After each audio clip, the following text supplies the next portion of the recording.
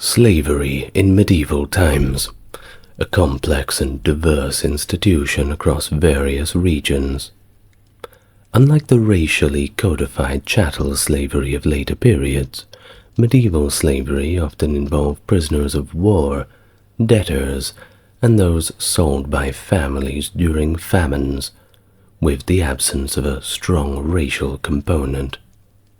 Notably, Europeans captured by Viking raids or during the expansion of Islamic caliphates were sometimes taken as far as North Africa or the Middle East.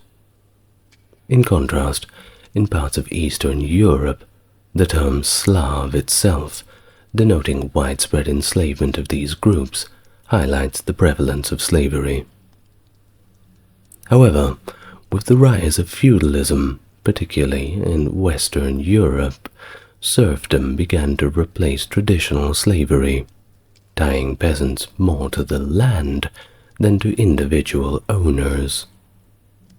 So, today in this video I'm going to attempt to explain the situation of slavery in medieval times across Europe, but also the Near and Middle East. But first, hello and welcome to the channel. If it is your first time here, it's good to meet you, and if you're coming back, great to see you again. For those who want to support the channel, a like and subscribe certainly helps out. Those who want to go above and beyond may refer to the video description. But let's all get nice and relaxed first, and settle into the topic for today. It may be quite a macabre one, but it's one that we certainly have to learn about. Let's go back to the earliest parts. During the early Middle Ages, which was roughly year 500 to 1000, the practice of slavery was heavily influenced by the remnants of Roman customs, and further shaped by the social upheavals following the barbarian invasions of the Western Roman Empire. The continuity of Roman legal frameworks allowed the adaptation and spread of slavery into emerging European societies. For instance, Welsh laws under Hywel the Good explicitly addressed the conditions of slaves, while in Germanic realms, such as under the Visigothic Code, criminals unable to pay fines, or those guilty of other offences, were often sentenced to enslavement, typically becoming the slaves of their victims. And don't get me wrong, the concept of slavery was certainly not invented by the Romans. They had certainly perfected it, if you could say so, but unfortunately slavery is a tale as old as time, and all over the world. In fact, wherever there is rich and poor, there will always be slave and master. But moving on, as Christianity spread among these populations, the Church itself began to play a significant role in advocating against slavery, or at least the enslavement of fellow Christians. Saint Patrick, that's it, the patron saint of Ireland, you know the one, who was himself a former slave, notably condemned the enslavement of newly baptized Christians following an attack by the soldiers of Coroticus. Over time, the influence of the Church and the gradual stabilization of European societies contributed to the transformation of outright slavery into a more stable system resembling serfdom. A pivotal figure in this transformation was one Bathilda, a former slave who became Queen of the Franks and later regent. Bathilda was instrumental in banning the trade of Christian slaves throughout the Merovingian Empire, reflecting a broader shift in societal attitudes towards slavery among Christians. By the time of the Domesday Book in 1086, about 10% of England's population were recorded as slaves, although the precise nature of their servitude is complex to ascertain. In fact, the term servus, originally denoting a slave in Roman times, had by this time, around the 11th century, began to evolve into what would become recognized as serfdom. During the medieval period, the demand for slaves in the Islamic world profoundly shaped the European slave trade. From the 7th to the 15th century, a significant portion of this trade involved selling slaves from non-Christian territories into Muslim Spain, North Africa, and the Middle East. Despite prohibitions by the Church against selling Christian slaves to non-Christians, a stance that was enforced through various councils, such as the Council of Koblenz in 922, London in 1102, and Armagh in 1171, Venice had emerged as a pivotal player in the trade of non-Christian slaves. Which brings us to take it back a little bit to 840. The Pactum Lothari exemplifies early efforts to bring some kind of regulation to this trade, with Venice agreeing not to buy Christian slaves within the Carolingian Empire, nor would it sell them to any Muslim territories. However, when trading Christians was restricted, Venetian merchants increasingly trafficked Slavs and other Eastern Europeans. These non-Christian slaves were transported through Alpine passes to Venice, reflecting an established route from Eastern Europe that was vividly described in the toll records of Raffelstetten. Moreover, the presence of Arabic silver dirhams across Eastern Europe and southern Sweden indicates robust trade routes from Slavic regions into Muslim territories, driven by the high demand for slaves. In particular, eunuchs fetched particularly high prices, leading to the grim rise of what was known as castration houses in major trading cities like Venice to meet market demands. Certainly wouldn't want to end up in one of those, I dare say. But Venice was not the only Italian city that was involved in the trade.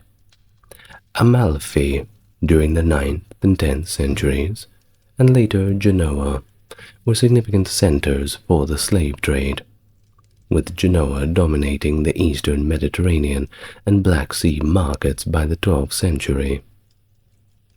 This trade network included a diverse array of peoples, including Greeks, Bulgarians, Armenians, and various Slavic and Caucasian ethnic groups, who were sold into Middle Eastern Muslim territories. By the early 15th century, the scale of this trade was substantial, with records indicating that tens of thousands of slaves were sold through Venetian markets alone. That's right. That's not even counting the other ones. Now, Al-Andalus, the Muslim-controlled region of the Iberian Peninsula from 711 to 1492, was not only a significant market for slaves, but also a critical hub in the broader Islamic slave trade network. This region imported numerous slaves, particularly valuing men of fighting age for their military potential.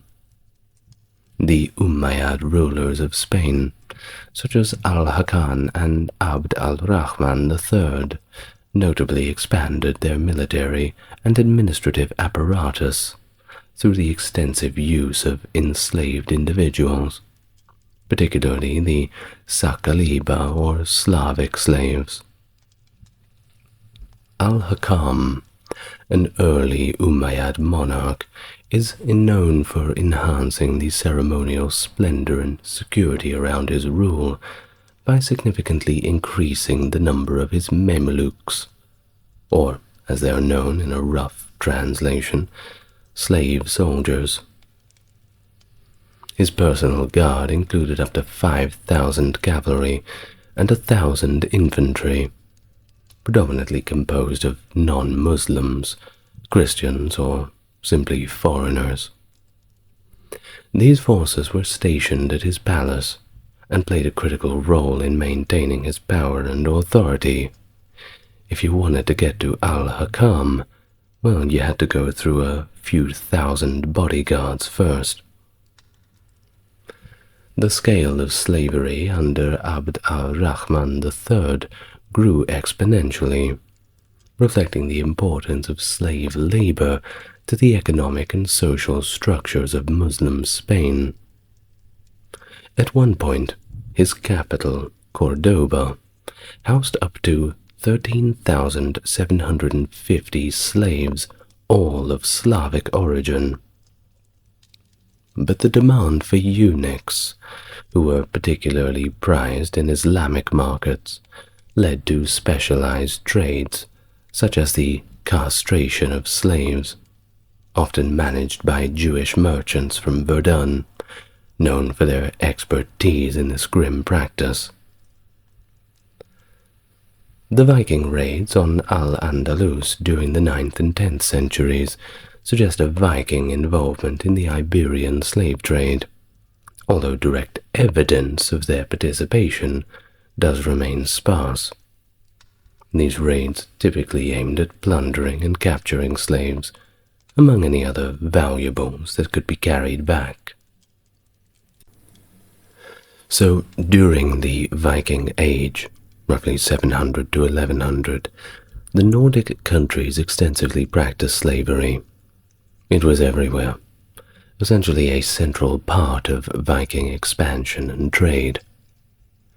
Vikings referred to their slaves as thralls, and the term thrall encompassed various roles within Viking society, often indicated by specific names tied to the slave's duties or statuses, and of course, not all slaves were equal.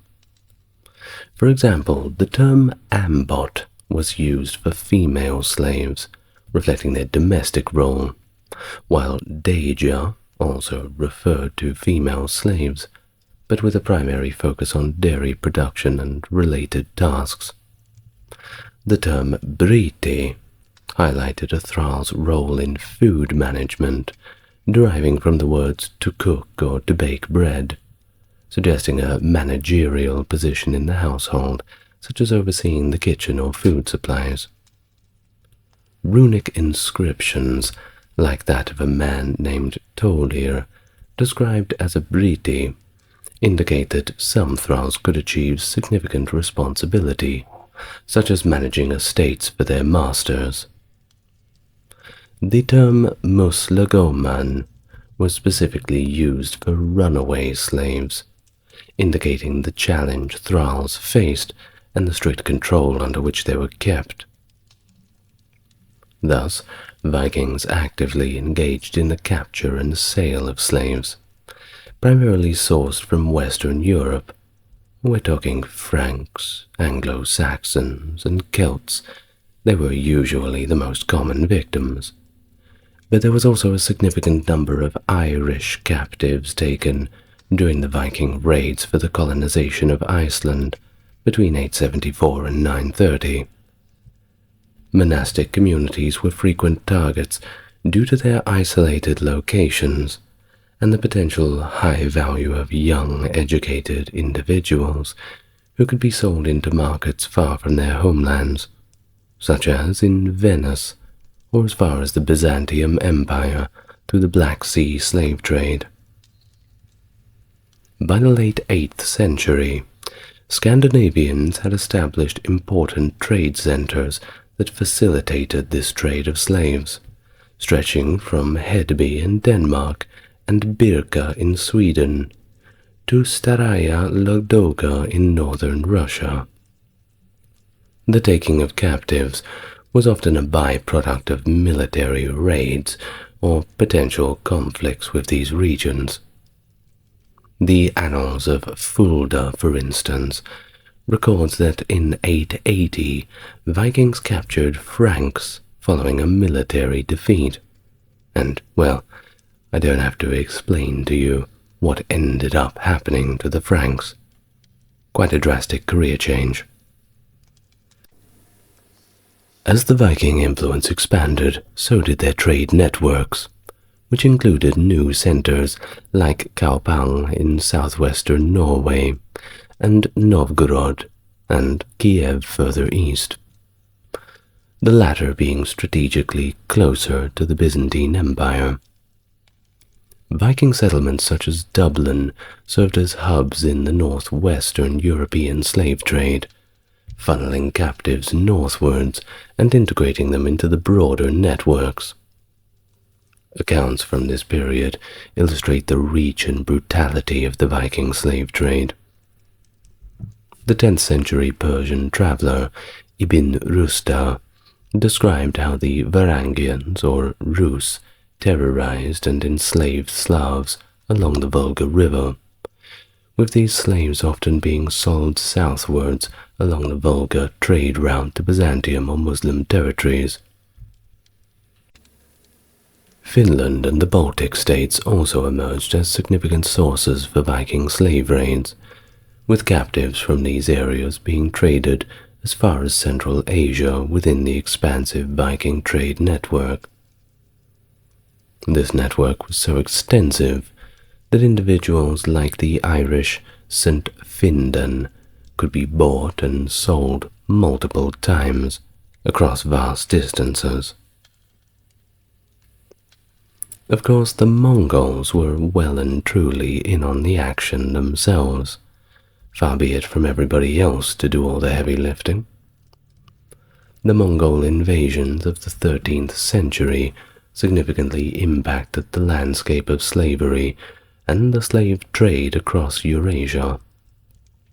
The Mongols, under leadership of Genghis Khan and his successors, not only conquered vast territories, but captured swaths of people. Skilled workers, women and children, were particularly targeted for their value in slave markets. The captives were forcibly marched to major Mongol cities such as Karakoram and Sarai, which served as central points for their distribution across the Mongol Empire. In fact, many of these slaves were then transported to the thriving slave market in Novgorod, further integrating into the Eurasian trade networks. The involvement of Italian merchant republics, such as Genoa and Venice in the slave trade, was particularly notable in regions such as the Crimean Peninsula. These merchants collaborated closely with the rulers of the Golden Horde, a significant division of the Mongol Empire, which controlled Crimea and the surrounding steppe regions. The strategic positioning of Genoese and Venetian colonies, especially the Genoese colony of Kaffa, facilitated an active slave trade with the Golden Horde. Kaffa became one of the most notorious slave markets, serving as a hub where thousands of slaves from northern and eastern parts of Europe were sold and shipped primarily to Middle East and Ottoman regions. The situation evolved with the establishment of the Crimean Khanate in 1441 by Hausi Giray, who declared independence from the Golden Horde. The Crimean Khanate became infamous for its slave raids into neighboring regions, such as Danubian principalities, Poland, Lithuania, and Muscovy.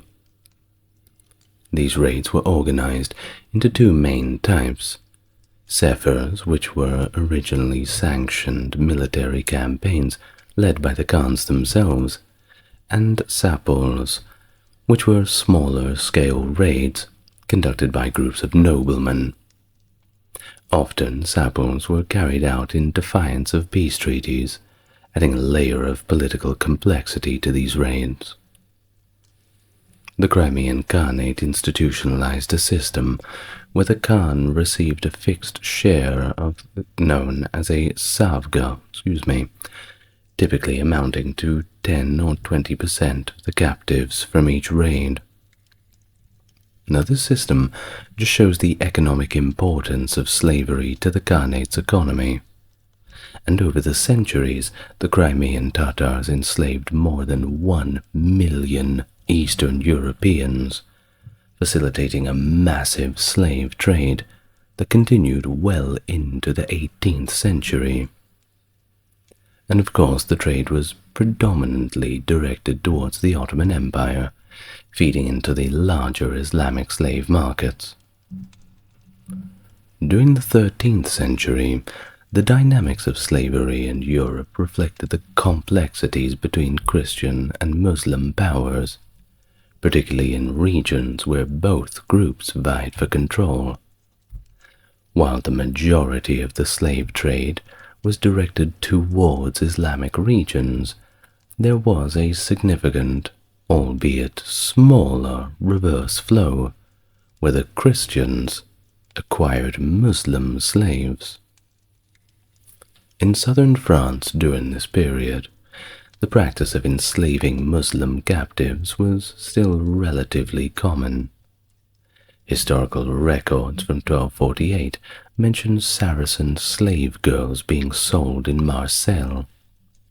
This period coincides with the Christian Crusaders raiding Seville and its surrounding regions, resulting in the enslavement of numerous Muslim women who were taken as war captives. These events were even captured in the sorrowful verses of the contemporary Arab poet Al-Rundi, lamenting the loss and enslavement of his people. Back in Italy, the legality of slave possession allowed for broad ownership of Muslim slaves across various strata of society. Pirates and raiders, capturing Muslims primarily from regions like Al-Andalus and North Africa, brought these captives to Italy where they were sold. By the 13th century, cities like Genoa had slave populations primarily composed of Muslims. These individuals found themselves serving in households ranging from royal families and military orders, and even the church itself. The Knights of Malta, who were a military order, actively participated in the regional conflicts of the Mediterranean, targeting Muslim pirates and ships, and there was a very large supply of Muslim pirates. Their base in Malta not only served as a strategic military outpost, but became a bustling center for the slave trade. Captured North Africans and Turks were sold there, and slaves were crucial for manning the galleys of the order, a practice that persisted into the late 18th century. Despite these occurrences of enslavement, it was more common for Christian armies to simply kill rather than enslave Muslim combatants during military engagements. This tendency shows the more brutal aspect of medieval conflicts between the Christian and Muslim forces, where the capture and enslavement of enemies were often more overshadowed by more lethal outcomes. But the involvement of Jewish merchants in the early medieval slave trade is a topic that has been clouded by both historical misinterpretations and, of course, the proliferation of certain attitudes prevalent in other circles, such as the Inquisition and attitudes towards conversos. Well, medieval records do indeed show that some Jews owned slaves in medieval Europe, which of course was common practice among many inhabitants of the region, regardless of their religion. However, the assertion that Jewish merchants were the predominant traders in European slaves relies heavily on certain misreadings of the historical texts from that period. Of course, There were indeed a lot of Jewish slave traders, but there were also a lot of Muslim slave traders.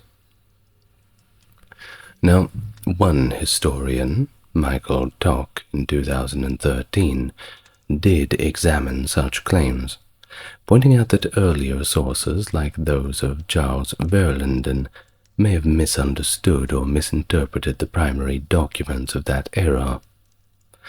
In reality, contemporary Jewish writings from the early medieval period do not support the notion of a significant Jewish role in large-scale slave trades or distinct ownership of slaves compared to their non-Jewish contemporaries.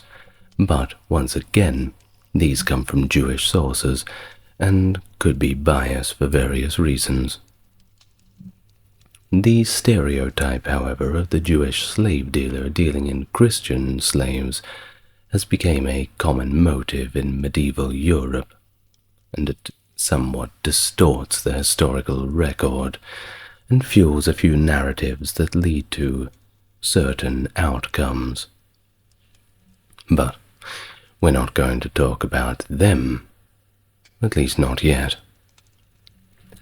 Well, as the Christianization of Europe progressed, and as conflicts between Christian and Muslim nations intensified, the dynamics of the slave trade began to shift towards more distant sources.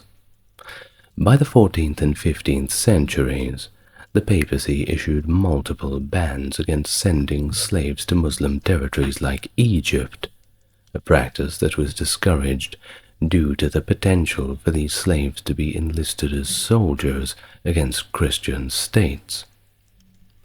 The repeated issuance of these bans, recorded in years from 1317 all the way up to 1425, suggests that while the trade did continue, it had become increasingly controversial and was seen as less desirable by Christian authorities.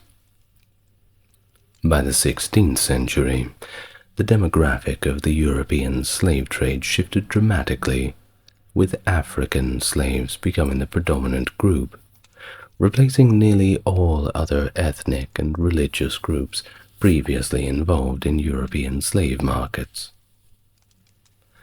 The complexities of the cultural, legal, and religious traditions from the Byzantine Empire, Persia, and pre-Islamic Arab societies significantly shaped the development of slavery in the early Islamic world. At the end of late antiquity, both the Byzantine and Persian empires exerted considerable influence over the regions that would come under Islamic rule. These empires had well-established systems of slavery that likely influenced Islamic legal and societal norms.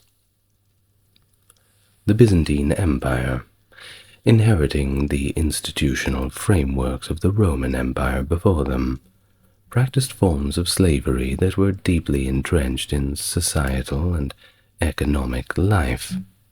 Just one of those things that was always there. And most people would have told you that, well, it's just always going to be there. The legal principles governing slavery in these societies may have served as precedents for Islamic jurisprudence. For instance, Islamic law adopted and adapted many aspects of the Roman and Byzantine laws concerning the treatment and rights of slaves. Well, the rights that they did have. Not too many, but they did have a few. Well, additionally, scholars have explored the potential influence of rabbinic traditions on Islamic legal thought regarding slavery. Rabbinic laws, which detailed various aspects of slave ownership, including the treatment, manumission, which is to set a slave free, and the obligations of slaves, might have informed similar Islamic practices through the shared intellectual and cultural exchanges in the medieval Near East.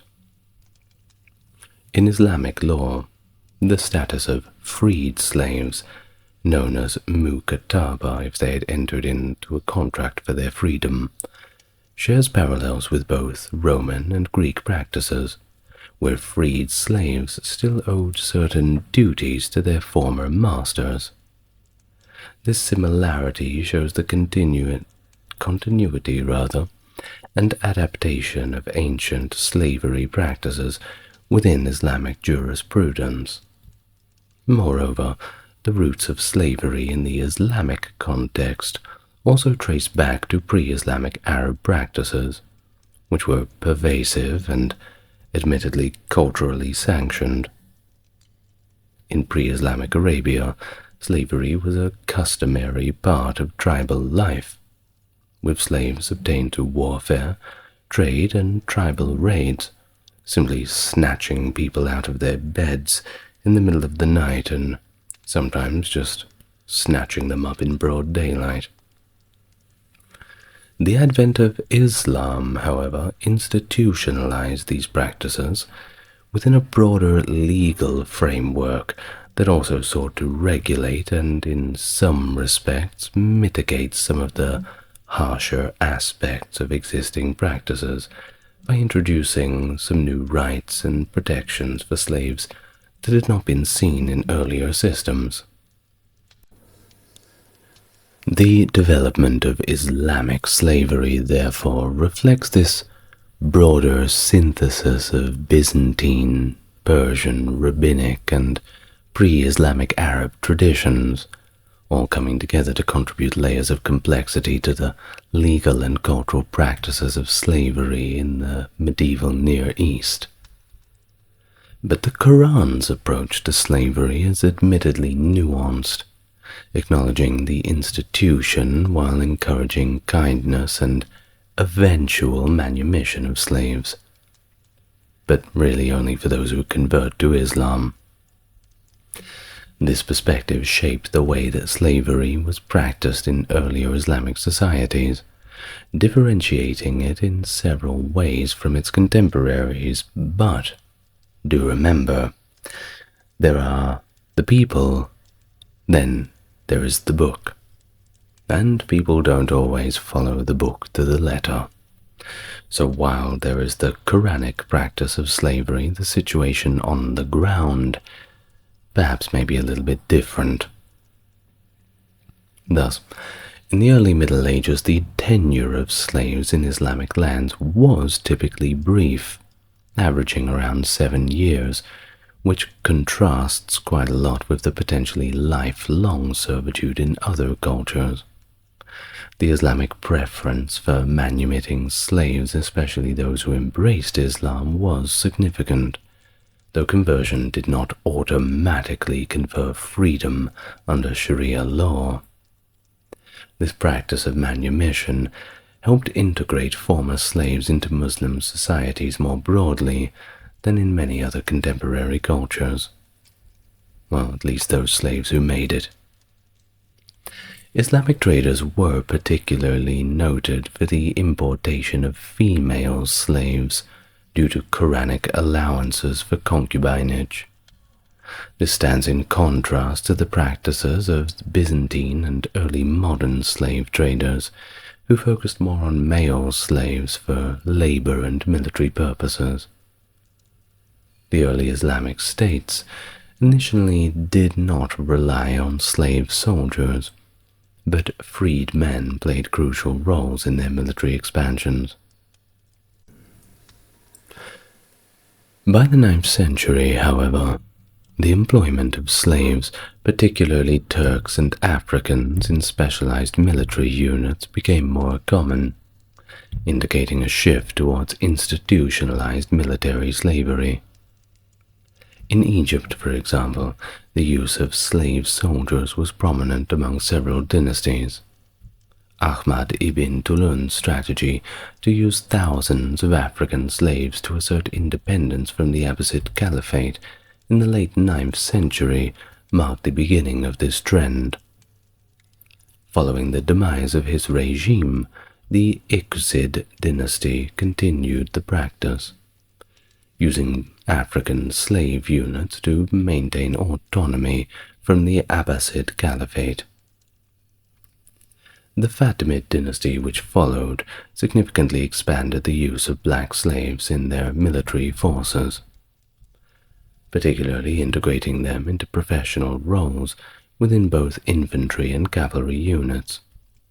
And this was indeed a notable development, as it met with substantial resistance from the Central Asian Turkish Mamluks, who previously dominated the elite military units in Egypt. That's right, they took our jobs. Well, during the later Middle Ages, the expansion of Islamic influence into the Mediterranean, Persian Gulf, and Arabian Peninsula significantly broadened the scope of the trade, particularly through the Saharan Indian Ocean network.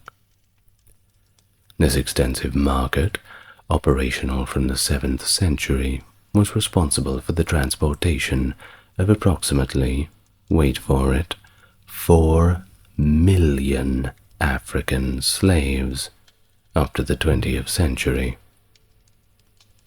The growth and consolidation of Islamic territories during this period altered the dynamics of the slave trade substantially. A more rigid Islamic legal framework and the establishment of clearer borders shifted the methods of acquiring slaves from capture to purchase or tribute, reflecting a more organized and state-controlled approach. The geographic sources of slaves also diversified from the traditional regions of the Fertile Crescent and Central Asia to newer regions like Indochina and the remnants of the Byzantine Empire. This shift indicates a broadening of the Islamic world's economic and political reach, influencing and being influenced by a wider array of cultures and economies. Now, in terms of the roles and preferences for slaves, very little had changed from earlier practices. Though the scale and integration of slaves into various sectors of society deepened, slaves were utilized across a range of economic activities. This included agriculture, industry, and military service, as well as domestic roles and household servants, even concubines and wives. Female slaves, often prioritized for domestic roles, generally had a different social standing compared to men, who might be employed in more physically demanding roles in agriculture or industry. And probably the worst one would be to be thrown down a mine. Yeah, the survival rates were not very good. Some references do note the use of large gangs of mostly African slaves for the infrastructural projects like drainage in Iraq, or labor in mines and plantations across Sahara and North African regions. But of course it was the eunuchs that remained highly valued for their roles in administrative and domestic functions, particularly in royal courts across the Islamic world. Their high price and demand underlined the unique niches that slaves occupied in medieval Islamic society.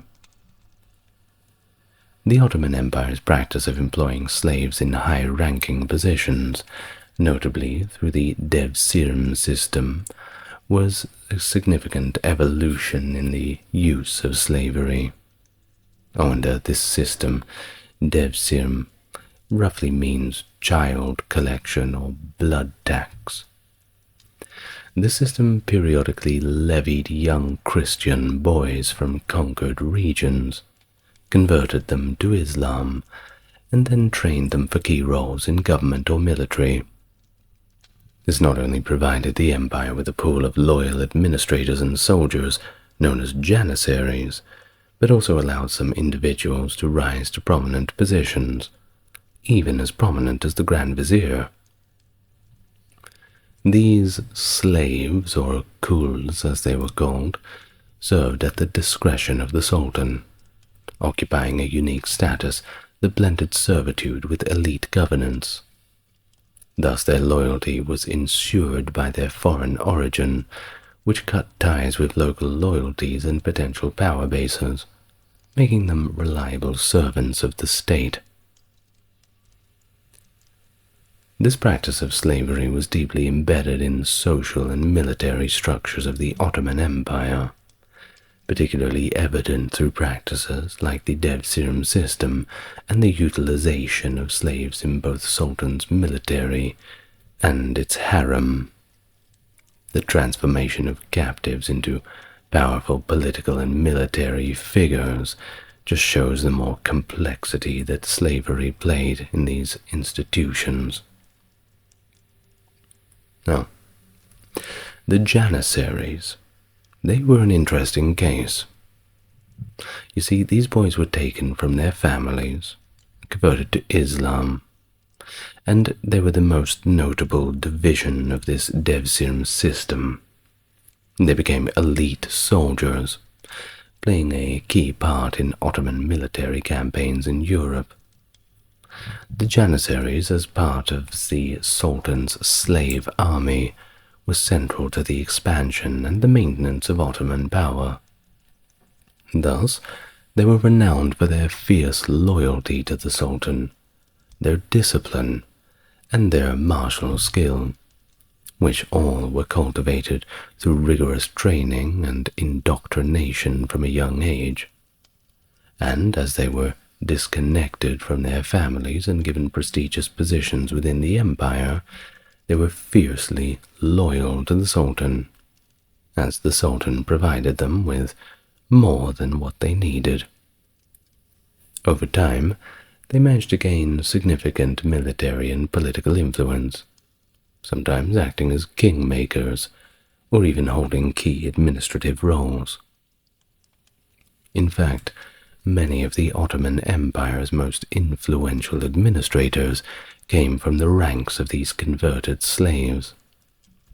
Figures like Pargali Ibrahim Pasha and Sokolu Mehmet Pasha, who started life as a Christian before being swept into the devsirim system, both rising to positions of immense power, serving as grand viziers.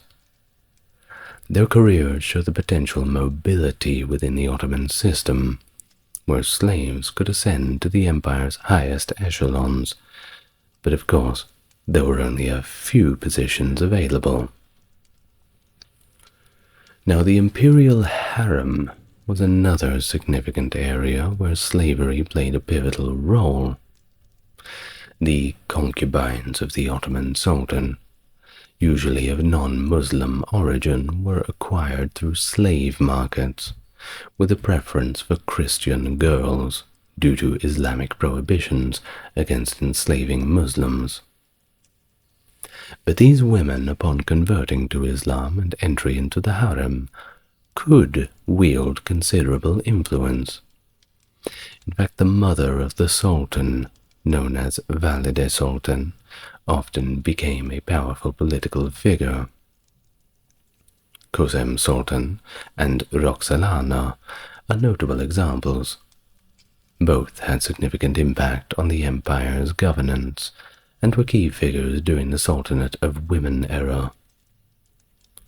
The institutionalization of slavery in the Ottoman Empire thus served multiple functions, integrating a complex system of social, military, and political roles that were vital to the state's structure and expansion strategies.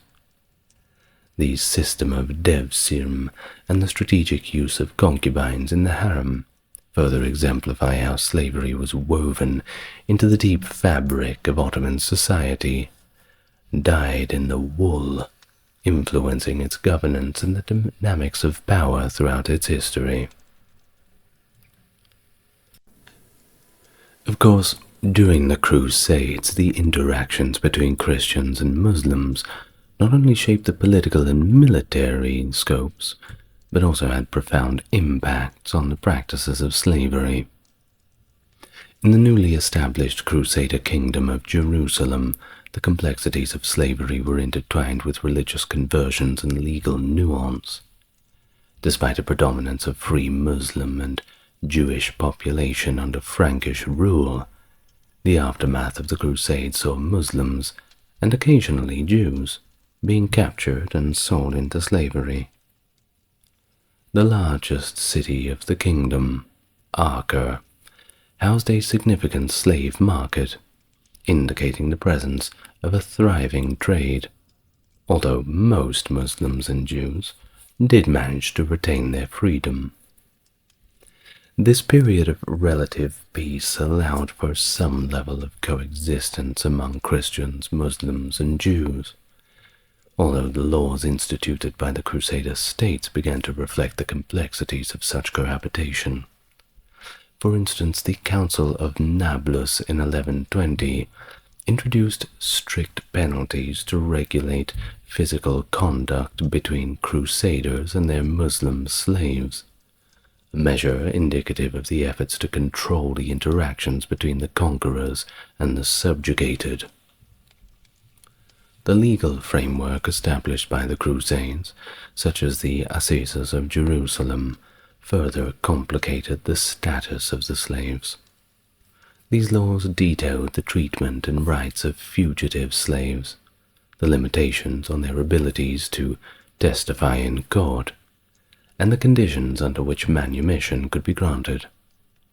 Notably, conversion to Christianity was promoted as a pathway to freedom, although in practice, many Muslim slaves who converted continued to practice Islam secretly. This, of course, led to tensions as Crusader lords often resisted the manumission of converted slaves, a stance that was even supported by Pope Gregory IX, who issued decrees allowing for the continued enslavement of Muslim converts, contrary to earlier practices. Moreover, the enslavement practices extended to the military orders such as the Hospitallers, who utilized Muslim slave labor for their agricultural estates and manned their galleys with slaves. These practices show the utilitarian approach taken by the Crusaders, where religious boundaries were enforced selectively to benefit the Christian overlords. Thus, the role of Christian law in dictating that Christians could not enslave fellow Christians while permitting the enslavement of non-Christians reveals a deep religious hypocrisy that characterized the era, and not just for the Christians, for everybody.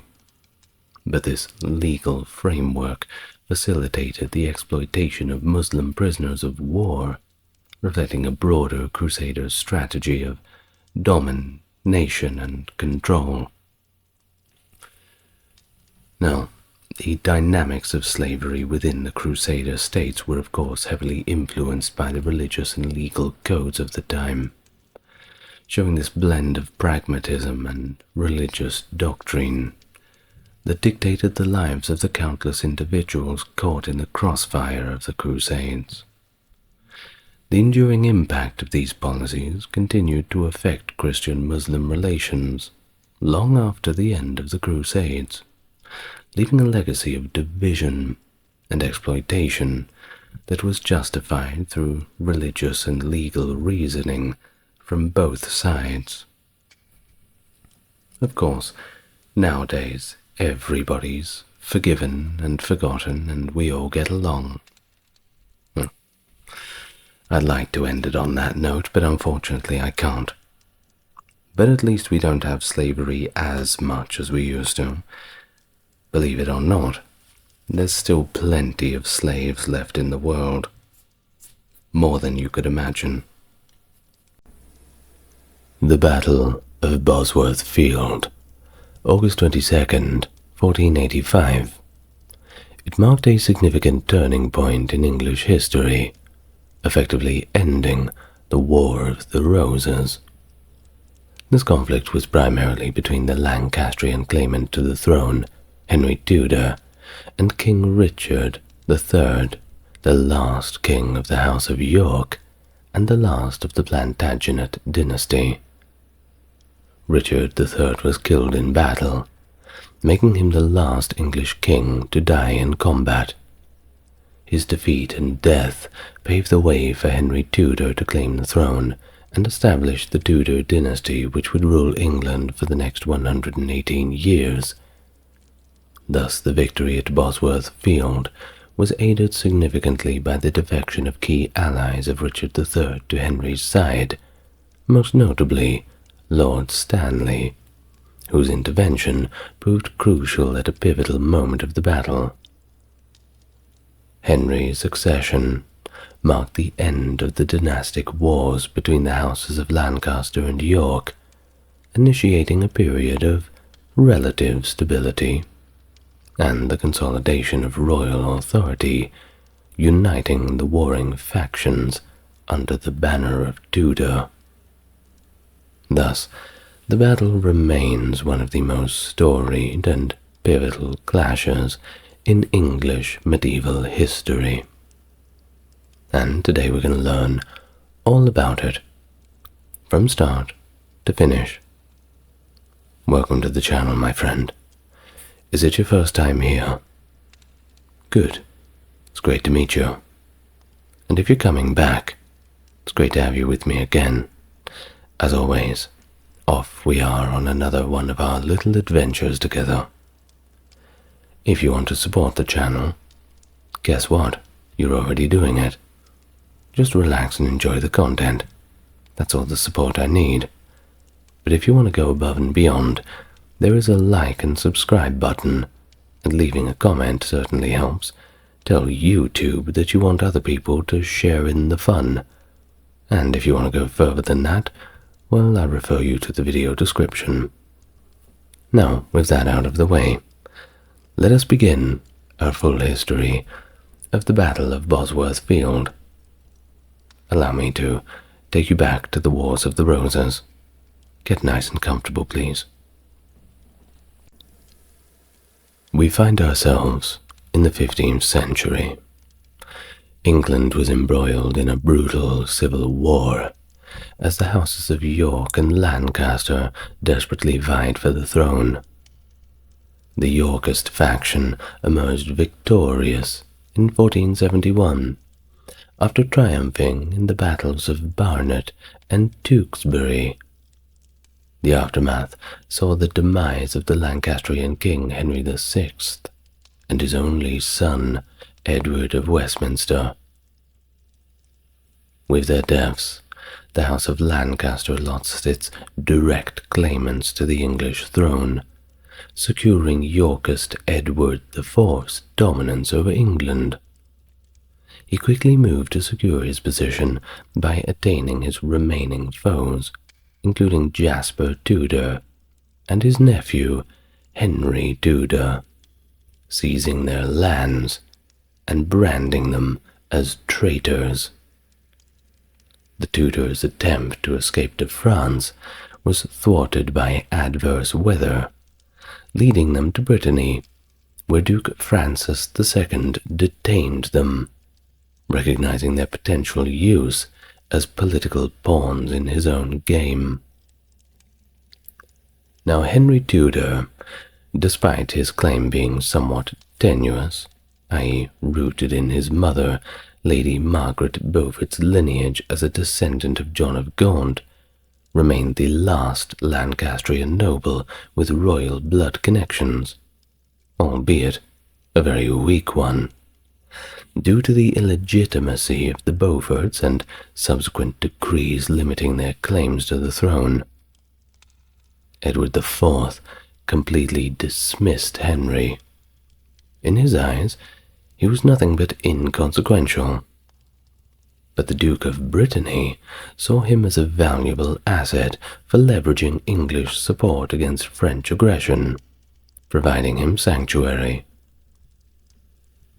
Edward IV's unexpected death in April of 1483 ushered in a precarious period of regency, as his young son Edward V ascended the throne at just 12 years old, with his brother Richard of Shrewsbury next in line. The young king's governance was entrusted to a royal council, which soon became concerned, mainly over the apparent ambitions of Edward V's maternal Woodville relatives. Their rapid accumulation of power and wealth had certainly managed to alienate many, compromising their popularity and influence. No one gets rich quickly without stepping on a few toes. In a decisive move to counter the Woodville family's control, Lord Hastings and other council members enlisted the support of the late king's brother, Richard, the Duke of Gloucester, encouraging him to take on the protectorate. Acting on his brother's wishes and council's advice, Gloucester took custody of Edward V on the 29th of April. Accompanied by Henry Stafford, the second Duke of Buckingham, and arrested key Woodville figures. Subsequently, Richard, Duke of Gloucester, executed Anthony Woodcliff, the young king's uncle, and Richard Grey, his half-brother, on charges of treason. This solidified his grip on power and set the stage for his own controversial claim to the throne. June 13th, Richard made a bold and decisive move by accusing Lord Hastings of conspiring with the Woodvilles, leading to Hastings' immediate execution, and he didn't even get a trial. This action was part of a broader series of controversial decisions that escalated tensions within the royal court. Shortly thereafter, on June 22nd, an assembly known as the Three Estates of the Realm, an informal version of Parliament, declared that Edward IV's marriage to Elizabeth Woodville was actually invalid.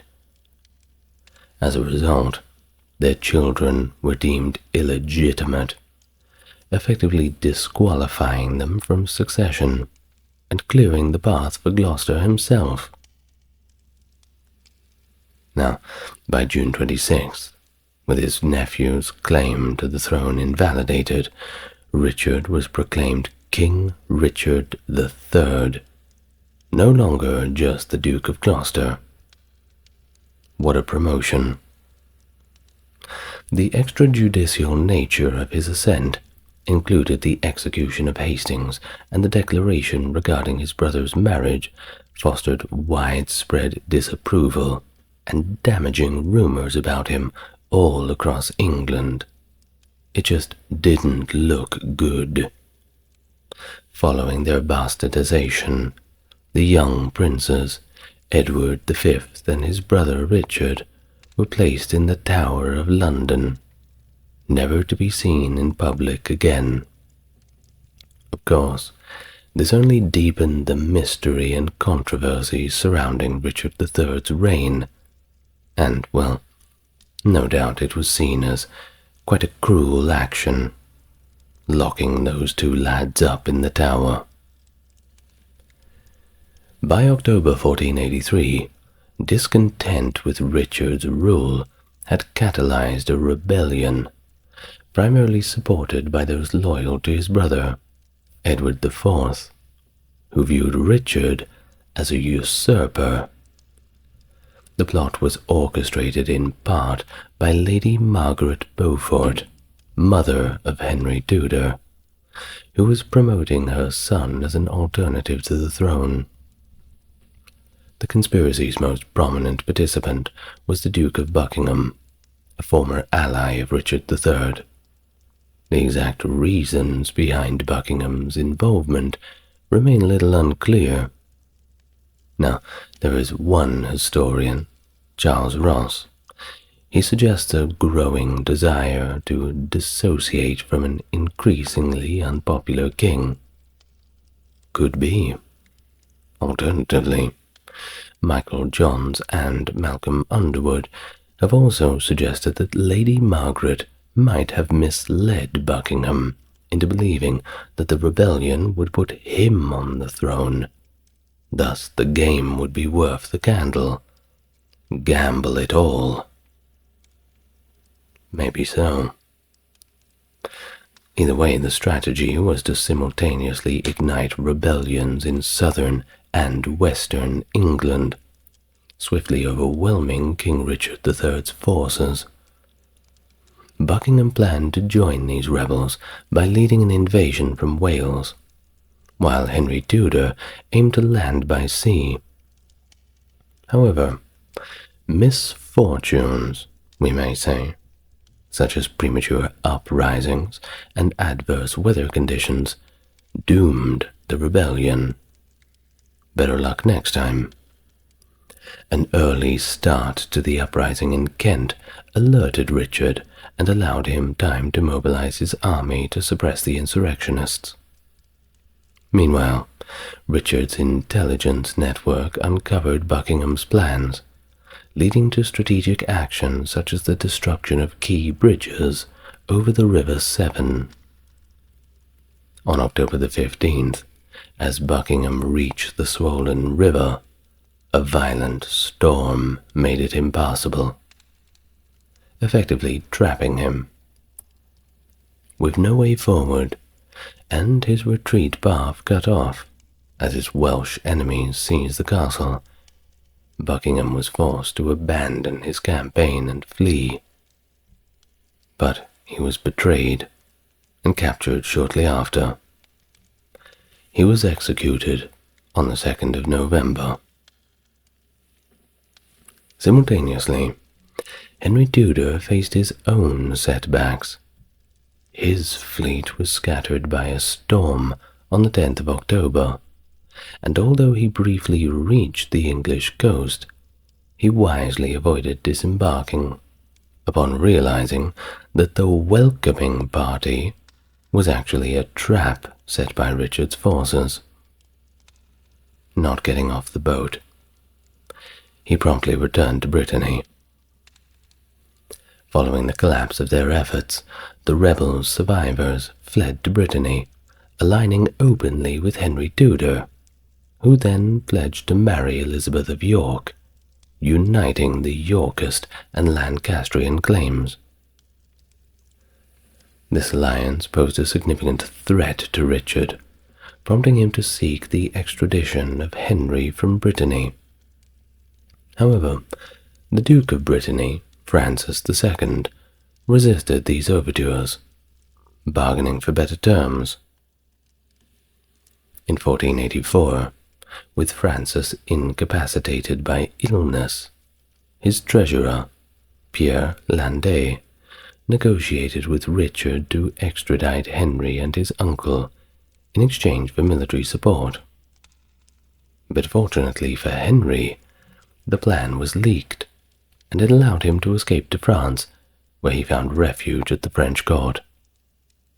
The French saw Henry as a valuable chess piece against English interference in their designs on Brittany. The political landscape in England grew ever more complicated with the death of Richard's queen, Anne Neville, in March of 1485, amidst rumors that her death was orchestrated to allow Richard to marry his niece, Elizabeth of York. Well, although investigations later suggested Richard planned to marry Joanna of Portugal and arrange Elizabeth's marriage to Manuel, Duke of Beja, these rumors unsettled Henry, who saw the potential loss of Elizabeth's hand in marriage as a threat to his alliance with Edward IV's loyalists. Determined, Henry gathered a force of mercenaries and loyal exiles and set sail from France on August 1st, 1485, aiming to secure his claims through a little bit of marriage and a little bit of conquest. By the 15th century, the noble English tradition of chivalrous service to the monarch had, let's just say, significantly deteriorated. Armies were typically assembled through local levies. Each able-bodied man was obliged to answer his lord's call to arms, and each noble commanded his own militia. While a king could gather a personal militia from his own estates, assembling a large-scale force required the backing of powerful nobles. Like his royal forebears, Richard III had to engage these nobles through gifts and favorable relations to ensure their loyalty. Yet, these nobles wielded the power to switch allegiances if they were not sufficiently rewarded or persuaded, posing a constant threat to stability. Now, at the Battle of Bosworth Field, this dynamic was certainly evident as three distinct factions converged. Richard III led his loyal Yorkist supporters. Henry Tudor arrived as the figurehead of the Lancastrian claim, and the Stanleys, influential nobles known for their strategic hesitance, awaited an opportune moment to declare their allegiance. Richard III, though smaller and more slender than many of his Plantagenet forebears, was nonetheless very enthusiastic about engaging in rough and manly sport, which earned him a reputation that belied his physical stature. His prowess on the battlefield significantly impressed his elder brother, King Edward IV, making Richard an indispensable ally and military leader during Edward's reign. In the 1480s, Richard took on the significant responsibility of defending England's northern borders, and in 1482, under Edward's directive, Richard led an expedition into Scotland, aiming to instate the Duke of Albany as king in place of James III. His forces penetrated the Scottish defences, capturing Edinburgh. However, the campaign concluded with Albany renouncing his claim in exchange for significant political power in Scotland, while England regained Berwick-upon-Tweed and secured territorial concessions. Despite these gains, Edward IV felt the results fell a little short of the potential advantages, a sentiment echoed by historians, contemporary and modern, who believe Richard could have exploited his position in Edinburgh a little more effectively. But once again, better luck next time. Among Richard's most staunch allies was John Howard, the first Duke of Norfolk, who had long served Edward IV and was deeply embedded within the Yorkist establishment. Howard, a seasoned warrior present at pivotal battles such as Towton and having held significant command at Calais, felt aggrieved by Edward IV's manipulation of the inheritance laws that deprived him of a substantial estate. This perceived injustice likely fueled his support for Richard III, who rewarded Howard with the dukedom of Norfolk and restored his claims to Mowbray estate upon his accession to the throne. Henry Percy, 4th Earl of Northumberland, also aligned with Richard upon his rise to power. The Percys, traditionally Lancastrians, had shifted allegiance to Edward IV following the Earl's capture and imprisonment by Yorkist forces in 1461. Restored to his titles and lands by Edward, Northumberland had since remained a loyal servant of the Yorkist regime, tasked with maintaining order in the north. Though initially wary of Richard's growing influence in the north, Northumberland was placated with the promises of significant military and administrative roles. He supported Richard's Scottish campaign in 1482, and was likely motivated by prospects of enhanced power in northern England under Richard's kingship. However, once king, Richard's favour shifted towards his nephew, John de la Pole, sidelining the Earl of Northumberland, Henry Percy, in northern governance, which significantly curtailed the Earl's prospects for further advancement, and of course led to his disillusionment with Richard's rule. One can hardly blame him, receiving a raw deal. Now, Henry Tudor, soon to be King Henry VII of England, had a background markedly different from the typical monarch of his time, particularly in matters of warfare and personal inclination towards military activities. Born in Wales, and having spent much of his formative years in Brittany and France, Henry's early life was devoid of martial training, or any battlefield experience at all. His physical appearance was slender, yet it was robust, and he was noted for his reportedly decisive nature. However, he lacked the zeal of a warrior, and he was more interested in matters of commerce and engrossed in matters of finance than in those of war and conquest. Contemporary chroniclers and diplomats, including Polydor Virgil and the Spanish ambassador Pedro de Ayala, observed that Henry's interests leaned way to more administrative and economic aspects of governance, and he showed very little interest in military matters at all. Indeed, he had never participated in a battle before his quest for the English crown. Recognizing his own limitations in this area, Henry took to surrounding himself with seasoned military leaders, among whom John de Vere, the 13th Earl of Oxford, was the most distinguished. Earl Oxford was a veteran of the Wars of the Roses, esteemed for his tactical acumen and combat experience.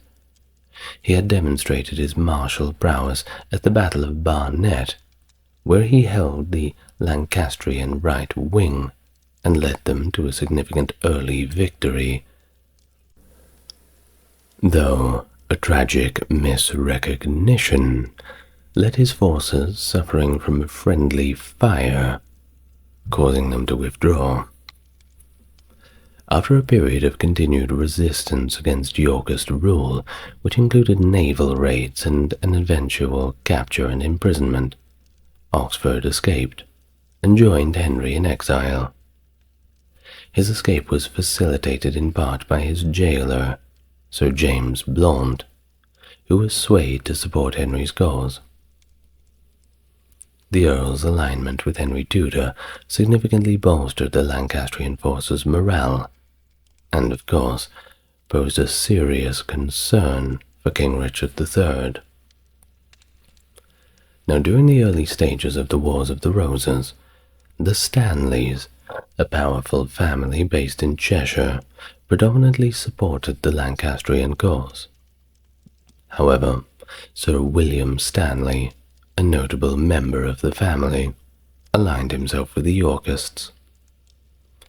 He fought at the Battle of Blore Heath in 1459, and assisted Hastings in suppressing uprisings against King Edward IV in 1471.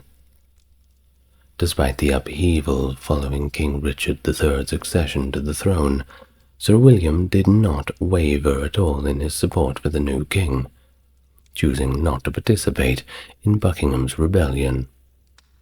In recognition of his loyalty, Richard rewarded him handsomely. In contrast, Sir William's elder brother, Thomas Stanley, the second Baron of Stanley, was more politically agile, having served under 3 different kings, as being Henry VI, Edward IV, and Richard III. Lord Stanley was known for his strategic indecisiveness, and that's not the best thing to be known for, shifting allegiances between the warring factions to ensure he was always on the winning side. This approach not only secured him high-ranking positions, but also the trust of his troops. who believed that he would not recklessly endanger their lives. The relationship between Lord Stanley and Richard III was strained at the best of times. The two had a history of conflict, including a violent confrontation around March 1470.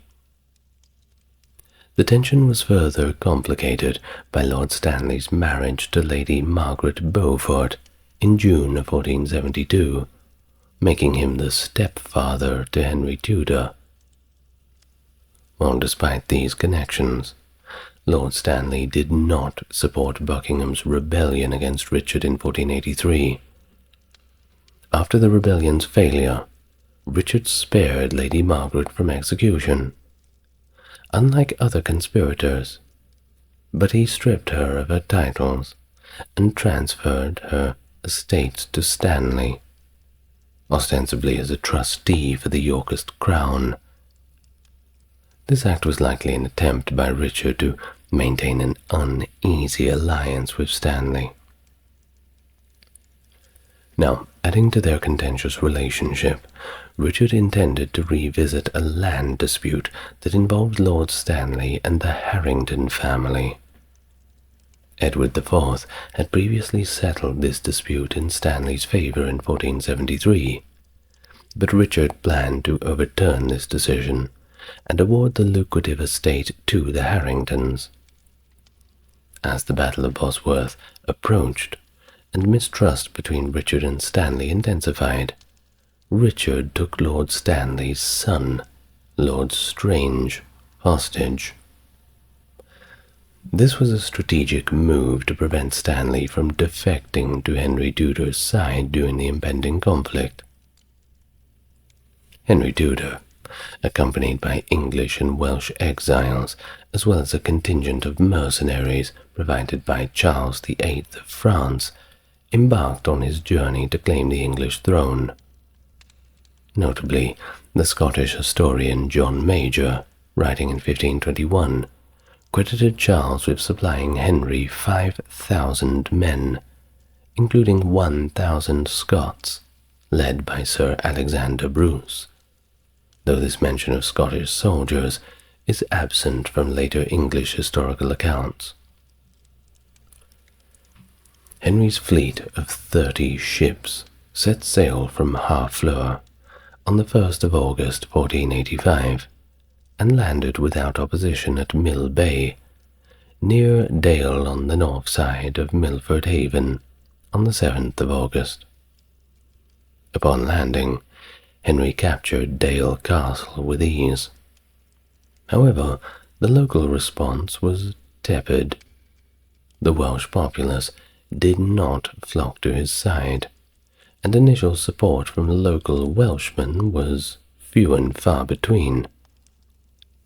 Despite this lukewarm and lackluster reception, Welsh bards like Dafydd Du and Grufydd ap Dafydd hailed Henry as a legitimate prince, returning to restore Wales to its former glory. As Henry moved through Pembrokeshire to Haverfordwest, the country town, he encountered little resistance.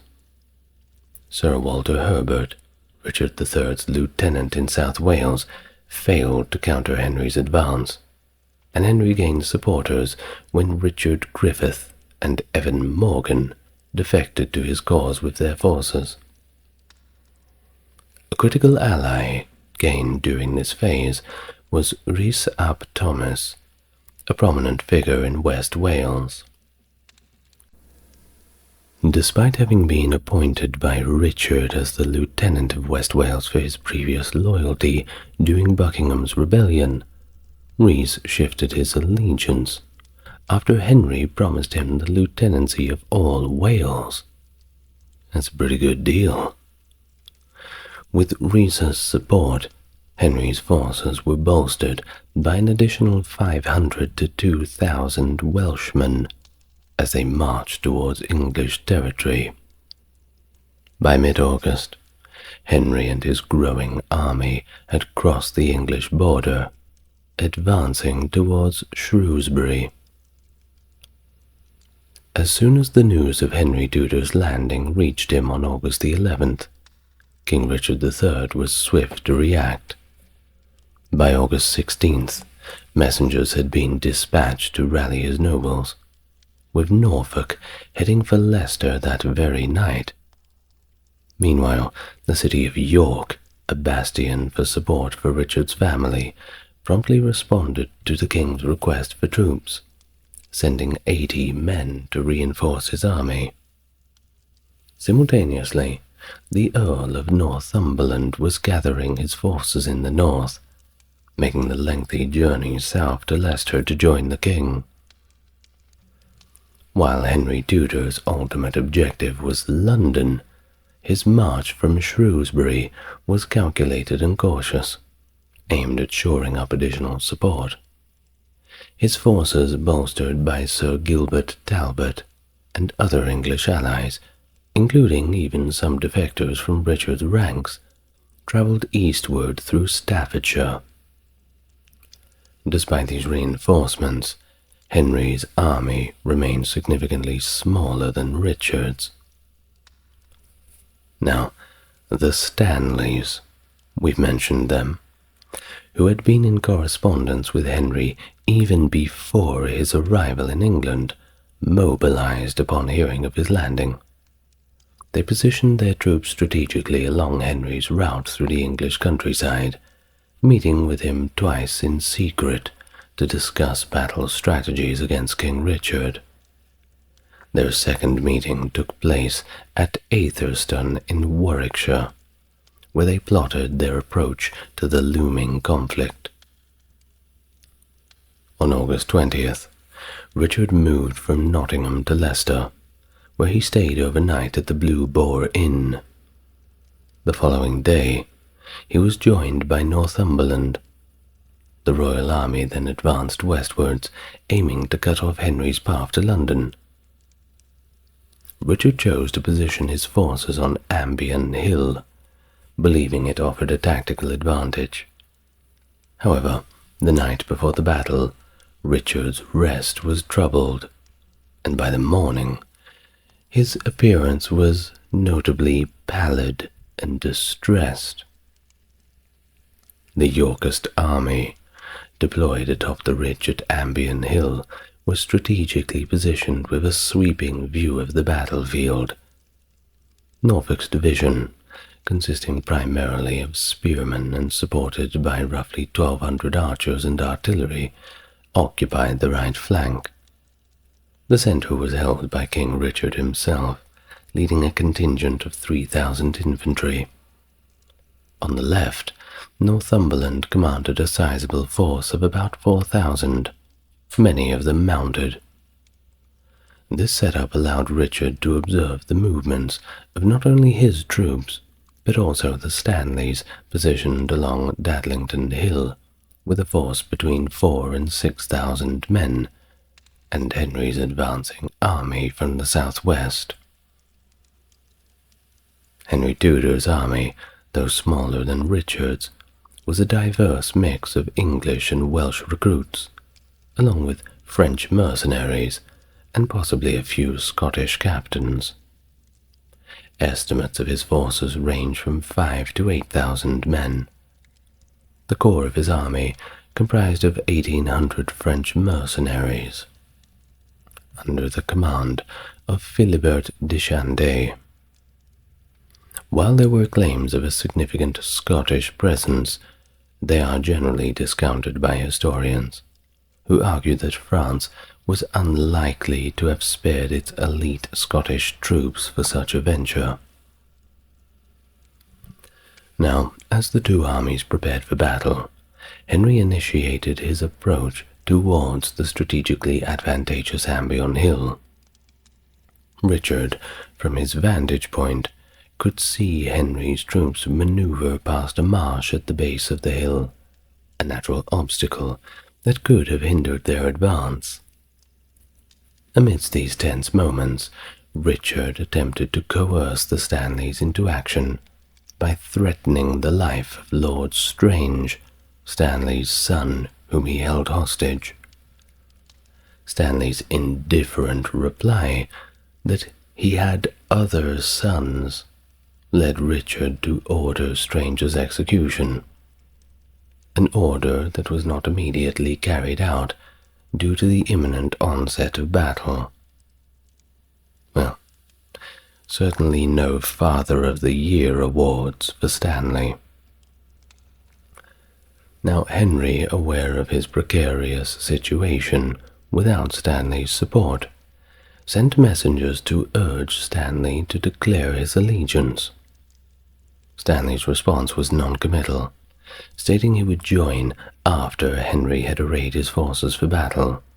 With no firm commitment from Stanley, Henry was compelled to face Richard's well-positioned army alone, at least for now. Recognizing the limitations of his military experience, Henry delegated the tactical command of his forces to John de Vere, the Earl of Oxford, and positioned himself safely behind with his personal guard. Oxford, cautious of the Yorkist army's superior numbers, and positioning along the Ambient Hills ridgeline, opted for a more compact formation. He instructed his troops to remain tightly packed within 10 feet of their banners, aiming to prevent them from being outflanked or dispersed by the enemy. As they maneuvered to circumvent the marshy terrain near the hill, Richard's artillery bombarded the Lancastrians, challenging their advance. Emerging from the marshes, Oxford's consolidated force faced the vanguard led by the Duke of Norfolk.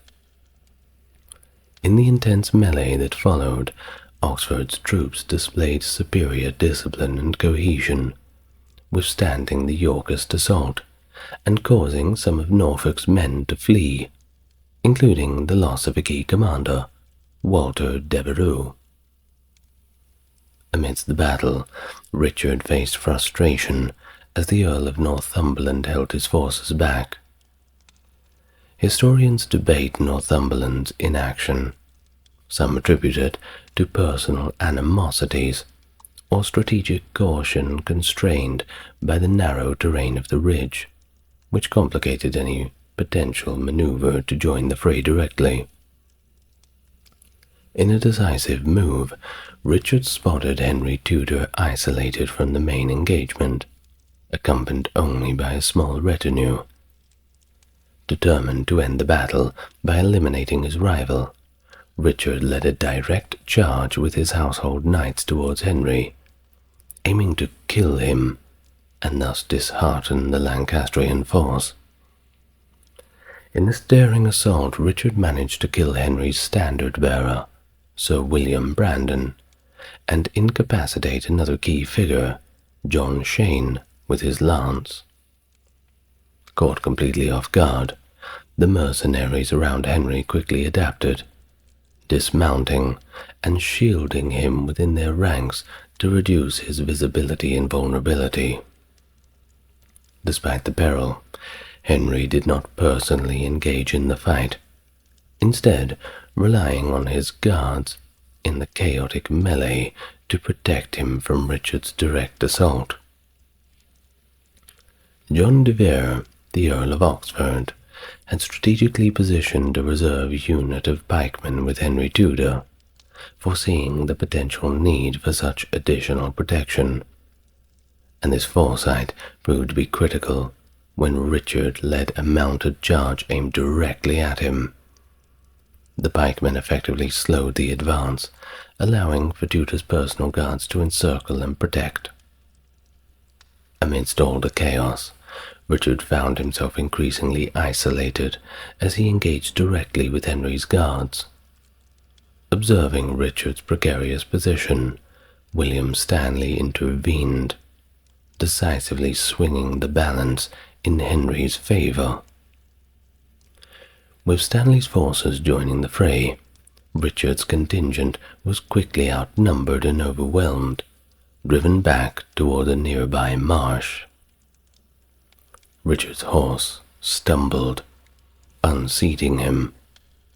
But undeterred, Richard stood and rallied his troops, reputedly proclaiming his intent to either triumph as a king or die as one.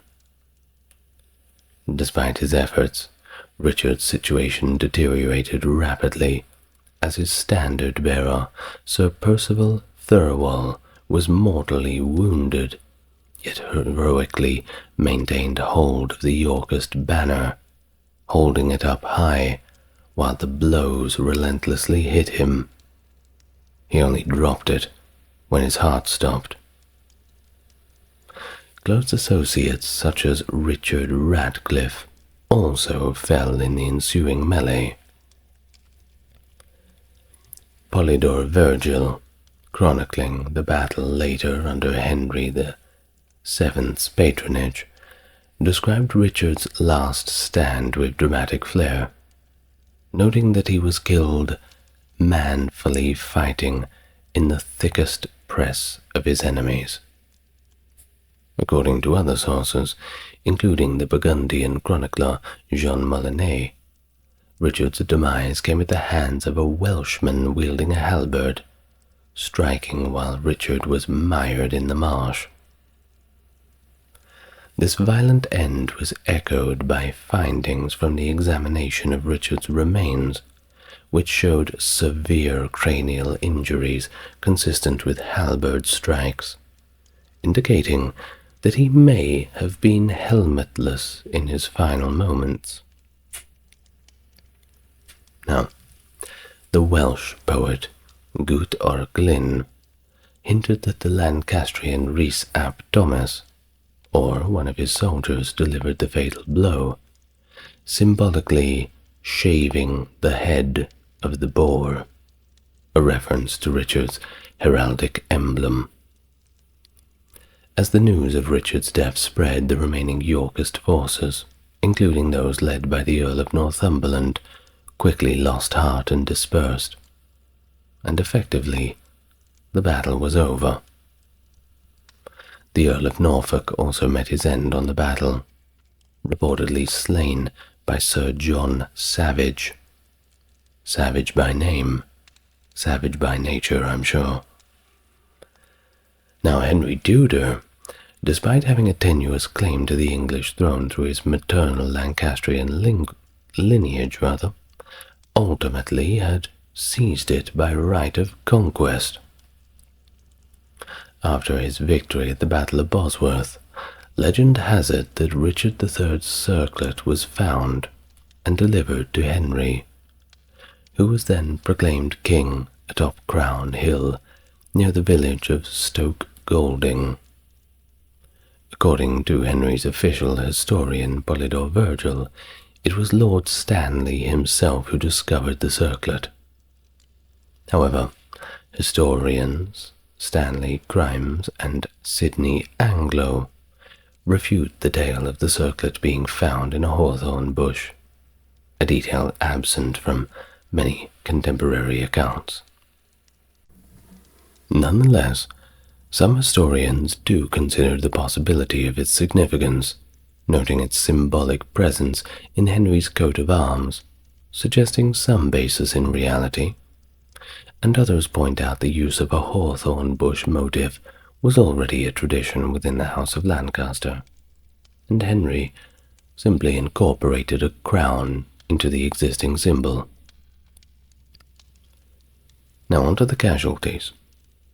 Virgil's account of them, 100 of Henry's men to 1,000 of Richard's, is viewed with more than a few raised eyebrows. It's likely exaggerated.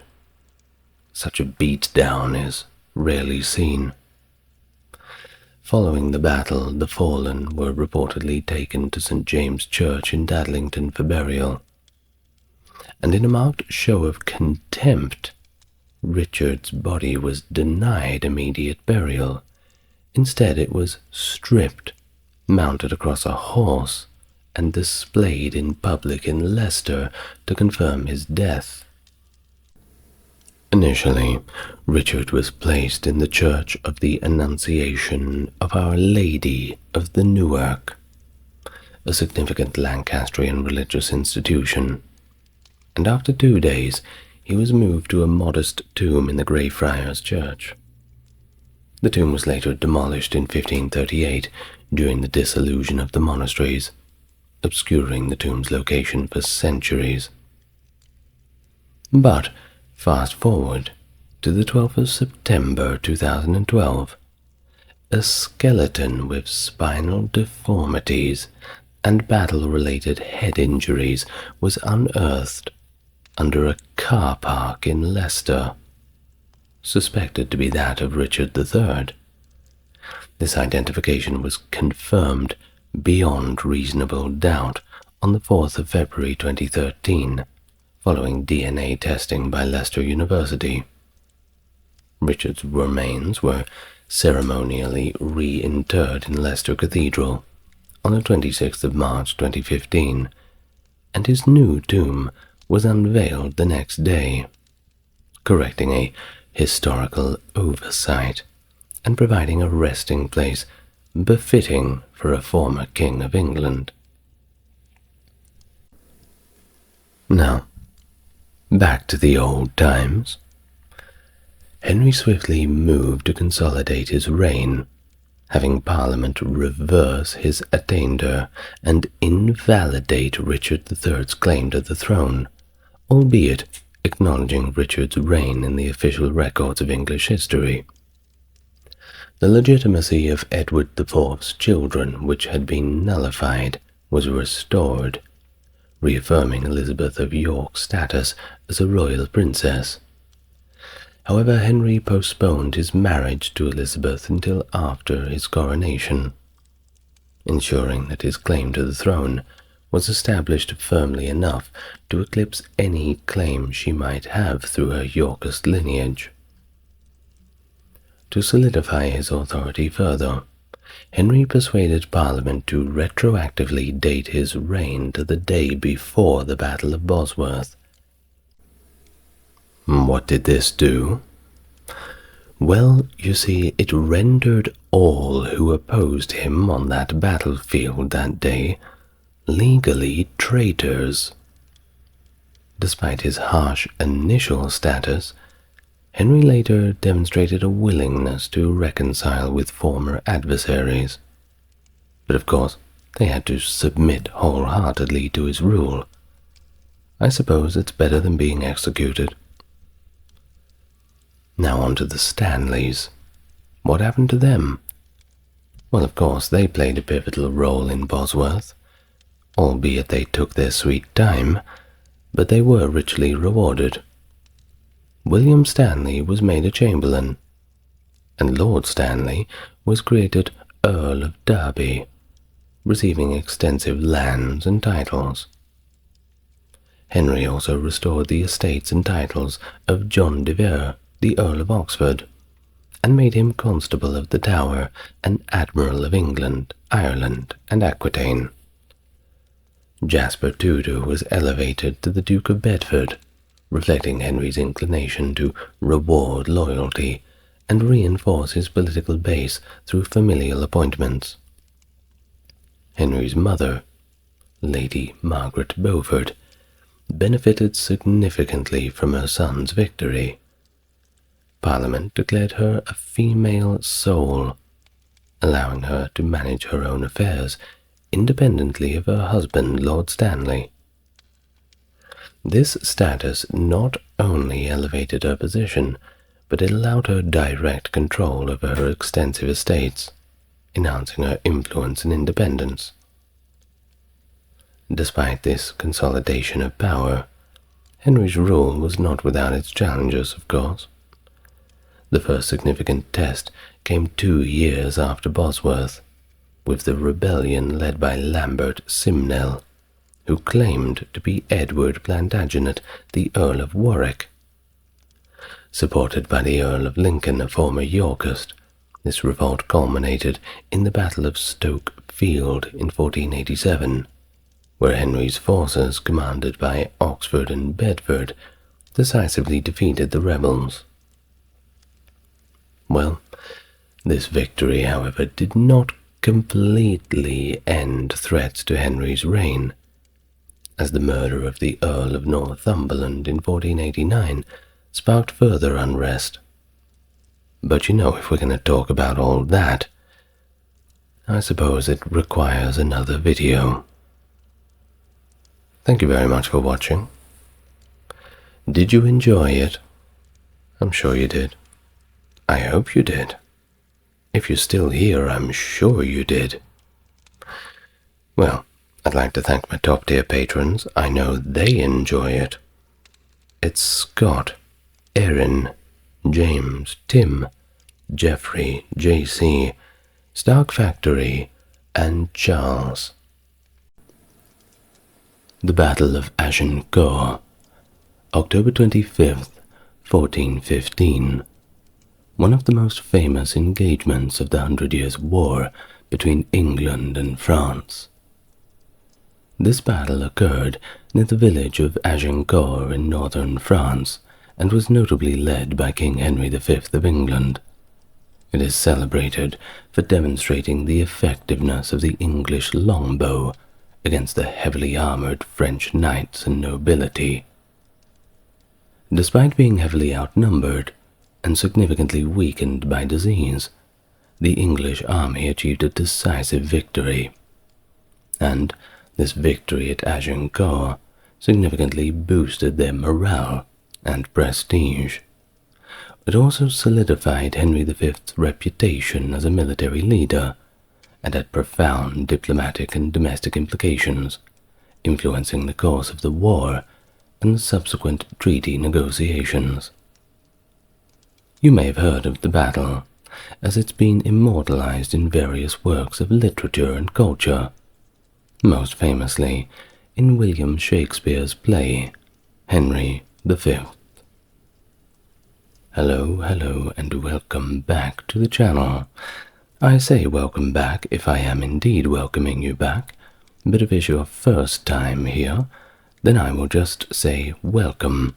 Glad to have you with me. If you want to support the channel, that's exactly what you're doing right now.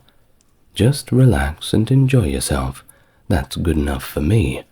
But if you want to go above and beyond, there is a like and subscribe button that tells YouTube that you want other people to enjoy the video too.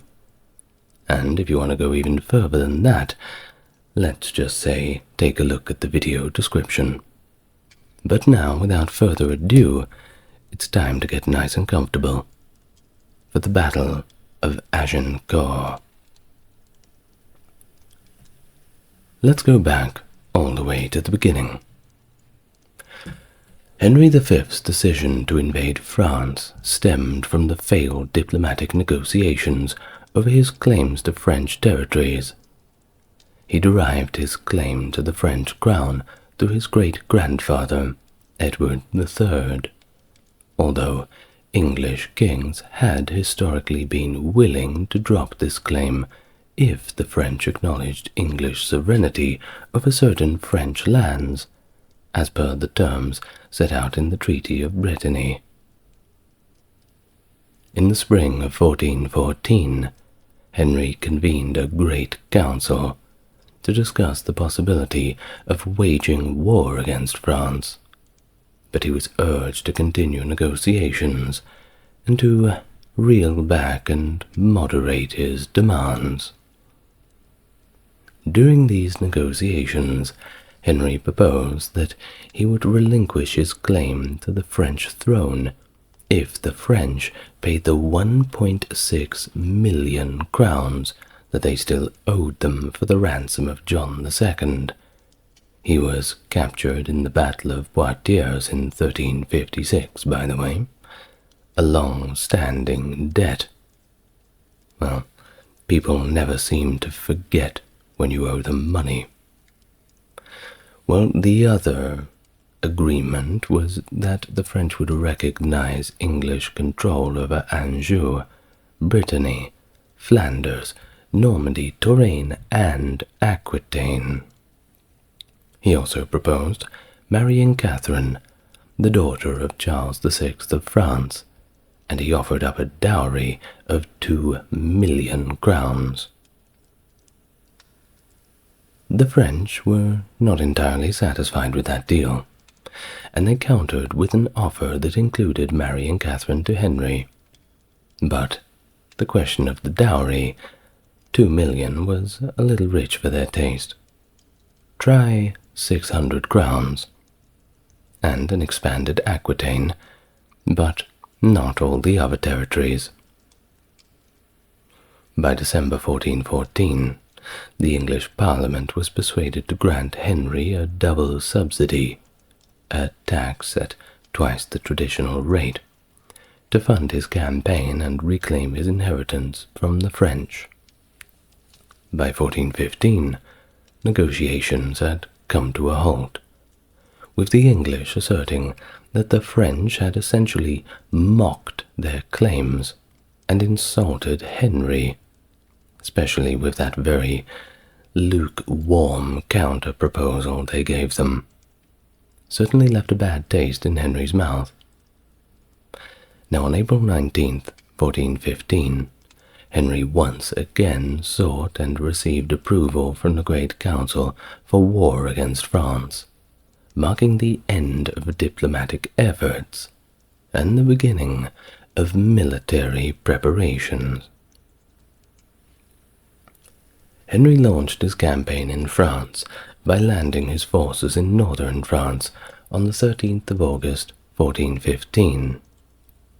Although often reported to have comprised 1,500 ships, the fleet was likely much smaller.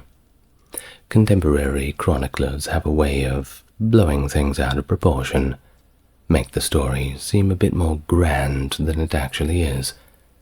It's a common theme.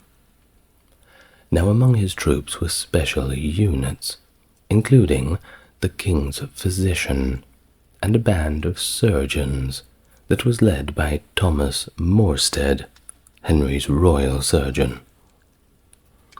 Morstead had been contracted to supply a team of surgeons and makers of surgical instruments for the campaign, showing once again the organized approach to military health during the campaign, a little ahead of its time.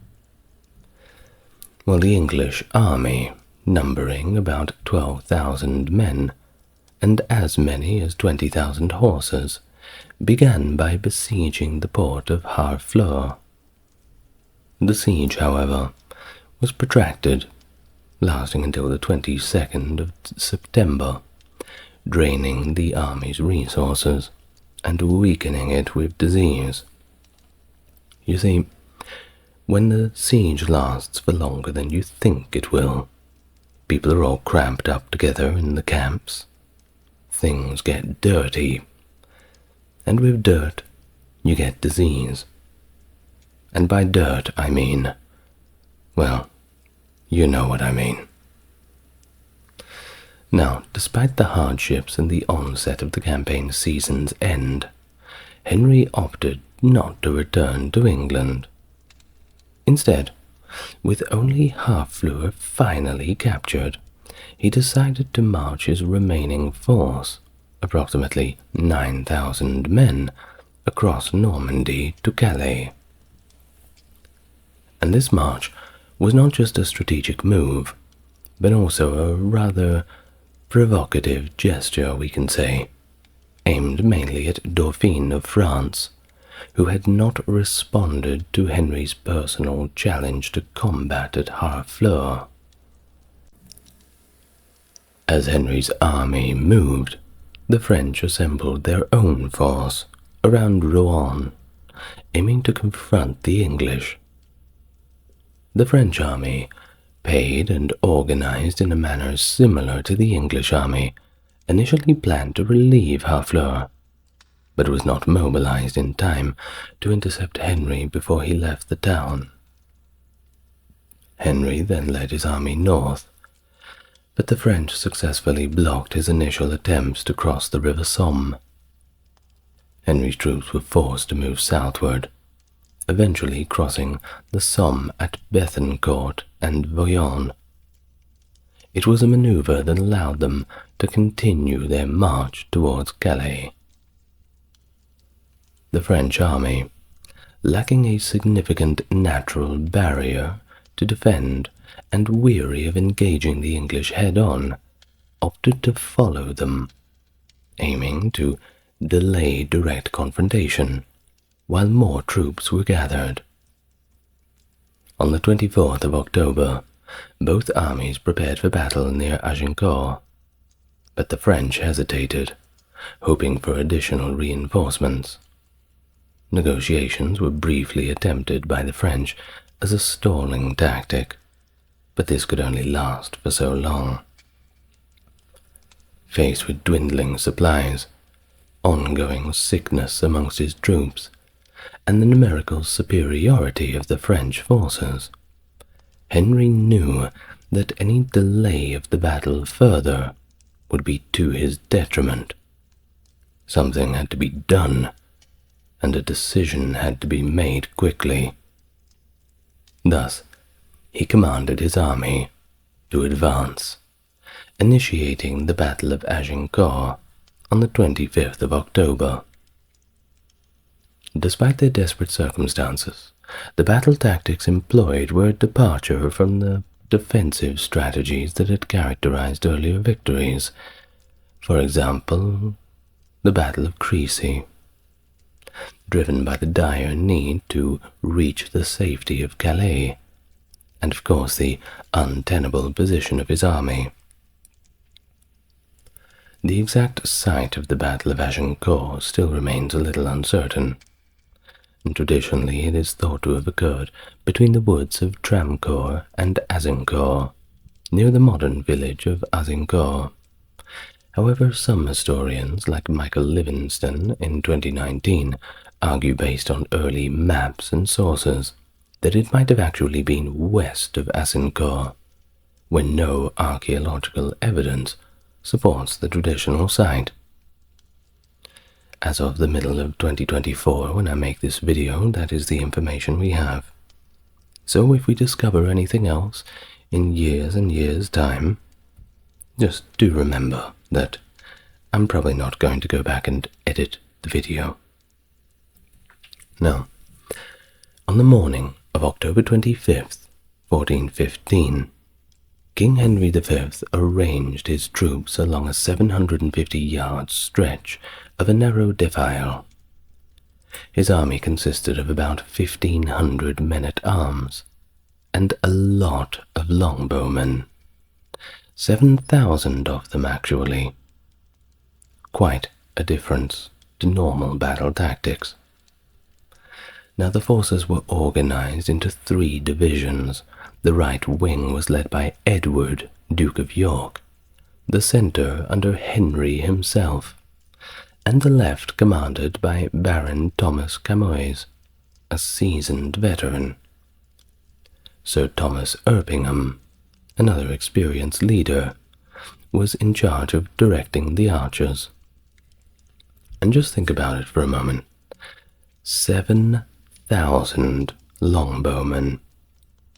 Now, maybe they could get a few shots off before that charge could meet the line at the men-at-arms, but even if they just got the one, that is 7,000 arrows coming at you. Very hard not to be demoralized. Keep that in mind as we continue. Now, the typical English battle formation had longbowmen flanking men-at-arms, and knights in the center, with possible additional archers in the central formation. The men-at-arms, clad in plate and mail, stood 4 deep, and they were packed in tightly. The archers positioned on the flanks inserted wooden stakes angled into the ground to disrupt cavalry charges. It was a tactic possibly inspired by the Ottoman use of the same wooden stakes at the Battle of Nicopolis in 1396. Before the battle, the English soldiers made confessions, which was a common medieval practice. Henry, concerned about potential surprise attacks by the French and wanting to maintain strict discipline, ordered his men to maintain silence the night before the battle, and this was under threat of severe punishment. No exceptions. No getting drunk. No partying like there's no tomorrow. We just prepare for the battle. He delivered a motivational speech, emphasizing the righteousness of their cause, and recalling the historic victories of English kings over the French. Burgundian sources claim he ended his speech by alleging that the French planned to maim captured English archers to prevent them from ever using a longbow again. This is a claim that is somewhat debated among historians regarding its truthfulness. Henry stressed that death was preferable to capture, and ransom, well, that was a shameful thing too, signaling his resolve and determination to his troops. The French army at the Battle of Agincourt was composed of about 14,000 to 15,000 men, and this included 10,000 men-at-arms and an additional 4,000 to 5,000 miscellaneous foot soldiers. Now that could be archers, crossbowmen, and shield-bearers. Each man-at-arms might also be accompanied by a gros valet, which is an armed servant, potentially adding another 10,000 combatants to the force, although this figure is sometimes not included in total combat estimates, but you can certainly see that they were quite outnumbered.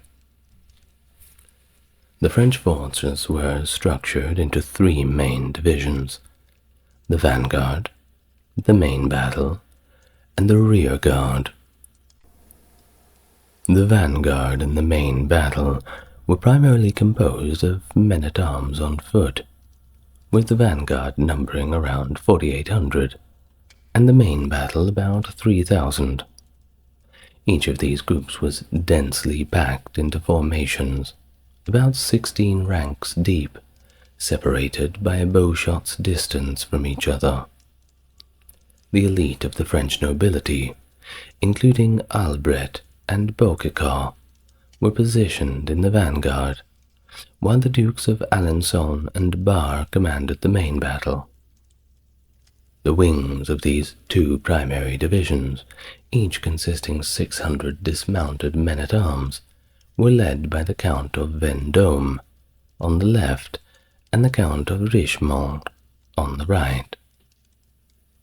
For purposes of breaking the English archers' formation, a special cavalry unit consisting of 800 to 1,200 chosen men-at-arms, led by Clinet de Brabant and Louis de Beautredon, was stationed slightly forward on the flanks of the vanguard, in a way that resembled horns. Additionally, about 200 mounted men-at-arms were designed to attack the rear of the English army, targeting its baggage and servants.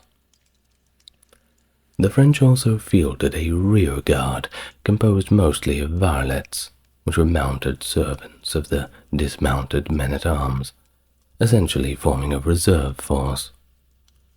This group became a repository for excess troops and lacked a designated leadership, showing a degree of disorganization in French planning.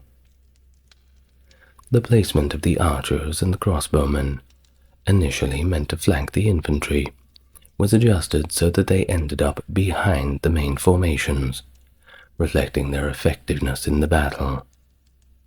The overall French deployment, particularly the concentration of many nobles in the front lines seeking glory and ransom, led to a crowded and somewhat disordered battle array.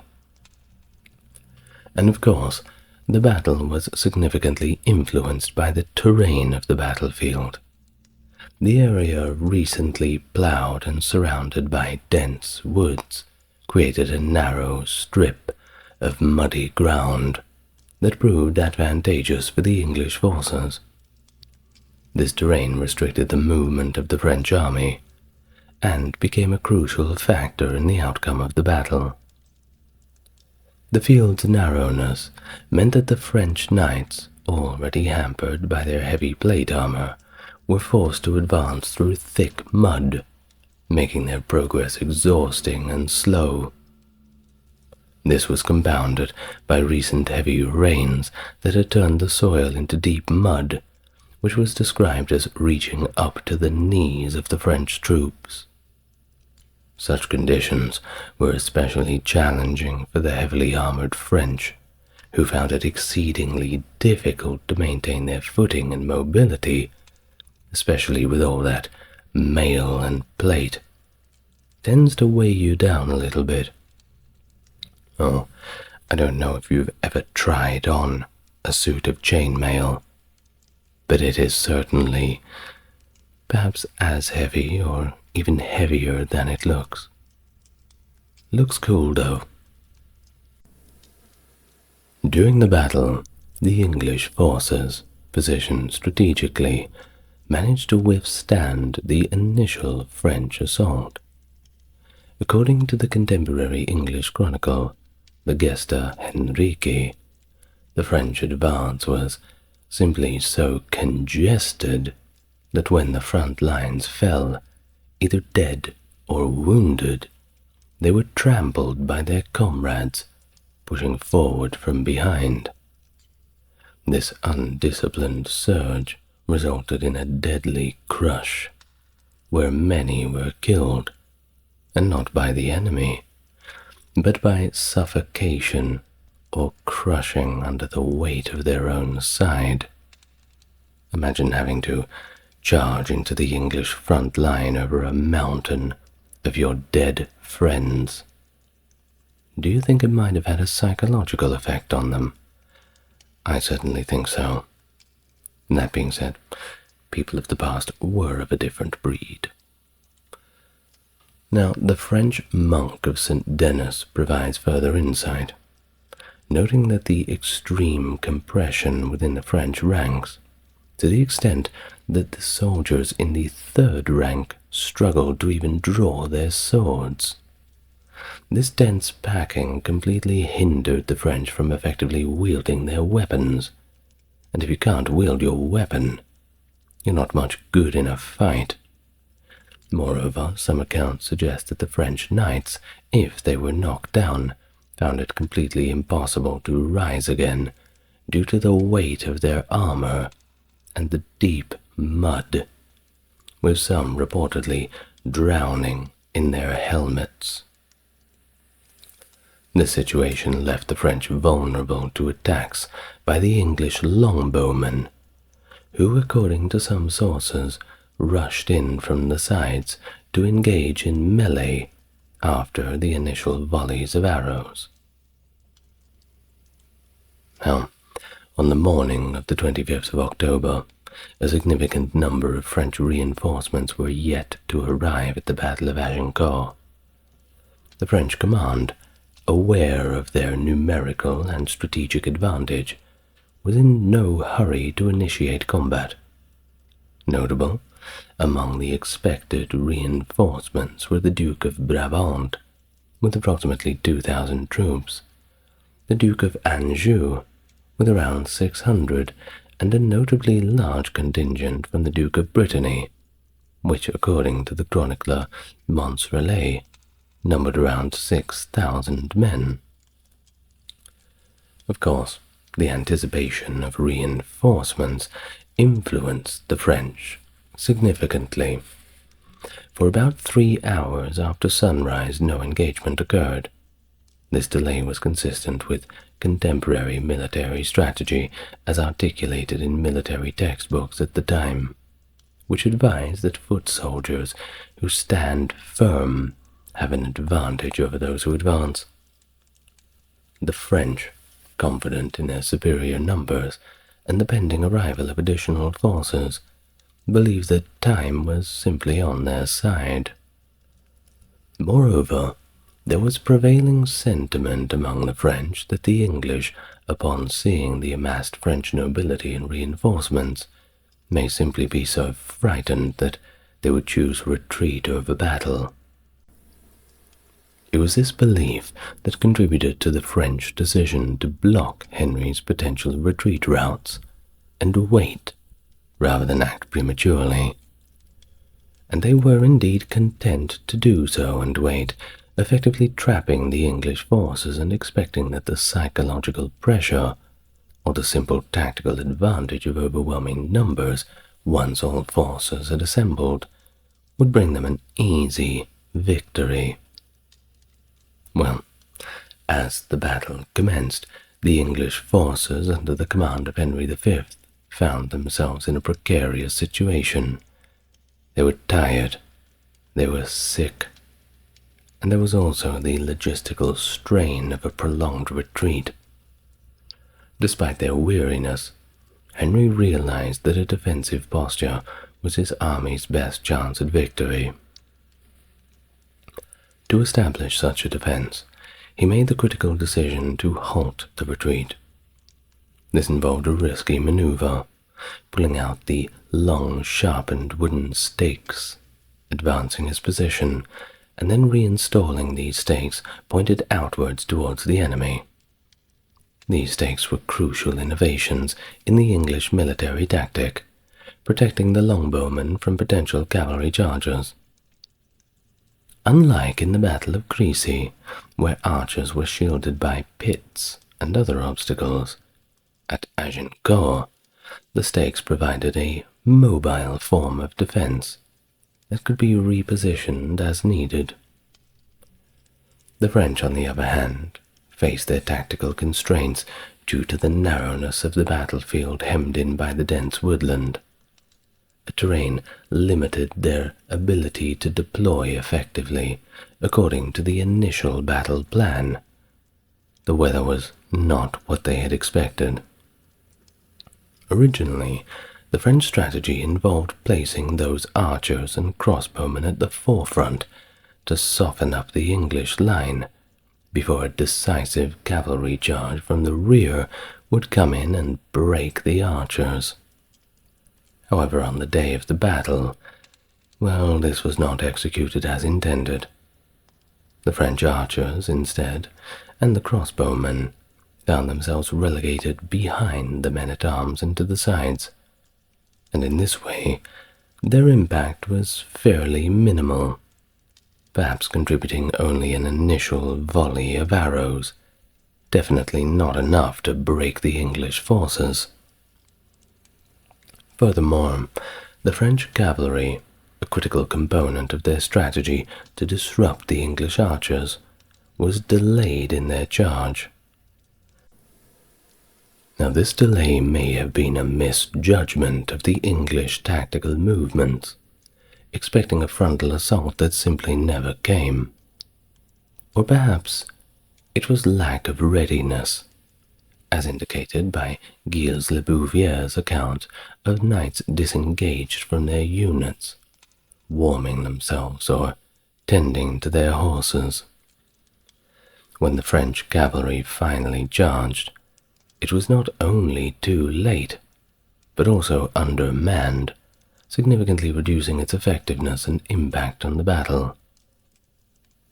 This miscalculation and misalignment in the timing and execution of French tactics were pivotal, and certainly contributed to the eventual English victory. The French cavalry charge at Agincourt proved to be catastrophic, hindered by the narrow battlefield, hemmed in by that dense forest. The spatial constraint, coupled with the strategically placed sharpened stakes, rendered the cavalry completely useless. Now, the longbows that were wielded by the English had a significant impact, particularly on the French cavalry's horses, which were only armored on their heads. As the archers loosed their arrows from elevated positions at long range, many horses were struck in the back, or the legs, or the flank. The pain and injury caused to these horses became uncontrollable, and it became a chaotic scene. Horses losing control, panically running back and forth. The situation deteriorated further when the injured and frenzied horses began to retreat, compounding the muddy conditions of the battlefield. There is a scene from an account by a monk from St. Denis that describes a havoc as these horses galloped back through the ranks of advancing French infantry.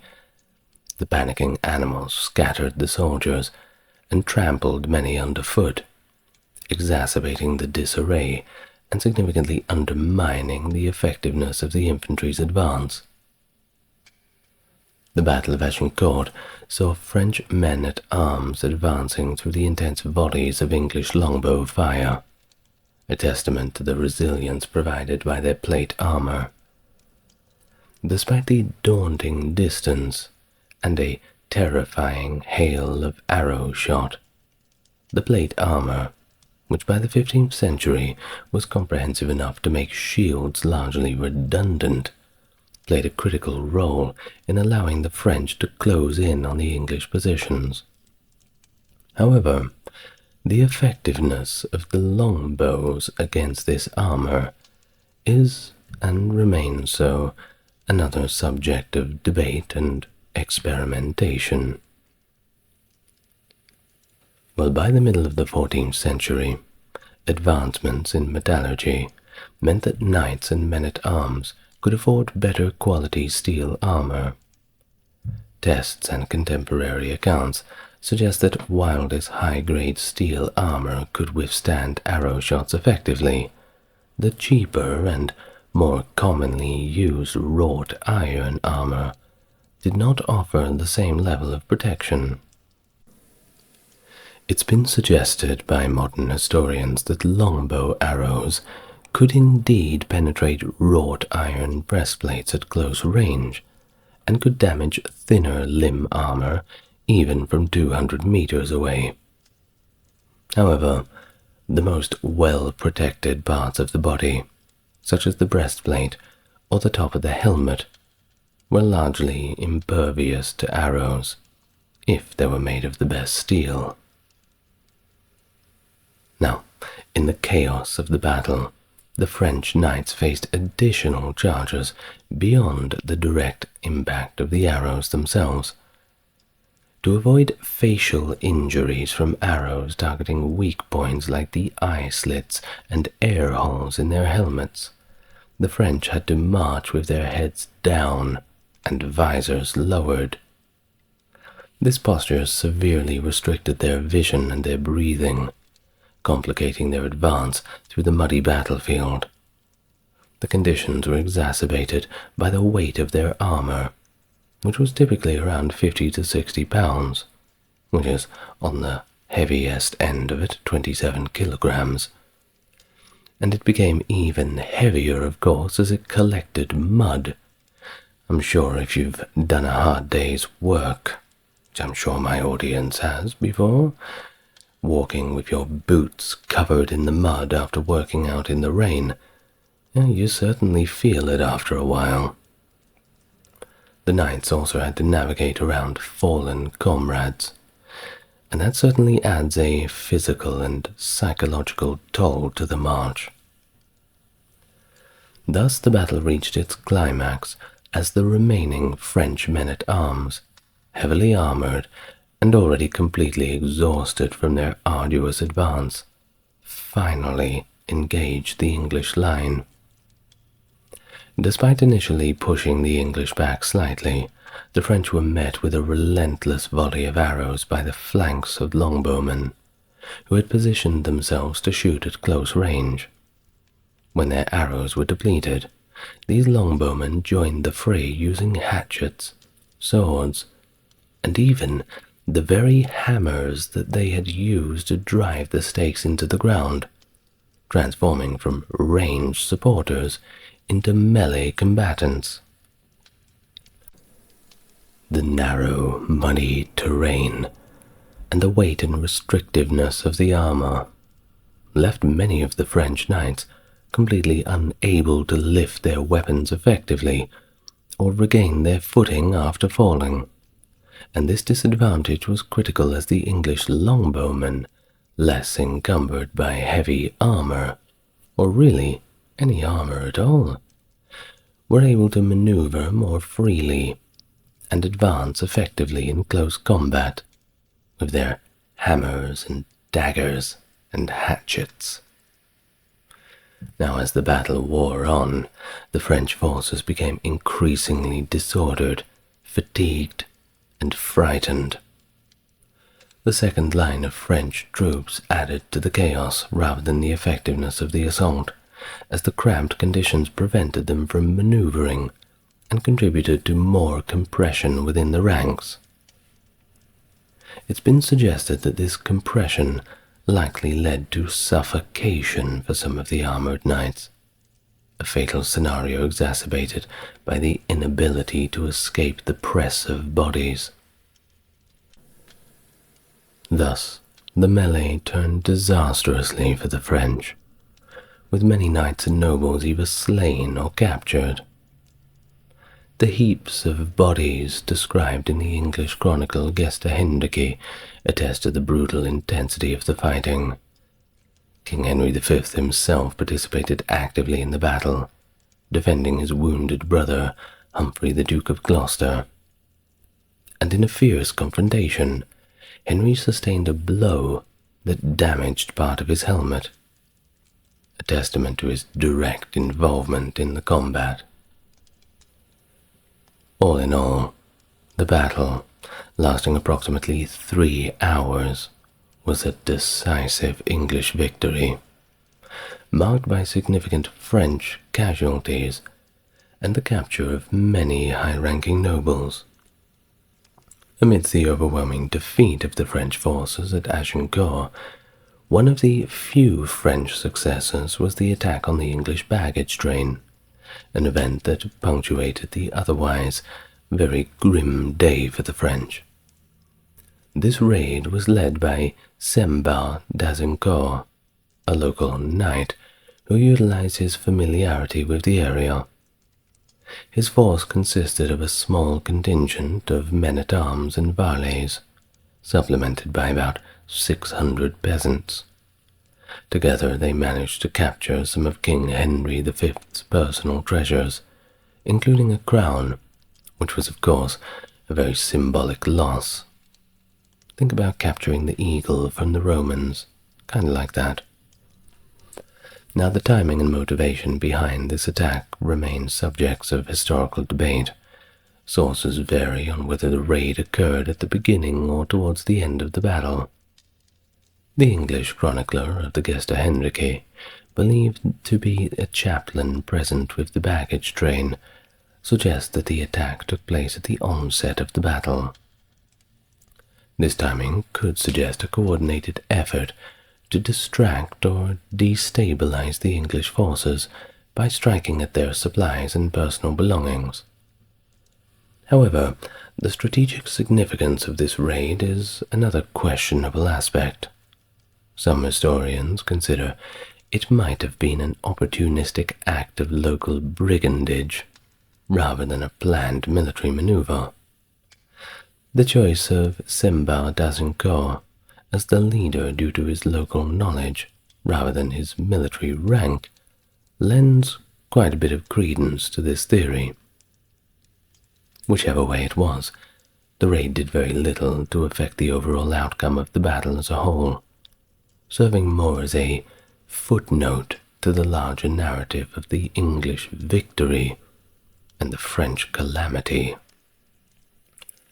After the initial English victory at Agincourt, King Henry V faced a precarious situation that led to one of the most controversial decisions of the battle.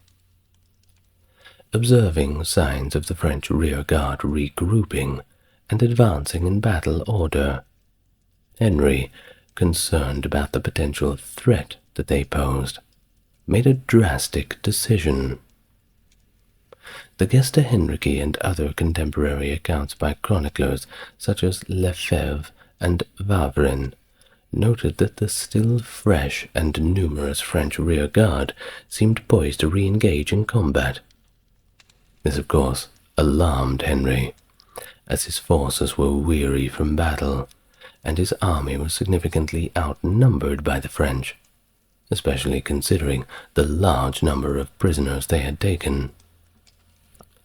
Faced with the risk that these prisoners could rearm themselves with weapons scattered across the battlefield, Henry ordered the execution of several thousand French prisoners. But hold on, this was not a decision that was driven by cruelty, but by a strategic calculation to prevent a renewed threat. The prisoners outnumbered the English captors, and their potential to rearm and attack could have disastrously reversed the English victory.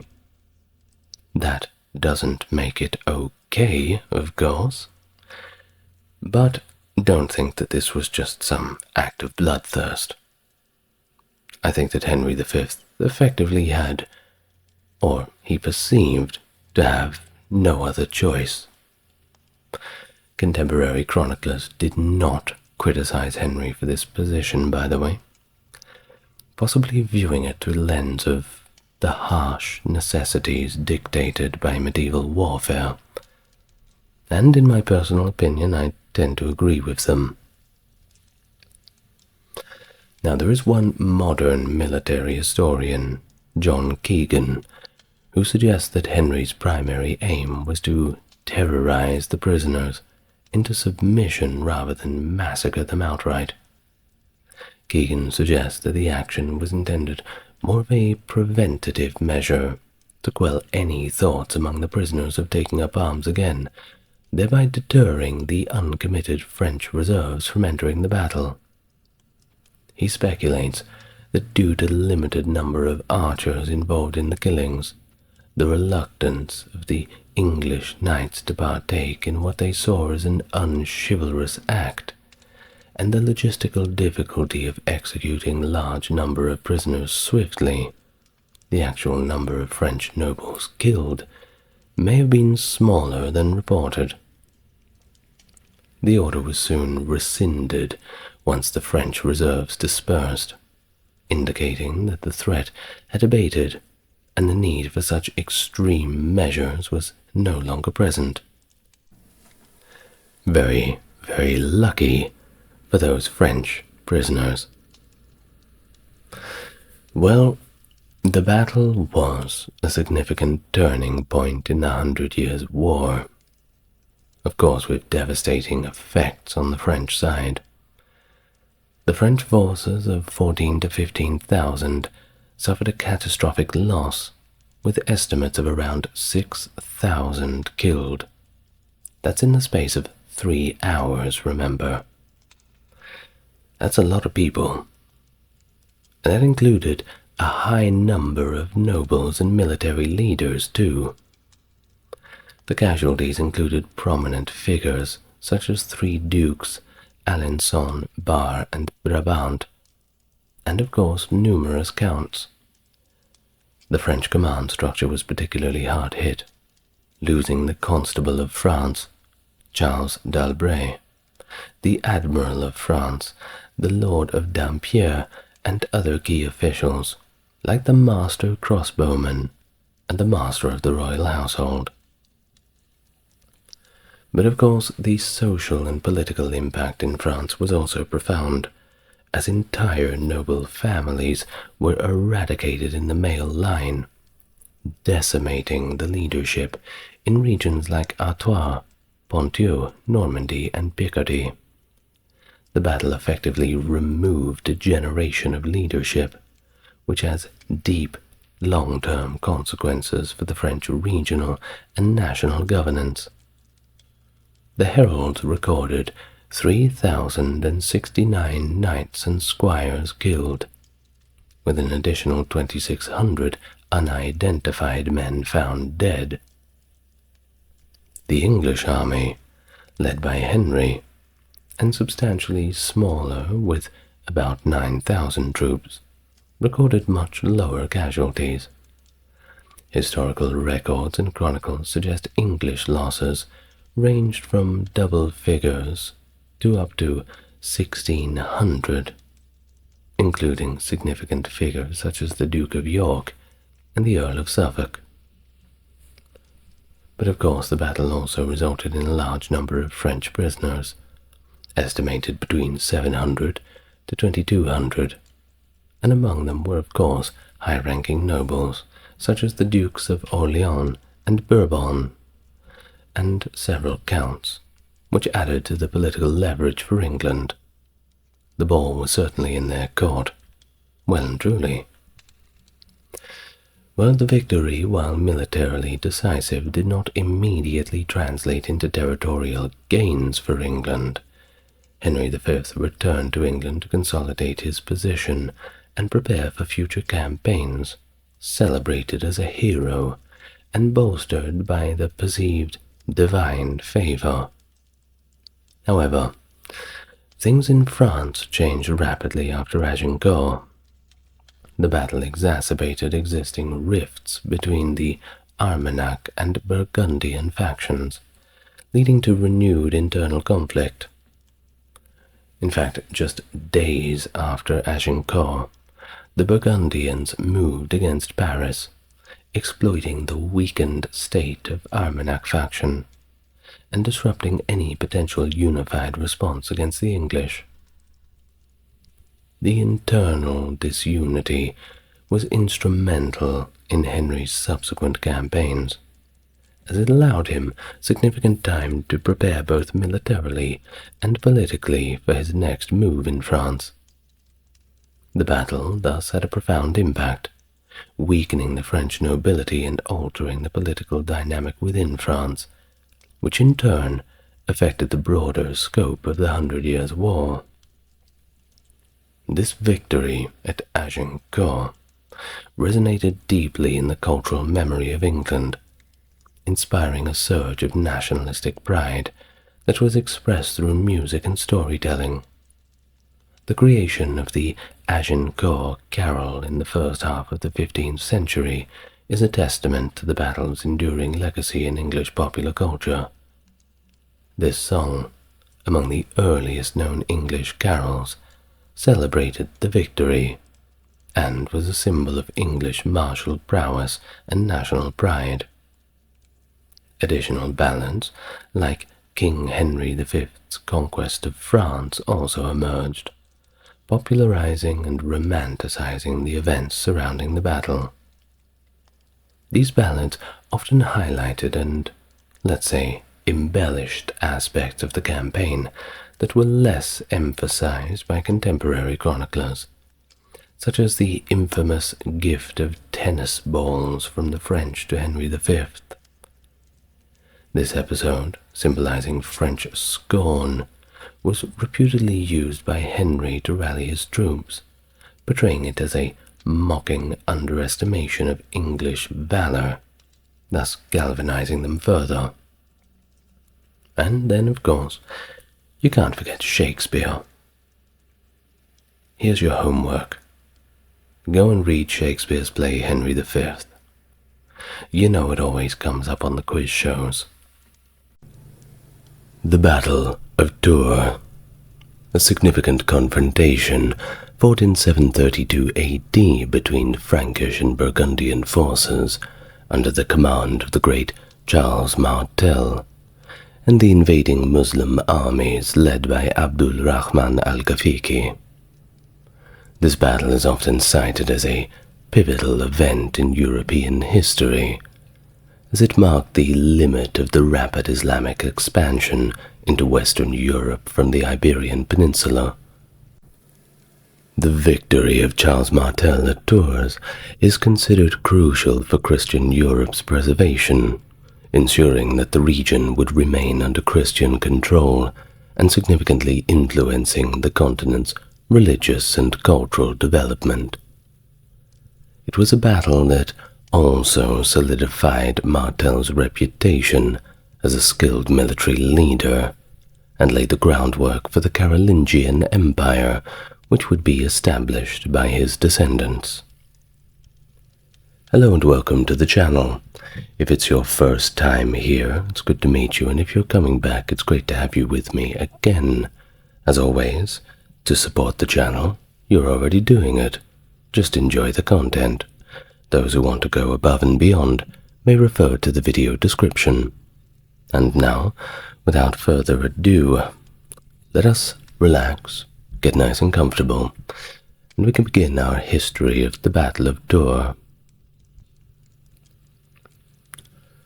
The Battle of Tours, occurring after 2 decades of relentless Umayyad conquests in Europe, marked a critical juncture in the history of the European continent.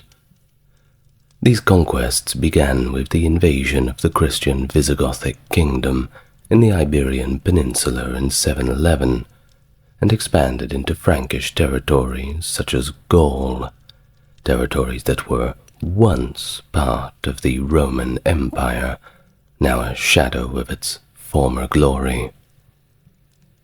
The Umayyad campaigns aggressively advanced northwards into regions such as Aquitaine and Burgundy, culminating in significant conflicts, including a major battle at Bordeaux and a raid on Autun. Thus, this victory of Charles Martel at Tours is widely heralded for halting this northward progression, effectively safeguarding Western Europe from potential Islamization.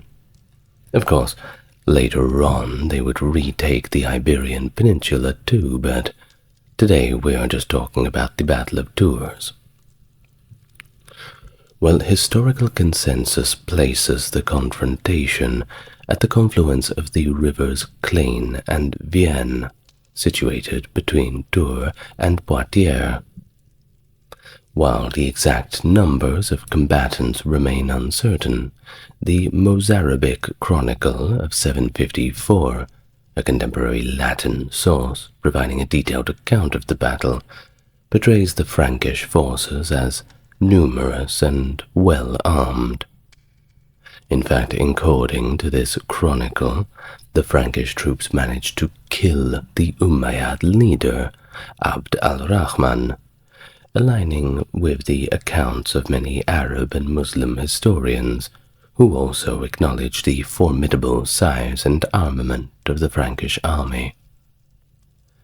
In contrast to this, however, most Western historical sources estimate the Franks to have been about 30,000 strong, significantly fewer than the Muslim force, which they place at more than double that number.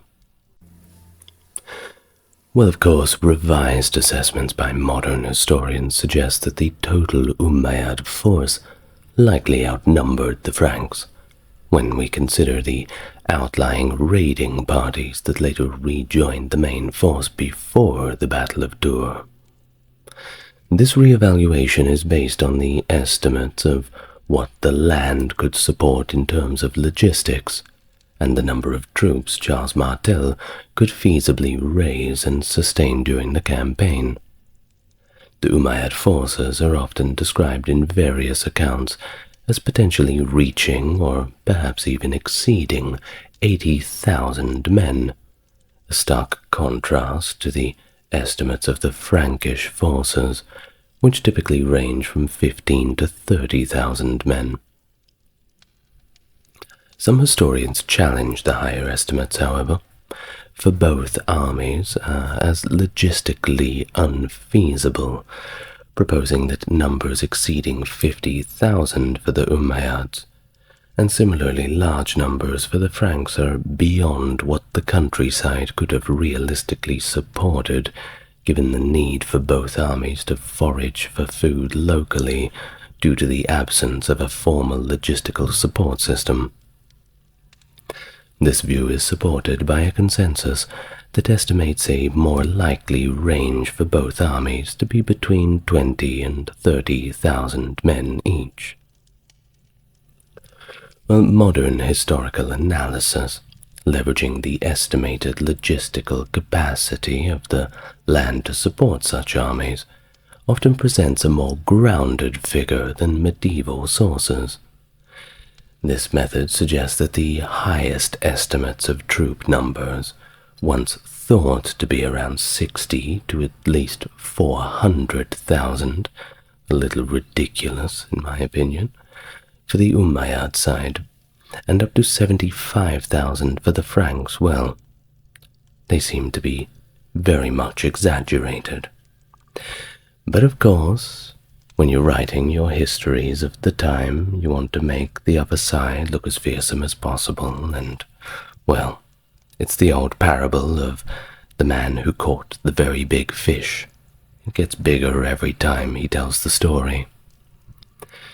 Well, indeed, we can say that the logistical realities of maintaining such a large force on campaign without that sophisticated supply system, well, that certainly just renders those kinds of numbers pretty much impossible. And, well, the battle's losses also remain uncertain, with medieval chroniclers suggesting highly disproportionate casualty numbers, which once more appear to be inflated or reused from earlier battles, such as the Duke Odo the Great's victory at the Battle of Toulouse. These figures were likely conflated over time with those of the battles of Tours, reflecting the era's historiographical practices rather than actual battlefield realities. Moreover, reports indicate that the Umayyad forces were capable of conducting raids in the Limousin region post-battle, suggesting that their army was not as decimated as some accounts claim. There was still plenty of Umayyads wandering around to plunder those little farmhouses. While this further supports the notion that earlier casualty figures may be more reflective of myth rather than fact. But of course, we'll get into all of that a little bit later. But first of all, the Umayyads. Well, I suppose we best introduce the protagonists of the story. The Umayyad dynasty, known in Arabic as Banu Umayya or Al-Umayyawiyun, initiated a formidable expansion of the Sunni Islamic Empire after succeeding the Rashidun caliphs Abu Bakr, Umar, Uthman, and Ali.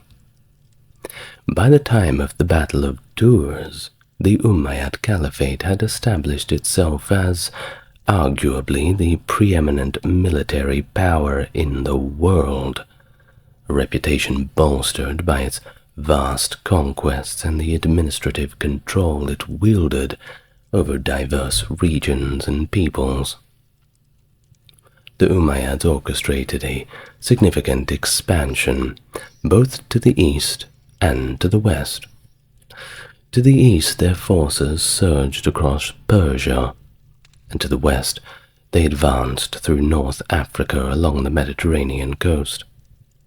Their military campaigns were characterized by remarkable victories, including the complete absorption of the Sasanian Empire and substantial conquests from the Byzantine Empire, seizing territories like Syria, Armenia, and territories along the North African coast. But despite all of these successes, their advance was, of course, eventually curtailed by Leo the Isaurian at the Battle of Akroinon in 740, marking the Umayyads' final military campaign in Anatolia, and a significant turning point that stemmed their expansion into Eastern Europe. And what about the Franks? Well, let's quickly explain who they were. Under the leadership of Charles Martel, the Frankish realm emerged as the preeminent military force in Western Europe. They were the tough guys. That's certainly something we can say. During his tenure as commander-in-chief, the Frankish kingdom encompassed what is now northern and eastern France, including the regions that were known as Austrasia, Neustria, and Burgundy, as well as most of western Germany and the Low Countries, which, if we put into today's terms, we're talking countries like Belgium, Netherlands, and Luxembourg. Good luck pointing out Luxembourg on a map. Well, this extensive domain marked the Frankish kingdom's progression towards becoming the first significant imperial power in Western Europe since the decline of the Roman Empire. So it was a big deal, to say the least. Well, despite its growing influence and territorial gains, Charles Martel's realm faced persistent challenges from external forces. These included ongoing conflicts with the Saxons and the Frisians, as well as struggles against other formidable opponents like the Basque Aquitanians. The latter were led by Odo the Great, Duke of Aquitaine and Vasconia, a skilled leader and seasoned warrior, who presented a significant obstacle to the Frankish expansion efforts in the region. This dynamic period was characterized by Charles Martel's efforts to solidify and extend Frankish power across a fragmented and often hostile Europe.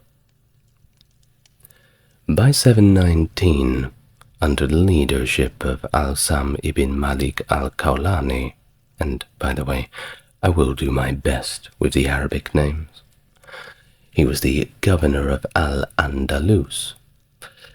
Umayyad troops had successfully overrun Septimania following their extensive conquests up the Iberian Peninsula. Al-Sam established his capital in Narbonne from 720 onwards, a city the Moors referred to as Arbona.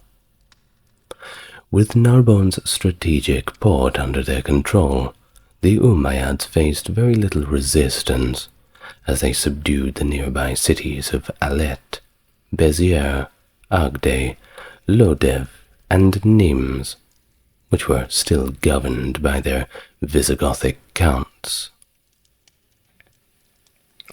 Despite this swift expansion, the Umayyad campaign into Aquitaine encountered a significant setback at the aforementioned Battle of Toulouse. Here, Duke Odo the Great of Aquitaine successfully broke their siege, catching Al-Sam ibn Malik's forces off guard and inflicting mortal wounds on Al-Sam himself. However, this embarrassing defeat did not halt the Umayyad incursions into the former Roman territories in Gaul. The Moorish forces, firmly established in Narbonne and easily supported and resupplied by sea, continued their eastward campaigns into Burgundy, reaching as far as Autun in 725. Facing threats from both the advancing Umayyads in the south and the Franks to the north, Duke Odo sought allies, ultimately forming an alliance in 730 with Uthman ibn Naisa, known as Manuza by the Franks, who was the deputy governor of what would later become known as Catalonia. This alliance was cemented by the marriage of Uthman to Odo's daughter, Lampagier, which temporarily halted Moorish raids across the Pyrenees, securing Odo's southern border. But the important word, of course, is temporarily. The fragile peace was, of course, disrupted, as it always is, the following year, when Uthman killed the bishop of Urgell, Nambaudus, and declared independence from his Arab overlords in Cordova. In response, the Umayyad Caliph Abd al-Rahman sent an expedition to quash Uthman's rebellion, subsequently turning his forces towards Odo, Uthman's ally. Thus, Odo assembled his forces at Bordeaux, but he suffered a crushing defeat. Bordeaux was subsequently plundered, and during the subsequent Battle of the River Garonne, the extent of the devastation was such that, according to the Chronicle of 754, God alone knows the number of the slain, which makes me believe it was probably a pretty high number. This chronicler described the Umayyad forces as unstoppable, once again quoting from the text that they pierced through the mountains, trampled over rough and level ground, plundered far into the country of the Franks, and smote all with the sword, insomuch that when Odo came to battle with them at the river Garonne, he fled. Well, this series of events shows the relentless advance of the Umayyad forces, and the dire situation facing the Frankish territories. Somebody had to do something about it. After suffering significant defeats at Bordeaux and Garonne, Odo set about reorganizing his forces and reached out to the Franks for assistance.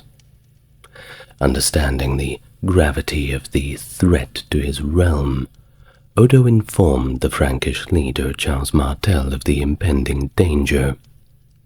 Charles agreed to help, but only after Odo consented to submit to Frankish authority, effectively recognizing the growing power of the Franks. Well, he didn't really have much of a choice, didn't he? The Umayyads, on the other hand, confident in their military skill, seemed rather unaware of the Frankish strength. Their knowledge of the European powers, including the Franks, was limited at best, and it was only after the Battle of Tours that they even recognized the Franks as a formidable force. Their previous campaigns had not required them to scout extensively to the north, which led them to underestimate Charles Martel, who had been consolidating his power across much of Europe since 717. By 732, the Umayyad forces were advancing north toward the Loire River, moving ahead of their logistical support and dividing into several raiding parties, which allowed the main army to advance more slowly. The delay was strategic, as the Umayyads needed to live off the land, timing their campaign to coincide with the local wheat harvest and its subsequent storage.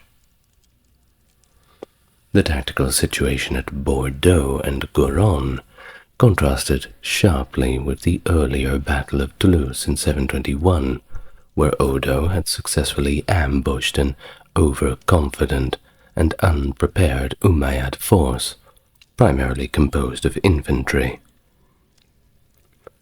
According to Hermann of Carinthia's translations, Odo's troops executed a highly effective encircling maneuver, catching the Muslim forces off guard and achieving their decisive victory. However, the dynamics were different at Bordeaux and Garonne. Here, the Umayyad army was predominantly cavalry, fully mobilized and prepared for battle.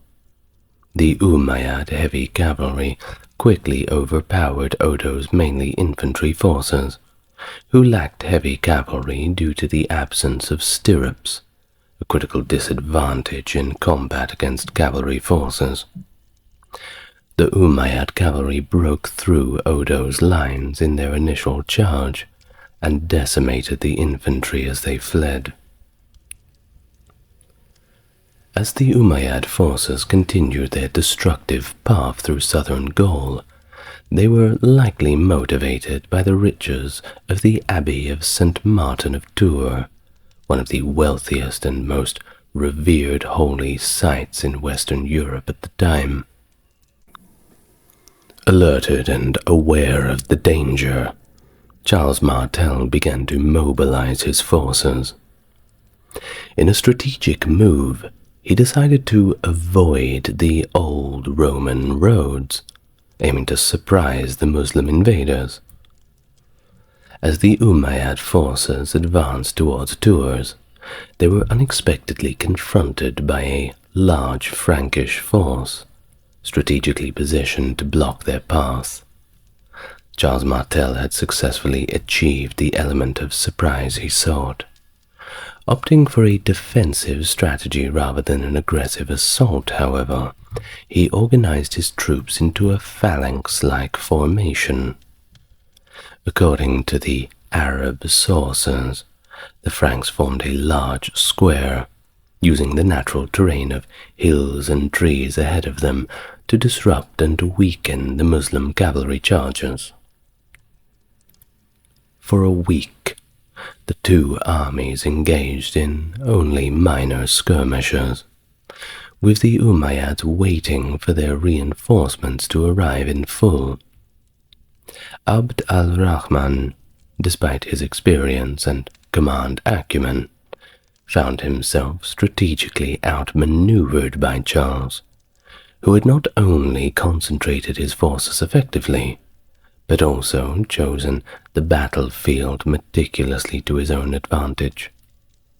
The dense forest helped Charles mask the true size of his army, leaving the Umayyad commander uncertain about the magnitude of Frankish forces.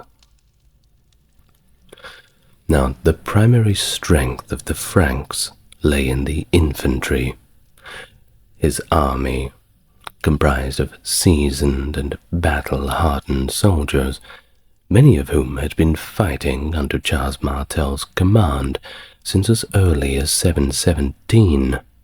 Experience plus loyalty makes a difference to morale. Besides these experienced troops, Charles also had levies of militia.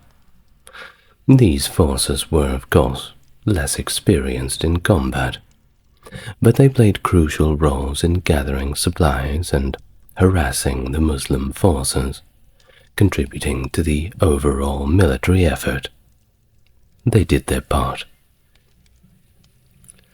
While traditional historical accounts often suggest that the Franks were significantly outnumbered, with estimates of a 2-to-1 ratio against them, the view is not universally accepted.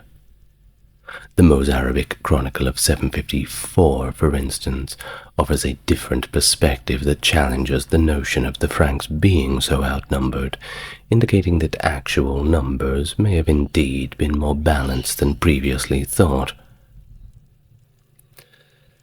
Well, Martel's strategic foresight was certainly on full display, as he anticipated that Abd al-Rahman would feel compelled to engage in battle to reach Tours and potentially loot it. Positioned on a hill and sheltered by trees, Charles' troops held the tactical advantage, diminishing the effectiveness of the Umayyad cavalry, which would be forced to charge uphill through obstructive terrain. Since the Battle of Toulouse, a decade earlier, Charles had been meticulously preparing for such a confrontation. Historian Edward Gibbon, among others, regarded Charles' situation as making the best of a difficult scenario. Despite being allegedly outnumbered and lacking heavy cavalry, Charles commanded a corps of tough, battle-hardened infantry who had immense faith in his leadership. And at a time when permanent armies were a rarity in Europe, Charles had even secured a significant loan from the Pope himself, convincing him of the dire emergency to train and maintain a well-equipped and professional fighting force. Thus, In a phalanx formation, Charles' infantry was ideally prepared to withstand the cavalry charges. His choice of high ground, supplemented by the natural barrier of trees, significantly bolstered their defensive capabilities. This setup, unknown to Arab forces due to intelligence failures, caught Al-Rahman off guard regarding the quality and preparedness of the Frankish troops. Additionally, the environmental conditions played their own role.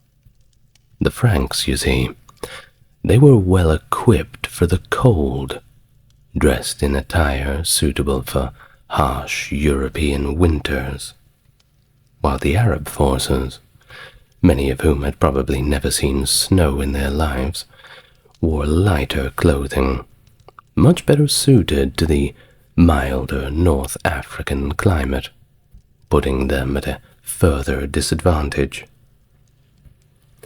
The ensuing battle evolved into a strategic standoff, with the Muslims hesitant to assault what could potentially be a numerically superior enemy entrenched in a formidable defensive position. After all, who knows what could run out of those forests, and how many of them could be hiding?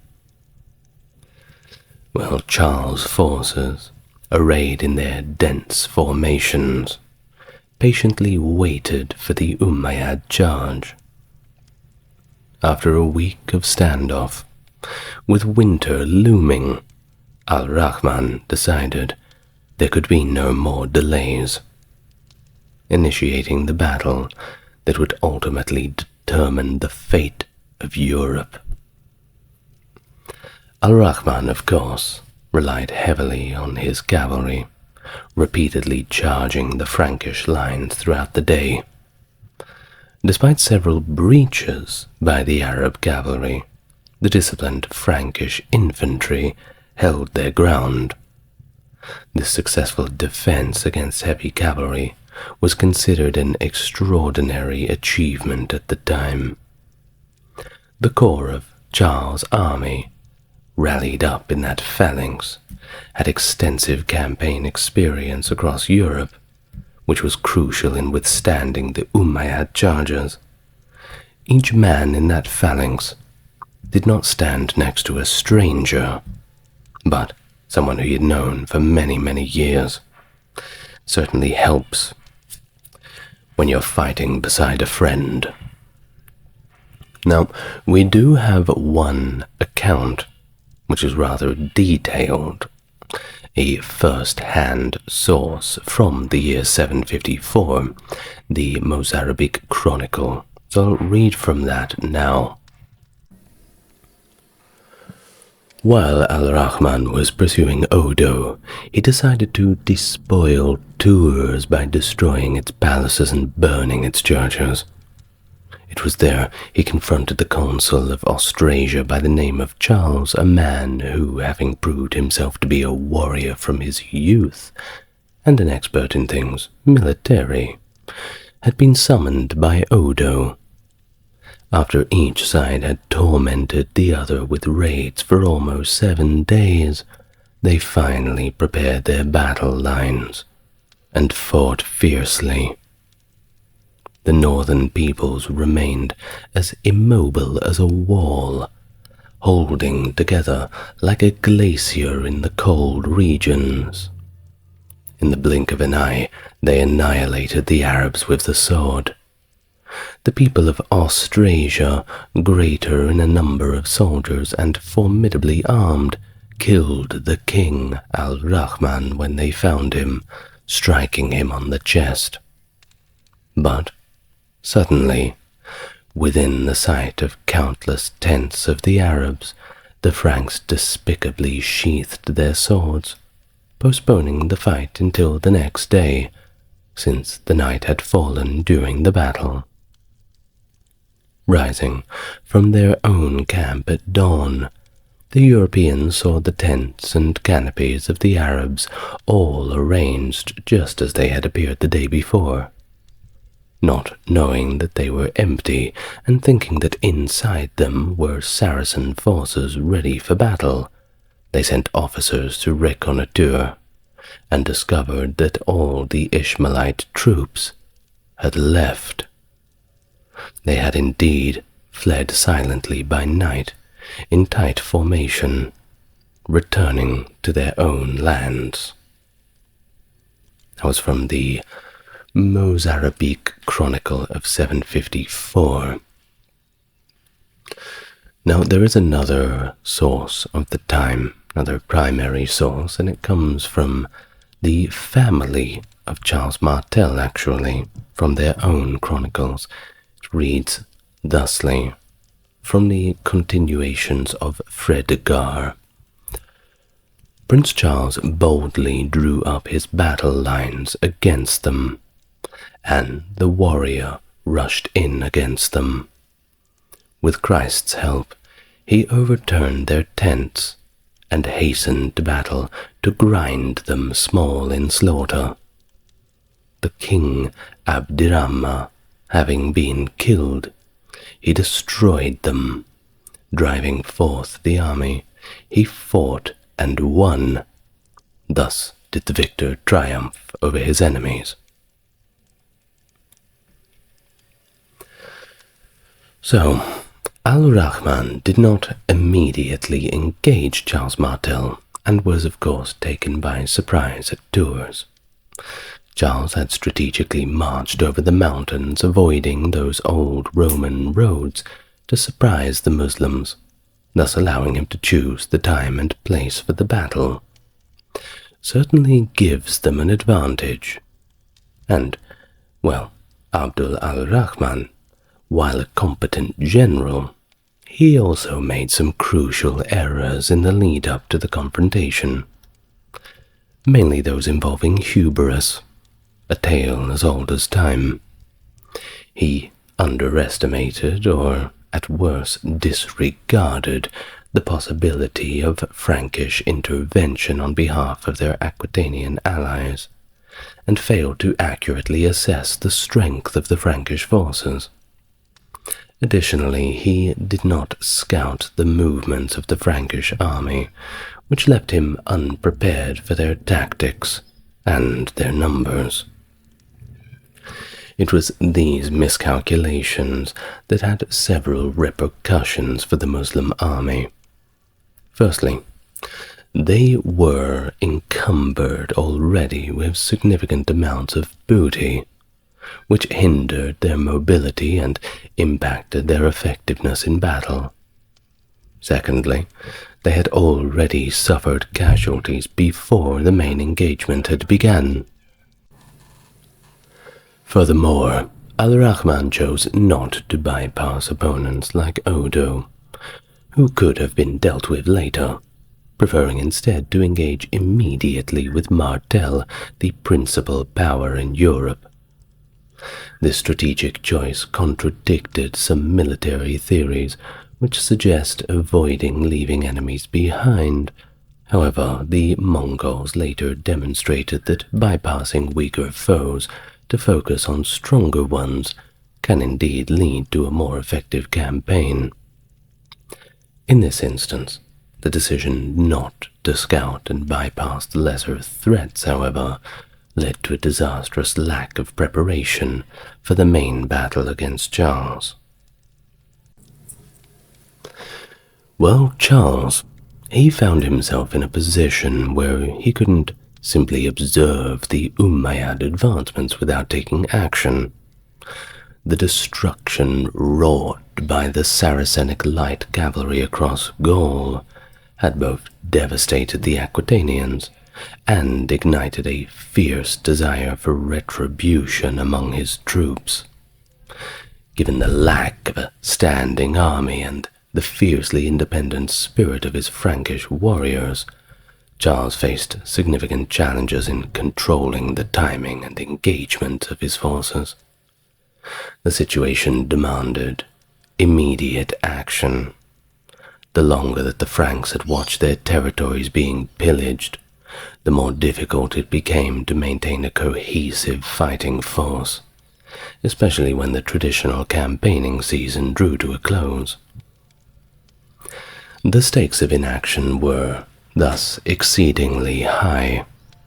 It suggested that if Charles had failed to confront and halt this Umayyad advance, there may have been no formidable force left to defend Western Europe. Thus the significance of the Battle of Tours has been likened to other pivotal battles in history, such as Marathon and Leipzig, which profoundly influenced the course of Western civilization in their own way. The outcome of Tours, where Charles managed to halt this devastating invasion, was thus not just a tactical victory, but a turning point that preserved the trajectory of European development. While strategically, the decision to engage the Umayyads unexpectedly proved to be astute. By choosing the time and the place of the battle, he utilized this element of surprise to great effect, catching the Umayyads off guard and disrupting their momentum. It suggested that even Charles and his men might not have fully grasped the impact of their victory at the time, a battle that staved off the potential Islamic conquest of Gaul. After their defeat, the Umayyad army retreated south across the Pyrenees. In the years that followed, Martel continued his expansion southward. Following the death of Odo around 735, who had previously recognized Charles' authority, albeit reluctantly in 719, Charles aimed to annex Odo's duchy. He traveled there to secure the homage of the Aquitanians, but the local nobility declared Hunald, Odo's son, as their duke. Charles eventually recognized Hunald's legitimacy, particularly when the Umayyads allied with Duke Marontus of Provence the following year, posing a renewed threat. Hunald initially resisted acknowledging Charles as his overlord, but soon found himself with little choice but to submit, though this acknowledgment was brief, and Charles affirmed his reign over the duchy. In 735, the new governor of Al-Andalus, Al-Hajjaj, launched another invasion of Gaul. This invasion aimed to avenge the Umayyad defeat at Tours and further the spread of Islam. Historians note that Uqba ibn al-Hajjaj was particularly zealous, reportedly converting around 2,000 Christians during his military career. His forces thus advanced into French territory, crossing the Rhone River, capturing and looting Arles, and pushing deep into the heartland of Provence with the capture of Avignon, despite facing stiff resistance. But his forces maintained a presence in Septimania and parts of Provence for 4 years, conducting raids as far as Lyon, Burgundy, and Piedmont.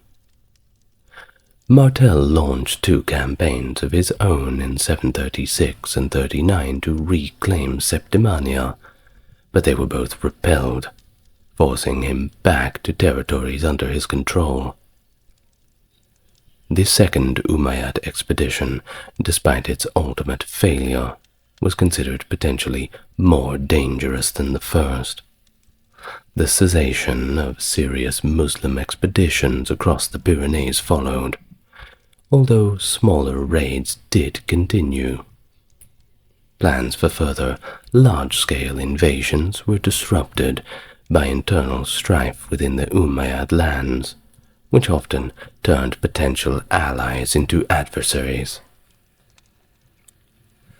Despite their setback at the Battle of Tours, the Umayyads maintained control over parts of Septimania for another 27 years, though they were unable to push their frontiers further into Frankish territory. The stability of their rule in this region was partly due to treaties they had previously negotiated with the local populations. These agreements were strengthened in 734 under the governance of Yusuf ibn Abd al-Rahman al-Fihri, the governor of Narbonne. He forged common defense pacts with several towns to protect against the advances of Charles Martel, who was methodically extending his control over the south. Martel's campaigns in this period were marked by significant victories. He managed to capture the Umayyad fortresses and decimate their garrisons during the siege of Avignon and the siege of Nimes. His military efforts culminated in the Battle of the River Bear, where the Umayyad forces, attempting to relieve Narbonne, were decisively defeated.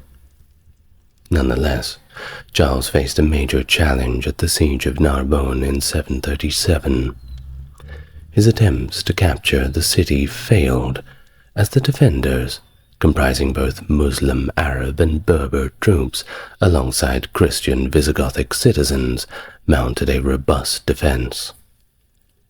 Reluctant to commit his army to a protracted siege that could last years, and unwilling to sustain the heavy casualties of a full-scale frontal assault like the one at Arles, Martel chose instead to isolate the remaining Umayyad forces in Narbonne and Septimania. After the Umayyad defeat at Narbonne, the threat of invasion significantly diminished, and by 750, the unified caliphate itself had collapsed into civil war. The responsibility of finally bringing Narbonne into Frankish control fell to Charles' son, Pepin the Short, who achieved this goal in 759. This victory effectively expelled the Umayyad dynasty, pushing them back into Al-Andalus, where Abd al-Rahman founded an emirate in Cordoba, establishing it as a counterpoint to the Abbasid Caliphate in Baghdad. Further to the northeast of Spain, the Frankish emperors established what became known as Marca Hispanica across the Pyrenees, in the region now part of Catalonia. They reconquered Girona in 785 and Barcelona in 801, establishing a strategic buffer zone against the Muslim territories.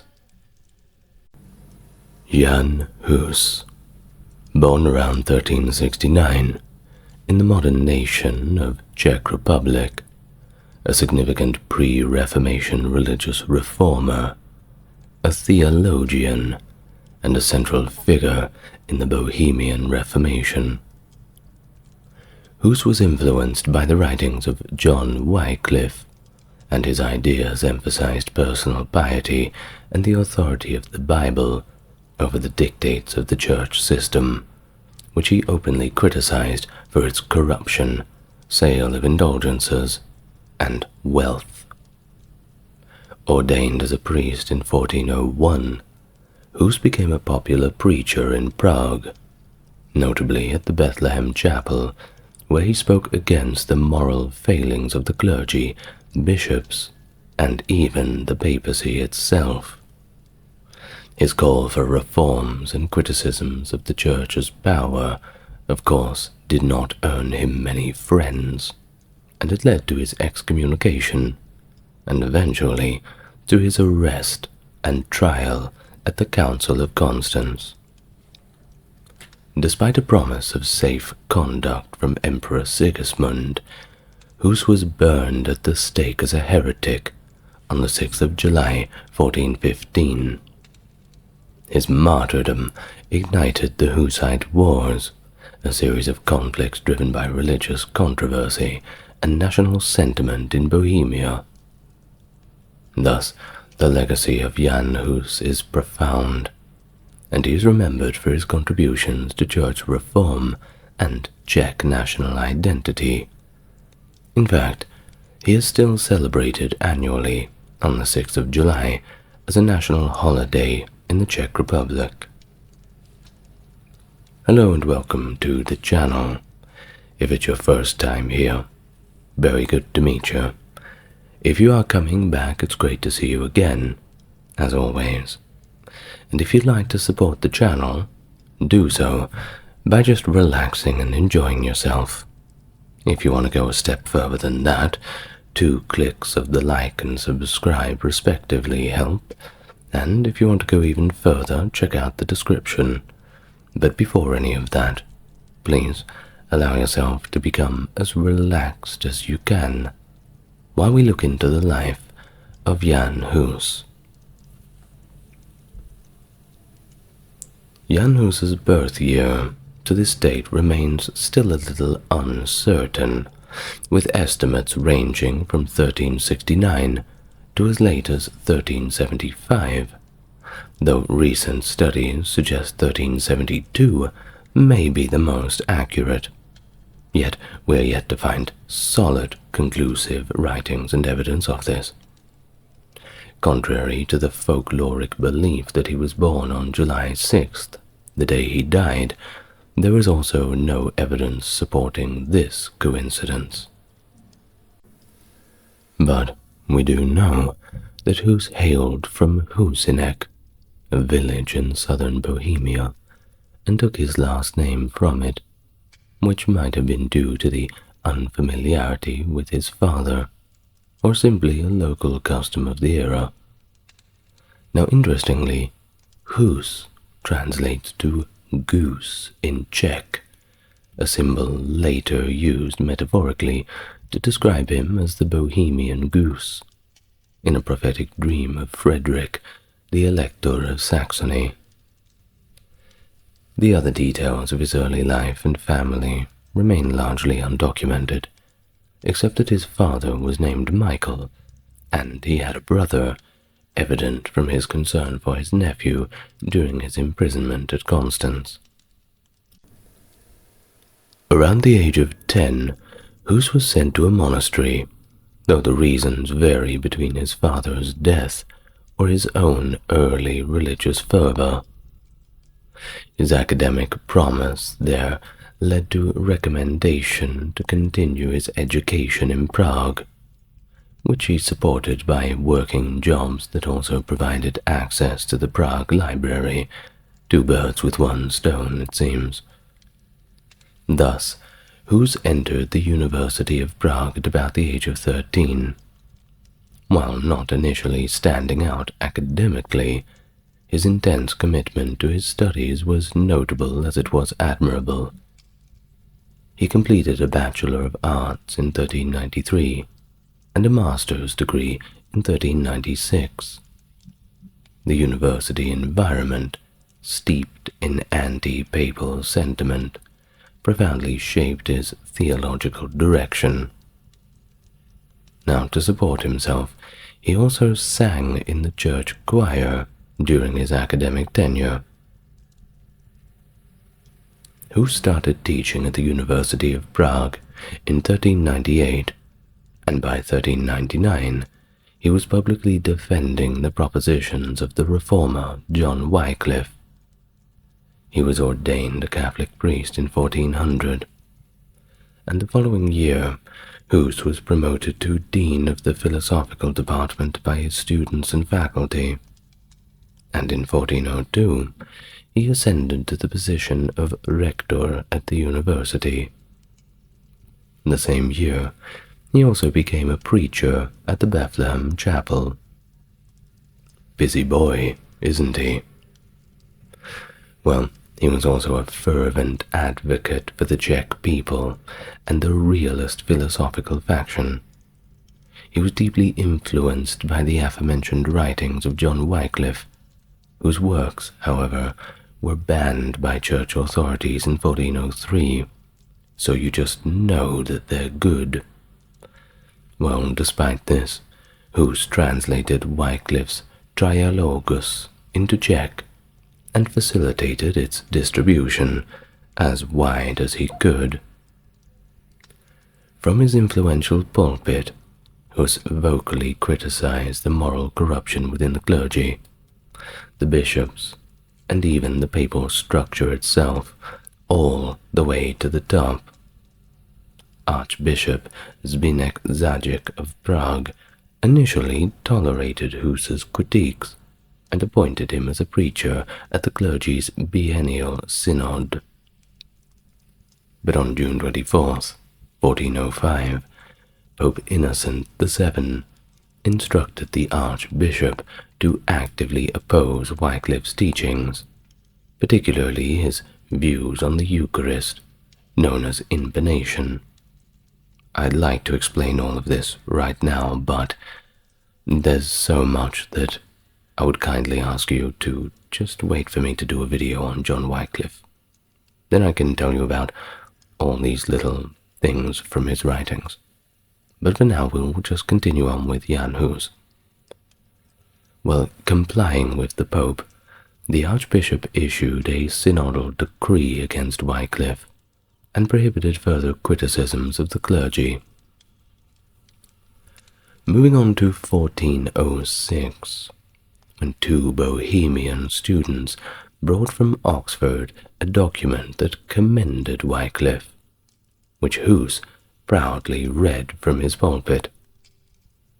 However, by 1408, the situation became tense, as Pope Gregory XII alerted Archbishop Zajic about the reported heresies of Wycliffe, and of course, the sympathetic stance of King Wenceslaus IV of Bohemia toward the nonconformists.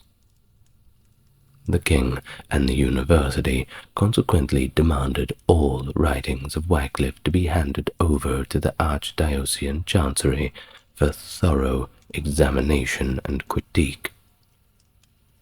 Well, spoiler alert, they were not going to like them.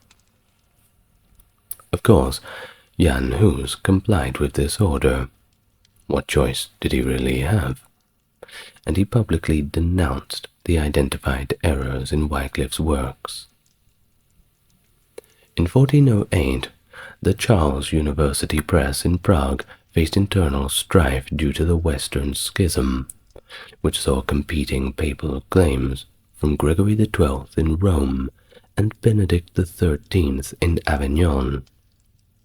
King Wenceslaus, eyeing the Holy Roman Emperor's crown, feared Pope Gregory XII's interference, and thus made a public denunciation of him. He mandated a stance of strict neutrality on the schism from the clergy in Bohemia, and expected Charles University to simply follow suit without being asked. But Archbishop Zajic, however, remained staunchly loyal to Gregory XII. At the university, only the Bohemian nation, as they called it, one of the four factions that governed the university and led by Jan Hus, pledged their neutrality. Thus, in January 1409, King Wenceslaus convened representatives from the university's four nations in Kutna Hora to secure their allegiance. While the Czech nation complied, the other three, composed of scholars from Bavaria, Saxony, and Poland, collectively referred to as the German nation, outright refused. In response to this, an angered Wenceslaus altered the university's governance structure to favor the Czech nation explicitly, granting it 3 votes in the university decisions, whereas the German nation was reduced to a single collective vote. This is, of course, extremely unfair. But once again, what were they realistically going to do about it? Well, by May 1409, a few months later, this change led to the deposition of the German dean and rector, who were replaced by Czechs. This decision caused significant upheaval, prompting the Palatine Elector to invite the German scholars to the University of Heidelberg and the Margrave of Meissen to establish a brand new university in Leipzig. It is estimated that over 1,000 students and masters departed from Prague, further spreading accusations of Bohemian heresy as they dispersed. In 1409, the Council of Pisa sought to resolve the ongoing schism within the Church by electing Alexander V as the new pope, hoping to replace the competing papal claims of Gregory XII and Benedict XIII. However, both Gregory and Benedict outright refused to step down, leading Alexander being later declared as an anti-pope at the Council of Constance in 1418. Despite this, Jan Hus, his followers, and King Wenceslaus IV of Bohemia shifted their allegiance to Alexander V.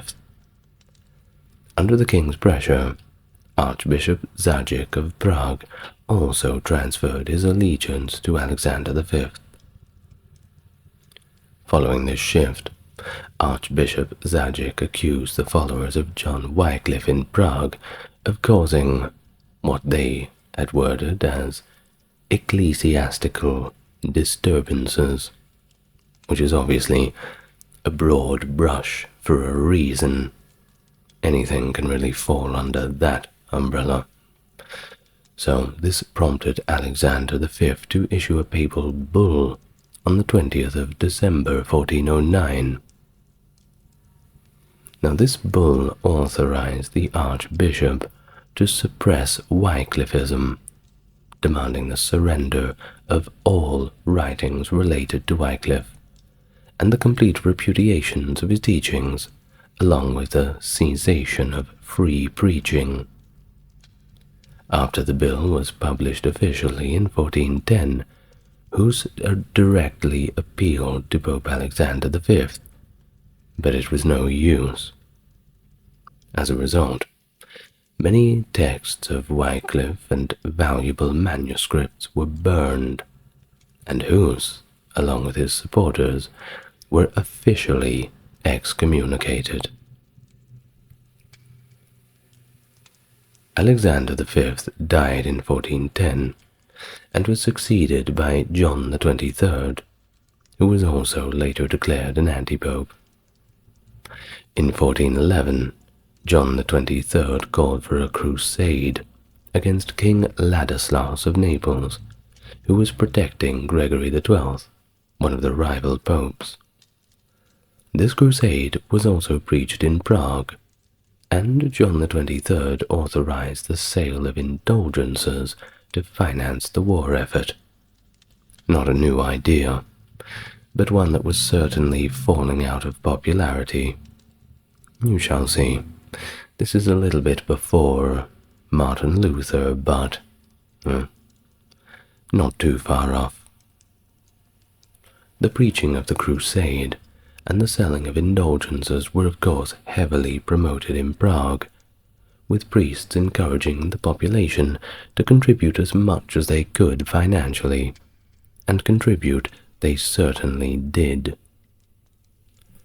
Following the death of Archbishop Zajic in 1411, Jan Hus's conflict with the Church intensified, especially around the issuance of indulgences. Hus opposed the practice, and vehemently so, asserting in his address that forgiveness should be obtained through repentance and not monetary purchase. You can't just buy your way out of trouble with God, buy your way out of purgatory. Of course, the Church has to make money somehow, don't they? We have to pay for the wars. Well, this address echoed the writings of John Wycliffe, specifically from his works De Ecclesia. Despite Hus's efforts, he was unfortunately unable to persuade other members of the University of Prague to abandon their acceptance of indulgences. Now, this is of course of one of two reasons. It could well be that they are staunchly holding on to their beliefs, and perhaps they already bought indulgences themselves. Sunk cost fallacy, you know what I mean.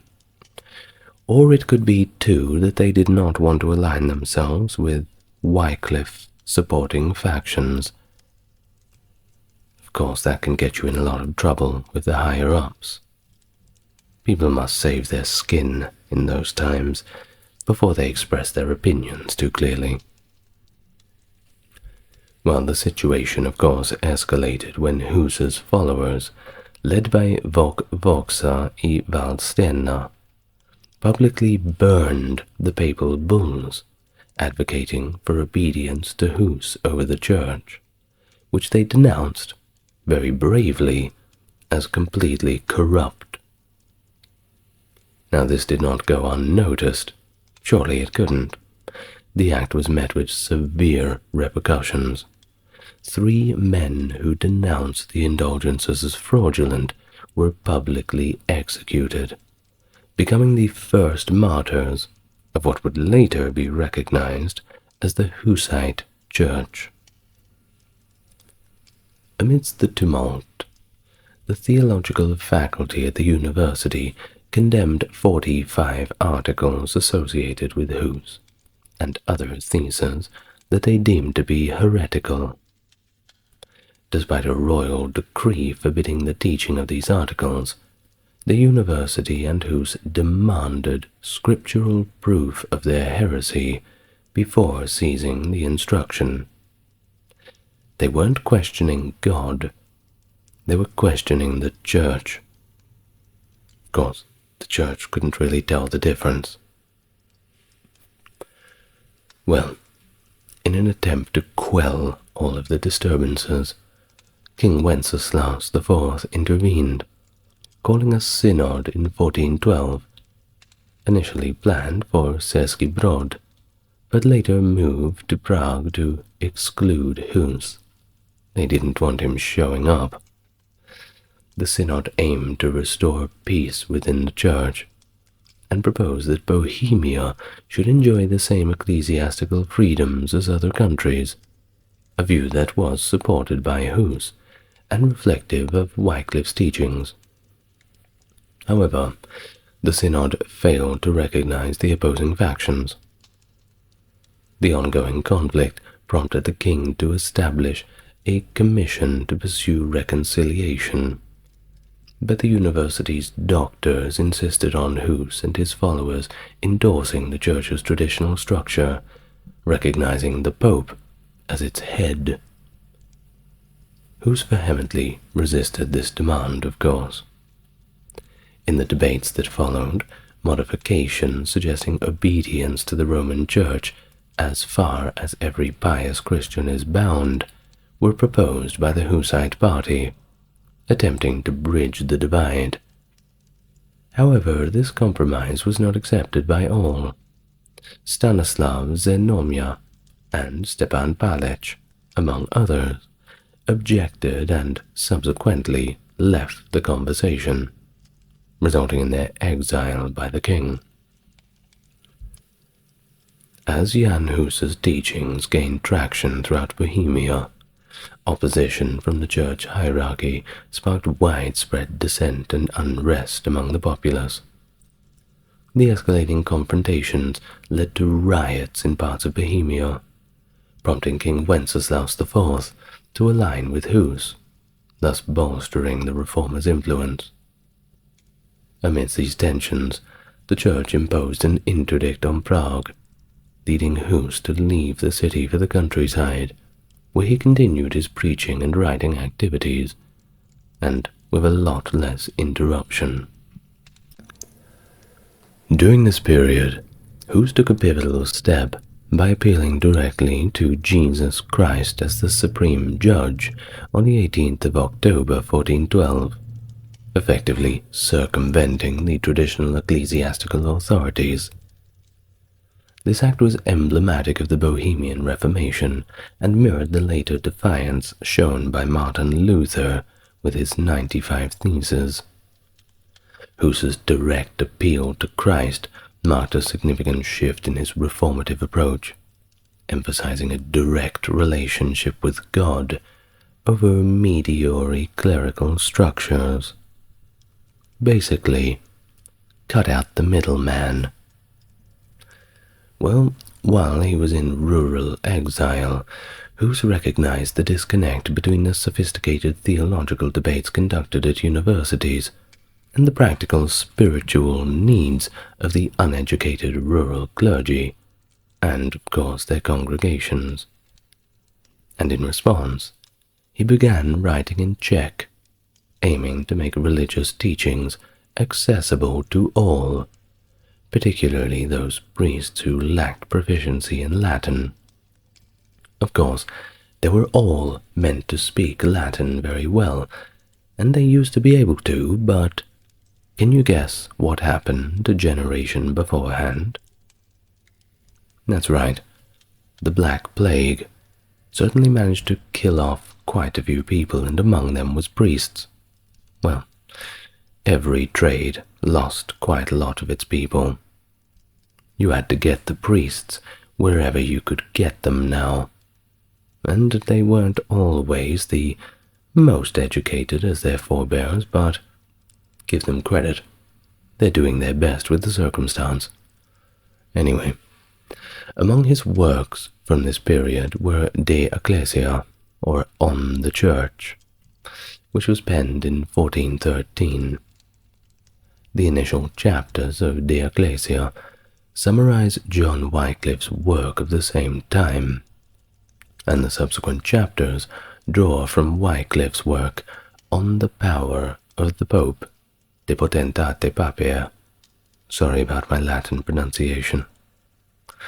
Well, this work challenges the prevailing notion that the Church primarily consisted of its clergy. Hus prepared this influential document at Kozy Hradec, under the protection of a sympathetic noble, and it was subsequently read publicly at Bethlehem Chapel in Prague. The work elicited very strong rebuttals from many of Hus's critics, particularly Stanislav Zenomja and Stepan Palech, who responded with treatises bearing the same title. Despite the departure of some of Hus's most fervent detractors from Prague, his followers continued to dominate the religious landscape, spreading Wycliffite ideas into neighboring regions, such as Poland, Hungary, Croatia, and Austria. But in January 1413, a general council in Rome officially condemned the writings of Wycliffe and ordered all of them to be burned. Sigismund of Hungary, bearing the title King of the Romans and the heir to the Bohemian throne, was eager to resolve the ongoing religious discord and the schism within the Church. He orchestrated the convening of the Council of Constance, starting on the 1st of November 1414, which was recognized as the 16th Ecumenical Council by the Catholic Church. Jan Hus, motivated by a desire to quell religious disputes, agreed to attend this council, but under the protection of a safe conduct agreement assured by Sigismund. Before departing for Constance, Hus drafted his will, perhaps aware of the risks that he faced. You never know what could happen. Better safe than sorry. After all, if they were going to give him that dagger in the night, at least he knows that his property would go to the right places. Don't add insult to injury by allowing the Church to pick clean all of the bones from what is left of his legacy. Well, he began his journey on October the 11th, 1414, and arrived in Constance on November 3rd, 1414. The next day, notices on church doors announced that Michael Nemecheko Brodu would challenge Hus. Initially, Hus enjoyed a degree of freedom due to Sigismund's promise, residing in a widow's house where he continued his religious practices, including celebrating Mass and preachings, actions that were very much against the Church's directives, and they noticed. By November 28th, 1414, Hus's situation deteriorated as his adversaries managed to have him imprisoned based on rumors of a potential escape. Initially held in a canon's residence, he was transferred on December 6th to the Dominican monastery's prison. Sigismund, outraged by the breach of his safe conduct promise, confronted the prelates, who argued that promises made to a heretic could not be binding, persuading him to acquiesce to their actions. Essentially, they were saying, it doesn't count if we don't like him. Now that's not fair, isn't it? Well, the proceedings against Hus intensified on December 4th, 1414, when Pope John XXIII assigned 3 bishops to initiate a preliminary investigation.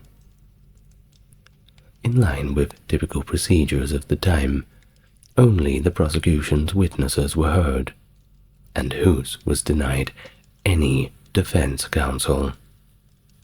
The truth is, the game was rigged from the start.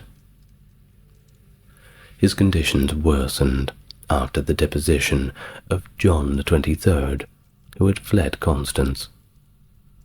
Hus, previously a captive under the Pope and in regular contact with his supporters, was then confined under the Bishop of Constance's custody in the Gottlieben Castle on the Rhine. During his time, he endured 73 days of harsh imprisonment, continuously chained up to the cold wall, isolated from his allies, and subject to poor treatment and illness. On June 5th, 1415, Hus underwent his initial trial and was subsequently moved to a Franciscan monastery for the remaining weeks of his life. During this trial, extracts from his writings were presented, and witnesses testified. Hus maintained a firm stance, refusing to submit unless his errors were demonstrably proven from the Bible. He wanted them to use scripture, not church doctrine. Once again, cut out the middleman. He expressed reverence for John Wycliffe, and hoped his soul may reach the same place as his. However, he denied advocating Wycliffe's views on the Eucharist or the contentious 45 Articles. His disagreement was with their outright condemnation without prior examination. King Sigismund, attempting to distance himself from any heretical association, urged Hus to entrust himself to the council's mercy, explicitly stating his unwillingness to shield a heretic. Hard to get good friends, isn't it?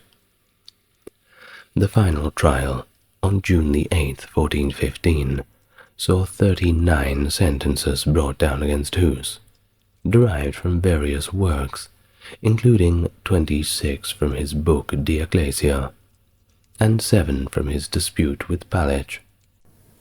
The remaining 6 were involving the incidents with Stanislav. Now these points were highlighted to Sigismund, illustrating the potential threat that Hus's views posed to secular authority, thereby encouraging Sigismund to openly oppose Hus. Well, Hus, he was no coward. He remained steadfast, ready to retract any errors if they could be proven against biblical teaching.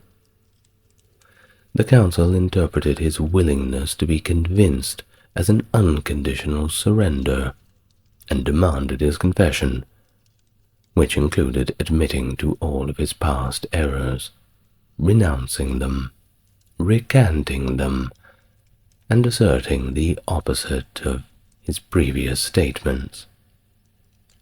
Hus requested to be excused from recanting any teachings he had not already espoused. Regarding other views deemed erroneous by the council, he refused to revoke them, citing his conscience as his guide. His refusal was unfavorably received. After June the 8th, further attempts were reportedly made to make Hus recant, all of which he resisted. On the 6th of July, 1415, Hus faced his final condemnation at the Council of Constance. The proceedings took place in the cathedral, commencing after the High Mass and liturgy. The bishops of Lodi, Giacomo Ballardi Arrigoni, opened with a sermon emphasizing the eradication of heresy. Subsequently, various theses of Hus and Wycliffe, along with a summary of Hus's trial, were presented to those who had gathered. An Italian prelate announced the formal sentence and condemnation of Hus and his written works. Hus, maintaining his innocence to the end, protested by affirming his desire to be corrected solely by Scripture. And then he kneeled, praying quietly for God to forgive his adversaries. This was followed by his formal degradation from priesthood. Hus was adorned in priestly vestments, given one last opportunity to recant, and he refused that too. His priestly garments were then stripped from him, and his tonsure was defaced, signifying his removal from the clerical state. The Church, having exhausted all of its spiritual jurisdiction, declared at the Council of Constance, and I quote, "This Holy Synod of Constance, seeing that God's Church has nothing more that it can do, relinquishes Jan Hus to the judgment of the secular authority, and decrees that he is to be relinquished to the secular court." Well, if you know anything about the medieval secular court, I'm sure you would agree that Hus had reasons to be nervous. Hus was then adorned with a type of tall paper hat that marked him as a leader of a heretical movement, symbolizing his perceived defiance against the Church. Under heavy guard, he was then escorted to the execution stake. Before his execution, Hus reportedly voiced a prophetic warning, suggesting that while he might be a mere goose, stronger and more resilient reformers would follow in his wake. This statement was later echoed and transformed by Martin Luther, indicating that although they could roast a goose, a swan would arise 100 years later, whose voice they would be compelled to heed. This allegorical swan is later associated with Luther himself by Johannes Bugenhagen and others, interpreting Hus's words as a foreshadowing of the Reformation led by Luther. At the execution site, Hus knelt, extended his hands, and prayed aloud. The executioner stripped him and bound his hands behind his back. A chain secured his neck to the stake, surrounded by wood and straw that reached up to his neck. And as the final preparations were made, the Imperial Marshal von Pappenheim, accompanied by Count Palatine, made a last appeal to Hus to finally recant, offering him a chance to save his life. But of course Hus firmly declined, asserting his faithfulness to the teachings he had preached.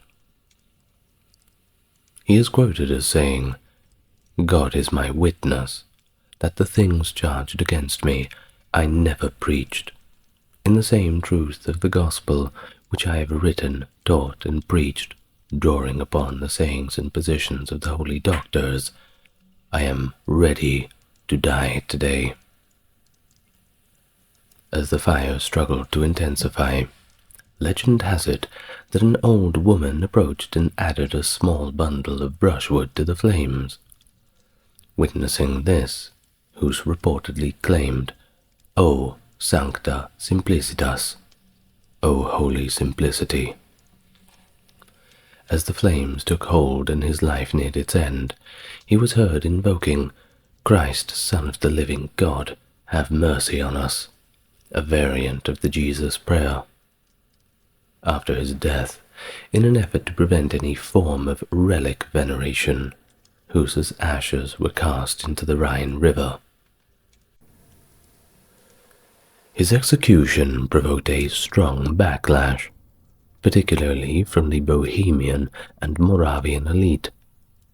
In response, on September 2nd, 1415, a significant document known as the Bohemian Protest was signed by 100 prominent figures from Bohemia and Moravia. This document, one of 4 reportedly created and the only surviving copy now preserved at the University of Edinburgh, declared Hus a good, just, and Catholic man, who, I quote, consistently detested all error and heresies. It denounces anyone suggesting that heresy was afoot in Bohemia or Moravia as the worst of traitors. The reaction to Hus's death facilitated a shift in Bohemia, steering its population further from the doctrines of the Roman Catholic Church. In retaliation, on March 1st, 1420, Pope Martin V declared a crusade against the followers of Hus and Wycliffe, sanctioning the extermination of all of his supporters.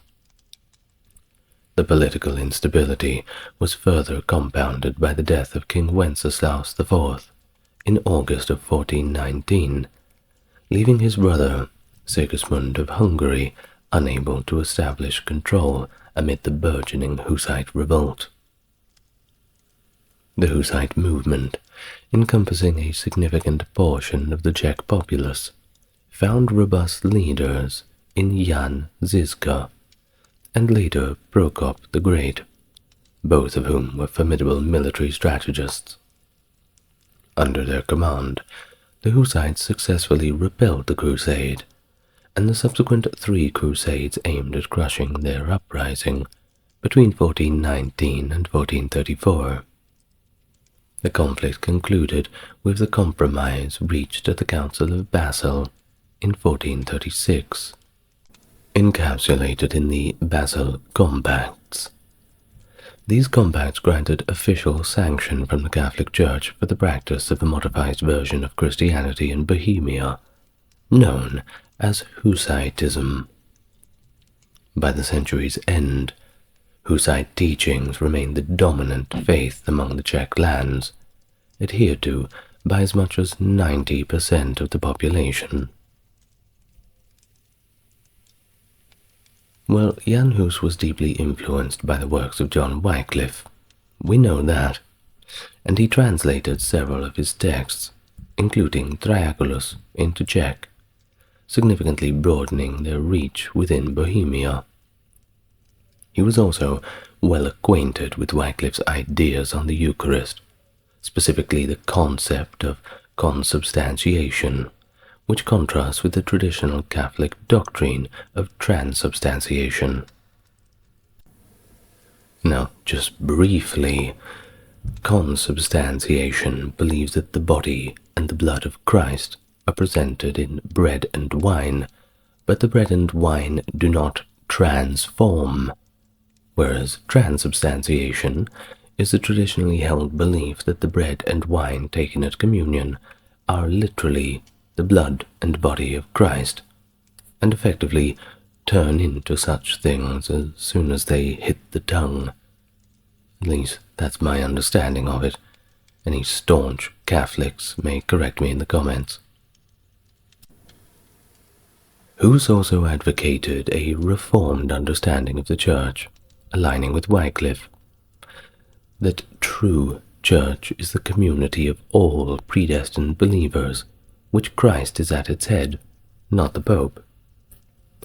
This notion challenged the traditional clerical hierarchy by asserting that ecclesiastical officers and dignities do not guarantee membership in the true Church, nor is obedience to the Pope necessary at all for salvation. One can imagine why the Pope was disagreeing with this. Huss was critical of the Church's ethical lapses, particularly the commercialization of spiritual services. He highlighted the exploitation of the faithful through fees for religious services and indulgences, pointing out the pervasive corruption where even the meager savings of a poor old woman would not be spared from the greedy clerics. Well, the execution of Huss did not extinguish his influence, but it rather sparked the formation of the Hussite movement, which later diverged into several factions, including the Utrachists, Taborites, and Orphans. Each group interpreted Huss's teachings differently, particularly around issues like the Eucharist, which became a central theological element for the Taborites.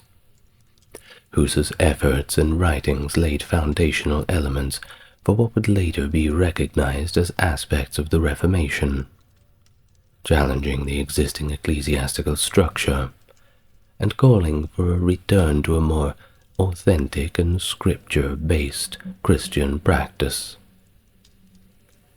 Nearly 6 centuries after Huss's execution, in 1999, Pope John Paul II made a significant gesture of reconciliation by expressing deep regret for the cruel death inflicted on Huss.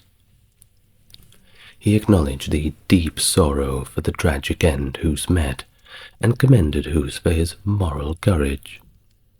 The statement was shaped with the help of Cardinal Miloslav Volk of the Czech Republic. Additionally, adherents of the Moravian Church, reflecting on this historic acknowledgement, emphasized that judgment for those involved in Huss's death rests with God alone, once again showing a stance of forgiveness and reconciliation within the broader Christian community, at least nowadays. Well, Jan Hus is commemorated by the Jan Hus Memorial in Prague's Old Town Square, with additional memorials across the Czech Republic. In New York City, his name adorns the John Hus Moravian Church in Brooklyn, and the Jan Hus Playhouse in Manhattan, the later housing a range of productions, from non-religious to non-denominational. In 2015, Hus was voted the greatest hero of the Czech nation in a Czech radio survey, and that is one legacy indeed. Henry VIII, one of England's most famous monarchs, reigning from 1509 to 1547. Best known for his role in the separation of the Church of England from the Roman Catholic Church, Henry's desire to annul his marriage to Catherine of Aragon set off a series of religious reforms that ultimately led to the English Reformation. The king's tumultuous personal life, which included 6 marriages, dominated his reign and profoundly influenced the politics of 16th century England. Additionally, he's remembered for his significant role in the dissolution of the monasteries, which reshaped the religious and economic fabric of the country. And let's not forget his authoritarian rule, which expanded the powers of the monarchy. Hello and welcome to the channel. Is it your first time? If it is, it's good to meet you. And if you're coming back, welcome back. It's good to see you again. As always, if you like what I do and want to support the channel, then there's a link to the Patreon. But the best way to support the channel is help me get to that 10,000 subscriber goal, which you can do by clicking the subscribe button and liking the video, as that's good for the algorithm. Thank you in advance. And now, without further ado, let's all take a deep breath, get ourselves nice and relaxed, and we can begin our biography of Henry VIII. Henry Tudor, born on June 28, 1491, at the Palace of Placentia in Greenwich, Kent, the third child and second son of King Henry VII and Elizabeth of York. Out of his 6 or 7 siblings, only his brother Arthur, the Prince of Wales, and his sisters Margaret or Mary managed to make it past infancy. He was baptized quickly by Richard Fox, the Bishop of Exeter, at a nearby church of the observant Franciscans, and at the age of 2 years old he was appointed the Constable of Dover Castle and Lord Warden of the Cinque Ports. By 3 years old he became Earl Marshal of England and even Lord Lieutenant of Ireland. Shortly after these appointments, he was made a Knight of Bath, following being created by the Duke of York and later appointed Warden of the Scottish Marches. At age 4, he was inducted into the Order of the Garter. These early honors were intended to enable his father, King Henry VII, to maintain control over lucrative positions without having to share them with other prominent families. Henry's early life, overshadowed by his brother Arthur, who was the favorite to become king, remains somewhat poorly documented. However, we do know that he received a top-quality education, becoming fluent in Latin and French, and apparently acquiring some knowledge in Italian, because why not? Well, by November of 1501, Henry played a significant role in the ceremonies of Arthur's marriage to Catherine of Aragon, daughter of King Ferdinand II of Aragon and Queen Isabella of Castile. Henry used the royal arms, distinguished by a label of 3 points ermine, and was made a Knight of the Golden Fleece by Emperor Maximilian in 1506. However, Arthur's unexpected death at the age of 15, only 20 weeks after marrying Catherine, thrust his responsibilities solely onto the shoulders of young Henry, who then became the Duke of Cornwall, Prince of Wales, and Earl of Chester by February 1504. Despite these titles, Henry VII kept him from public duties, leading him to ascend the throne later without much experience in governance. Following Arthur's death, Henry VII sought to maintain the alliance with Spain by betrothing the young Henry to the widowed Catherine. They were formally betrothed 2 days after the treaty was signed on June 23, 1503. Although a papal dispensation was initially sought for the impediment of public honesty, it shifted towards an affinity dispensation to consider potential consummation of Arthur and Catherine's marriage. The cohabitation between Henry and Catherine was delayed, as Henry was still deemed a little too young.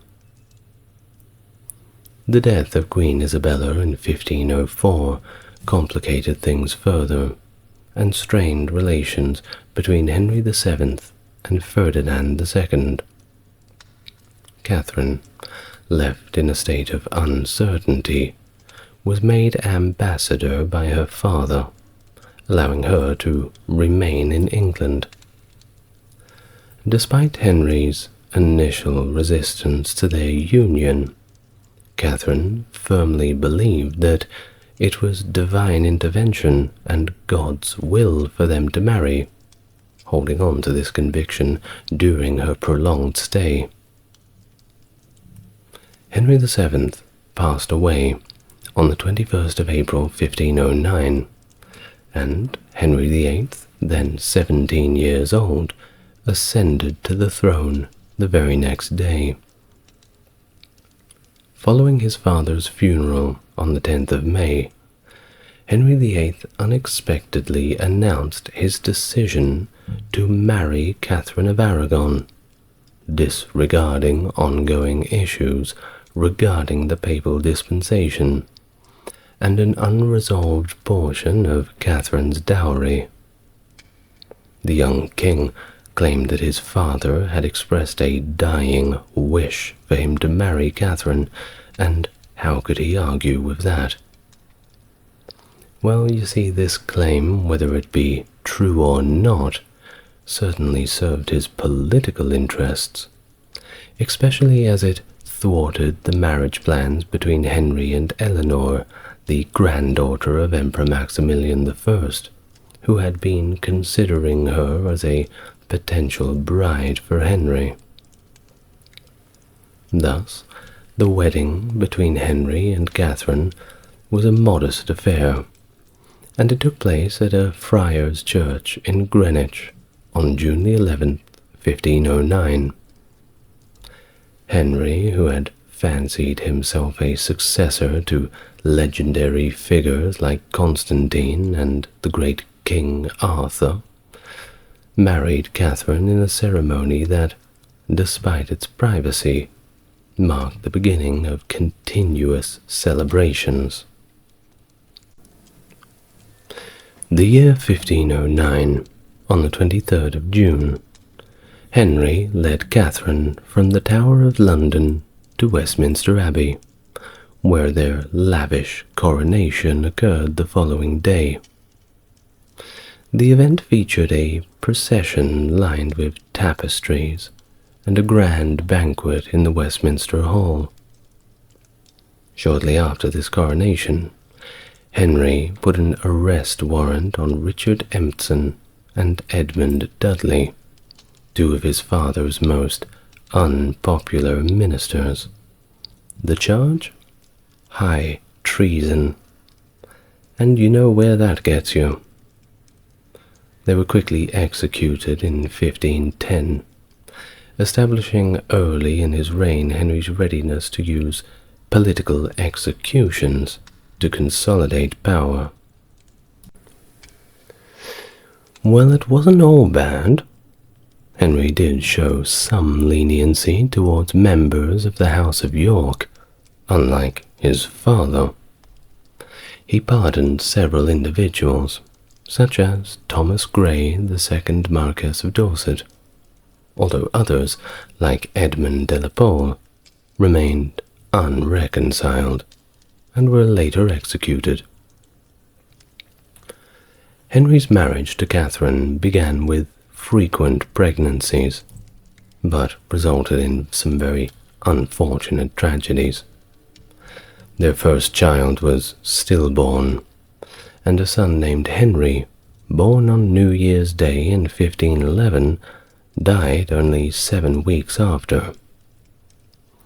Catherine experienced further stillbirths in 1513 and 1515, but in February she did manage to successfully give birth to a daughter, Mary, which managed to temporarily ease the marital strains.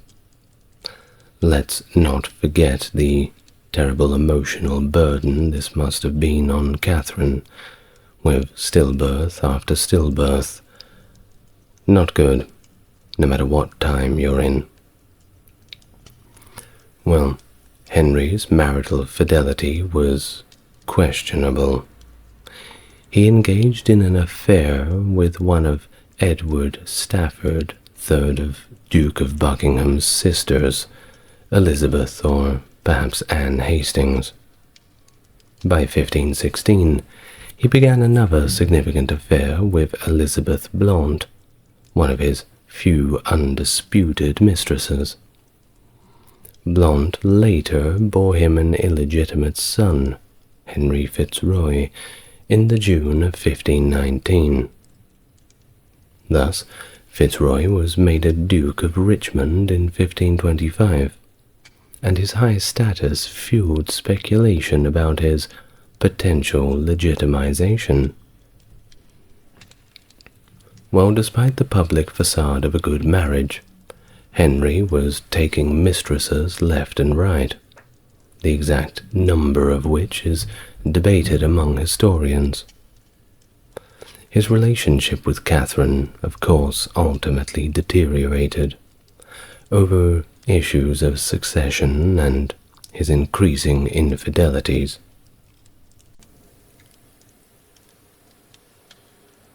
In 1510, Henry renewed England's alliance with Louis XII of France, an action that created divisions within his own council. The main concern was that war with the combined forces of France and the Holy Roman Empire, who were at the time allied in the League of Cambrai against Venice, would be overwhelmingly challenging for England. Nevertheless, shortly after reaffirming ties with France, Henry shifted his alliances by entering into a pact with Ferdinand II of Aragon. The politics once again changed significantly when Pope Julius II formed the anti-French Holy League in the October of 1511. Henry, aligning with Ferdinand's strategy, joined this league and became engaged in its activities. The initial military collaboration between England and Spain aimed to reclaim Aquitaine for England, fulfilling Henry's ambition to assert dominance over France. Although Henry did not lead the spring of 1512 attack personally, and despite its failure largely due to Ferdinand's self-interested manipulation, the Franco-Spanish alliance managed to expel the French from Italy, maintaining the alliance's integrity. Subsequently, Henry managed a diplomatic triumph by persuading Emperor Maximilian to join the Holy League. The Pope even offered Henry the title of Most Christian King of France, with the prospect of being crowned in Paris. Of course, this was contingent on his victory over Louis XII. In the summer of 1513, Henry personally led an invasion of France, achieving a symbolic victory at the Battle of the Spurs. His forces captured Tournai and Terouanne, contributing to Henry's propaganda efforts and bolstering his military reputation. However, his absence from England prompted his brother-in-law, James IV of Scotland, to invade England, likely at Louis's urging. This incursion was decisively repelled by English forces led by Queen Catherine at the Battle of Flodden on September 9, 1513, resulting in James IV's death and the complete cessation of Scottish involvement in the conflict. Despite these martial excursions, Henry abstained from further campaigns in 1514 due to depleted finances and limited returns from his continental allies. Following the death of Pope Julius and the succession of Pope Leo X, who was more inclined towards peace, Henry negotiated a treaty with France.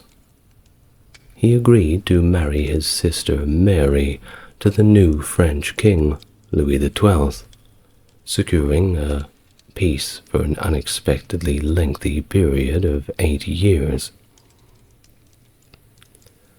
Well, the political arena saw itself redefined by the accession of Charles V, Catherine of Aragon's nephew, who became King of Spain in 1516, and even the Holy Roman Emperor in 1519, and also by Francis I succeeding Louis XII as King of France in 1515.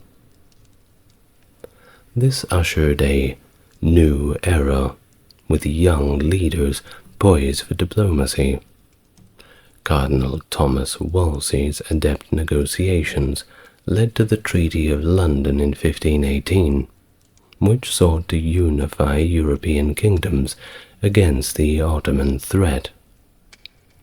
However, the ambitious meeting between Henry and Francis I at the Field of the Cloth of Gold in June of 1520 failed to foster lasting peace due to the underlying competitive tensions.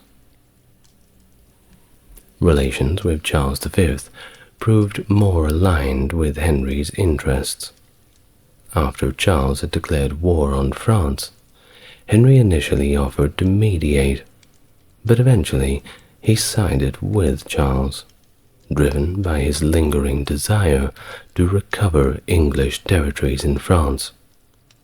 However, when Charles captured Francis at the Battle of Pavia in 1525, and then conveniently failed to acknowledge his debt to Henry, the English king recognized the futility of his position. Feeling sidelined, Henry simply withdrew from the conflict, signing the Treaty of the Moor in 1525 to independently secure England's interests. On the wives of Henry VIII. Henry VIII's marriage to Catherine of Aragon spanned 24 years, during which the lack of a male heir increasingly troubled the king, intensifying his desire for a quick resolution. This situation led him into an affair with Mary Boleyn, one of Catherine's ladies-in-waiting. Speculation arose regarding the paternity of Mary's 2 children, though Henry simply never acknowledged them, as he did with his acknowledged illegitimate son, Henry Fitzroy.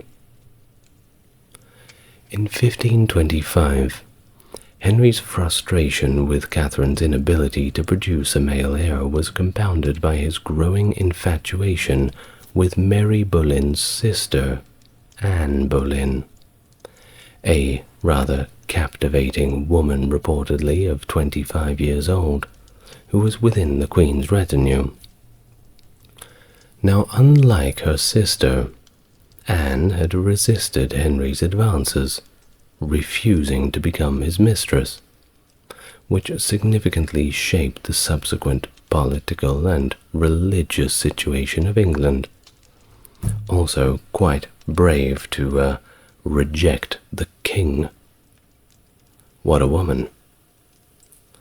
Well, Henry then faced the dilemma of securing a dynastic succession, considering three options.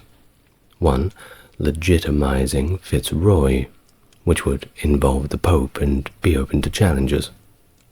2. Arranging a quick marriage for his daughter Mary in hopes of a male grandchild, or simply annulling his marriage to Catherine to marry someone younger.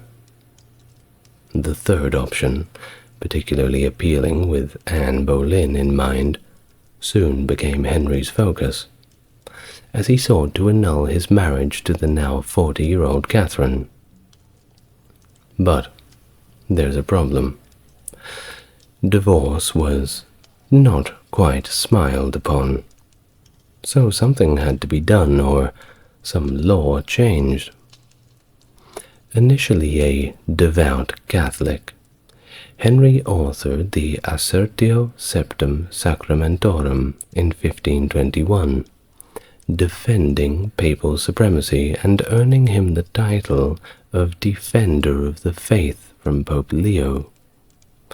However, by 1527, and with new priorities, Henry's views began to shift, influenced by his desperate need for a male heir. He convinced himself that his marriage to Catherine was cursed by God, citing Leviticus 20:21, which he believed made his union incestuous, since Catherine was his brother's widow. I bet he stayed up many nights trying to find an excuse to leave his wife. Well, this was the one he decided on. Henry's pursuit of an annulment was, of course, pretty fraught with political maneuvers. In 1527, he argued to Pope Clement VII that the Pope's dispensation for his marriage to Catherine was, in fact, completely invalid. When these direct appeals to the Pope failed, Henry initiated a plan for an ecclesiastical court in England, hoping to secure a favorable judgment. However, Pope Clement, likely influenced by pressure from Catherine's nephew, Emperor Charles V, called the case back to Rome in 1529, effectively stalling the process and rather frustrating Henry, who, by the sounds of it, was already frustrated enough as it is.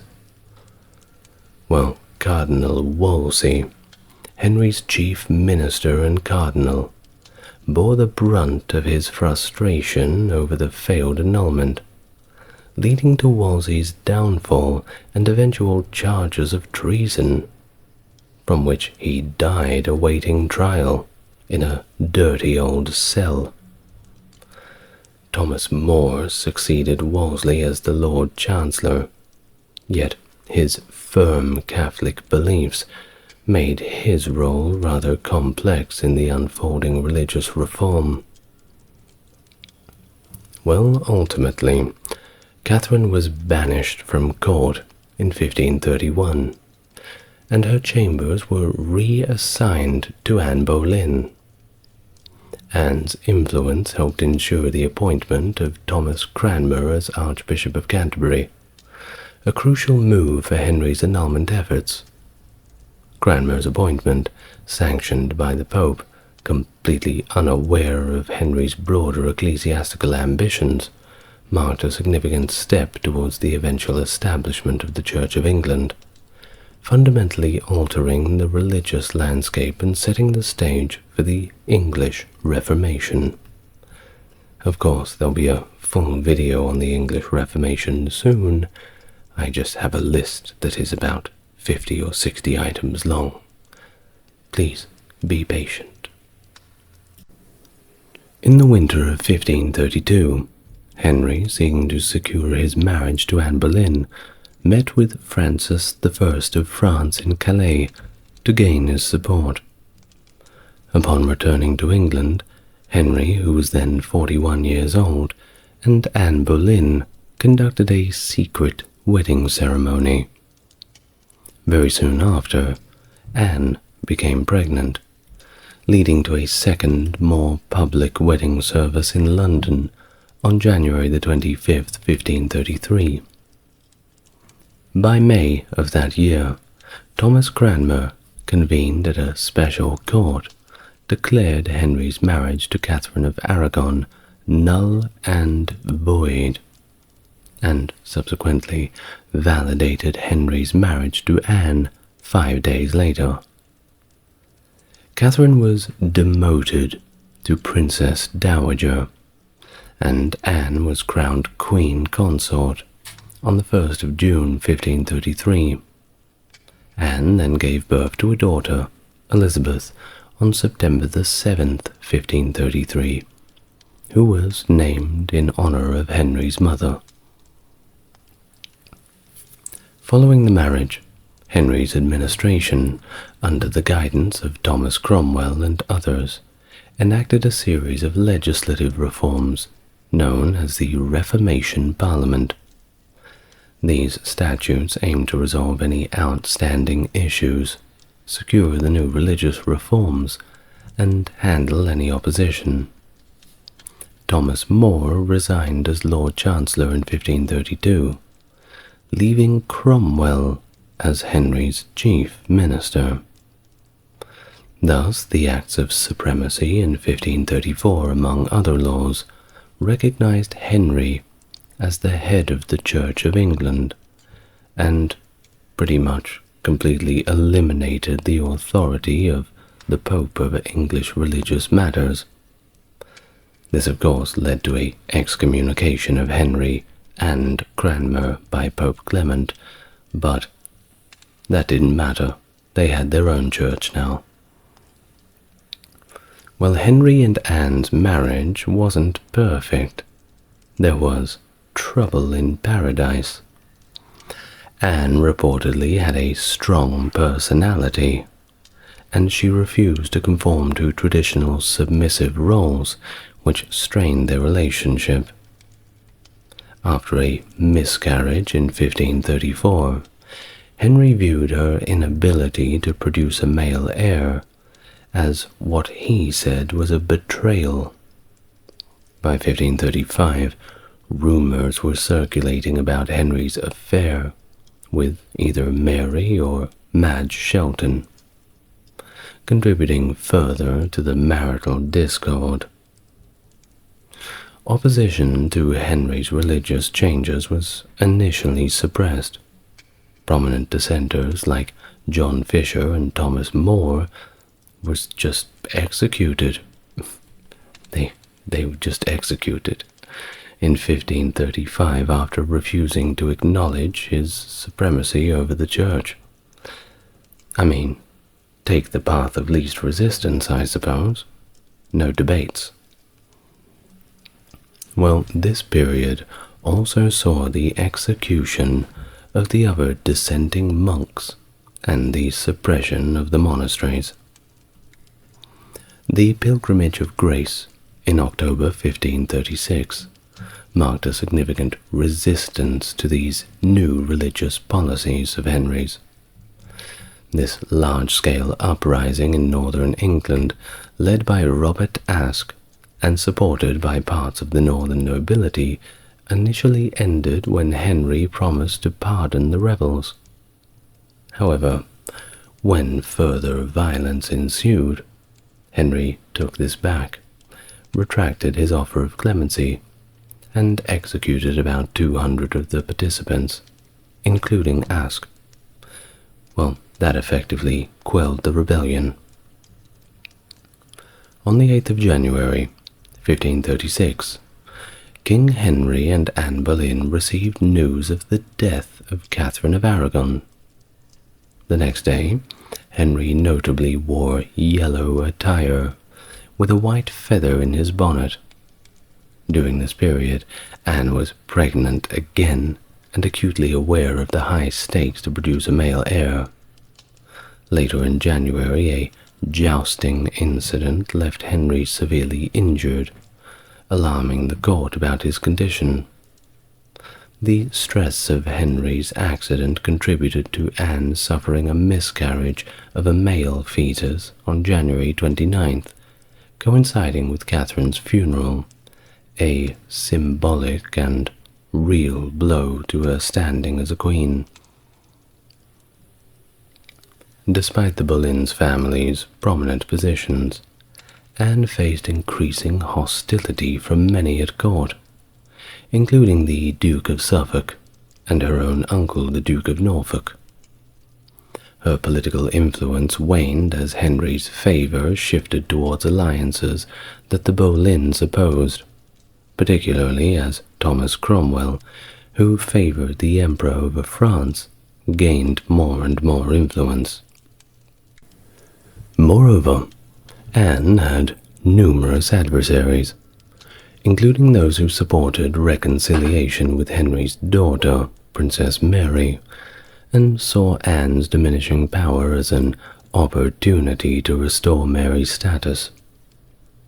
Anne's final downfall was precipitated by her miscarriage, and her fate was sealed amidst accusations of adultery, incest, and apparently witchcraft, charges that historians continue to debate, but I think we can put the witchcraft one firmly in the maybe pile. Well, the court's atmosphere soured quickly against her. By late April, the king's attentions had visibly shifted to Jane Seymour. That's right, he had a new flame, indicating a significant change in the court dynamic. Between April 30 and May 2nd, several men, including Anne Boleyn's own brother, George Boleyn, were arrested and charged with adultery with the Queen. Despite very weak evidence, pretty much 100% hearsay, they were convicted of treason and executed on May 17th. On the very day of the execution, Henry and Anne's marriage was annulled by Archbishop Thomas Cranmer, who struggled to justify the annulment, but likely based it on Henry's prior relationship with Anne's sister, Mary Boleyn. This relationship violated Canon's law's provisions on affinity, rendering the marriage invalid. Anne Boleyn was also executed on May the 19th, 1536, at the Tower of London, marking a tragic end to her brief stint as England's queen. The day after the execution of Anne Boleyn, King Henry, aged 45 now, did not have much time to cry or mourn his wife because he was already engaged to Jane Seymour, who had been a lady-in-waiting to the former queen. Thus, they were married just 10 days later in a private ceremony in Anne's former closet at the Palace of Whitehall, London, officiated by Stephen Gardiner, the Bishop of Winchester. The rapid marriage highlighted Henry's urgency to secure a male heir and continue his lineage. Well, on October the 12th, 1537, Jane Seymour gave birth to a male heir, Prince Edward, the future King Edward VI. However, the birth itself was fraught with complications, and Jane unfortunately succumbed to a postnatal infection, passing away on October the 24th, 1537. She was later buried at Windsor. The joy surrounding the birth of a male heir quickly turned to grief. Although initially shocked, understandably, Henry quickly resumed his duties as king, while his councillors, including Thomas Cromwell, soon beginning the search for his next wife, with an emphasis on forging European alliances this time. Domestically, Henry focused on consolidating his realm rather than foreign affairs. In 1536, he passed the Laws in Wales Act, integrating Wales legally into England, thereby creating a single nation.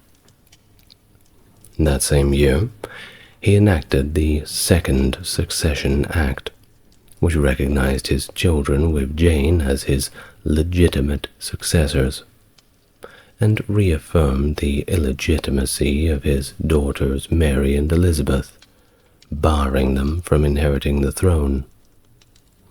This act also allowed Henry to dictate the line of succession in his will, securing the future of his dynasty. By 1538, amid negotiations of a secret treaty orchestrated by Cromwell with the Holy Roman Emperor Charles V, plans were made for a series of dynastic marriages to strengthen ties across Europe. This included proposed marriages to Mary to a Portuguese royal, Elizabeth to the son of a Hungarian king, and the young Edward to a daughter of Charles V. Additionally, a suggestion was made for Henry to marry Christina, the Dowager Duchess of Milan, though this did not come to fruition. The treaty negotiations were disrupted in January 1539, when Charles V and King Francis I of France reached a peace agreement, causing Henry to grow increasingly paranoid about potential threats to his realm. I mean, if they weren't fighting each other, they might want to fight him. Gotta fight somebody. Supported financially by the wealth accumulated from the dissolution of the monasteries, Henry invested in building a string of coastal defenses to protect against the possible Franco-German invasions, demonstrating his focus on securing his kingdom against external threats. Thomas Cromwell, recognizing the strategic importance of securing an ally in the event of a Roman Catholic attack, suggested Anne of Cleves, a 25-year-old woman from a family positioned between Lutheranism and Catholicism, as a potential new bride for Henry. Other candidates included Christina of Denmark, Anna of Lorraine, Louis of Guise, and Amalia of Cleves. To aid in this decision, Hans Holbein the Younger was sent out to Cleves to paint Anne's portrait, which was deemed accurate and helped to initially persuade the king, as Holbein remained favored at court despite rumors of flattery. Well, upon meeting Anne, Henry was immediately disappointed, finding her reportedly much less attractive than her portrait had suggested. Some things just never changed, had they? Well, he expressed his satisfaction, stating, and this is a direct quote from Henry, "I see no such thing as hath been shown me of her by pictures and report. I am ashamed that men have praised her as they have done, and I love her not." Well, apparently, showing him the picture, and everybody had drummed Anne up quite a lot, saying that she was quite the dish. Now, unfortunately, Henry did not like her at all. Now, whether she was not physically appealing is, of course, a matter of personal taste. But the problem was what the problem was, and that was Henry's reluctance. Well, despite that, The political stakes had effectively forced Henry to proceed with the marriage. He had to do it. The marriage, conducted in January of 1540, however, was doomed from the start. The morning after the wedding night, which is supposed to be quite a bit of fun, Henry openly criticized Anne's physical appearance and claimed that the marriage was not consummated, citing that he couldn't do such because of her body and unpleasant smells. He confessed to a lack of physical and emotional attraction, which sealed his decision to seek an annulment. Now we have a rather harsh quote from Henry himself, who, after he woke up in the morning and had a debrief with his best buddy Cromwell, said the following, and I do warn you, it is quite mean. A quote from Henry VIII. "Surely, my lord, I liked her before not well, but now I like her much worse. She is nothing fair, and has very evil smells about her. I took her to be no maid, by reason of the closeness of her breasts, and other tokens, which, when I felt them, struck me so to the heart, that I had neither will nor courage to prove the rest. I can have none appetite for displeasant airs. I have left her as good a maid, and I found her." End of the quote from Henry VIII. Wow. I wonder how Anne ever recovered from that critique. Well, perhaps sensing her precarious situation, she chose not to contest the annulment, which was further supported by her previous betrothal to Francis of Lorraine. The marriage was dissolved in July of 1540, but Anne was generously compensated, receiving the title of the King's sister, along with 2 houses and a suitable allowance, so not bad. Well, don't worry about Henry, because he had his eye on somebody else already. His interest had once again shifted to Catherine Howard, a younger woman connected to his political rival, the Duke of Norfolk, which made Cromwell feel a little uneasy. Amid these personal upheavals, Cromwell's political standing was weakening. His downfall was hastened by the execution of his protégés, Robert Barnes, William Jerome, and Thomas Garrett, as heretics, signaling a shift in the religious climate again. Although there is little direct evidence pointing to Cromwell's mismanagement or errors, he was charged with a range of offences including treason, selling export licenses, and unauthorized grantings of passports and commissions. The charges likely reflected court intrigues and the machinations of his enemies, including the Duke of Norfolk. Cromwell was ultimately attainted and executed. On the same day as Cromwell's execution, the 28th of July, 1540, Henry married again Catherine Howard, a younger cousin and former lady-in-waiting of Anne Boleyn, marking his 5th marriage. Reportedly delighted with Catherine, Henry lavished her with lands and riches previously held by Cromwell. Well, he's not going to complain about that anymore, isn't he? Well, all of this included a rather extensive collection of jewelry, which Catherine was, of course, equally delighted with. But guess what? the marriage soon encountered problems due to Catherine's indiscretions, not Henry's, but Catherine's this time. Catherine Howard's marital fidelity quickly came under question.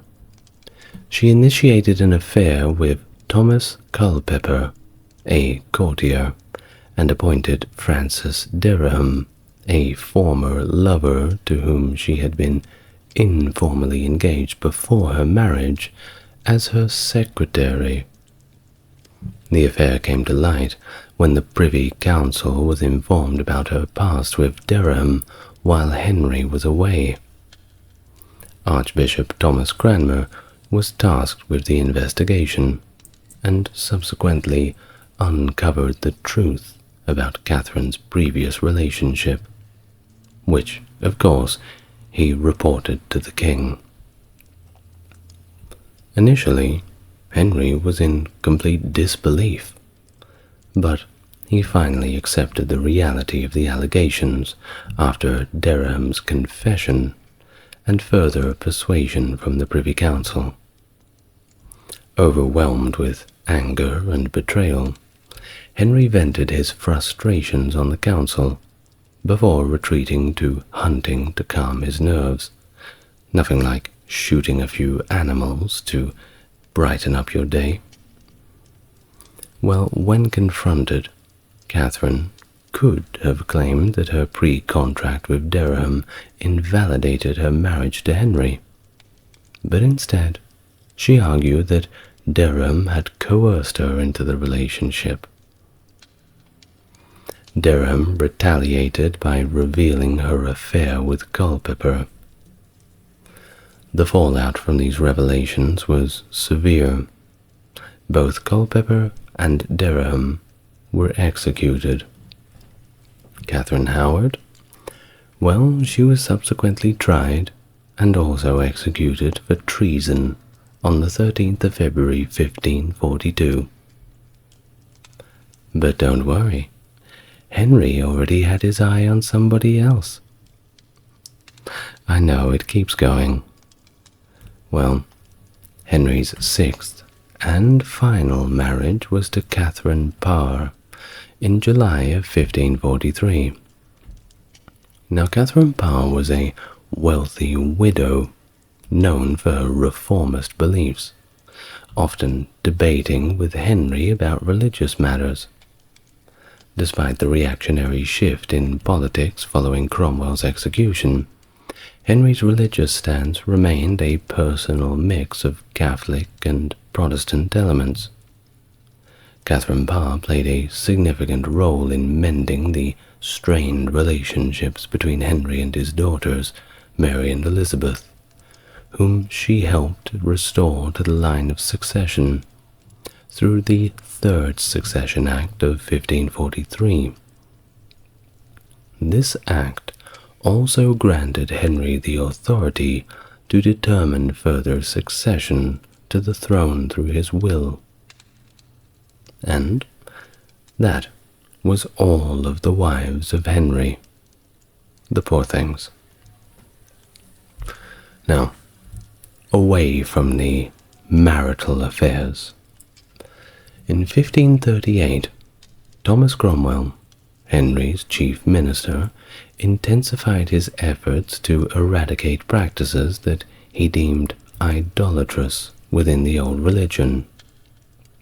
This campaign reached its peak in September with the dismantling of the shrine of St. Thomas Becket at Canterbury Cathedral. As a result, Pope Paul III excommunicated Henry on the 17th of December that year.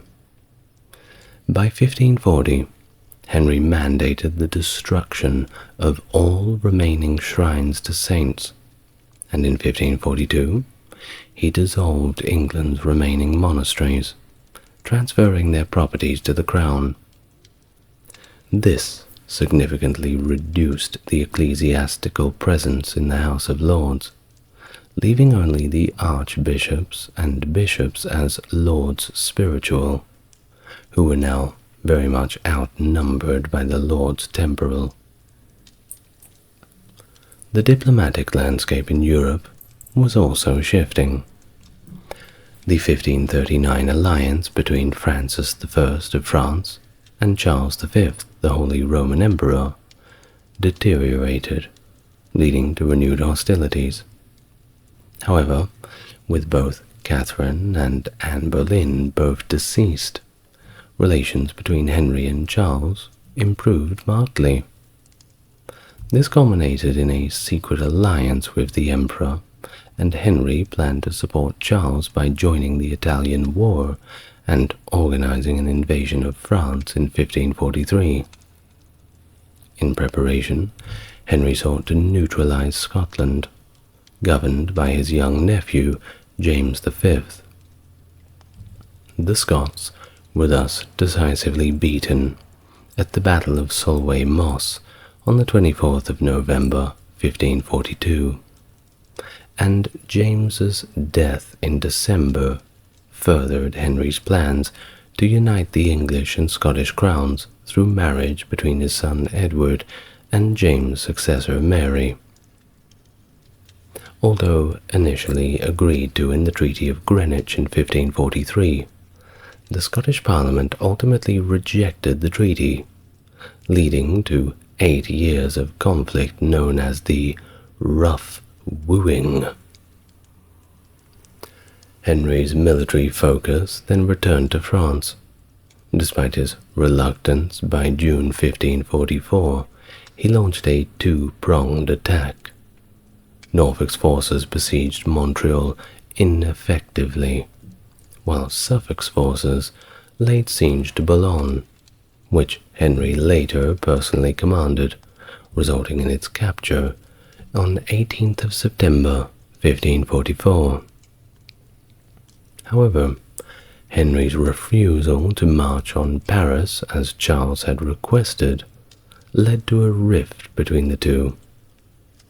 Charles subsequently signed a peace agreement with France, leaving Henry to continue the war all by himself. Francis I of France even attempted an invasion of England in 1545, but he only reached the Isle of Wight before being turned back at the Battle of the Solent. Exhausted by financial and military exertions, both England and France sought resolution. The Treaty of Camp, signed on the 7th of June 1546, concluded the conflict, with the terms stipulating that Boulogne would be returned to France after 8 years for a payment of 2 million crowns, which is about £750,000 in those days' money. This treaty was crucial for Henry, who was desperate for funds after the expensive campaign of 1544, which had cost England £650,000 and pushed the kingdom basically to the brink of bankruptcy. In his later years, Henry experienced severe health issues that greatly affected his physical and mental state. Well, you've seen the thumbnail. He became morbidly obese, with a waist measuring 54 inches. He also suffered from numerous painful, pus-filled boils, likely aggravated by incessant cases of gout. His health problems were compounded by a jousting incident on the 24th of January 1536, which worsened a previous leg injury. This accident resulted in a chronic, ulcerated wound that never healed properly, hindering his mobility and, of course, contributing to his sedentary lifestyle. He just couldn't get his 10,000 steps in. It's all about keeping active. Well, historians have largely dismissed the theory that Henry had syphilis. Instead, some suggest that his health issues could have been due to scurvy, caused by lack of vitamin C typically found in fresh fruits and vegetables. There is another theory that suggests that Henry may have had a Kell-positive blood type, which could explain his deteriorating health and the difficulties in his wife's pregnancies, possibly linked to McLeod syndrome, a genetic condition affecting both physical and neurological functions. Well, his physical decline accelerated, and he died at the age of 55 on the 28th of January 1547 at the Palace of Whitehall. Coincidentally, on the day when he would have been celebrating his father's 90th birthday. But as they say, no daylights nor heel taps, right? Well, despite his plans for an elaborate tomb, which borrowed elements from Cardinal Wolsey's unfinished tomb, Henry's resting place remained incomplete. The intended sarcophagus was later repurposed for Lord Nelson's tomb in St. Paul's Cathedral. Henry was ultimately laid to rest in St. George's Chapel at Windsor Castle, along his third wife, Jane Seymour. And that is the story of Henry VIII. Now, of course, we could talk about Henry VIII all day, but who's got time for that? Edward I of England, known as Edward Longshanks, due to his imposing height and long legs, a formidable monarch whose reign was from 1272 to 1307, marked by ambitious administrative reforms and military campaigns. His rule is notably remembered for his efforts to consolidate the territories of Wales and Scotland under English dominance, leading to extensive campaigns in both regions. A conquest that culminated with the construction of an iron ring of massive stone castles that secured English control. In Scotland, his attempts to enforce authority culminated in the Wars of Scottish Independence, famously opposed by figures such as William Wallace and Robert the Bruce. Hello and welcome to the channel. If you are new here, it's good to meet you, and if you're coming back, it's great to have you back here again. As always, if you like what I do and wish to support the channel, Patreon link is in the description. Otherwise, help me reach my goal of 10,000 subscribers by subscribing to the channel and liking the video, as that helps push it out a little better. Now, with that out of the way, let's get on to our topic for today. Please take a deep breath, relax, and we can begin our full biography of Edward Longshanks. Edward was born during the evening of the 17th to the 18th of June on 1239 at the Palace of Westminster. He was the son of Eleanor of Provence and King Henry III. This name, Edward, was unusual among aristocracy post-Norman conquest, and it was chosen by his father in homage to Edward the Confessor. The celebrations of his birth were, of course, elaborate and widespread, culminating in his baptism at Westminster Abbey 3 days later. Known as the Lord Edward until his accession in 1272, he was raised in the company of his cousin, Henry of Almaine, son of King Henry's brother, Richard of Cornwall, who remained his lifelong companion and close friend. His early upbringing was managed by Hugh Giffard initially, and later by Bartholomew Peche, after Giffard's death in 1246. Well, in terms of education, it was pretty typical for a noble of his time. We're talking about topics such as military strategy, though specific details are scarce, along with the general education in rhetoric and philosophy, theology, the like. Throughout his childhood he faced several health challenges, notably in the years 1246, 47, and 1251. But regardless of that, he managed to develop into a strong and athletic individual, standing at an impressive 6 feet 2, that's 188 centimeters for those living in civilized countries, which earned him the nickname Longshanks. His physical prowess was an asset in his military and equestrian activities, and despite a reported lisp, he was apparently a very persuasive speaker. In response to fears of a Castilian attack on the English-held territory of Gascony, a marriage was arranged in 1254 between the then 15-year-old Edward and Eleanor of Castile, then 13, the half-sister of King Alfonso X of Castile.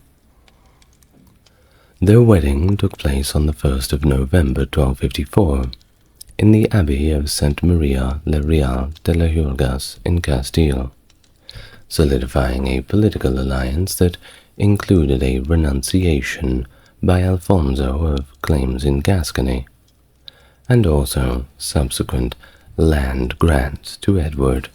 Always helps grease the wheels a little. This union later enabled Edward to inherit the county of Ponthieu in 1279, but we'll get to that a little later. Henry III had granted Edward extensive lands, including parts of Wales, Ireland, and Gascony in 1254, though he retained significant control over these, particularly the income from Ireland.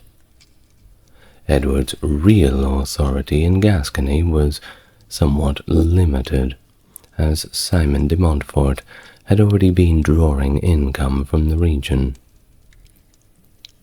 After his marriage to Eleanor, the couple entered Gascony, where Edward began to assert more political independence, proclaiming himself as its prince and lord. From 1254 to 1257, Edward's actions were heavily influenced by his mother's Savoyard family, especially her uncle, Peter II of Savoy. After 1257, his affiliation shifted towards the Lusignan group, led by his father's half-brothers, including William de Valence. This alignment with the foreign-born Lusignans was pretty unpopular among the established nobility, and this set the stage for future conflicts among the barons. Chroniclers like Matthew Paris critiqued Edward's circle for their disruptive behavior, casting Edward's leadership qualities in questionable light during these formative years. Edward began demonstrating his political autonomy as early as 1255, notably siding with the Solar family against the Colombe family in Gascony. This stance conflicted with King Henry III's preference for mediating between local disputes, showing Edward's early streak of independence. By the May of 1258, discontent with royal governance led to provisions of Oxford, aimed at primarily curtailing the influence of Edward's political allies, the Lusignans. Initially, Edward resisted these reforms staunchly in support of his allies. However, his stance evolved significantly by the March of 1259, when he formed an alliance with Richard de Clare, the 6th Earl of Gloucester, and a prominent reformer. By the October of that same year, Edward openly declared his support for the baronial reform movement led by Simon de Montfort, the Earl of Leicester. This apparent shift may have been strategic, aligning with Leicester to help bolster his position in Gascony. When King Henry III departed for France in November, Edward's actions verged on insubordination. He appointed several reformers to key positions, leading his father to suspect a possible coup. Upon Henry's return, the father and son were estranged until reconciled through the efforts of Richard of Cornwall and Archbishop Boniface. In November of 1260, Edward's alignment shifted again as he rejoined the Lusignans, who were then exiled in France. Returning to England in 1262, he experienced financial disputes with some of the Lusignans, leading to further estrangements. King Henry then assigned him to military campaigns in Wales against Lewin ap Gruffudd in 1263, which achieved very minimal success and saw Edward's forces surrounded and besieged. Things began to change again with the return of Simon de Montfort in England in 1263, reigniting baronial demands for reform. As the king appeared somewhat likely to capitulate, Edward adopted a more decisive role in defending royal prerogatives. He reconciled with previously alienated allies, including Henry of Almaine and John de Warenne, the 6th Earl of Surrey, and successfully captured Windsor Castle from the rebel forces. The series of events culminated in the Mise of Amiens, brokered by King Louis IX of France in 1264, which decisively favored the royalist cause, but also set the stage for further conflicts. From 1264 to 1267, during the Second Barons' War, Edward took an active role in the conflict against the baronial forces led by Simon de Montfort. The hostilities began when Edward captured Gloucester, which was under rebel control. Following this, Edward engaged Robert de Ferrers, the 6th Earl of Derby, and managed to negotiate a truce.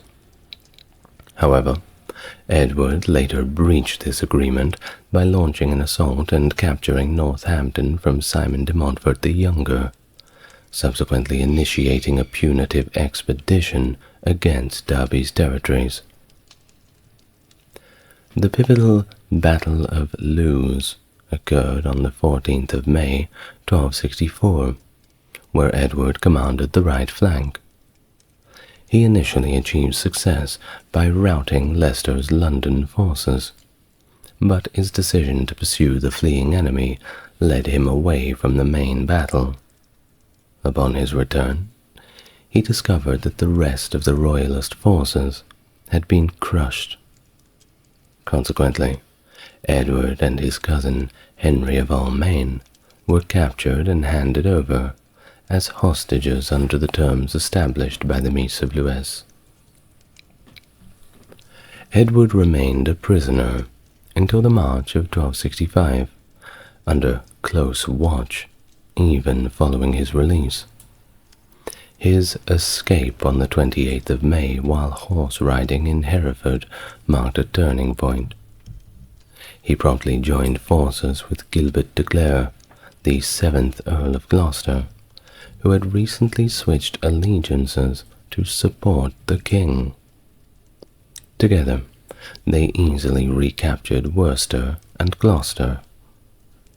Edward's military campaign continued as he intercepted Leicester, who was attempting to unite with his son Simon and their new ally Llewellyn. Edward's strategic movements led him to Kenilworth Castle, catching Simon the Younger by surprise before he decisively confronted Leicester at the Battle of Evesham on the 4th of August 1265, a battle that concluded with Leicester's defeat and subsequent death, marking a significant victory for the royal forces. Edward's tactics throughout the summer of 1265, such as the breach of truce with the Earl of Derby, earned him a reputation for being somewhat, how can we say, untrustworthy. Regardless, his subsequent military successes and leniency towards defeated enemies helped him regain respect and admiration. The conflict extended beyond Leicester's death, with Edward addressing remaining pockets of resistance. He negotiated a settlement with Simon the Younger in Lincolnshire and led to a successful operation against the Cinque Ports. The protracted siege at Kenilworth Castle, which only yielded the following dictum of Kenilworth, highlighted the ongoing instability. Edward's political role expanded during this period. He was appointed Lord Warden of the Cinque Ports in 1265, and took on significant governmental responsibilities as Steward of England.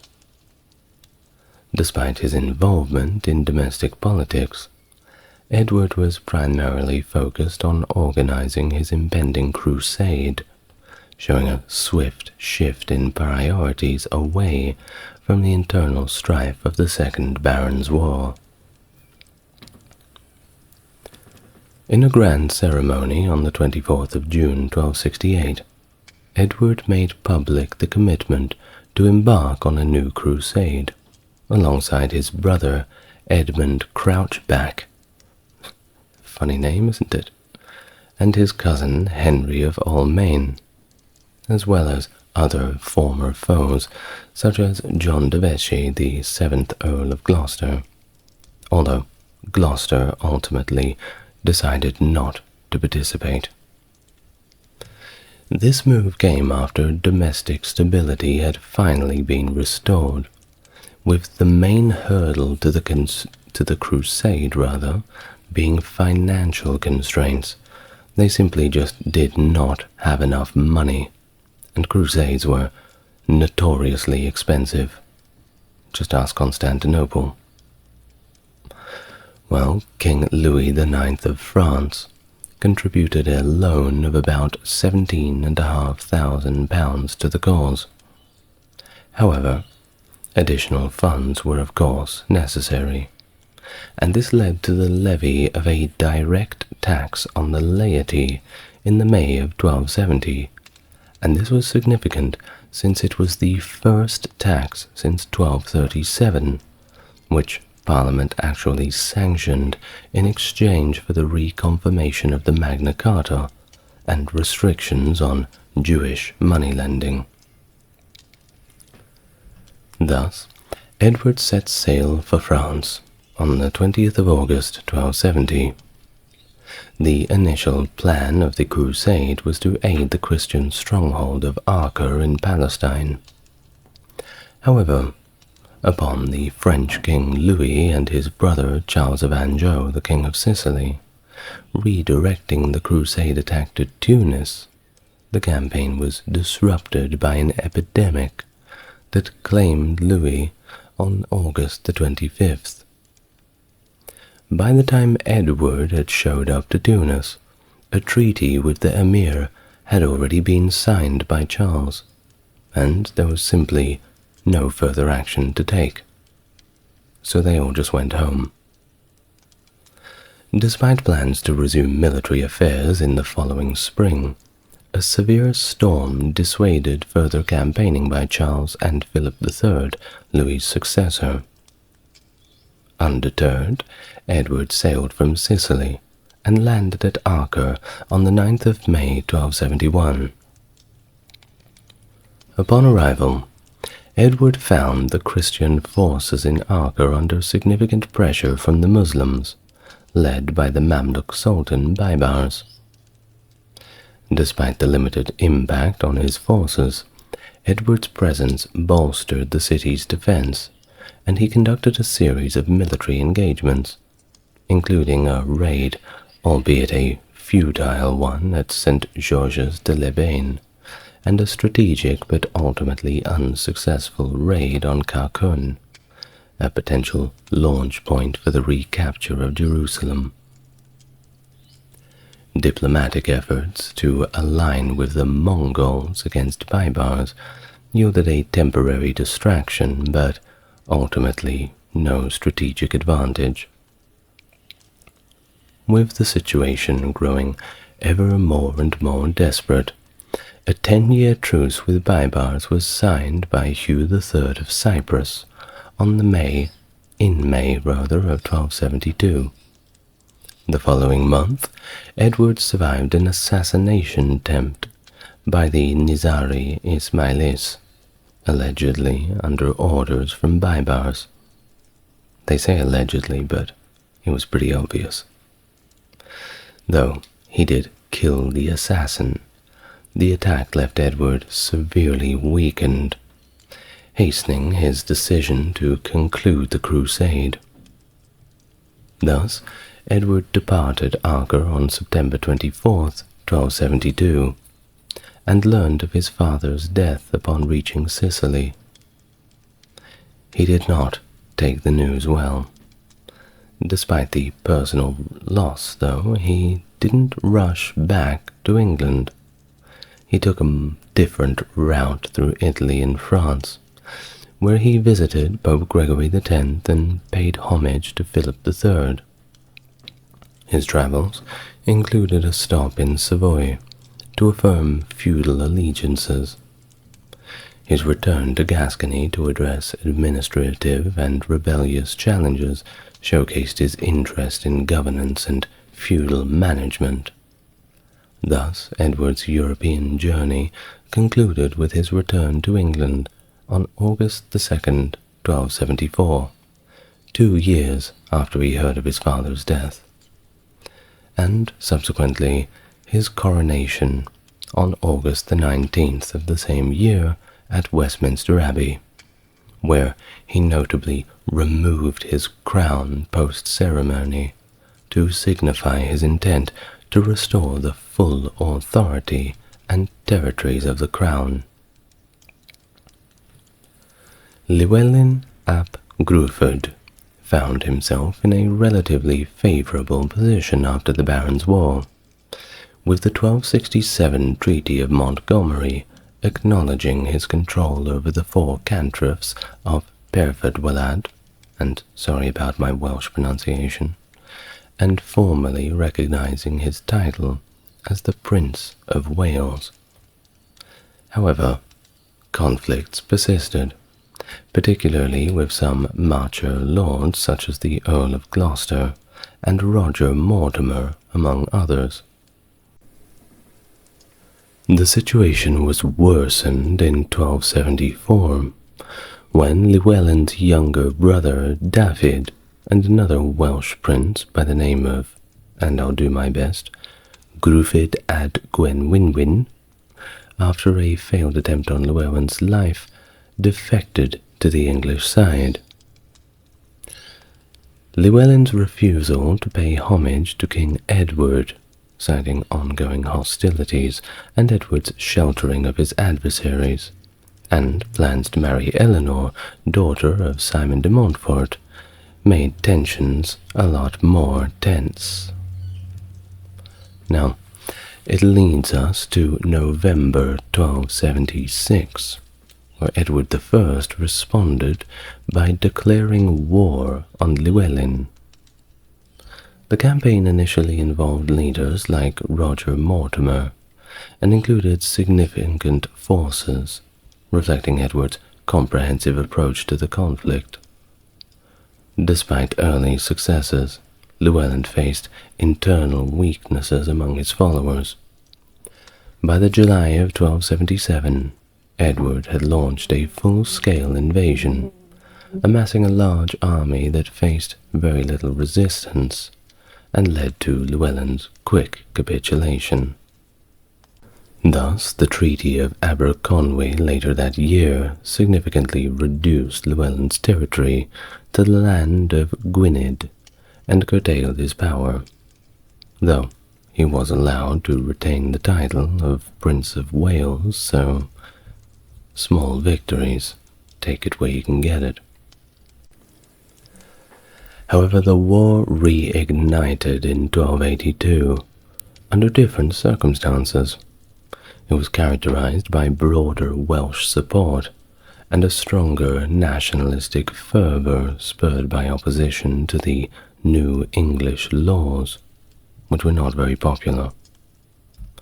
The conflict began with a revolt led by David ap Gruffudd and quickly saw other Welsh leaders, including Llewellyn, join. The Welsh initially saw success, such as the defeat of the English forces at the Battle of the Llandeilo Fawr. However, the campaign turned against the Welsh with the capture and subsequent execution of Dafydd and the death of Llewellyn at the Battle of Orowyn Bridge, which marked significant blows to Welsh independence. Edward I's conquest led to the Statute of Rhuddlan in 1284, integrating Wales into the English legal framework and initiating a policy of English settlements and extensive castle building, supervised by the master architect James of St. George. These castles, such as Beaumaris and Caernarfon, were not only military bastions, but they also served as symbols of Edward's authority and intent to maintain dominion over Wales. The birth of Edward's son, the future Edward II, at Caernarfon Castle in 1284, was likely a staged event to cement the symbolism of English permanence in Wales. In 1301, the child was made the first English Prince of Wales, a title intended to signify the integration of Wales under English governance and provide the prince with a substantive role in the English aristocracy. Edward's aspirations for another crusade influenced much of his foreign policy until 1291, aiming to orchestrate a pan-European crusade by preventing conflicts among European rulers. A key issue was the tension between the French Capetian House of Anjou, ruling southern Italy, and the Crown of Aragon in Spain. The Sicilian Vespers uprising in 1282 against Charles of Anjou, where the Sicilians sought aid from Peter III of Aragon, led to the Aragonese War. During this conflict, Charles of Anjou's son, Charles of Salerno, was captured, escalating tensions and raising the threat of a broader European war. Edward intervened to mediate between France and Aragon in Paris in 1286, facilitating a truce that included the release of Charles of Salerno. Despite Edward's efforts, the fall of Acre to the Mamluks in 1291 was a significant setback to his crusading plans, marking the end of the era of Christian strongholds in the Holy Land. Edward also devoted considerable attention to Gascony, his French duchy. In 1278, he appointed a commission to investigate governance there, leading to widespread administrative changes. His personal visit in 1286 was marked by a serious accident in which he survived a fall from a tower, an event followed by the expulsion of Jews from the region, ostensibly as a gesture of thanks for his survival. The status of Gascony as part of the Kingdom of France continually posed diplomatic challenges. Notably in 1294, when Edward's refusal to appear before the French King Philip IV to discuss maritime conflicts led to the temporary forfeiture of the duchy. Thus, Edward's engagement with the Mongol Empire was another facet of his international policy, aimed at forming an alliance to reclaim the Holy Land, and he wasn't the first one with that idea. Both sides were trying to get the Mongols to do as they wanted them to do. Well, contacts included receiving Mongol envoys in Gascony in 1287, and sending his own ambassadors to the Mongols, reflecting a serious consideration of a Mongol-European alliance that, if came to fruition, could certainly turn the tide in the Near East. Well, the death of his wife, Eleanor of Castile, in November of 1290, had a profound effect on Edward, who commemorated her with the Eleanor crosses, marching each overnight stop of her funeral procession. The political necessity later led him to marry Philip IV's sister Margaret in 1299, a union simply meant to secure peace with France. The marriage concluded, and the protracted Anglo-French conflicts that had drained the resources and achieved little, culminating in a peace that saw the partial return of Gascony to English control in 1303. By the 1280s, the relationship between England and Scotland was marked by relatively peaceful coexistence, at least compared to before. The issue of homage was less contentious compared to Wales, and in 1278, King Alexander III of Scotland, who was also Edward's brother-in-law, paid homage to Edward. But this was understood to be for Alexander's English lands only. The real complications began following the death of Alexander III in 1286, who left behind his 3-year-old granddaughter, Margaret, as his sole direct heir. Under the Treaty of Bergam, it was agreed that the young Margaret would marry Edward's son, Edward of Carnarvon, ensuring Scotland's independence from English overlordship, despite the union. However, Margaret's untimely death in Orkney in 1290 during her journey from Norway to Scotland precipitated a succession crisis, known as the Great Cause, with no clear heir to the Scottish throne. Amongst the numerous claimants, John Balliol and Robert de Bruce were their primary contenders.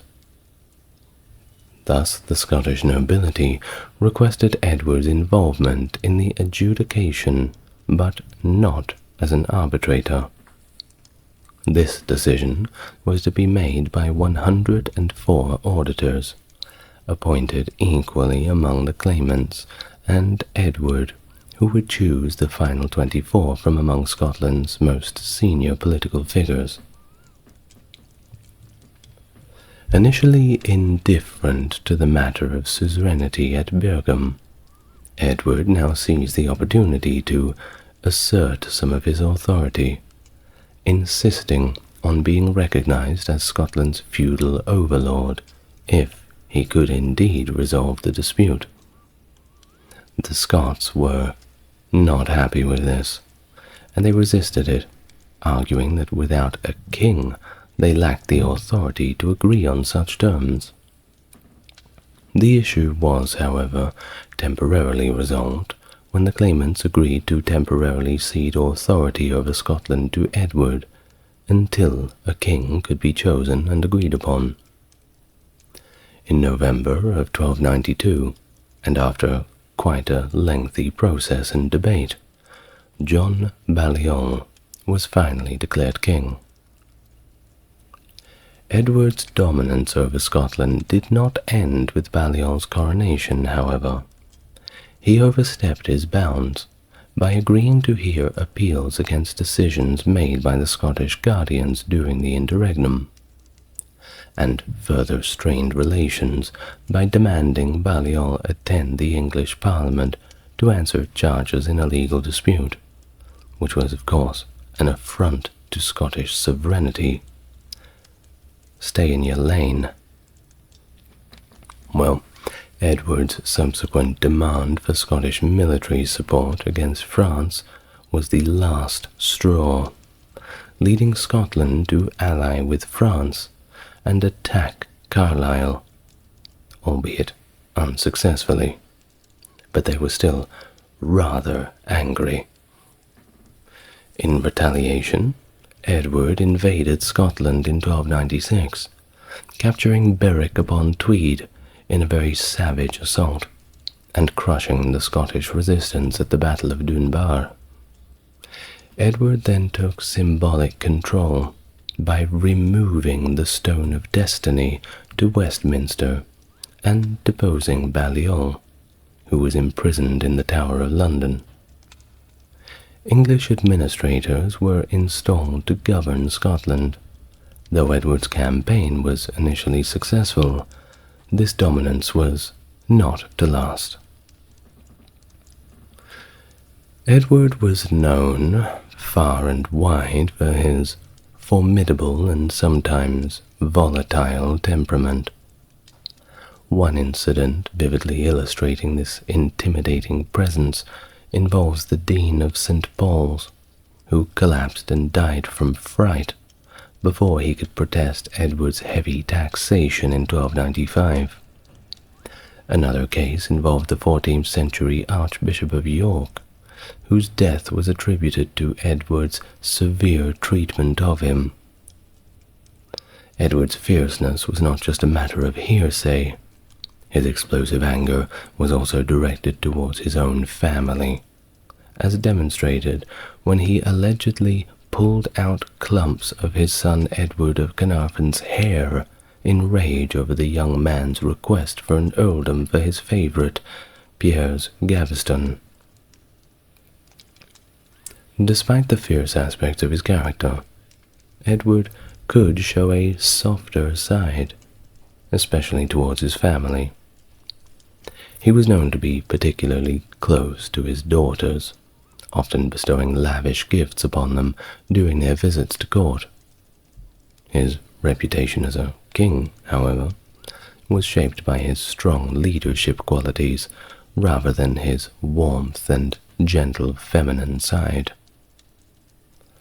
Described by a contemporary song as a leopard, known for its powerful and unpredictable nature, Edward was both respected and feared, which contributed to the lack of armed rebellions during his reign. Nobody was really wanting to go up against him. Edward was seen by his contemporaries as embodying the ideal of kingship, excelling as a soldier and adhering to the chivalric codes of the time. He was also devoutly religious, regularly attending chapel, generously distributing alms and showing deep reverence for the Virgin Mary, and also St. Thomas Becket, who he was a great fan of. His commitment to the royal touch ritual, believed to cure scrofula, further cemented his role as a traditional medieval monarch. Records indicate that he might have touched over 1,000 people annually to heal them. What records don't indicate is the success rate of this medical procedure. His relations with the Church, however, were complex and often strained. Edward frequently clashed with the archbishops of Canterbury, and even with the papacy over issues such as ecclesiastical taxation, reflecting the ongoing tensions between secular and religious authorities. If there's one thing the Church does not like, it is being taxed. Now, Edward's fascination with the Arthurian legends also played its own role in its cultural and political activities. He made a pilgrimage to Glastonbury Abbey to open what was believed to be the tomb of King Arthur and Guinevere, and he retrieved what he believed to be Arthur's crown from Lillywhyn after conquering North Wales.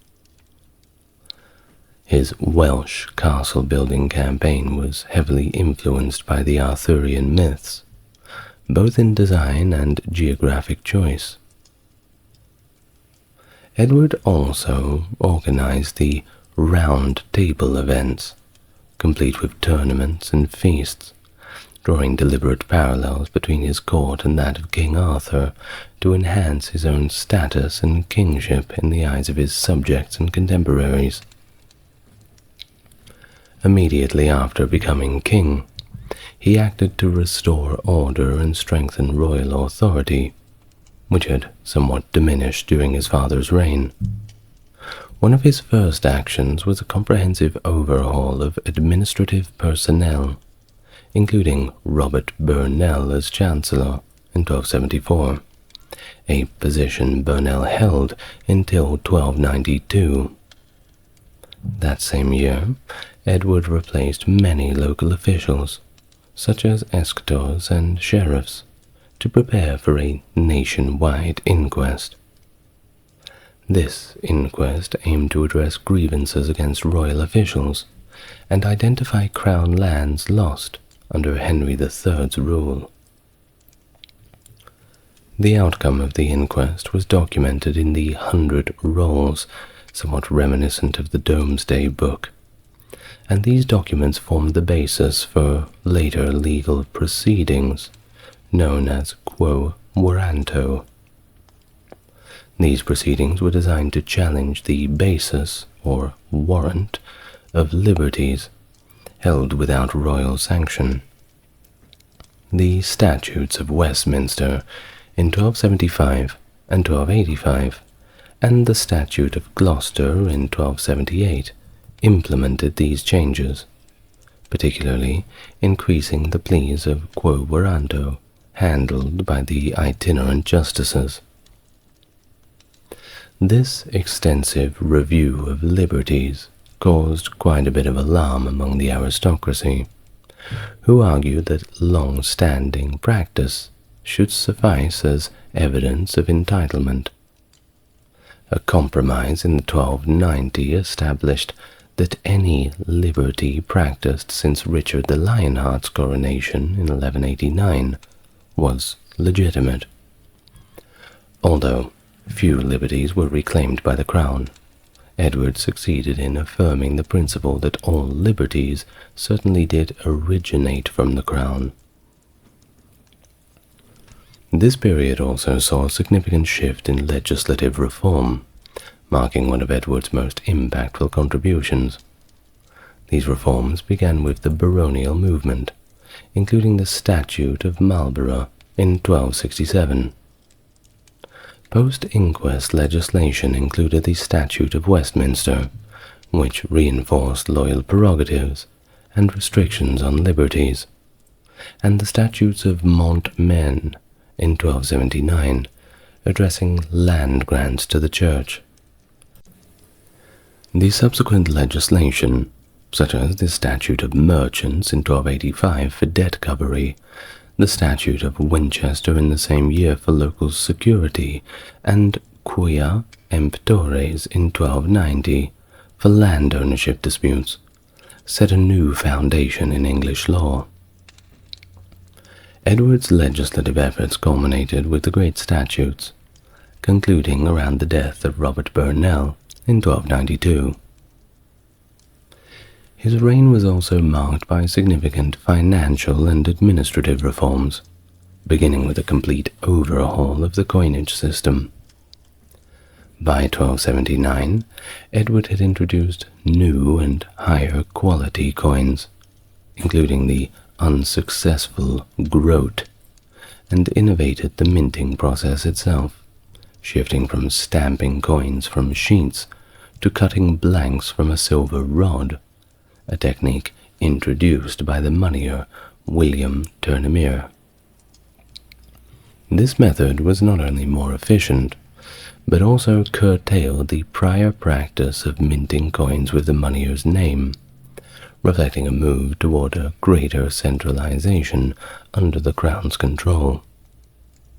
Despite these improvements, English coins were heavily counterfeited in the Low Countries and illegally exported, leading to a ban in 1283, which Edward enforced by mandating the public to exchange old coins for new ones in 1280.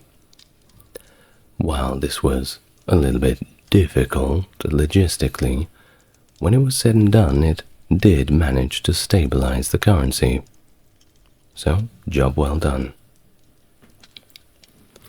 The financial demands of Edward's military campaigns required diverse revenue sources, including customs duties on wool, England's main export, and taxes on movable property. Negotiations in 1275 secured a permanent wool duty from domestic merchants, and in 1303 from foreign merchants too, in exchange for trading rights. With the revenue managed by the Riccardi bankers of Lucca until their bankruptcy in 1294 due to the confiscation of their assets by the French king. This led to Florentine Frescobaldi taking over as the crown's financiers. Now, speaking of money, can't go past the Jews, can't we? They were the money lenders of the time, weren't they? And Edward, well, he did not like them, let's put it that way. His reign saw financial exploitation, and eventually the complete expulsion of all the Jews in England. Now, permitted to practice usury, unlike Christians. If you don't know what usury is, that's charging interest on loans. And, in all fairness, the interest they were charging was, more often than not, quite ridiculous. The Jews became a crucial financial resource, albeit one that Edward taxed heavily, forcing them to sell debt bonds at a loss, which benefited the crown and its courtiers. In 1275, facing parliamentary discontent, Edward prohibited Jews from lending with interest and encouraged other occupation through the Statute of Jewry. By 1279, under the guise of combating coin clipping, Edward had all Jewish household heads arrested, leading to about 300 executions and substantial fines extracted from the survivors. Now, what they found that the Jews were doing, allegedly, was clipping the edges off the coins to take the little bits of gold off, melt it down, and either sell the gold or the silver, or simply mint new counterfeit coins. This is the reason why in our modern days you'll see those little lines on the edges of the coins. It comes from this practice many years ago. Well, this period saw repeated financial exploitation, reducing the Jews' utility to the crown by 1280 and setting a stage for their expulsion in 1290. This expulsion, justified by Edward as a religious act in honor of the crucified, was part of a deal with Parliament to secure a massive lay subsidy. What he means by in honor of the crucified is that the Jews effectively were always getting the blame for the murder of Jesus Christ, or rather the betrayal of him. The Romans never got the blame, though. But the Rome was where the Pope lived, so figure that one out. Well, it was a political move that saw the Jews despoiled, and their properties granted to royal favorites, and it was an unprecedented thing in its permanency in it wasn't reversed until the 1650s, so that's about 300 years. Edward even funded the renovation of the tomb of little Saint Hugh to align with this expulsion, blending the religious justification with political expediency. Well, enough about that. Edward's reign was also marked by a significant financial strain due to the continuous warfare of the 1290s, necessitating the imposition of multiple lay subsidies that did manage to raise over £200,000 between 1294 and 1297. This financial burden was compounded by prices, including the seizure of wool and hides, and the imposition of an unpopular additional duty on wool known as the maltolk, which was perceived as an unjust levy. The fiscal demands led to widespread resentment and eventually catalyzed serious political opposition, initially from the clergy rather than the lay populace. In 1294, Edward's demand for half of all clerical revenues was met with some resistance, but the king enforced compliance through threats of outlawry, securing the necessary grants. However, the situation escalated when Archbishop Robert Winchelsea, who had been absent in Italy, returned in 1295, and was immediately confronted with another royal demand for clerical taxes. This tension between ecclesiastical and royal authority intensified in 1296, with the issuance of the papal bull Clericus Laicos, which prohibited clergy from paying taxes to lay rulers without the Pope's explicit consent. When the clergy cited this bull to refuse Edward's tax demands, the king responded by declaring them outlaws. That ought to show him. Winchelsea was, of course, forced to navigate a very complex situation, ultimately advising clerics to act according to their conscience, leading to partial compliance with Edward's taxation. Resistance from the lay nobility emerged more gradually. The critical point came in 1297 at the Salisbury Parliament, where the Earl Marshal Roger Bigod and the Earl of Hereford Humphrey de Bohun challenged Edward's right to demand military service for campaigns outside of England, specifically objecting to service in Gascony when the king was in Flanders. Their resistance culminated in the drafting of the Remonstrances, which articulated grievances particularly about the high level of taxation. Edward's persistence in taxing the nobility without broader consent led to a significant confrontation when Bigod and Bohun physically prevented the collection of taxes at the Exchequer. As Edward prepared for a campaign in Flanders, England teetered on the brink of civil war. However, the Scottish victory at the Battle of Stirling Bridge on September 1297 shifted the political landscape, uniting Edward and the English magnates against a common enemy. In response to this external threat, and indeed then it was external, in terms of there was no United Kingdom, Edward agreed to sign the Confirmatio Cartarum, which reaffirmed the Magna Carta and the Charter of the Forest, securing support of the nobility for his Scottish campaign. Despite these concessions, Edward's challenges persisted, particularly with maintaining the commitments he made under the previous agreements.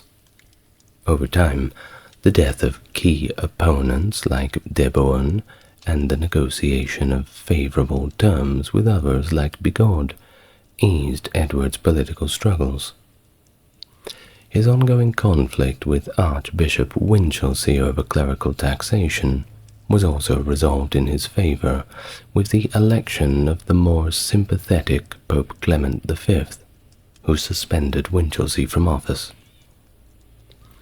Edward's initial military success in Scotland in 1296 did not secure a lasting peace, as resistance quickly re-emerged under leaders like William Wallace and Andrew de Moray. William Wallace, of course, being the title character of the Braveheart films that you're all so familiar with, which are good films.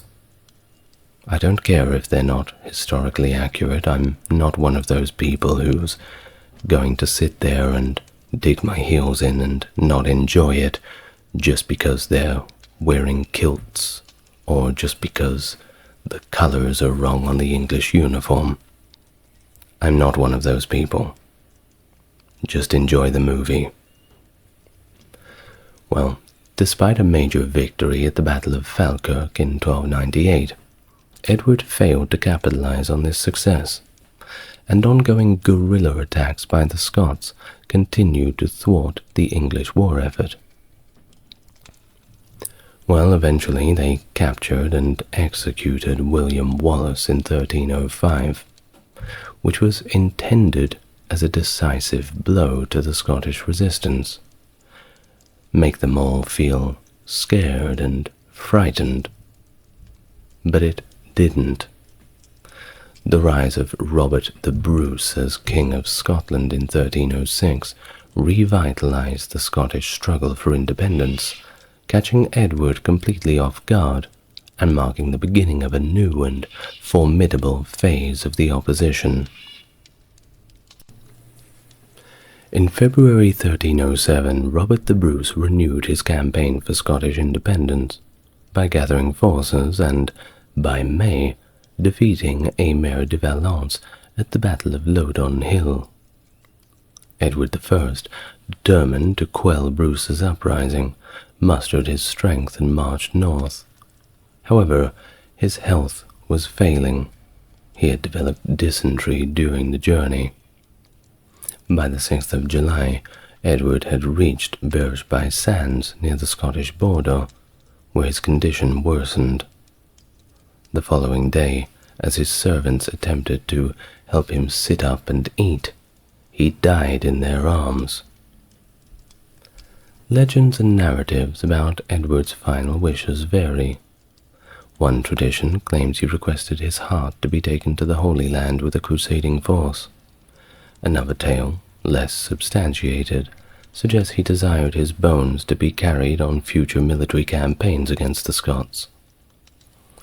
A more historically credible account from the Chronicles states that, on his deathbed, Edward charged important barons like Henry de Lacy, 3rd Earl of Lincoln, and Guy de Beauchamp, the 10th Earl of Warwick, to guide and protect his son, specifically instructing them to ensure that Piers Gaveston, who he had exiled, did not return.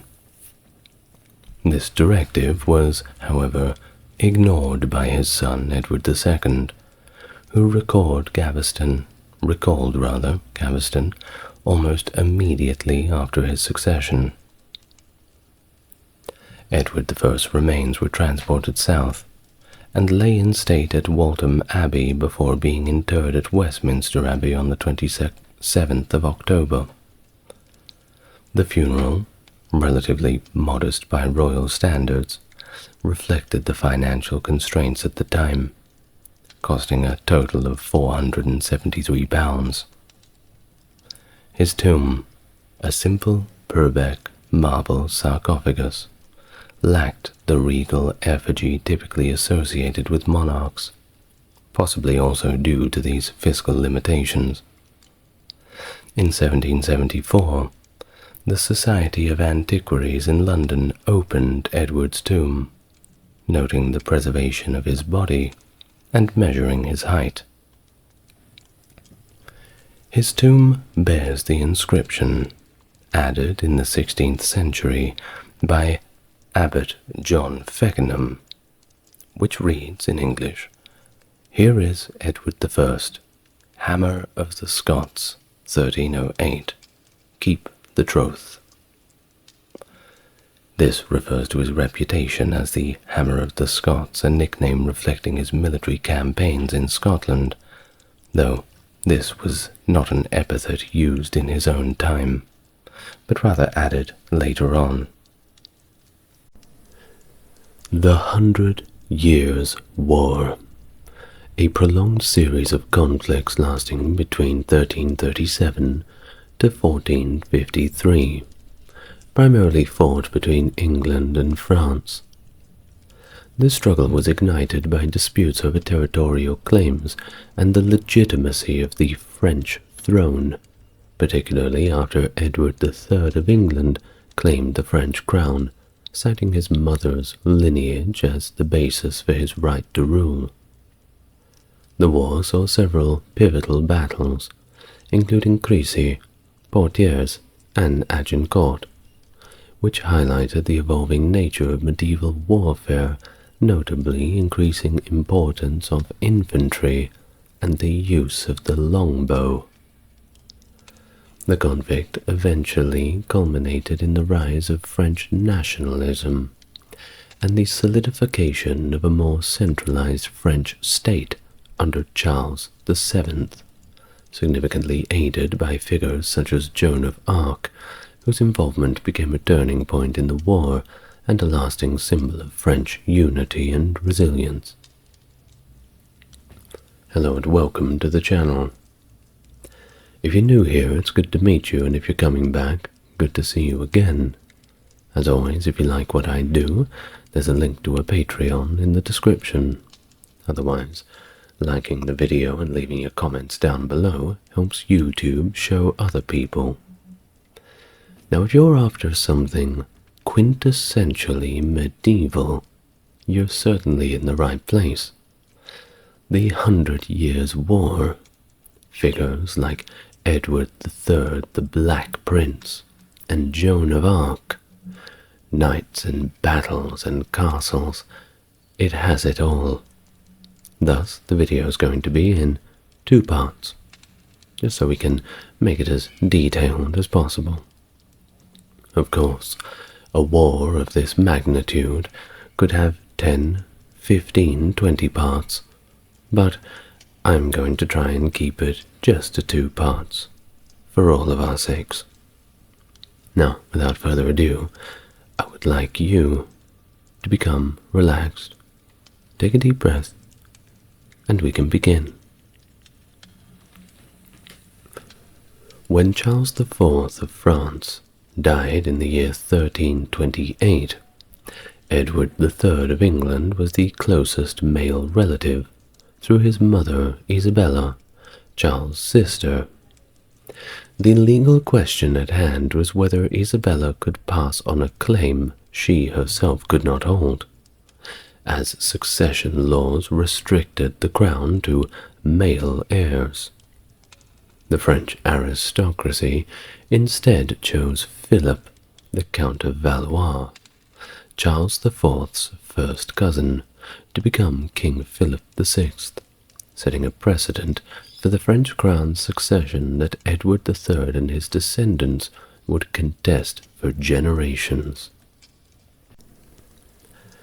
Initially quite hesitant, the young Edward III, aged 17, and Duke of Aquitaine, formally paid homage to Philip VI in 1329. Gascony, a significant part of Aquitaine in southwestern France, was pivotal economically due to its claret wine trade with England, which the English had gained quite a taste for, thus bringing considerable revenue to the English crown. Now, the Gascons, having distinct language and customs, preferred the more hands-off governance of their distant English king over the more direct control of a French monarch. Despite Edward's homage, the French continued to meddle in Gascon affairs, including military skirmishes and bureaucratic pressures in the region, especially in the French-controlled area of Agincourt. Additionally, the French summoned support from local lords for potential conflicts, indicating ongoing tensions despite Edward's formal submission. The broader politics of the landscape was also tense. During the 1330s, France supported Scotland, England's adversary, complicating relations even further.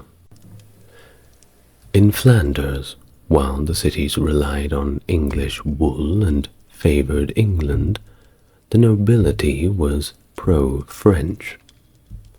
The situation escalated when Philip VI gathered a fleet for a crusade, later repurposed as a threat in the English Channel, signaling aggressive intentions towards their northern neighbors. Influential in Edward's court was Robert III of Artois, an exile from the French court due to a dispute with Philip VI. In 1336, Philip demanded Robert's extradition from Gascony, threatening severe consequences. This demand, coupled with the confiscation of Edward's territories in Gascony and Ponthieu the following year, was cited as a direct cause for escalating conflict.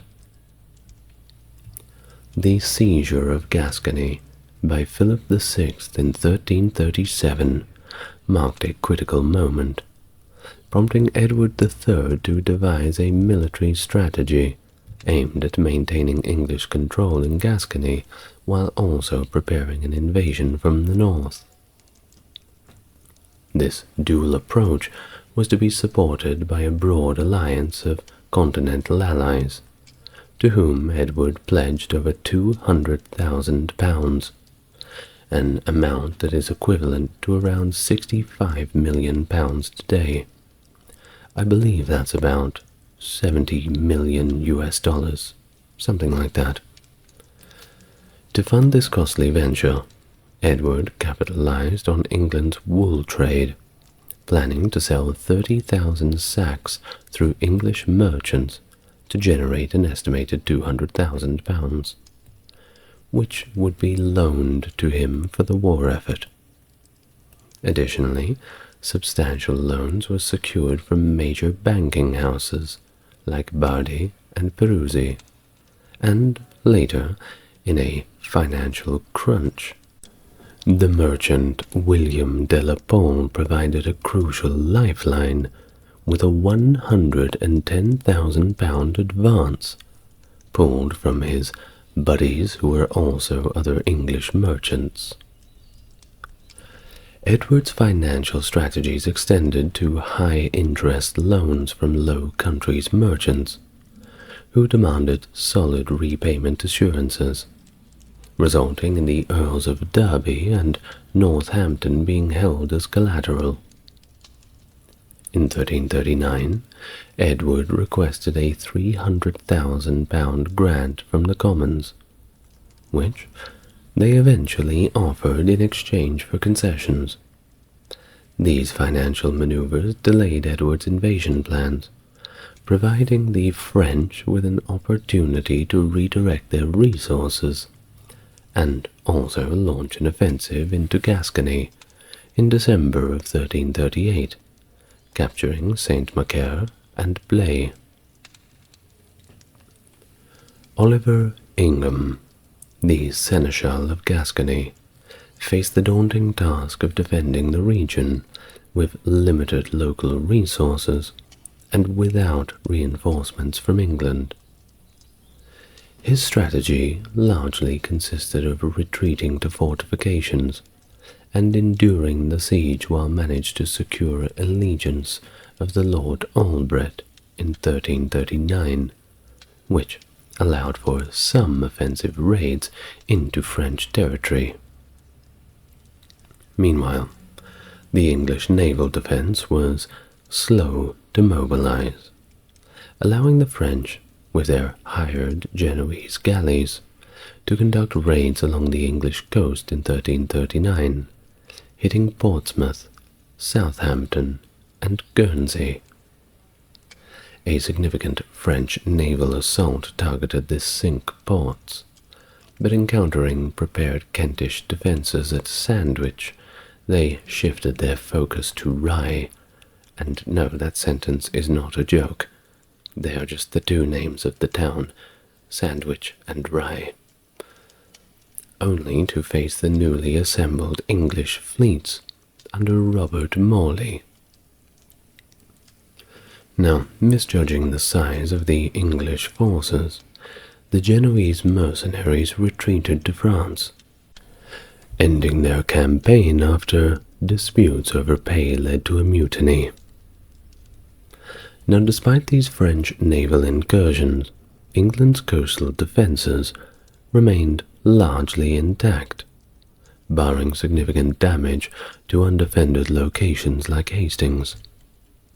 Concurrently, the English military's focus on France weakened their position in the north, enabling the Scots to recapture key locations, including Perth in 1339 and Edinburgh in 1341, exploiting the reduced English presence in the region. Edward III, under pressure to achieve military success, gathered an army of approximately 12,000 men in the Low Countries by September, drawing from his various allies. With Cambrai, an ally of the French king, as an initial target, Edward's forces laid siege to the bishopric on September 20th. Despite ravaging the surrounding area, Cambrai withstood the siege, and on October the 9th, Edward's army withdrew, moving deeper into France. As Edward focused on Cambrai, King Philip VI of France used the time to assemble his forces at Péronne, near the border. Edward's troops continued their destructive march across a 20-mile-wide swath of French countryside, prompting Philip's army to closely monitor their movements, albeit without engaging in direct battle. On October the 14th, with the French army in proximity, a confrontation seemed inevitable as Edward approached them, but then veered off, continuing his path of devastation. The armies finally positioned themselves for battle in Picardy, between La Capelle and La Flamengrie. But no battle ensued on the anticipated date of October 23rd. At nightfall, Edward strategically retreated from France, ending his campaign without a decisive conflict. And the French? They chose not to pursue them. Meanwhile, the economic ramifications of Edward's embargo on English goods to Flanders, which remained loyal to Philip, incited a revolt in 1337 due to the absence of essential English wool and food supplies. Jacob van Artevelde, leading the revolt, negotiated Flemish neutrality in exchange for lifting the embargo. By December, Flanders was prepared to formally support Edward's cause against Philip, with Ghent, Ypres, and Bruges recognizing Edward as the King of France. This political maneuver aimed to consolidate Edward's alliances in the Low Countries, enabling his supporters to assert their allegiance to what they saw as the legitimate King of France. Back in Gascony, the English defences, already stretched thin, received unexpected relief when two French-supporting nobles, the Count of Armagnac and the Count of Foix, became preoccupied with a personal feud rather than combating the English. Additionally, significant support came from the Albret family, notably Bernard Ayes, the Lord of Albret, who declared allegiance to Edward in the same year 1339. The Albrets, holding a pivotal lordship in English Gascony, provided critical financial and military support to Edward's campaigns, leveraging their extensive family connections to bolster English forces in the region. In 1340, the French amassed an impressive invasion fleet, including French, Castilian, and Genoese ships, totaling around 400 vessels gathered together in the Zwain estuary. Lacking purpose-built warships, Edward III of England modified deep-draft merchant ships, known as cogs, for naval use. Edward set up his command on the cog Thomas and sailed from Orwell, Kent, on June 22nd to meet the superior French fleet the next day. The French fleet adopted a defensive stance off Sluis, aiming to block Edward from landing. Initially feigning retreat, the English capitalized on a favorable wind shift in the late afternoon to launch their attack, positioning themselves with the wind and the sun at their backs. Edward devised a tactical formation, sending ships in groups of 3, 2 filled with archers, and another filled with men-at-arms. The proximity of the French ships to one another hampered their mobility, allowing the English archers to decimate the French from close range before the men-at-arms boarded to complete the assault. This decisive action at the Battle of Sluis nearly annihilated the French fleet, ensuring English dominance over the Channel and thwarting further French invasions. Meanwhile, in spring of the following year 1340, Philip VI of France had planned a major offensive against Edward III's allies, but shifted focus following the calamitous defeat at the naval battle of Sluis. Edward split his forces. One contingent under Robert of Artois faced a destructive encounter in Artois on June 26th, while Edward himself commenced the siege of Tournai, a significant city which was then a part of France. The prolonged siege lasted until September, when Philip approached the main French army, leading to a stalemate and the eventual signing of the Truce of Esplichin on September the 25th, 1340. This truce paused hostilities for 9 months, marking the end of the conflict's initial phase, but certainly not the end of the conflict. Now, the war's financial and political toll was of course substantial, prompting a reassessment of alliances and military strategies. The German princes withdrew from the coalition, leaving only the Flemish burghers as steadfast allies. Back in England, Edward faced increasing domestic opposition due to the high costs and minimal gains of his continental campaigns, compounded by significant territorial losses in Scotland. The financial strain pushed Edward towards bankruptcy, necessitating selective repayments of debts.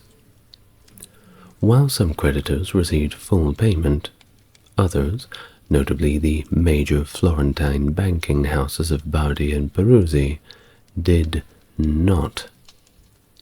Contemporary chronicler Giovanni Villani, connected to the Peruzzi, exaggerated Edward's debts somewhat, which were substantial but not solely responsible for the Florentine financial crisis. He was probably just trying to blame it on an outside influence. Good strategy. Indeed, the broader economic turmoil in Florence, including the bankruptcy of the Acciaioli, a major financial company that had no dealings with Edward at all, indicates that the English king's defaults were, yes, a contributing factor, but definitely not the sole cause of the disruptions. Well, upon the death of John III, Duke of Brittany, April 30th, 1341, a contentious succession crisis unfolded due to his lack of direct heirs. The key contenders for the dukedom were his younger half-brother, that being John of Montfort, and his niece, Joan of Penthièvre, the daughter of his brother Guy. Despite Joan's close blood relation to John III, the recent French laws concerning female inheritance, which had barred Edward III from the French throne, suggested that women might not be eligible to inherit significant titles. Jeanne was married to Charles of Blois, a nephew of the French king, which added another layer of complexity to the succession. Well, John of Montfort did not wait for a royal decision and proactively assumed the title of Duke, taking control of Nantes, the capital of the Brittany region, and securing the ducal treasury at Limoges. Oh yes, that was the important part. By mid-August, he had gained control over the majority of the duchy, including its principal cities, that being Nantes, Reims, and Vannes. However, his swift actions polarized the local nobility and clergy, with only the minor clergy, knights, and peasantry supporting him. This, of course, led to another civil war. Philip IV of France supported Charles of Blois as the rightful duke, which of course prompted John of Montfort to flee back to England and beg some support from Edward III. Pretty please. Despite the ongoing truce of Esplechin, Edward agreed to assist Montfort. Thus, Montfort returned to Brittany to rally his forces, but by November he found himself besieged by a French army in the city of Nantes. The city's residents eventually surrendered him up to the French, and he was taken back to Paris for an extended stay in the dungeons. With John of Montfort imprisoned, leadership of the Montfortist faction fell to his wife, Joanna of Flanders. She established her base at Hennebont in southern Brittany, managing to hold off Charles de Blois' forces over the winter of 1341–42. Her strategic leadership maintained vital connections between Brest and Hennebont, facilitating the arrival of English reinforcements, which helped recapture quite a bit of lost territory. In August 1342, further English support arrived with the Earl of Northampton, who landed at Brest and swiftly captured Vannes. Subsequent battles saw the English forces, including those led by Richard d'Artois, score a victory near Morlaix.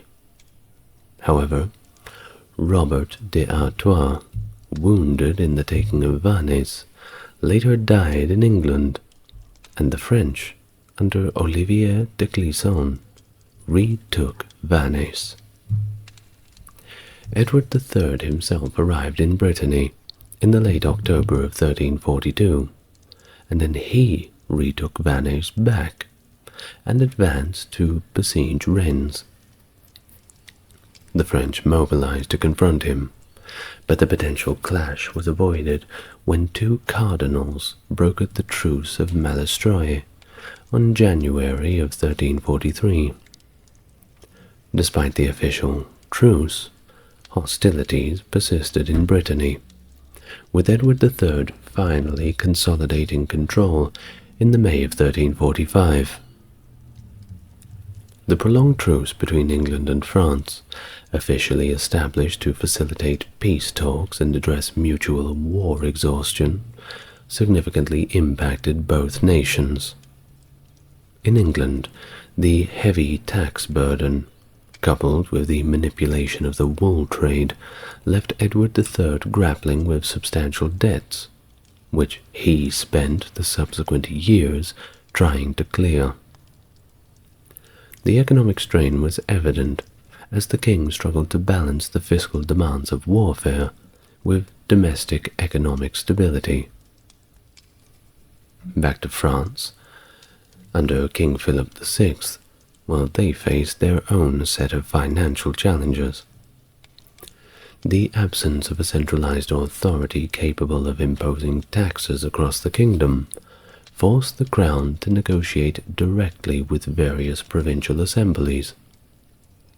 During the truce, many of these assemblies resisted tax levies, adhering to traditional feudal customs that exempted them from taxation, during peacetime at least. To generate revenue, Philip VI resorted to debasing the coinage and implementing two highly unpopular taxes, as opposed to the popular ones, I suppose. These taxes being the foage, or the hearth tax, and the gabelle, a tax on salt. Now, of course, a tax on salt is serious business, because everybody uses salt. You have to preserve your food somehow, don't you? So a tax on salt was basically like putting a tax on grain or any sort of other common food stuff, going up to the northern Europe and putting a tax on potatoes. It's basically the same. So this was not good for the lower classes, but certainly gets you quite a lot of money if you can keep the people paying it. These measures only added to the already discontent public's woes, and it only really made things more unstable in France. In 1343, significant administrative changes occurred in Gascony, a key region for the English side. Oliver Ingham, the then Seneschal of Gascony, was recalled back to England, and Nicholas de la Beche replaced him. De la Beche's tenure was marked by strict adherence to the Truce of Malestroit, although he struggled to maintain civil peace within the duchy. The increasing insecurity in the region was evident, as de la Beche required a substantial armed escort to follow him around everywhere he went. That ought to tell you something, reflecting the growing unrest and the challenges of enforcing the truce. The truce had also unintended consequences for the numerous soldiers left unemployed by the cessation of hostilities. When you build a wartime economy, you have so many people engaged in conflict, and all of a sudden, they're all unemployed. They have nothing to do. They either get very drunk and cause trouble, or go and start fulfilling careers in other areas. Most of the time it's the former. Many of these soldiers, rather than returning to a life of poverty, going back to being peasants in the fields, formed or joined what were called routier companies. That was bands of mercenaries that roamed around the countryside looking for work. Now, as these groups, comprising veterans from various regions including Gascony, Brittany, other parts of France, Spain, Germany, and England, exploited their military skills to rob and loot local communities. Indeed, they were more just bandits than mercenaries. When a job came up, sure, they would take it on, make a bit of money. Some local lord or noble wanted some people shaken down for some tax money or whatever else it was. But most of the time the more direct approach seemed to be a little bit more time efficient. They were basically turning into the few hundred years earlier Vikings that had invaded. They were effectively the same sort of thing. Well, of course, these sorts of routier companies were quite a few, and they were notorious for their ruthlessness, often resorting to methods as far as torture and murder to sustain themselves. Your money or your life. The routier companies frequently sieged strategic towns or castles, using them as bases to plunder the surrounding areas. Their presence became a significant problem during the truce, as they would demand ransom from towns to avoid complete devastation.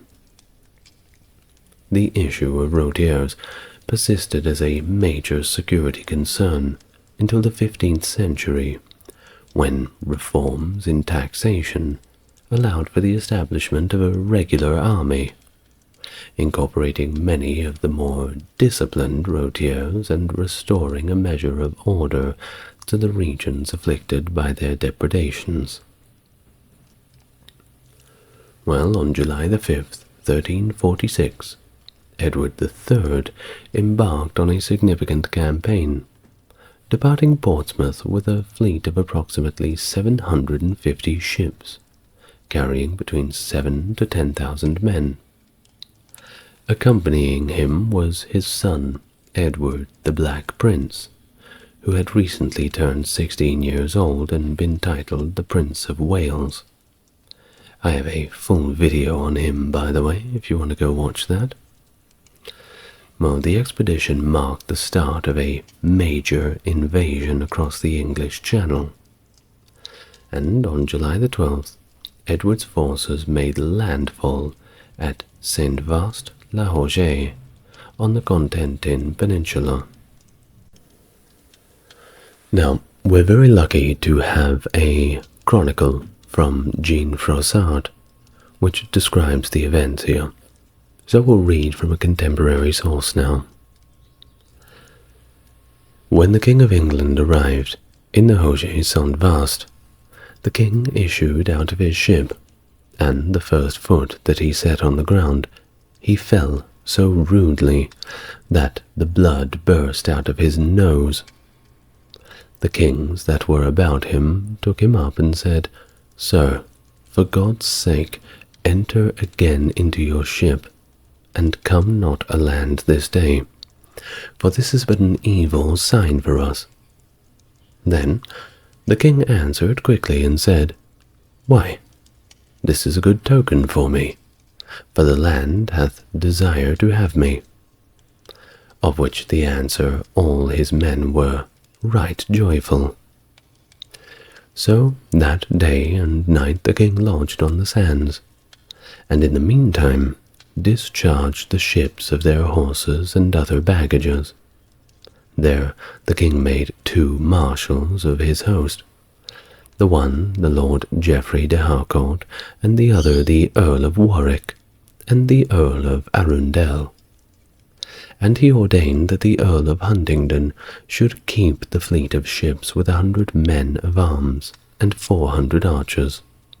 And he also ordained 3 battalions, one to go on his right hand, closing to the seaside, and the other on his left hand, and the king himself in the midst, and every night to lodge all in one field. End of the passage from the Chronicle of Jean Froissart. Edward III's army progressed through Normandy, committing to a scorched earth policy rather than holding on to territory. Thus, Philip VI of France mobilized a large army to counter this invasion. Edward's forces engaged in two significant battles during this march: the storming of Caen and the Battle of Blanchetaque, both of which ended in English victories. Unable to outmaneuver Philip's forces definitively, Edward positioned his army at Crécy, where the ensuing Battle of Crécy took place. Despite the French numerical superiority, their attacks were systematically thwarted by the skilled English and Welsh archers. The French forces suffered heavy casualties and were ultimately forced into retreat, marking a decisive and, frankly, humiliating defeat for Philip. Well, following the victory at Crécy, Edward continued north and laid siege to Calais, successfully capturing the strategic port city in 1347. This victory was complemented by another English success at the Battle of Neville's Cross, where the Scots under David II were defeated, significantly diminishing the Scottish threat. While the onset of the Black Plague in 1348 stalled further military campaigns as it ravaged populations across Europe, including England and France, straining military and financial resources. By 1350, Philip IV, the sixth rather, had passed away, and his son, John II, ascended to the French throne, continuing the conflict. During this period, tensions escalated between England and Spain due to repeated Spanish acts of aggression against English maritime interests. Well, they weren't going to have that, weren't they? In response to the reports of the Spanish arming themselves in Flanders, Edward III remarked on their continuous provocations and prepared for a confrontation. In August of 1350, the Spanish fleet, laden with armaments and mercenaries armed to the teeth, attempted to pass along England's south coast, targeting potentially vulnerable English towns. Edward's fleet intercepted them at the Battle of Winchelsea on the 29th of August 1350. The battle, which lasted until dusk, saw English archers inflict severe losses on the Spanish before boarding their ships. The engagement ended with significant Spanish losses, capturing nearly half of the fleet, while the remnants fled under the cover of night, mirroring the earlier naval triumph at Sluis. Well, despite the presence of a truce, the spirit of chivalry and rivalry persisted in Brittany, culminating in the Battle of the 30 in 1351. This event was essentially a chivalric tournament rather than a traditional battle, orchestrated between Robert de Beaumanoir, a Breton who commanded the garrison at Josselin, and Richmond Bambro, an English commander at Ploermel. They agreed to a contest where 30 knights from each side would engage in combat with sharpened weapons. The English contingent included renowned men-at-arms like Robert Knolles and Hugh Calverley, although Bambro had to include German mercenaries to reach the required number of 30. The combat was fierce, lasting the entire day, and it ended in a French victory. True to the chivalric ideals, the French victors ransomed many of the captured English knights. That ought to show 'em. Well, like we've said, the Black Death loomed over everyone's head quite ominously, and it reached England in 1348, drastically affecting the population and temporarily halting military campaigns. By the mid-1350s, however, England began to recover, allowing Edward the Black Prince to resume hostilities in France. In 1355, he launched a series of brutal raids known as chevauchées from Gascony, aiming to demoralize the French populace, undermine their leaders, and strain the financial resources of the French crown. These raids involved extensive looting and the systematic destruction of property to weaken the enemy economically and also psychologically. The conflict escalated in the August of 1356, when the Black Prince himself, leading a campaign deeper into French territory, found himself and his army threatened by a larger French force under King John II. The ensuing confrontation at the Battle of Poitiers on the 19th of September 1356 initially saw the English forces, reliable on their formidable longbowmen, successfully repelling multiple French cavalry charges. Good old longbow, nothing beats that. Well, as the battle intensified, and the English archers began running out of arrows, the situation grew a little desperate. However, a tactical maneuver by the Gascon noble, Captal de Buch, led to a flanking attack that captured King John II and even several of his nobles, turning the tide decisively in favor of the English. The capture of the French king led to a significant political instability in France, naturally. A truce was hastily signed with Edward III, and the absence of King John caused governmental functions to falter. The ransom for the king was initially set at 2 million écus, but John, valuing his status, insisted it be raised to 4 million, underscoring the high stakes and heavy burdens of ransom warfare during the period. Well, it culminated in the First Treaty of London in 1358, which established the ransom for King John II of France at 4 million, with the initial payment due by November 1st, 1358. However, the French never paid.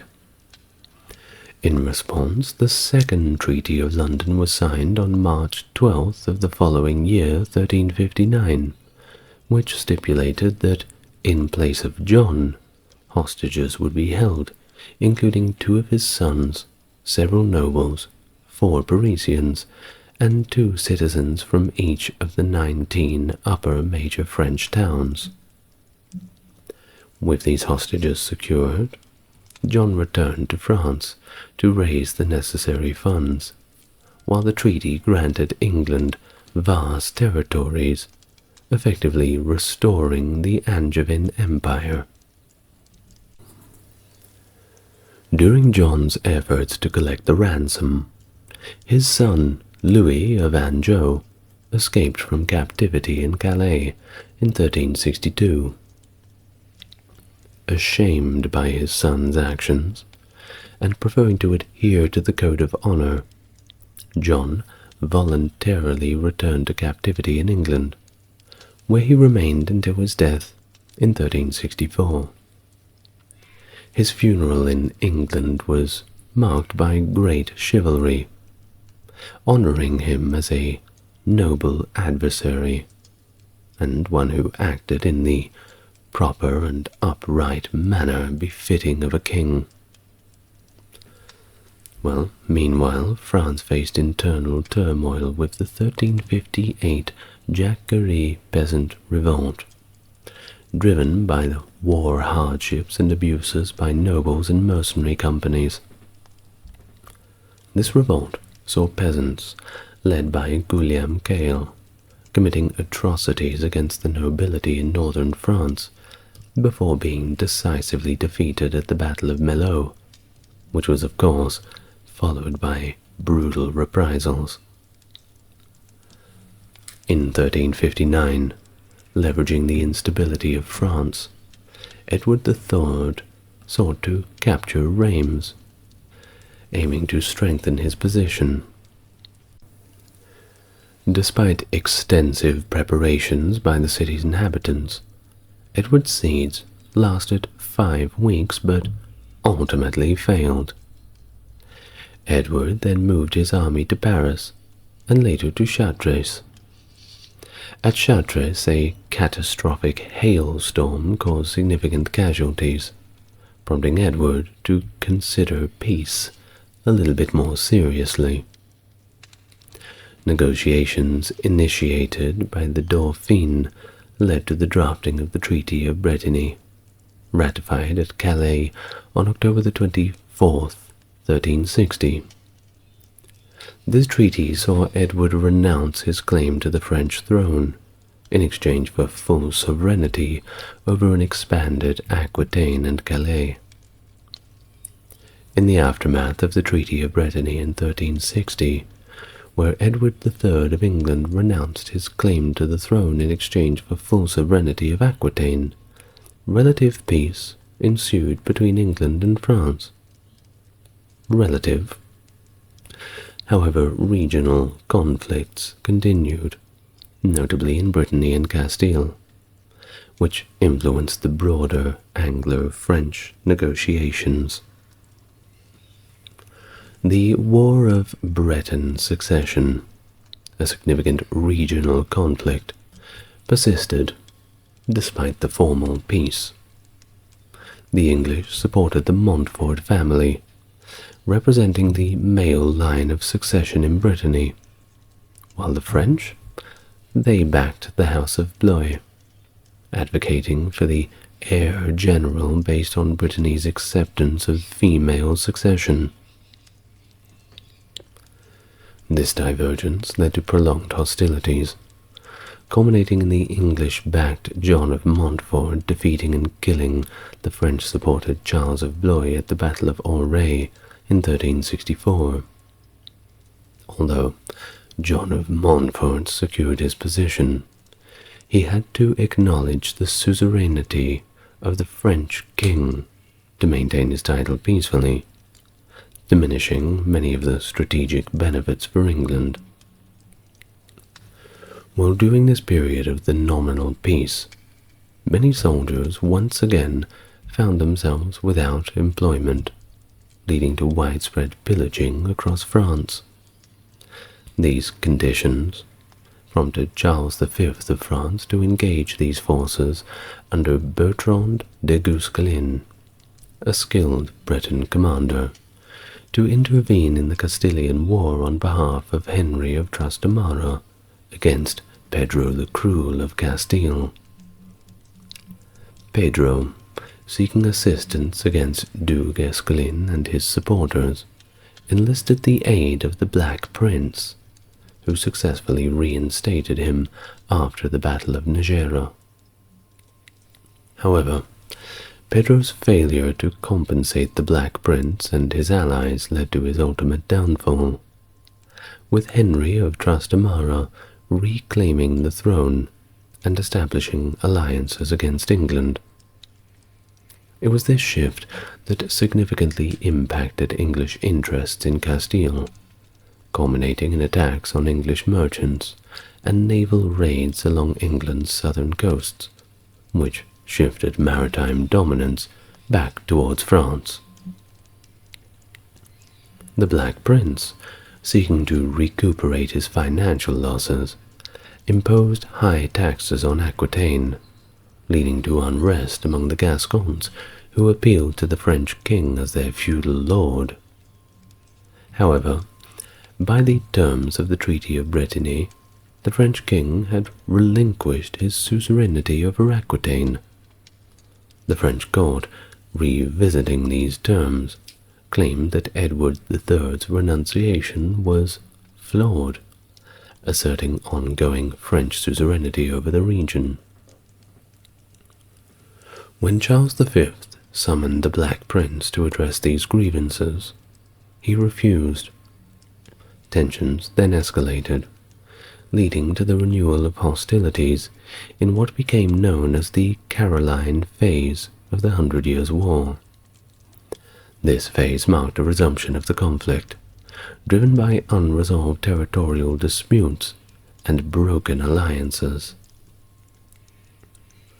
With Charles V resuming hostilities again in 1370, France, as the most formidable state in Western Europe, was very well positioned against England, lacking in strong military leadership. Edward III was aging, and the Black Prince, once a formidable force, was incapacitated by illness. The death of John Chandos in 1370, a pivotal English commander, was just another blow in the already weakened English military capabilities. Under the strategic guidance of Bertrand de Guesclin, appointed Constable of France, the French adopted a strategy of attrition. This approach focused on gradually reclaiming territories ceded at Brittany, rather than engaging in major battles. This incremental method proved effective with the recapture of Poitiers in 1372.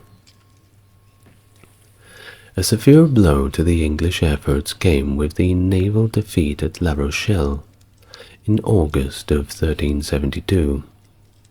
An English convoy, vital for supplying reinforcements and funds to Aquitaine, was intercepted and defeated by a Castilian fleet. This loss not only deprived the English of crucial resources, but also heightened their vulnerability to French and Spanish raids, further isolating Gascony and spurring domestic opposition for the war. Jean III de Grelly, Captal de Bouche, an influential Gascon noble fighting on England's side, was captured during these engagements, and, despite his value, Charles chose not to ransom him, fearing his military prowess. So, he was simply imprisoned until his death in 1376, removing another key player from England's strategic reserves. In response to these setbacks, the English conducted several chevauchées into French territory. These raids, designed to devastate the French countryside and undermine Charles V's authority, involved fast-moving forces, burning and pillaging everything as they went. John of Gaunt's chevauchée of 1373 was particularly ambitious, planned over 3 years to traverse from Calais to Aquitaine, and despite initial successes, Charles V's tactics of avoiding confrontation and protecting his peasantry in fortified towns blunted the impact of these raids. The campaign suffered further as English forces, monitored by Du Guesclin's lieutenant Olivier de Clisson, faced numerous challenges. They lost significant numbers of men and materiel while crossing the rivers Loire and Allier. By the time the remnants of Gaunt's army reached Bordeaux on Christmas Eve, 1373, they were ravaged by disease and starvation, significantly weakened and unable to maintain their campaign. The failures of these campaigns sparked widespread discontent in England, particularly towards John of Gaunt himself, whose political influence was marred by his unpopularity and inability to secure a favorable peace with France. By 1373, the territorial gains England had secured at Crecy through the Treaty of Brittany were effectively all gone, leaving England with little more than it held prior to these victories. In an attempt to broker peace, Pope Gregory XI orchestrated the Treaty of Bruges in 1375, initiating a 12-month truce between France and England as a sort of permanent cessation of hostilities. The negotiations, led by Philip II, Duke of Burgundy for France, and John of Gaunt for England, ultimately faltered, mainly over the status of Aquitaine. England demanded full sovereignty over the region, while France insisted that it remain under the control of the House of Valois. Despite the Pope's efforts to mediate a resolution, the talks collapsed, and by 1377, hostilities resumed. This period saw personal changes in the English monarchy. The Black Prince had passed away the year before in 1376, and in the following year, Edward III had died, leaving the throne to his 10-year-old grandson Richard II. It was under Richard II's rule, and later his disposition by Henry Bolingbroke, being Henry IV, that the English under the House of Lancaster revitalized their claims to the French throne, although substantial military action would not resume until later. Charles V of France died in September of 1380, and his young son, Charles VI, succeeded him, with the county governed by a regency led by his three uncles. Despite the military successes during his reign, Charles V's policies unraveled posthumously. He had ended the war taxes, which were critical for funding the French military efforts. When the Regency attempted to reintroduce these taxes, widespread popular revolts, known as the Harel, erupted, starting in Rouen and spreading to Paris and other northern cities. The regents were compelled to repeal the taxes to quell the unrest. Power to the people. Further complicating the politics was the onset of the Great Schism in 1378, instigated by Charles V's support for the Avignon Pope Clement VII. This schism split the Church and diminished the papal authority significantly, undermining efforts to mediate peace in the 100 Years' War. The fractured papacy, struggling with its internal legitimacy, was unable to exert meaningful influence over the warring factions. Thus, despite numerous peace conferences through the late 14th century, no lasting resolution was achieved, and the war dragged on, fueled by deep-seated national rivalries and intermittent hostilities. And that is the end of part 1 of my history of the 100 Years' War. I hope you liked it, and I hope you can't hear those pesky birds who are outside my window. Perhaps you're more tolerant than I am. Hello and welcome back to part 2 of the 100 Years' War history. If you are yet to watch part 1, then I do suggest you follow the link in the description and do so. If you have watched part 1 and you're here for part 2, well, thank you for coming back. Today we are going to continue from where we left off last time. And while we have already briefly covered the Caroline phase of the war, I'd like to briefly refresh us before we go any further. 1, for our memory, and 2, to set the general tone for the rest of the video. So, if you would like to take a deep breath and relax, and we can begin. The Civil War of Succession in Castile in 1366 pitted the forces of the incumbent ruler, Peter of Castile, against those of his half-brother, Henry of Trastamara. During this conflict, the English crown had supported Peter, while the French backed Henry.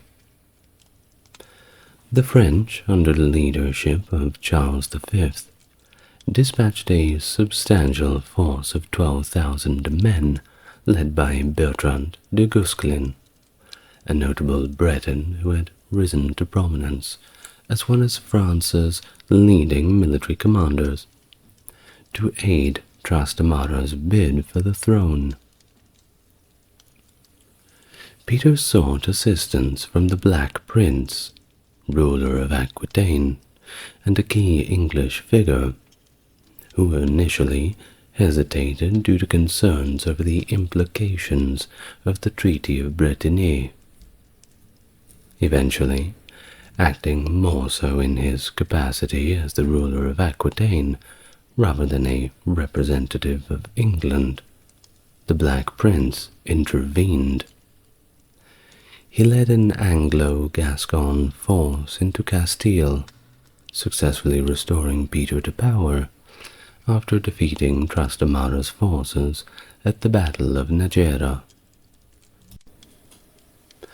Well, despite the victory, the Castilians reneged on their financial agreements with the Black Prince, who was already having enough of a hard time.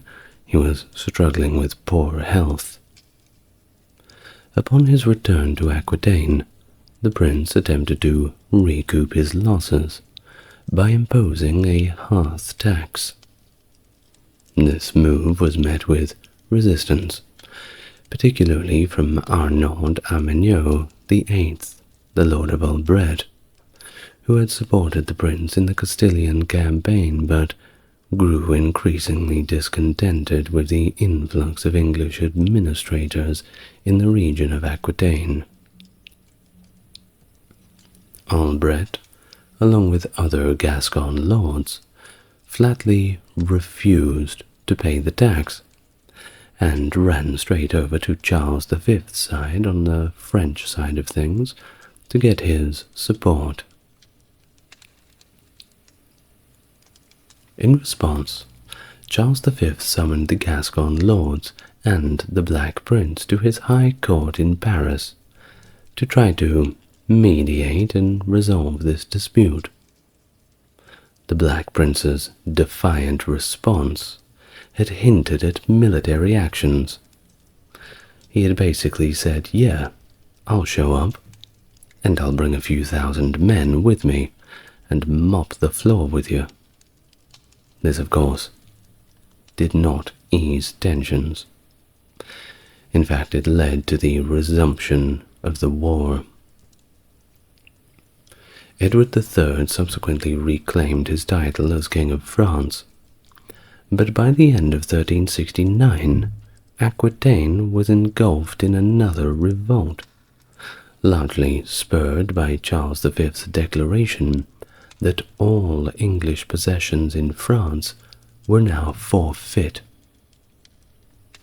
Meanwhile, Henry of Trastamara seized the opportunity to launch a second invasion of Castile, with the Black Prince no longer present to defend Peter. This culminated in the Battle of Montiel in the March of 1369, where Peter was killed, effectively ending his rule and allowing Henry to assume complete control. The new Castilian regime aligned itself with France, providing naval support that was instrumental in the French victory over the English fleet at the Battle of La Rochelle in 1362, marking a significant shift in the naval power dynamic, as the British, before this battle, had already won significant naval victories and effectively controlled the English Channel. Well, after La Rochelle, that changed. In the August of 1373, John of Gaunt, together with John de Montfort, the Duke of Brittany, embarked on a military campaign from Calais, commanding a force of over 9,000 men. This operation, a typical chevauchée, which was kind of like a raid essentially, initially was met with very little resistance, as French forces were way too dispersed and spread out to effectively counter the English movements. In some areas, there were simply no French soldiers at all, and the English just walked right in like they owned the place. In fact, if you ask them, they did own the place. Well, however, as the English army went further south, this was not the case. The French began to gather their forces and adopted a strategy of avoiding direct engagement, specifically under the directives of Charles V. No, instead they targeted smaller detachments of the English army that had become separated from the main group, either for raiding or foraging for food. They set up ambushes, they lied in wait, they placed bait for them to come and take. You would find the French hiding in little farmhouses, waiting for the English to come and pick the food out of the fields. Out would come the French to, well, do whatever they needed to do. Well, this tactic of shadowing and harassment culminated in October of that same year, 1373, when the English found themselves completely surrounded and cornered against the river Allier by 4 different converging French armies. Managing to cross at the bridge at Moulins, the English, however, suffered significant losses. And it wasn't just losses in terms of manpower. All their baggage and everything they had looted was gone. The French just simply took it all back. The dire situation for the English continued and continued to worsen as they moved across the harsh terrain of the Limousin Plateau, facing increasingly severe weather conditions. Thus, the army suffered substantial losses, both human and equine, with many soldiers compelled to abandon their armor and march on foot due to the exhaustion and death of their horses.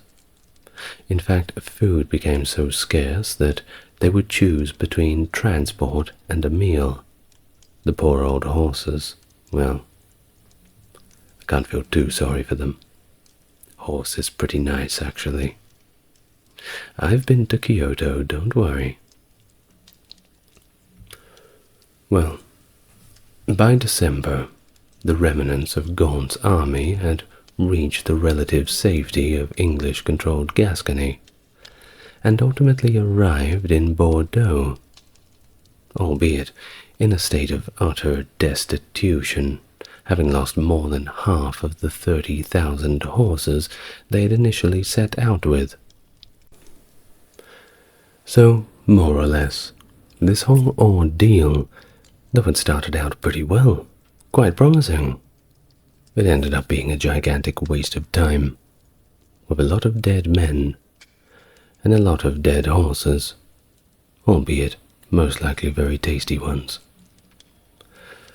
Well, the deteriorating health of the Black Prince saw him return to England in early 1371 amidst the declining health of his father. The Black Prince's condition worsened, leading to his death on 8th of June 1376. His father passed the following year, on June 21st, 1377, and the crown passed to the Black Prince's young second son, Richard II, who was only 10 years old at the time, as Edward of Angoulême, his first son, had already passed away. Now, under the Treaty of Brittany, the English had expanded their territorial holdings in France, but these gains were progressively eroded by a revitalized French military strategy under leaders like Du Guesclin. By 1380, England's possession in France had been reduced to Calais and a few other minor ports. Richard II's succession at such a young age meant that no regent was appointed. Instead, governance was managed by successive councils, a structure preferred to a potential regency under John of Gaunt, who it was pretty obvious to anybody who had been in a 5-foot radius of him, he was very much eyeing off the throne for himself. Well, Richard's reign was marked by significant internal challenges. I've already made a video about Richard and a video about the Peasants' Revolt of 1381. I'm yet to make a video about his conflict with Scotland in 1384–85, but it is on the list. But one thing you can be sure of is Richard was a busy boy. His fiscal policies, particularly the levies imposed to fund military endeavors and fortify Calais, contributed to the growing discontent with his rule. In 1380, the Earl of Buckingham led another expedition to support the Duke of Brittany, laying siege to Nantes in November. However, the lack of expected support from the Duke of Brittany and severe attrition forced Buckingham to lift the siege by January 1381, with Brittany compensating him quite nicely to withdraw. Well, it was around this time, 1380, the death of Charles and Du Guesclin left France without its strategic leadership, and of course the young Charles VI ascended to the French throne. The governance of France was managed by his uncles during a regency, continuing the war effort against England, but hampered by quite a bit of internal strife and financial constraints. In 1386, Philip II of Burgundy failed attempt to invade England, highlighted the ongoing financial and logistical challenge that France was facing, exacerbated by failed tax levies and widespread resistance from the populace. Indeed, to fund the wars of aggression, they decided to tell the people, we're going to tax you and take more of your money. The people did not like this, and they got very angry. Seeing how angry the people were, the government changed their mind. Crazy how that works, isn't it? Well, this period saw both nations engaging in more proxy wars, such as the conflict in Portugal from 1383 to 1385. And while wars were still going on, this reflected a broader slowdown in the pace of the 100 Years' War, at least between France and Britain, and it led to the period between 1389 and 1415, which is referred to as the Second Peace. Now, the 100 Years' War, already deeply unpopular due to the heavy taxes levied for its funding, further fueled discontent among the English populace, culminating in the Peasants' Revolt of 1381. The revolt was partly motivated by the financial strain by the ongoing war efforts. Richard II, who ascended the throne as a child, displayed very little interest in war. Really, he preferred instead to focus on the consolidation of power around his own court and favoring his close friends and advisors. This approach, of course, alienated many, including powerful lords within his realm, who thought that having a ruler who didn't want to fight everyone next to him was a little bit of a strange idea. Well, by 1388, an influential group of nobles, known as the Lords Appellant, frustrated with Richard's governance and his circle, seized control of the government for themselves. They managed to charge 5 of Richard's closest associates with treason during the so-called merciless Parliament. Although they took control of the council, the Lords Appellant struggled to muster the necessary financial support to rekindle the war efforts in France.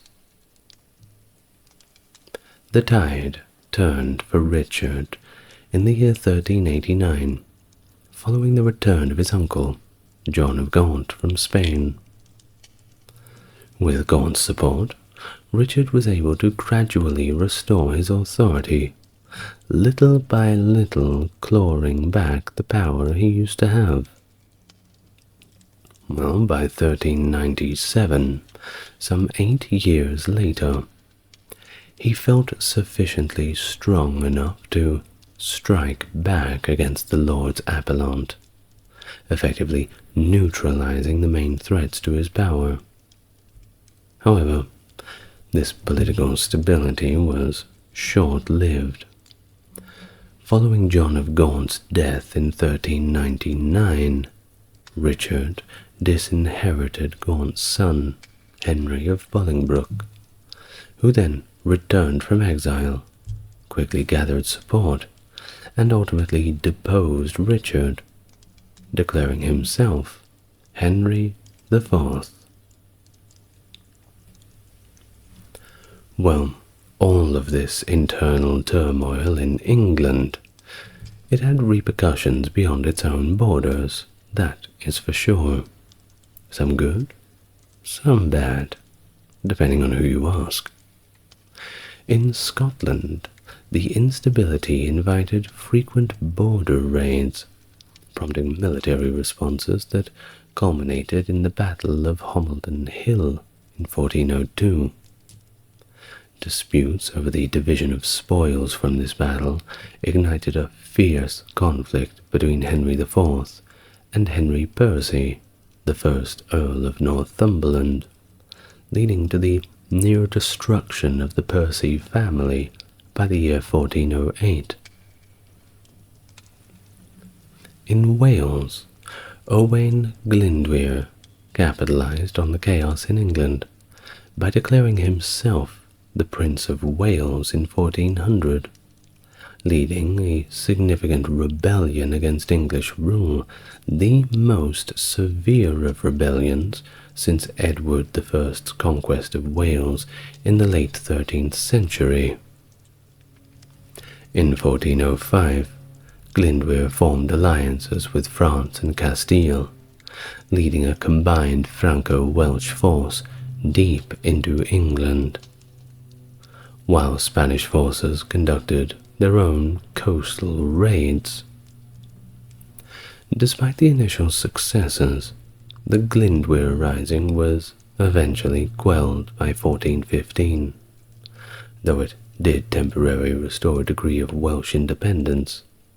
And to this day, if you ask any Welshman about it, they'll tell you, at least any Welshman who's ever opened a book and is literate, it certainly left a lasting legacy on Welsh nationalism. Now, the mental breakdown of Charles VI in 1392 plunged France into a period of regency, dominated initially by his uncles and later by his brother, Louis of Valois, the Duke of Orleans. The politics in France had become increasingly chaotic, as a power struggle ensued between the Duke of Orleans and Philip the Bold. That's B-O-L-D, not B-A-L-D, by the way. He was the Duke of Burgundy. Upon Philip's death, his son, John the Fearless, inherited the conflict, but found himself at a bit of a political disadvantage due to his more distant relation to the king. In a drastic move, John orchestrated the assassination of Louis of Orleans, an act that quickly exposed his involvement and shifted political power to the Armagnac family, who were adversaries of the Burgundians. By 1410, the internal conflicts in France had escalated into a full-scale civil war, with both Burgundian and Armagnac factions seeking English support to gain an advantage. This ongoing strife culminated in the capture of Paris by the Burgundians in 1418, an event marked by the brutal massacre of the Count of Armagnac and thousands of his followers by a crazed mob within the city. During this period, England was not free from conflict either, as it faced significant destruction from pirate raids that impacted both trade and naval operations. Under Henry IV, England resorted to state-sanctioned privateering as a means of conducting warfare on the seas, indirectly applying pressure on its adversaries. This strategy was reciprocated by the French, who, under Scottish protection, launched similar raids against English coastal towns. These raids, combined with domestic and dynastic issues, confronting both England and France, led to a lull in direct military conflict between the two nations for about a decade. Upon the death of Henry IV in 1413, his son, Henry V, ascended to the English throne. Meanwhile, in France, the ongoing mental illness of Charles VI meant that governance was effectively in the hands of the royal princes, whose rivalries only deepened the divisions within the country, as they were all kind of just waiting for Charles to go away, and however they were going to make that happen, well, that wasn't important. Well, in 1414, Henry V received ambassadors from the Burgundian faction at his court in Leicester. He also sent envoys to the French court with demands for territorial concessions and the marriage to Catherine of Valois, Charles VI's daughter. In August of 1415, King Henry V of England embarked on a significant campaign by sailing to France with a force of approximately 10,500 men. His initial target was the port city of Harfleur, which capitulated after a prolonged siege on September the 22nd. The extended resistance at Harfleur consumed much of the campaign season, forcing Henry to adjust his strategy. Instead of marching directly on Paris, he opted for a raiding expedition across France towards the English-held Calais. During this maneuver, reminiscent of earlier English campaigns such as Crécy, Henry's forces found themselves outnumbered and completely depleted of supplies, compelling them to engage a considerably larger French army at the Battle of Agincourt. Despite the numerical disadvantage, and the logistical issues, the English achieved a decisive victory. The French suffered a catastrophic defeat, with a significant portion of their nobility, about 40%, killed in the battle. Concerned about the security risk posed by a large number of French prisoners who outnumbered his own troops, Henry just decided to execute them all. I mean, that solves the problem, technically. Well, the successful English campaign continued with the capture of major Norman cities, including Caen in 1417 and Rouen in 1419, effectively bringing Normandy under English control for the first time in 2 centuries. Well, things shifted again with the assassination of John the Fearless, Duke of Burgundy, in 1419, leading to an alliance between Henry V and the Burgundian faction. This culminated in the Treaty of Troyes in 1420, where Henry married Catherine of Valois, the daughter of King Charles VI of France. Well, also, yes, she was 6 years old at the time of the wedding, but this is somewhat more elaborated on in my video about Richard II. I'm not going to harp on about it here, because every time Richard II comes up, they always call him a PDF file. Well, maybe he was, but maybe you should just watch the Richard II video. Well, this Treaty of Troyes, stipulated that Henry's heirs would inherit the French throne, and Dauphin Charles VII was declared illegitimate. Henry's military endeavors continued with the siege of Meaux in October of 1421, which proved challenging and extended over 7 long months, before the town finally surrendered in the May of 1422.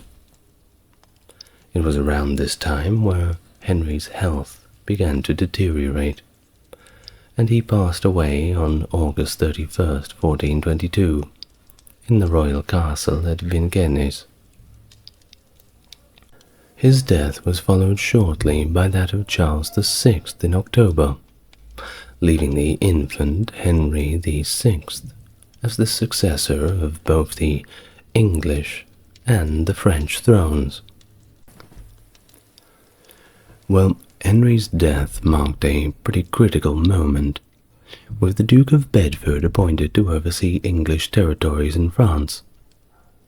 The subsequent military campaigns, particularly the Battle of Verneuil in 1424, showcased the continued effectiveness of English archers and led to significant victories that bolstered English positions in France.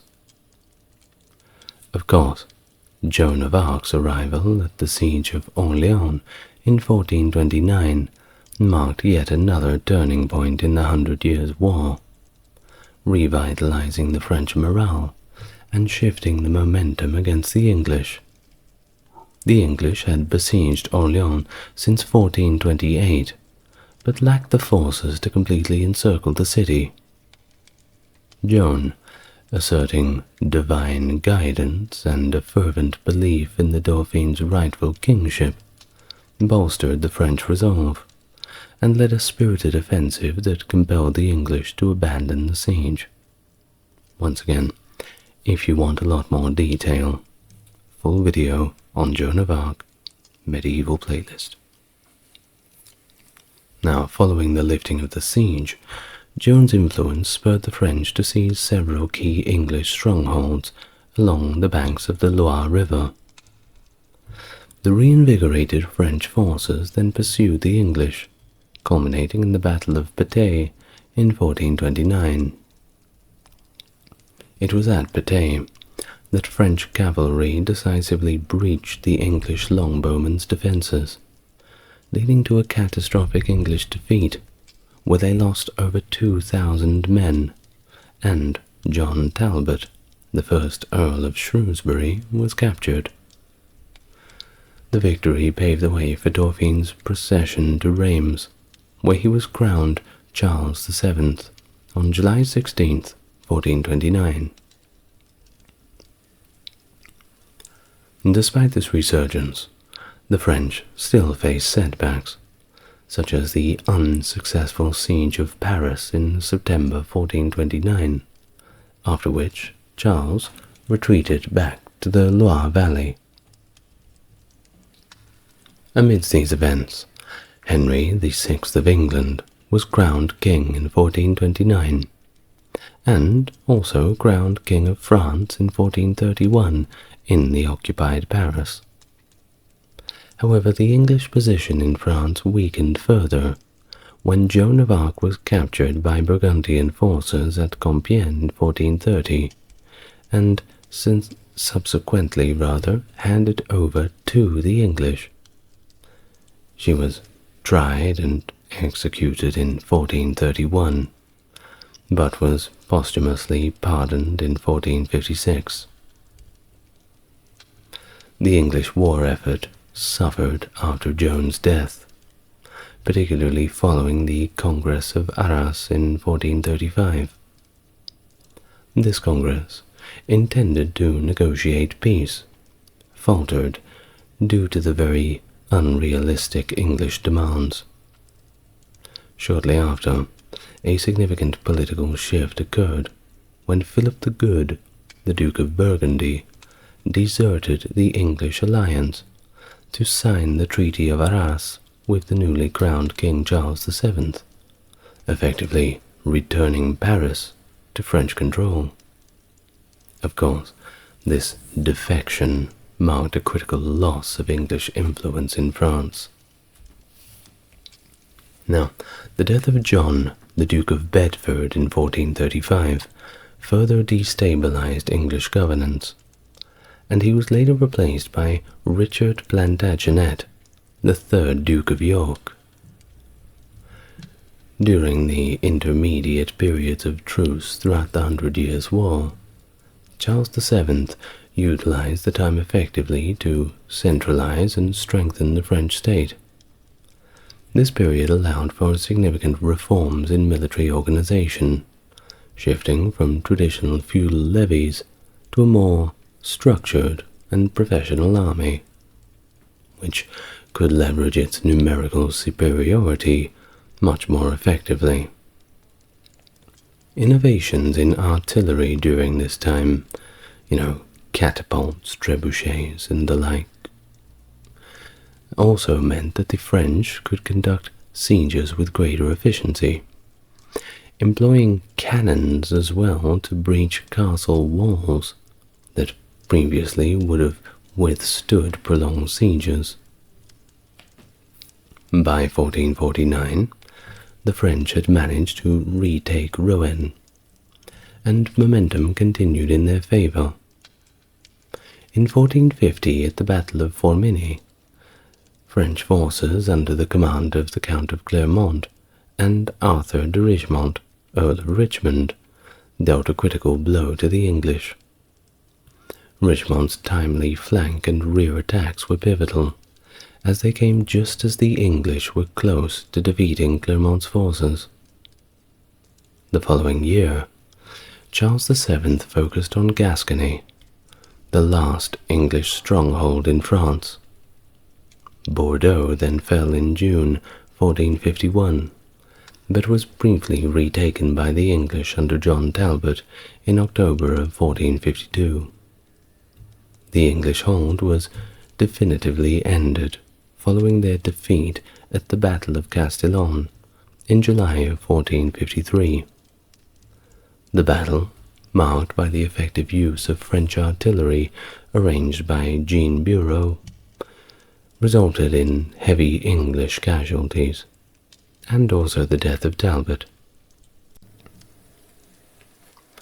Although the Battle of Castillon in 1453 is traditionally and frankly widely considered the endpoint of the Hundred Years' War, The formal state of war between England and France continued until 1475, where they signed the Treaty of Picquigny. This treaty, which secured peace by offering Edward IV of England a significant cash sum and even an annual pension, effectively ended English claims to French territories.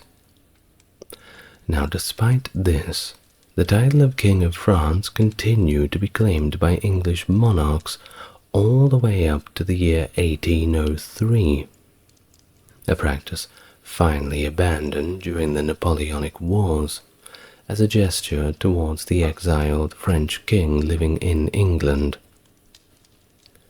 Now, the war's aftermath saw significant unrest back in England as landowners dealt with the financial repercussions of lost territories.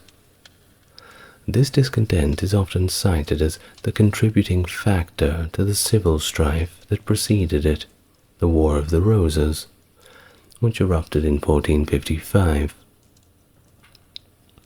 The conclusion of the Hundred Years' War in 1453 marked a pivotal moment in European history, ending a chaotic and tumultuous era that had its origins all the way back in the Norman conquest of 1066, when William the Conqueror, Duke of Normandy, became the King of England. A complex feudal allegiance was established. As a vassal to the King of France through his holdings in Normandy, yet an equal as King of England, William's dual roles planted the seeds of a centuries-old Anglo-French conflict. It was this duality that created inherent tensions, as his successors on the English throne inherited not just a kingdom, but a contentious claim over a vast French territory. Well, by the war's end, England was stripped of its expansive continental dominions, retaining only the port of Calais, until it was also lost in 1558. This dream of an Anglo-French dual monarchy, envisaged by several English monarchs as they sought to exploit their historical claims, was irrevocably shattered. Of course, the social and cultural impacts of this profound conflict were also wide-ranging. In England, the war fostered a deep-seated antipathy towards all things French. Some things never change, Well, despite this, the Norman conquest of all these earlier times had definitely woven French into the very fabric of English society. In fact, the only reason why I'm speaking the way I speak, and you are understanding me the way you do, is because of the amount of French that was rammed into the English language, whether you like it or not. Well, French was the language of the ruling classes, you see. Also law and high commerce until the mid-14th century, when more proper English began to reassert itself. But you see, by then, English had changed so much. Of course, it didn't help when the plague happened and we had something called the Great Vowel Shift. But, well, once again, a story for another video. Well, by 1385, and that's after the plague, French was no longer used in the educational system, signaling a shift towards linguistic and national identity. Albeit, they didn't go back to the old ways.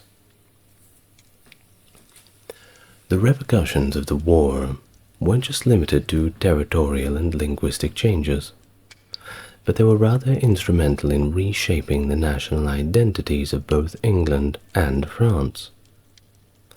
In France, the devastation wrought by decades of warfare on French soil paradoxically accelerated the centralization of royal power, moving the country towards a more modern state system.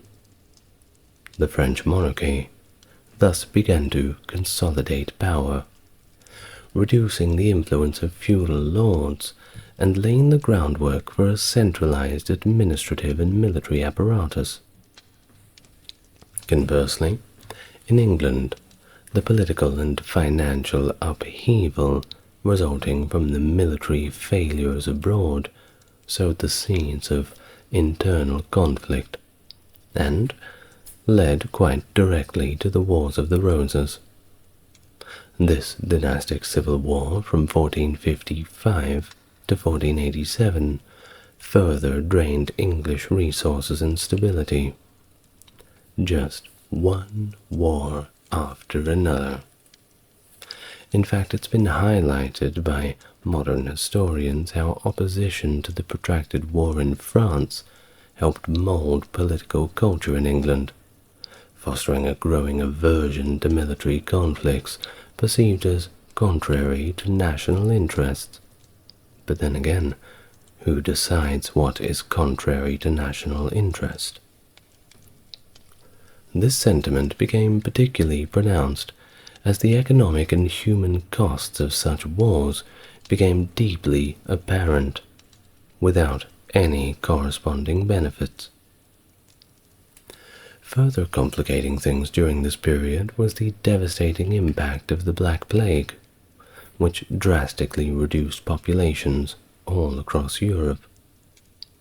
France saw its population cut in half, with Normandy and Paris experiencing more severe declines. Of course, England, too, suffered significant population loss, ranging from 20 to 33%. The demographic collapse exacerbated the already difficult economic situation, also undermined the feudal order, and strained the resources necessary for prolonged military campaigns. In the broader context of state formation, the 100 Years' War exemplified the role of interstate conflicts in shaping fiscal and administrative capacities. The existential threat posed by the English occupation forced the French monarchy to innovate financially, notably through the implementation of regular taxation that enabled the maintenance of a proper standing army. This shift was a critical step in the evolution of the modern state, reflecting a transition from feudal obligations to a more centralized and organized bureaucratic system. The necessity of defending the realm from foreign invasion justified the expansion of state power, an argument that gained acceptance even among the traditionally tax-averse French nobility. Thus, the legacy of the 100 Years' War is somewhat multifaceted, influencing the trajectory of both England and France in their own profound ways. It shaped national identities, accelerated state centralization, and contributed to the overall re-evaluation of governance and military strategy in England, setting the stage for the modern age in Western Europe. And with the end of the 100 Years' War, everybody went home, and there were no more wars ever again, and they all lived happily ever after. I suppose it's always good to end a video on a joke, don't you think? Don't worry. There'll be plenty more war and violence and bloodshed to come. Just you wait. As it's been quoted before, you will live to see man-made horrors beyond your comprehension. Sorry to give you nightmares. Edward of Woodstock, also known as Edward the Black Prince, a paragon of medieval knighthood and medieval prowess, whose legend is woven into the fabric of English history. Born in 1330, he was the eldest son of King Edward III of England, and his life was marked by significant military achievements during the 100 Years' War. His leadership at the battles of Crécy and Poitiers not only demonstrated his tactical genius, but also cemented his reputation across all of Europe, which led to his knighthood at the age of 16. Despite his early death at the age of 45, the Black Prince's legacy as a chivalric hero and capable leader continues to endure, embodying the ideals of knighthood and valor of his time. Hello and welcome to the channel. If you're new here, it's good to meet you, and if you're coming back, good to see you again. If you like what I do and want to support the channel, there's a link to the Patreon in the description. Otherwise, help YouTube push it out to more people by liking, commenting, and subscribing. Now, with that out of the way, get yourself relaxed, because we will begin our history and biography of Edward the Black Prince. Edward was born on the 15th of June of the year 1330 at Woodstock in Oxfordshire, as the eldest son of Edward III and Queen Philippa of Hainault. His birth into royalty came at a time when his father, Edward III, was deeply entrenched in conflicts with France over territorial claims and the French throne itself. This animosity was rooted in familial ties, as Edward III's mother, Queen Isabella of France, was the daughter of Philip IV of France, positioning Edward III and consequently his son in the line of succession for the French crown. The situation escalated when the French king threatened to seize English lands in France, which sparked the 100 Years' War. Queen Philippa, Edward's mother, was the daughter of the Count of Hainault. Her marriage to Edward was orchestrated by Queen Isabella, who sought to secure Hainault's military and financial support to overthrow her husband, Edward II. The union was fruitful, producing 13 children, with Edward being the firstborn. Edward III ascended to the throne at the tender age of 14, after his father, Edward II, was deposed in 1327 by Isabella and the English nobility, due to Edward II's failed leadership and military defeats, particularly against the Scots. In an effort to reclaim lost territories, Edward III initiated military campaigns that mirrored the aggressive strategies of his grandfather, Edward I. His efforts culminated in the decisive Battle of Halidon Hill in 1333, where he avenged the earlier humiliating defeat at Bannockburn and restored English dominance over Scotland.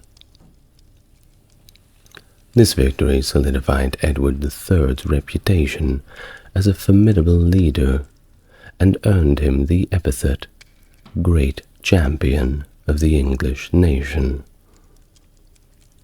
Now, on to the young prince, whose upbringing was marred by the political and military dynamic of the time. On September 10th, Edward III allocated an annual allowance from the profits of the county of Chester for his son's maintenance, and by February 25, 1331, these funds were entirely assigned to Queen Philippa for the upbringing of both Edward and his sister Eleanor. In July of 1331, amidst ongoing internal tensions, Edward III proposed a marriage between the young Edward and daughter of Philip VI of France, aiming to stabilize relations through marital ties. On the 18th of March, 1333, Edward was formally granted the earldom and county of Chester. Several years later, in a Parliament session held on the 9th of February 1337, he was created the Duke of Cornwall, receiving the duchy through a charter dated on March the 17th. This distinction marked the first instance of a duke's creation in England, and the terms of the charter stipulated that the title was to be held by him, and subsequently by the eldest sons of the kings of England. Edward's education was overseen by Dr. Walter Burley from Merton College, Oxford. In March of 1334, the responsibility for managing his revenues was assigned to his mother, Queen Philippa, to cover the expenses of raising Edward and his two sisters, Isabella and Joan.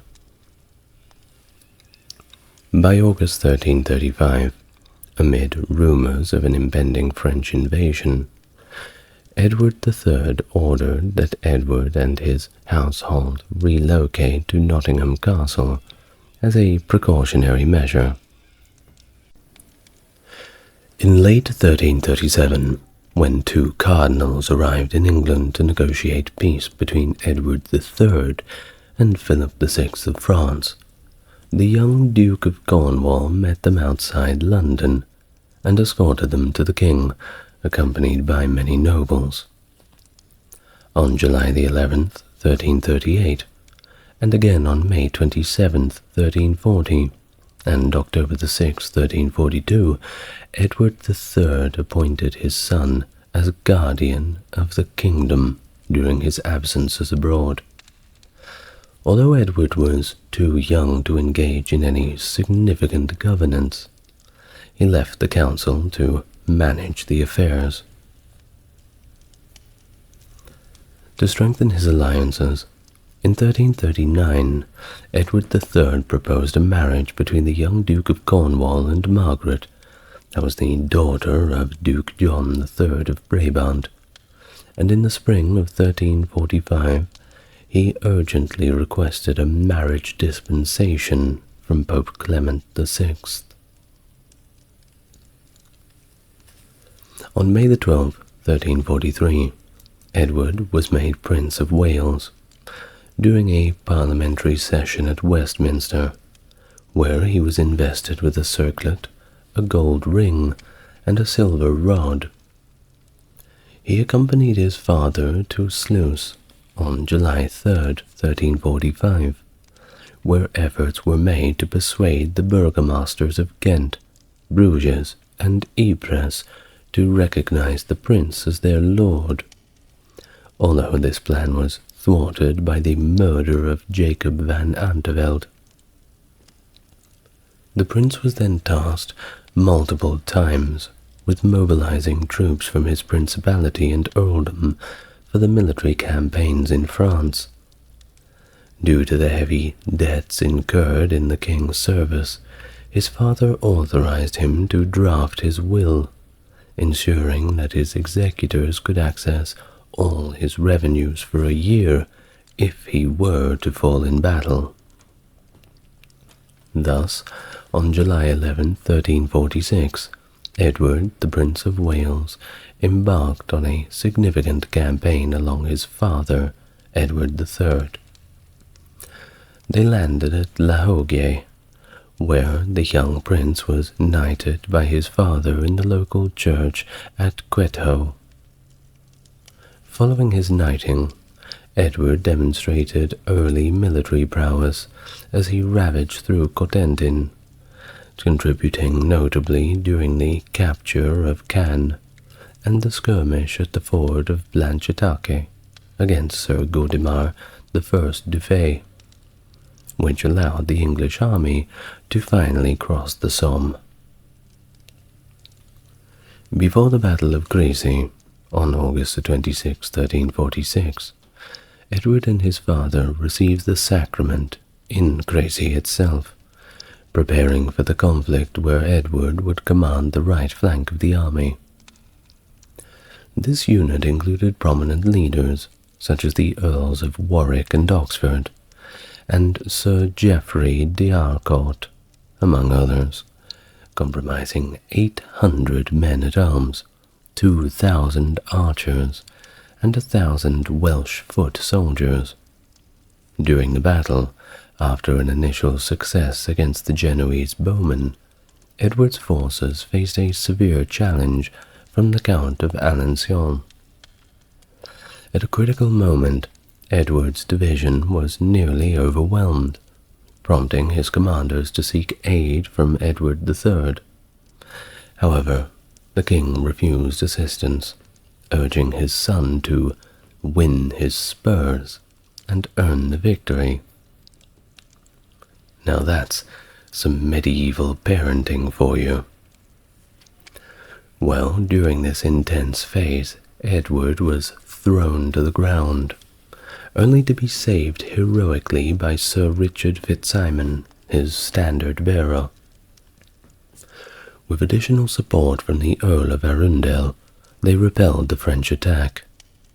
The battle saw significant French casualties, including the Duke of Lorraine and the Counts of Alençon and Blois, leading to a complete rout by the English forces. Well, after the battle, Edward III met his son with pride, commending him for his brave conduct. Together, they paid their respects to the fallen, including King John of Bohemia. Edward's valor at Crecy was a testament to his capabilities as a military leader, even at such a young age, and it was certainly a trial by fire.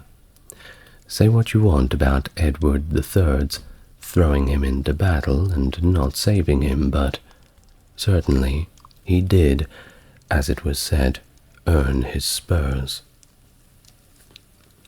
Now, following Crecy, Prince Edward played a crucial role in the Siege of Calais between 1346 and 47, where it was his job to conduct raids around the captured town, of which he accumulated substantial booty. He returned to England with his father in October of 1347 and participated in courtly festivities, including his investiture into the newly formed Order of the Garter in 1348. In subsequent years, Edward continued to support his father in military endeavors, including the Battle of Winchelsea in the August of 1350, where they confronted the fleet of Lacerda. During this naval battle, Edward's ship was almost sunk by a larger Spanish vessel.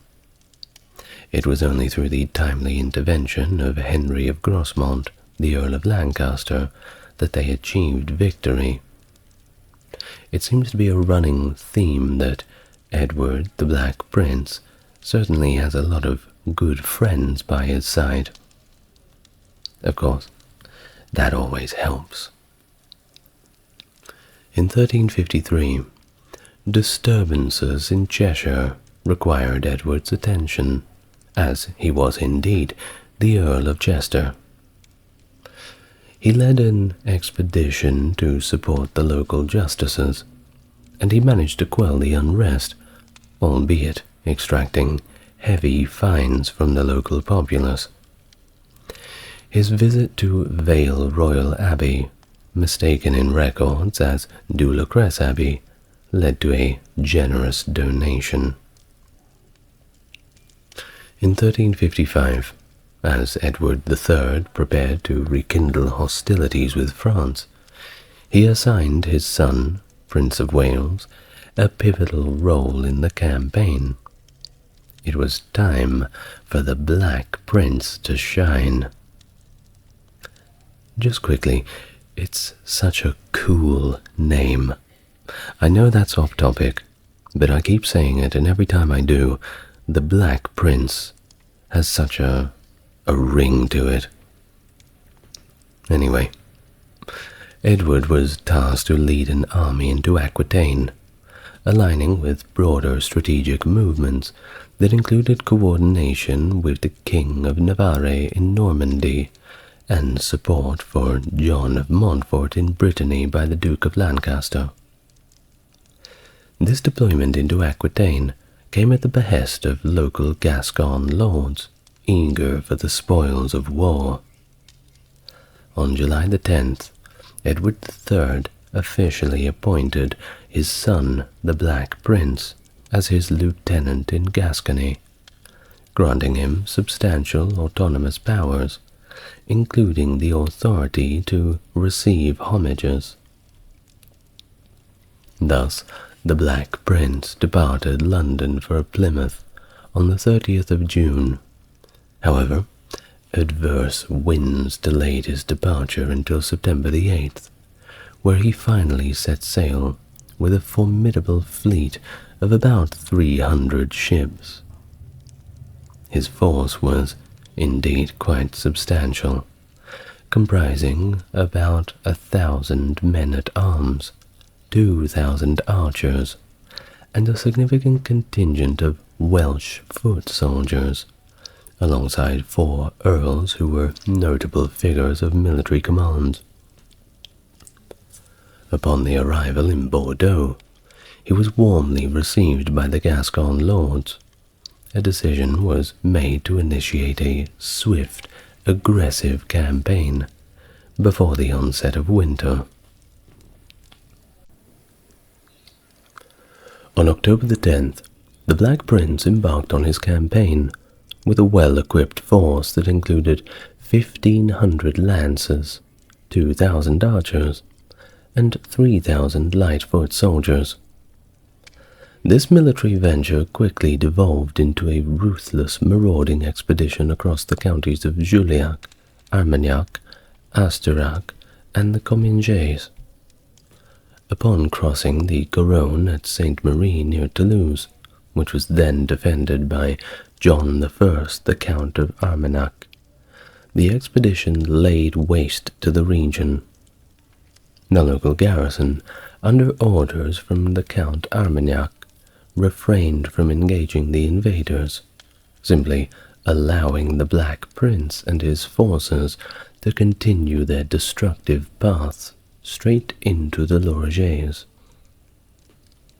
The campaign was marked by harsh tactics against the local population, particularly in Montxard, where the troops stormed the town, committed atrocities against its residents, and plundered wealth, including carpets, draperies, and jewels.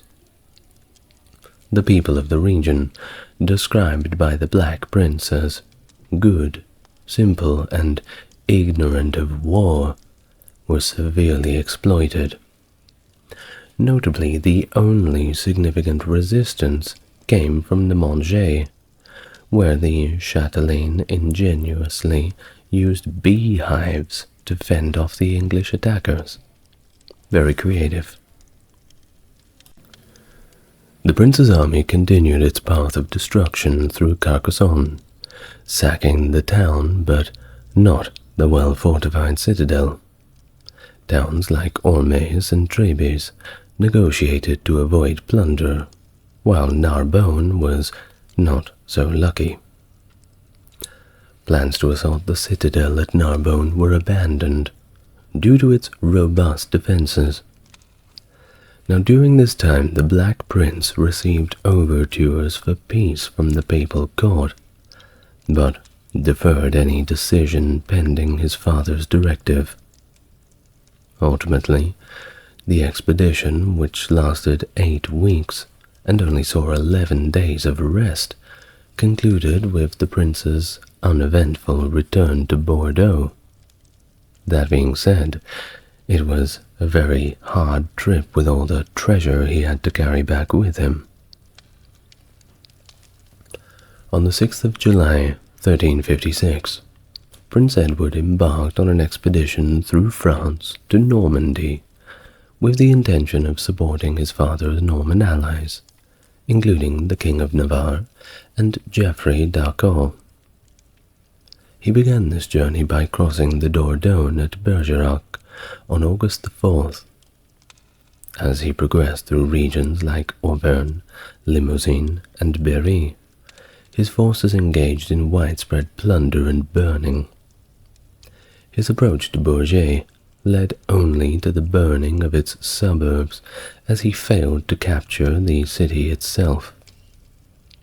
Edward then turned westward and launched an unsuccessful assault on the Issoudun between August the 25th and 27th. Meanwhile, King John II of France was amassing a formidable force at Chartres, prepared to defend the Loire crossings and reinforcing fortresses at risk of attack. After the failed siege at Issoudun, Edward retraced his route to Vierzon, which he captured, and then decided to execute most of the garrison. From Vierzon, upon realizing that crossing the Loire or joining forces with Lancaster in Brittany was unfeasible, he decided to return to Bordeaux, setting course towards Romorantin on August the 29th. Upon hearing that the French knights had withdrawn into Romorantin, Edward moved to assault the fortress on August the 31st. Despite the stiff resistance and personal loss of a friend which enraged him, Edward succeeded in capturing the fortress by September 3rd. Reportedly, he had used Greek fire to set its roofs ablaze. If you don't know what Greek fire is, it's kind of like an ancient form of napalm, the secrets of which we've somewhat lost since the fall of Constantinople. They've kind of figured out how to do it, but maybe it's not the same. Well, as he continued his march through Berry, King John II, having gathered a large army, crossed the Loire at Blois and pursued the English forces. Despite being significantly outnumbered, Edward commanded about 7,500 men compared to John II's upwards of 20,000. Edward maintained a parallel path to the French, staying just miles away. By September 17th, as confrontations began near Poitiers, Edward positioned his forces on the advantageous terrain, using the natural landscape and fortifications to strengthen his defensive position. Despite the French king's substantial numerical advantage, Edward's strategic positioning and preparation played a more important role. The prince decided to deploy his archers more effectively, using the terrain's hedges for protection. He set out an ambush that proved pivotal in the ensuing battle. On the morning of September 19th, the Battle of Poitiers commenced. French forces, attempting to break through the English defences, were decimated by English archers, as the French ranks faltered. The English counterattacked, leading to a comprehensive victory for Edward's forces. The battle then concluded with the capture of King John II and numerous French nobles, causing significant French casualties and resulting in a decisive English triumph. Following the battle, Prince Edward treated his royal captive with notable respect, serving him personally at dinner and refusing to sit at the same table, citing his unworthiness compared to the great king. Now, this is interesting, because it was this act of chivalry that was praised widely, and it also enhanced Edward's reputation. So whether or not he was doing this as a genuine act of kindness and chivalry towards the French king, or if he just knew this would make him look very gentlemanly, well, that's a matter of debate. But either way, the result speaks for itself. Well, one thing that wasn't very gentlemanly was the amount of plunder he got from the campaign.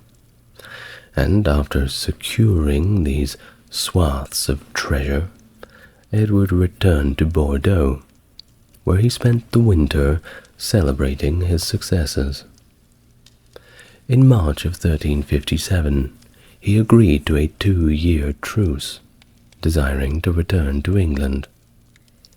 Despite some opposition from the Gascon lords over the removal of King John II to England, Edward quelled their dissent with a payment and left the governance of the region to local lords.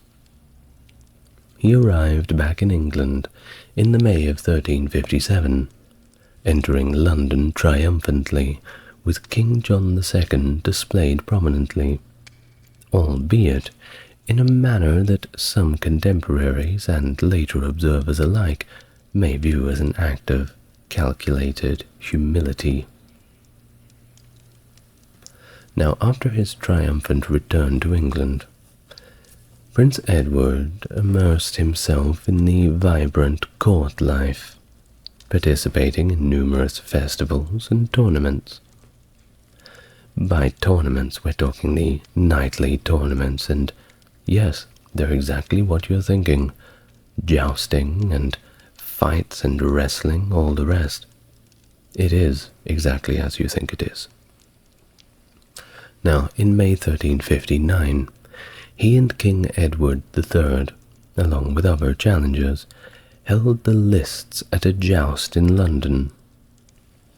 This event, proclaimed by the mayor and the sheriffs, absolutely delighted the people, especially as the king appeared in the guise of the mayor and Prince Edward dressed up as the senior sheriff. The extravagance of these festivities and the generous gifts Edward distributed to his friends led him into more than a few financial difficulties, stretching himself a little bit too thin while he was in the festive mood. Well, recognizing this, the king decreed on August 27, 1359, that should Prince Edward fall in battle during the upcoming French expedition, his executors would have control of his entire estate for a period of 4 years to settle his debts. In October 1359, the Black Prince journeyed with his father to Calais to participate in the Reims campaign, part of the ongoing 100 Years' War. At the conclusion of this military endeavor in 1360, Edward played a role in the negotiations for the Treaty of Brittany. He was heavily involved in the drafting the preliminary truce at Chartres on May 7, 1360, which was established by proctors acting on his and Charles, Duke of Normandy's behalf. Following the campaign, it's likely that Prince Edward did not return to England until after his father, who landed at Rye on March the 18th. On the 9th of July, 1360, the Black Prince, along with Henry, Duke of Lancaster, again travelled to Calais, accompanying the French king. However, they had to return to England as the promised ransom installment was not ready, leaving King John II in the custody of Sir Walter Manny and other knights. In the October of the same year, 1360, Edward was present at Calais for the liberation of King John and the formal ratification of the Treaty of Brittany. He journeyed with King John to Boulogne for a ceremonial offering before returning with King Edward III to England in early November. On October 10th, 1361, Prince Edward got married to Joan of Kent. What, did you think I was going to say another war? It can't all be about fighting. We must take a break from the murder to have a little romance. But actually, it's not that romantic when it's your cousin. Well, of course, marrying your cousin was not such a big deal back then, and far be it for me to push my morality onto others.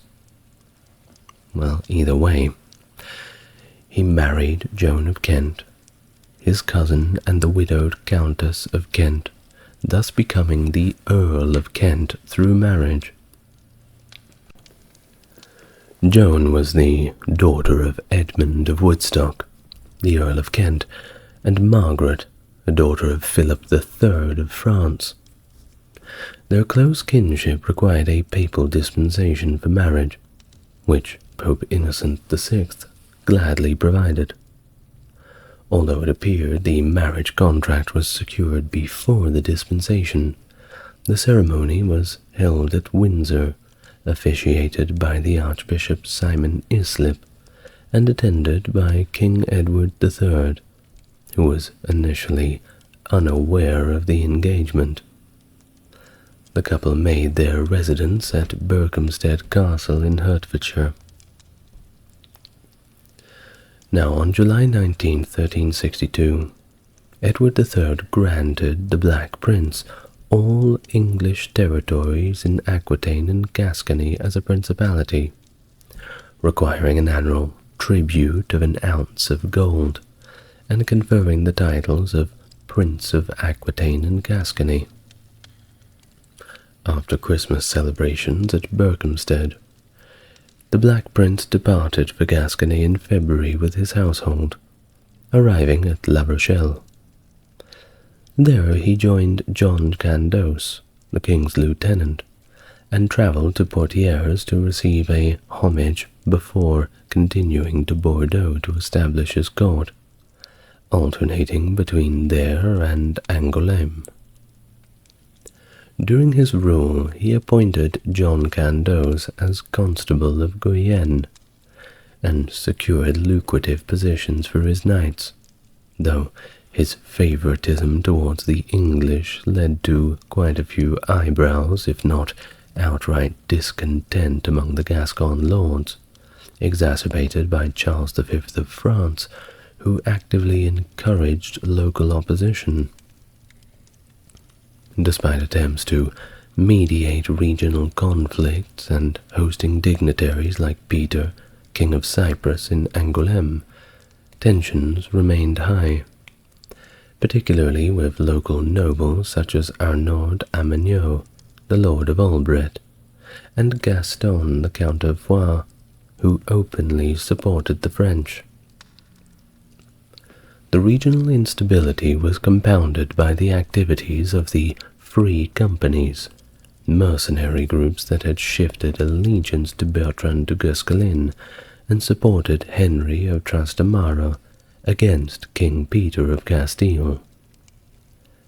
When Peter sought Edward's aid and arrived in Bayonne, the prince supported him, further entangling English forces in continental disputes. This period was marked by significant military and political challenges, with Prince Edward increasingly pressed by both local unrest and demands from his father to manage the mercenary bands effectively. Many of Edward's English and Gascon lords were reluctant for him to support King Peter, viewing the conflict as inappropriate for intervention, since it involved a dispute between a legitimate king and his illegitimate brother. However, the Black Prince felt compelled by a sense of royal dignity and the unacceptable precedent that a bastard could usurp a legitimate king. While Peter, seeking further support, promised riches and titles, including making Edward's son the King of Galicia, which actually swayed many to his cause. A parliament was then convened in Bordeaux and deliberated on this matter, seeking the opinion of King Edward III, who endorsed his son's involvement. Subsequently, another parliament agreed to support Peter, contingent upon financial guarantees for their efforts. To this end, the Black Prince agreed to lend the necessary funds to King Peter. Negotiations at Bayonne between Prince Edward, Charles of Navarre, and King Peter solidified their military collaboration. Peter agreed to financial compensations and provided territories as collateral to secure the prince's financial backing. The Treaty of Libourne, formalized on September the 23rd, laid out these agreements in detail, including substantial monetary commitments for military wages and strategic pledges regarding leadership roles in campaigns against the Moors. The prince financed this military venture through various means, including funds received from his father, derived from the ransom of the French king John II, and by melting down his supply of silver plates. His preparations in Angoulême culminated in a festive Christmas in Bordeaux, where his wife gave birth to their second son, Richard, who would later become King Richard II of England. I just did a video on him too. It'll be out soon. Should be. Now, in February of 1367, Prince Edward departed Bordeaux, consolidated his forces in Dax, and marched through Roncesvalles into Pamplona. The loyalty of the free companies shifted back to Prince Edward from Henry of Trastamara, recognizing Edward as their rightful lord.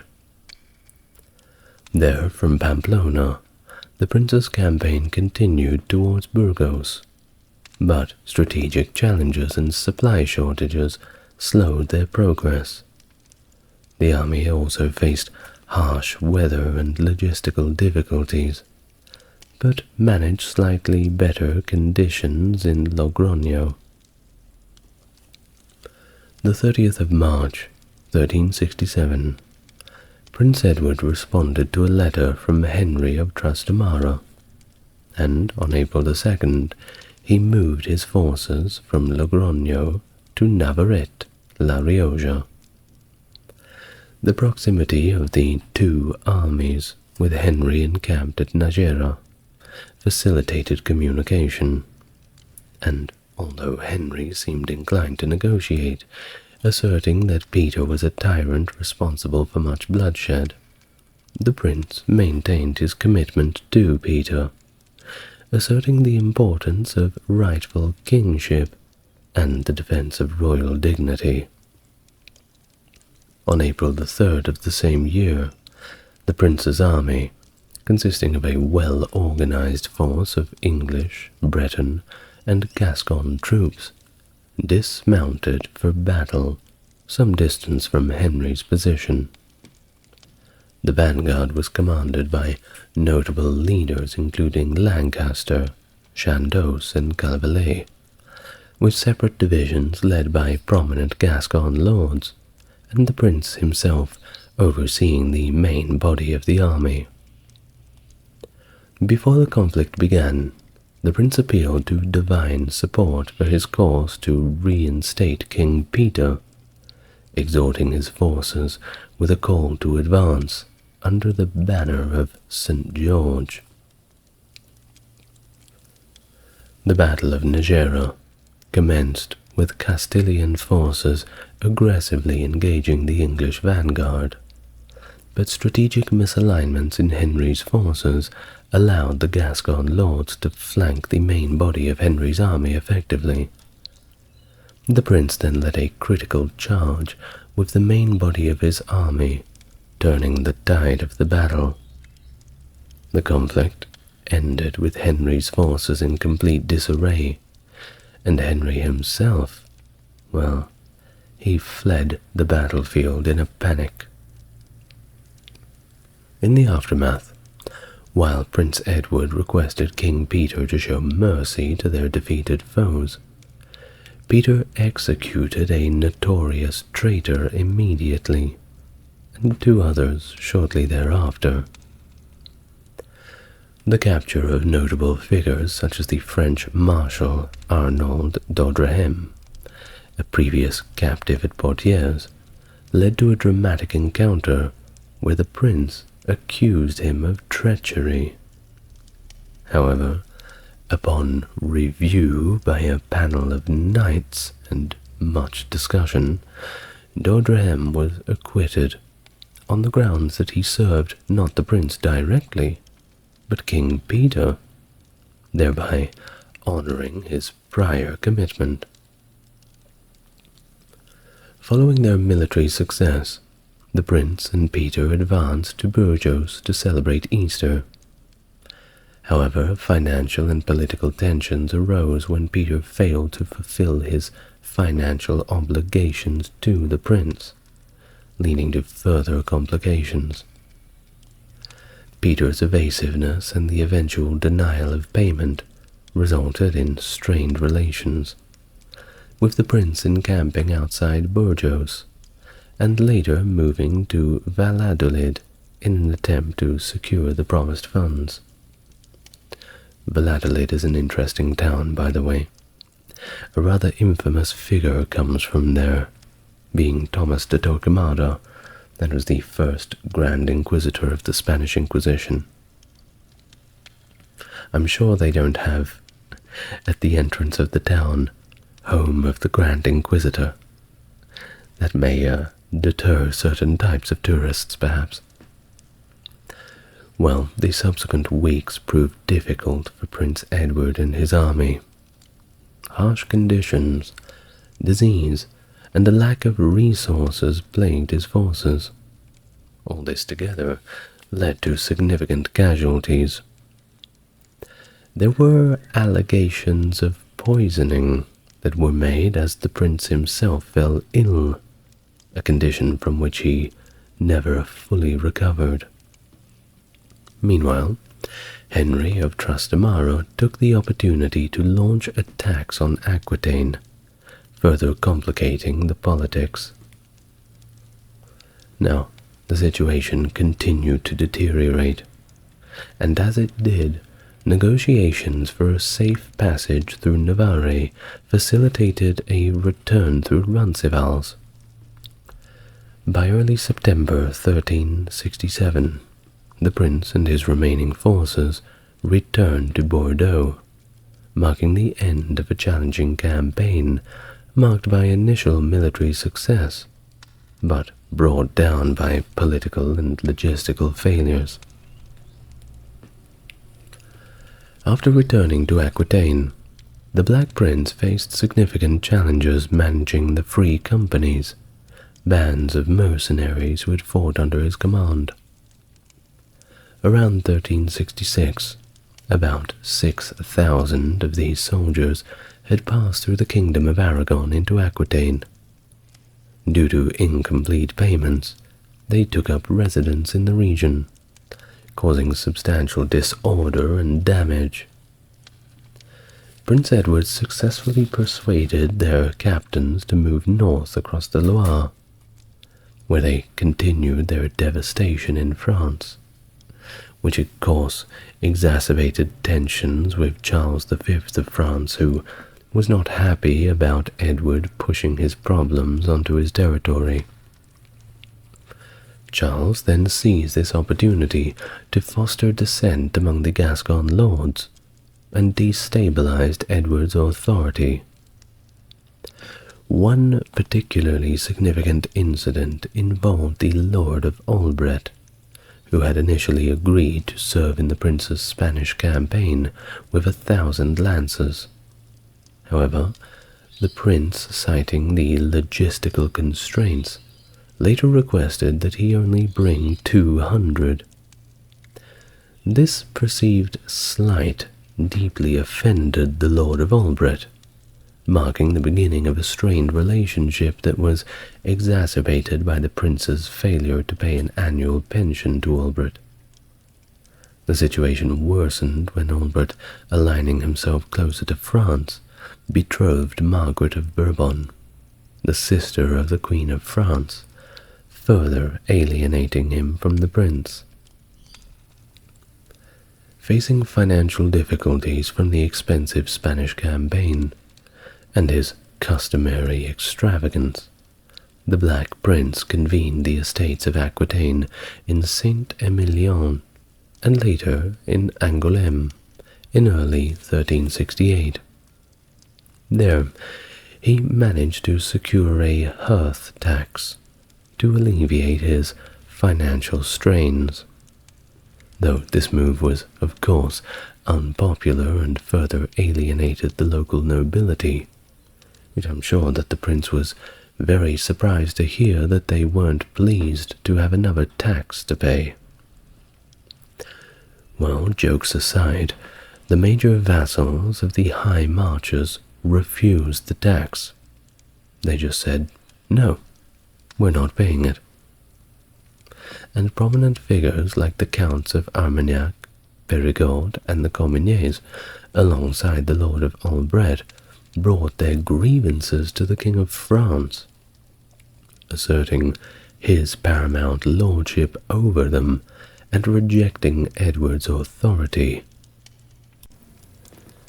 Well, Charles V of France was happy about this, and he capitalized on this unrest by summoning the Black Prince to Paris in 1369 to answer for his actions, a demand that Edward outright refused, threatening to arrive with a military force instead.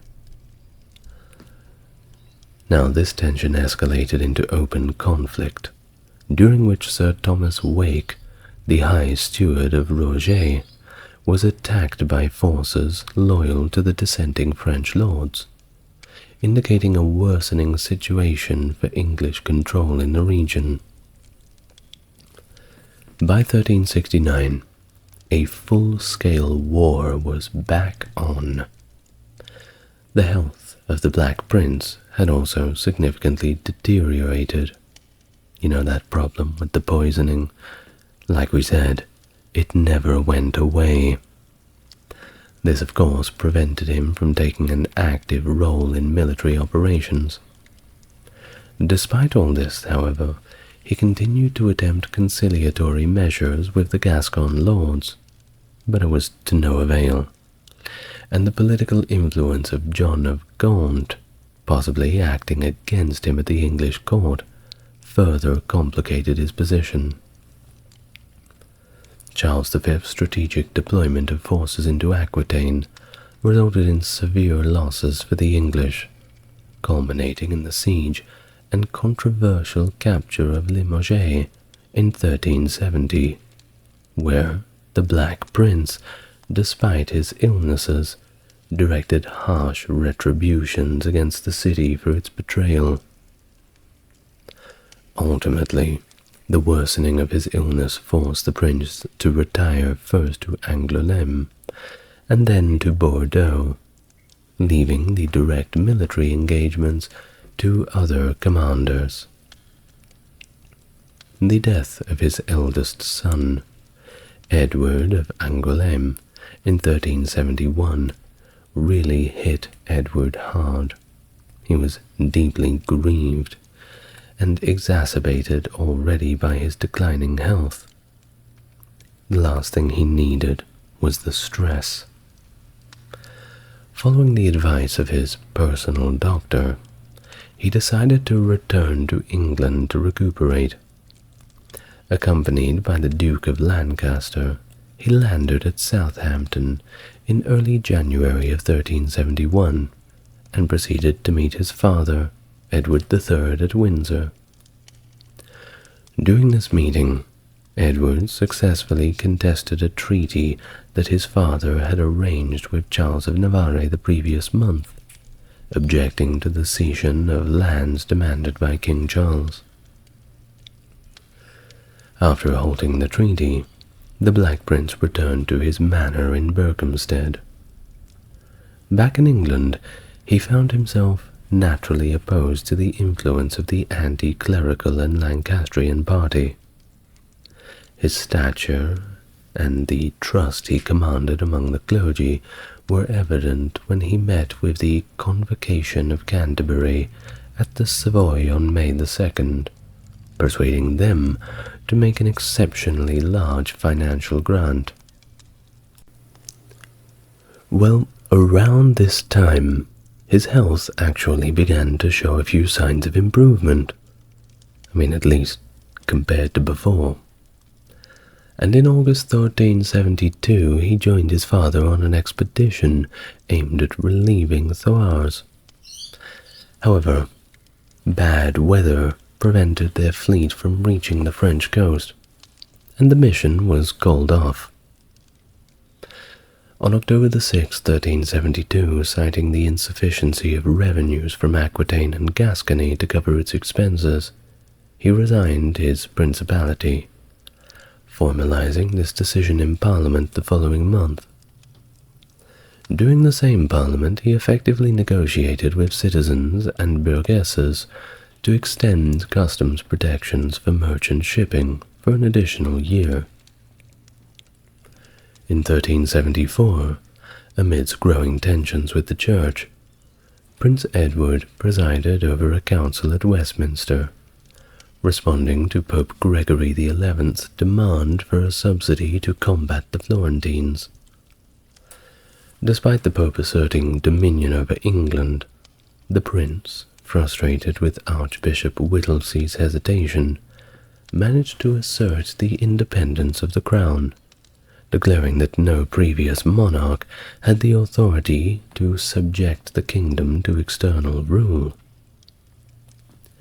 By the time the Good Parliament, as it's called, convened on April 28, 1376, Prince Edward was widely regarded as a champion of the Commons against administrative abuses. Aligned with William of Wykeham, he opposed the influence of the Duke of Lancaster and the corrupt courtiers surrounding him. Despite receiving a significant bribe, from Richard Lyons, the king's financial agent who was under impeachment, the prince refused it, maintaining his integrity, even though he later remarked it probably could have been useful to pay the kingdom's soldiers. Recognizing his impending death, the Black Prince prepared by making provisions for his servants in his will and bidding farewell to his father, asking him to ensure the protection of his son Richard. Now I know I say that casually, but that is so sad. It's so sad that your son would have to die before you. Indeed, it reminds me of the scene in Lord of the Rings where Theoden is burying, I forgot the name of the son, burying one of his sons, and he turns to Gandalf and says, "No son should have to bury his father." Terrible. Anyway, I digress. Well, Edward the Black Prince died on June the 8th, 1376, at the Palace of Westminster. In his final moments, attended by the Bishop of Bangor, he sought forgiveness from God and those he had wronged, leaving a legacy marked by both his military skill and his principled stand against corruption. Now what about the name? Why was he called the Black Prince? As I've said, it's a cool name. It must have a story, right? Well, he acquired his sobriquet long after his death in 1376, The first known use of the name appeared in the writings of the antiquary John Leland, about 200 years later, during the 1530s or perhaps 1540s. Leland referred to Edward as Edwardi Principis Cog Nigri and the Blake Prince. That's right, Blake, not black, while summarizing earlier historical works, although these sources themselves that he was summarizing did not use that name. Now this name Black Prince gained wider recognition through Roger Ascham's Toxophilus of 1545, where Ascham mentioned "Ye noble Black Prince Edward besides Poitiers." Later, Richard Grafton in his Chronicle at Large of 1569, and Raphael Holinshed in his Chronicles of 1577 also used the term the Black Prince, solidifying its association in the historical narrative. Notably, William Shakespeare also referred to Edward as the Black Prince in his plays Richard II and Henry V. The origins of the name are not definitively known, but theories generally focus on two aspects. One, Edward's heraldic symbols, and two, his military reputation. One suggestion is the name derived from the black field of his shield for peace, or rumors that he wore black armor, though direct evidence for black armor is scant and debatable. John Harvey mentioned, without citation, that Edward was described as wearing black armor of burnished steel at the Battle of Crécy, but once again, without citation. Now another theory relates to Edward's brutal military reputation, particularly during his campaigns in France. The French soldier Philippe de Mézières referred to Edward as the greatest black boars, a term symbolizing destruction.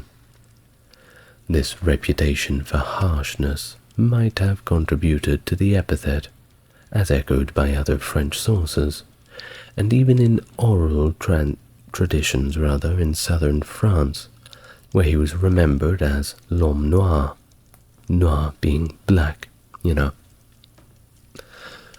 Well, in summary, the nickname encapsulates both martial prowess and also intimidating presence that Edward held over his contemporaries, combined with a good deal of later romanticized portrayals that solidified him as a legendary figure in history.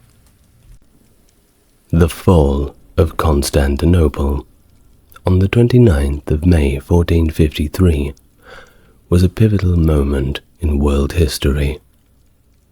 This event ended the Byzantine Empire when the forces of the Ottoman Turks, led by Sultan Mehmed II, successfully besieged and captured the city.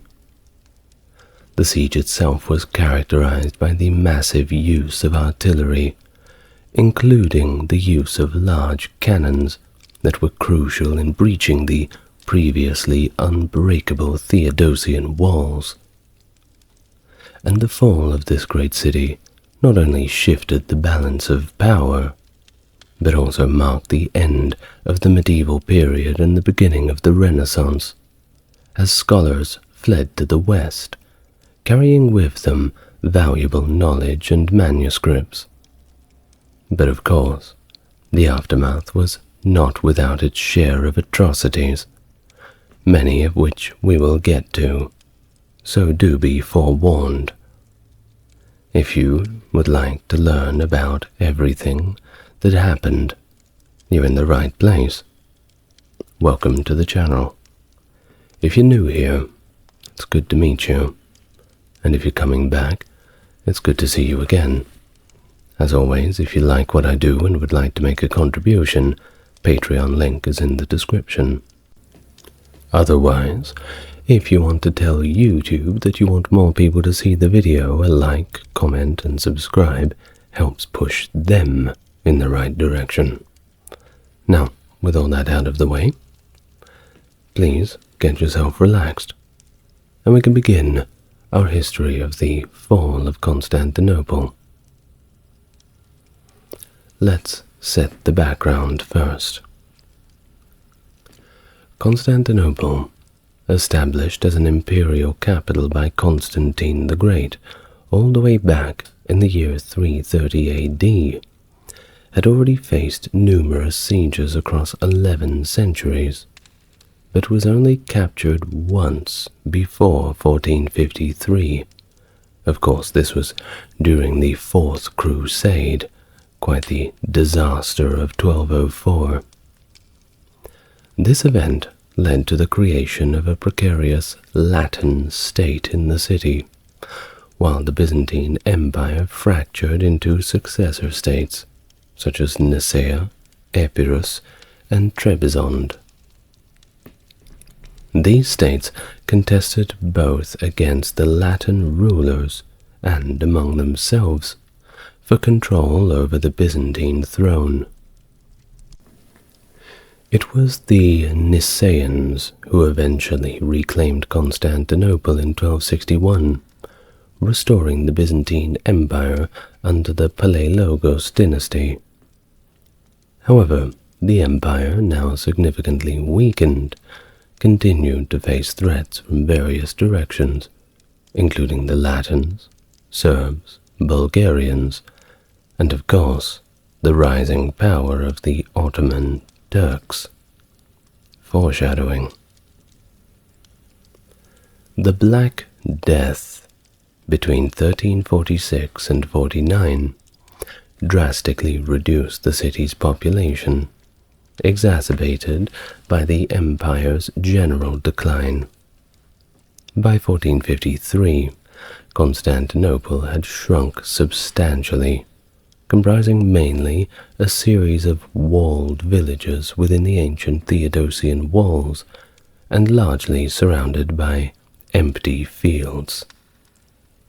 The once vast empire was now reduced to the city itself and a few islands in the Sea of Marmara, not to mention a cultural outpost in the Peloponnese centered around Mistras.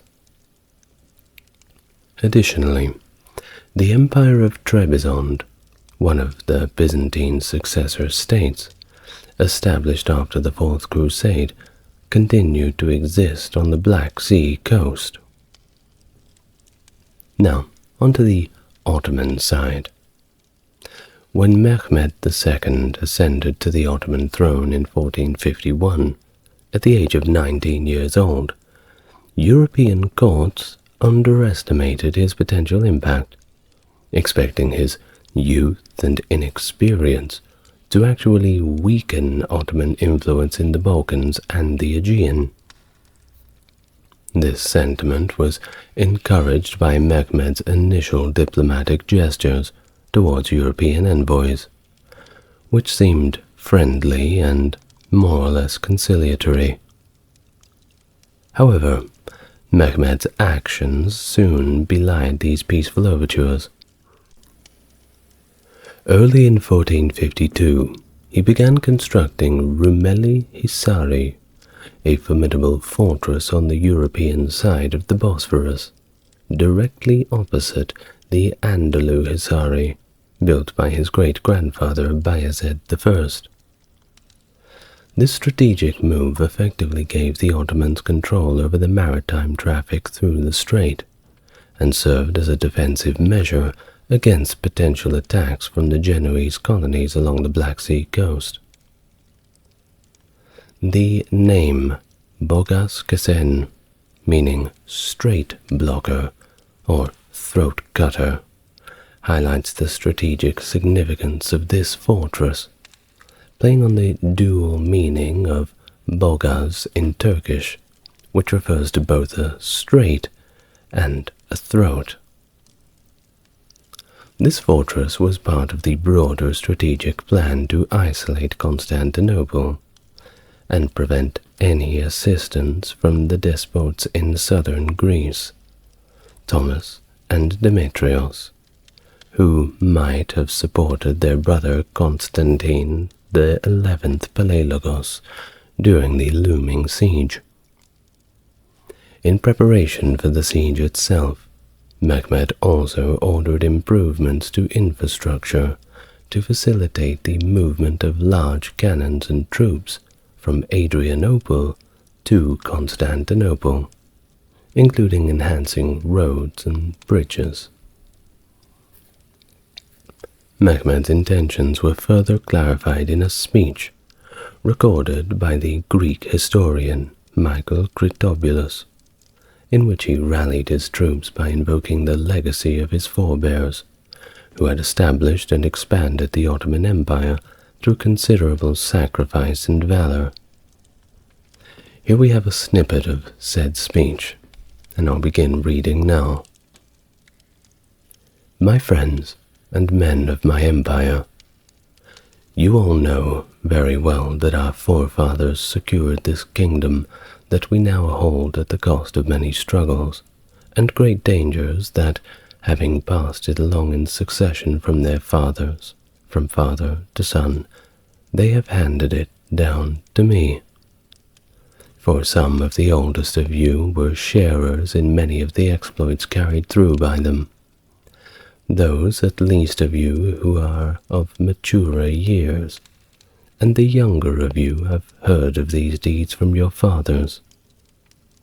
They are not such very ancient events, nor of such a sort as to be forgotten through the lapse of time. Still, the eyewitness of those who have seen testifies better than does the hearing of deeds that happened but yesterday or the day before. End of passage. Byzantine Emperor Constantine XI fully recognized the threat posed by Mehmed's strategic maneuvers and sought assistance from Western Europe.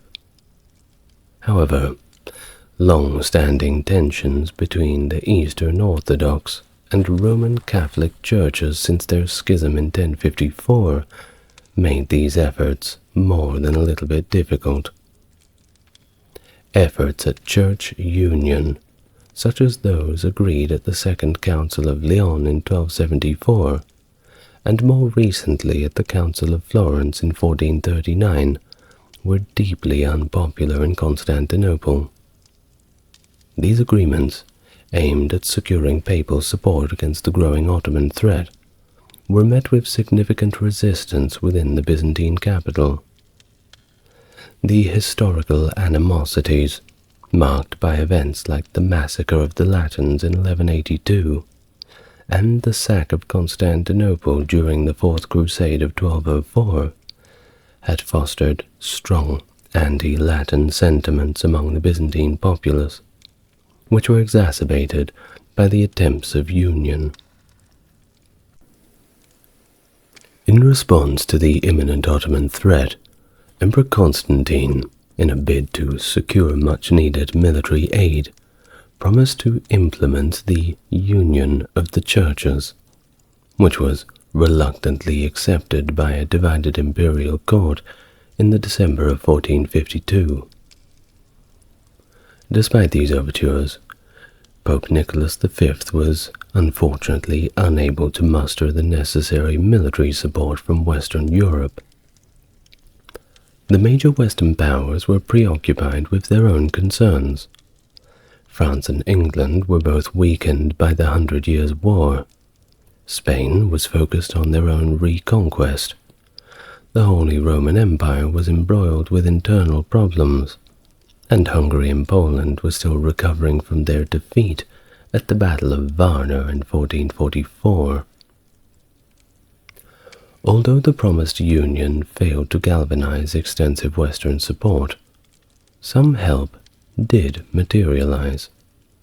Notably, Giovanni Giustiniani, a renowned expert rather in fortifications from Genoa, arrived in January 1453 with a contingent of his own troops.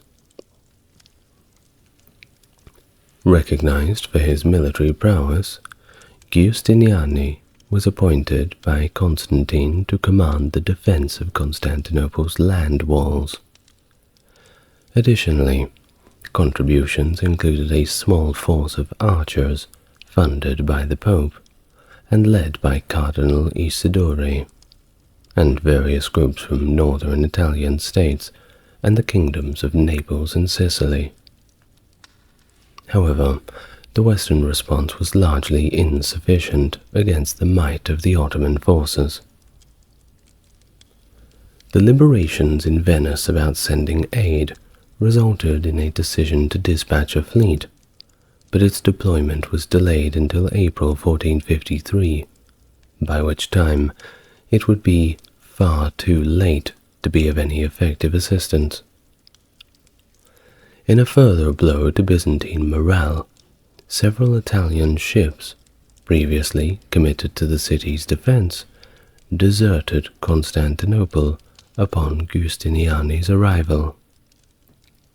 These developments shows the complexities and challenges faced by Byzantium in securing effective support against Mehmed, who was strategically and relentlessly pursuing the city.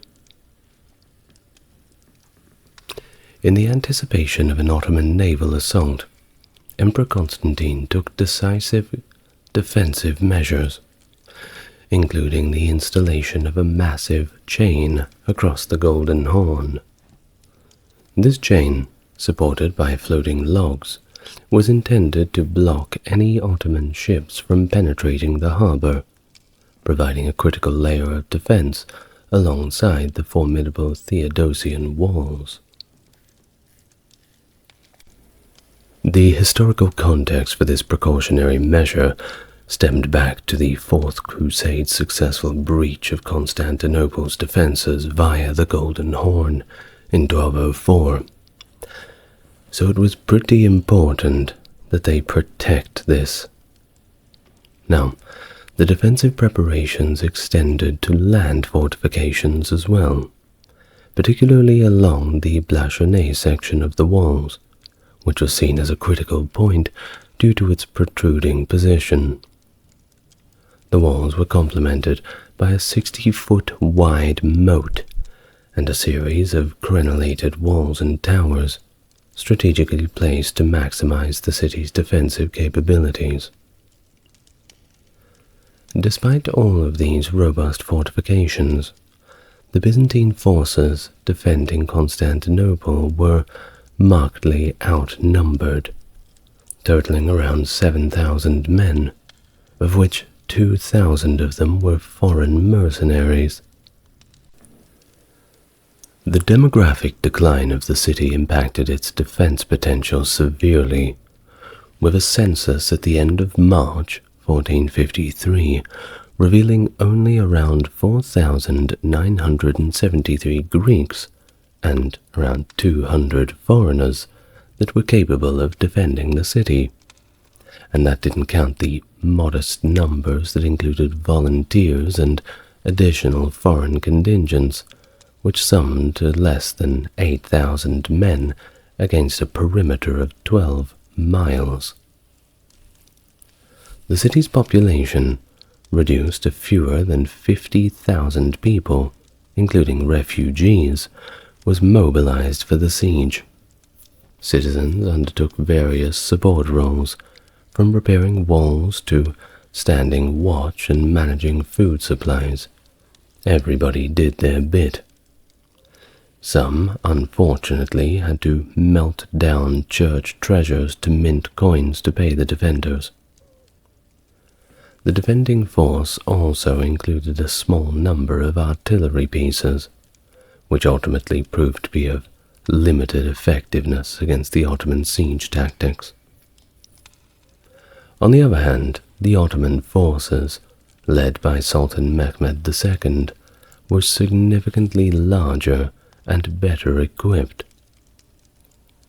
Estimates based on recent studies and Ottoman archival sources suggest a force ranging from 50 to 80,000 soldiers, including the elite Janissaries, and actually a formidable contingent of Christian troops, such as the 1,500 Serbian cavalry that were provided by Durad Brankovic.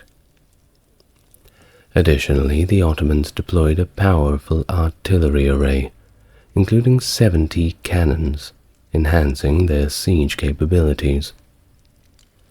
Western contemporaneous accounts, likely inflated, vary, but they do suggest that Ottoman forces could have been as high as 300,000, highlighting the dramatic numerical disadvantage faced by the defenders of Constantinople.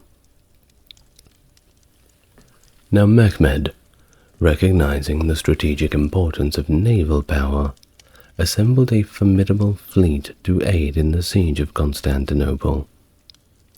Estimates of the fleet's size from contemporary sources also vary widely, ranging from 110 to 430 ships.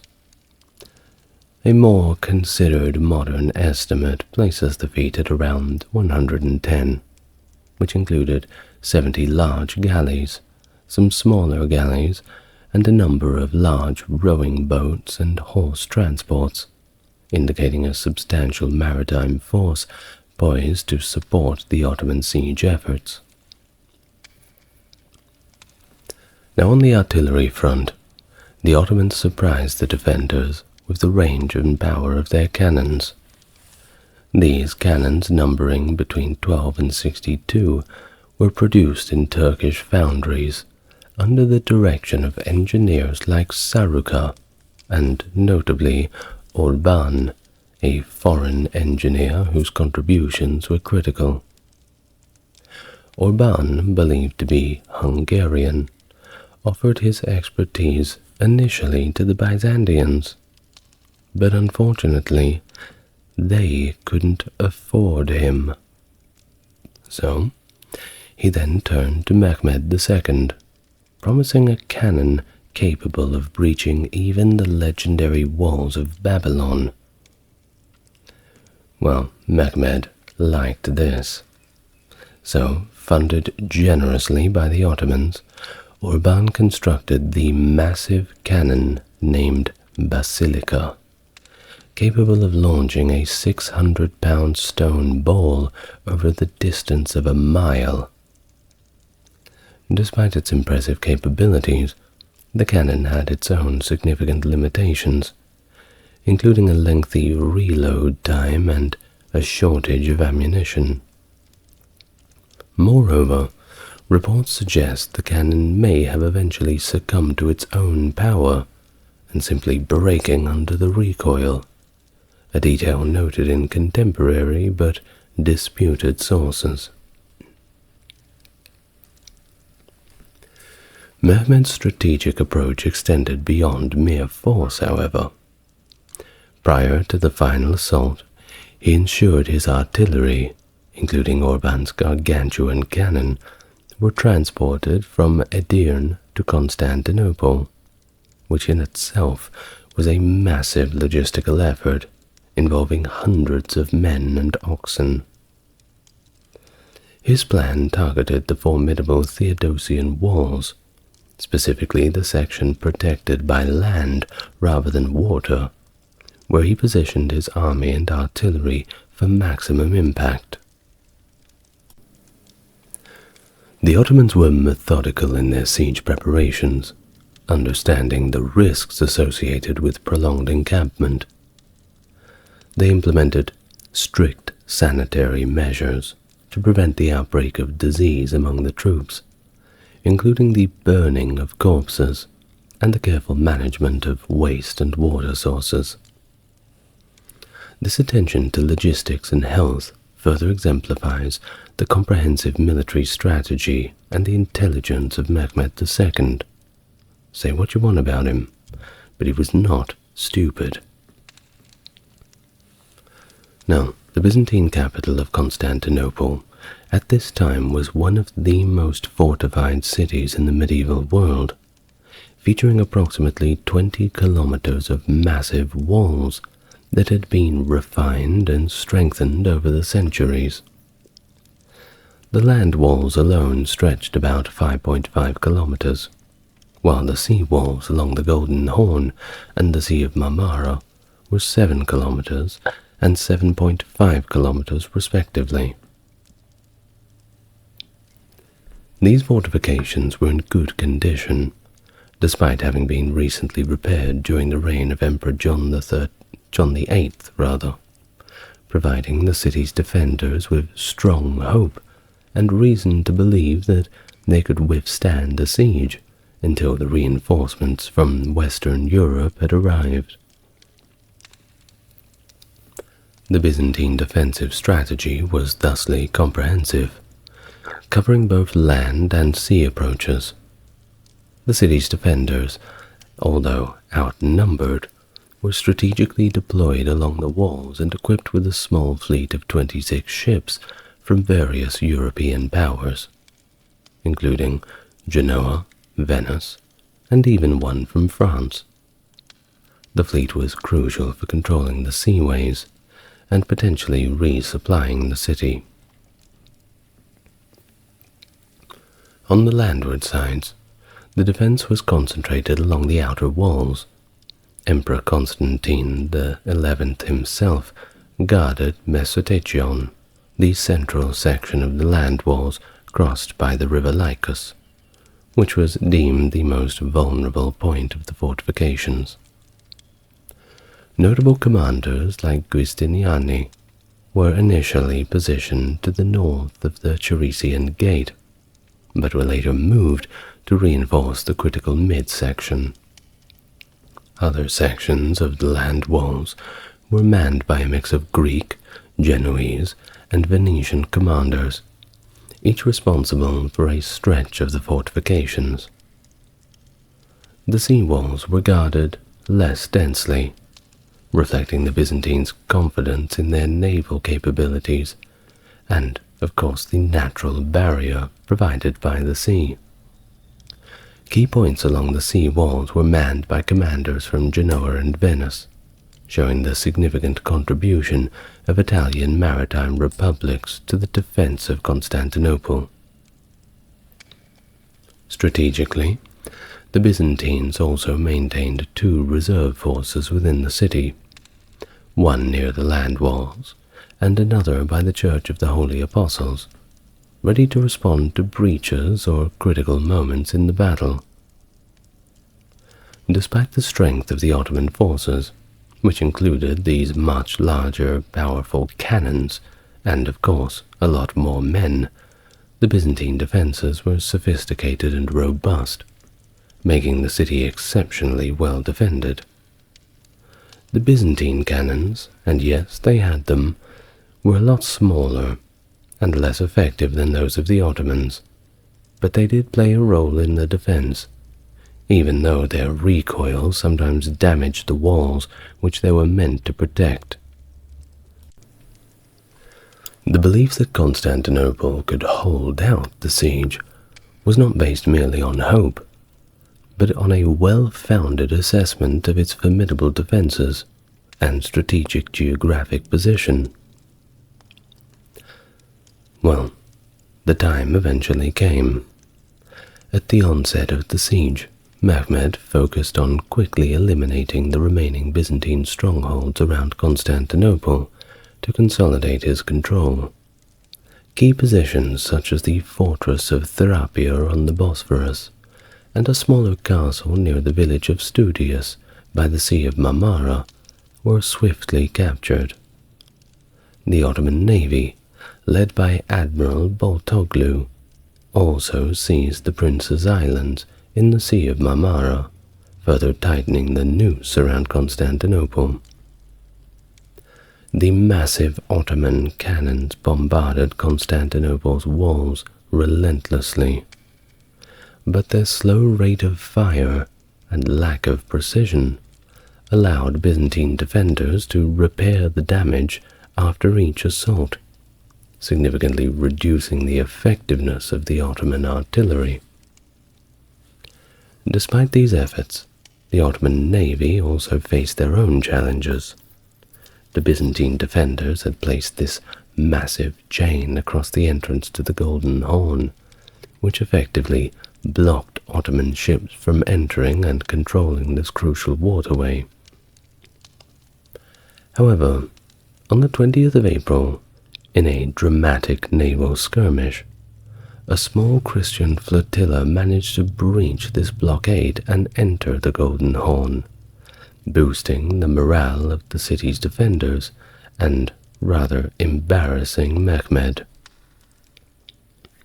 This incident led to the brutal punishment of Baltoglu, who was stripped of his rank, beaten in front of a large crowd, and his possessions redistributed to the Janissaries.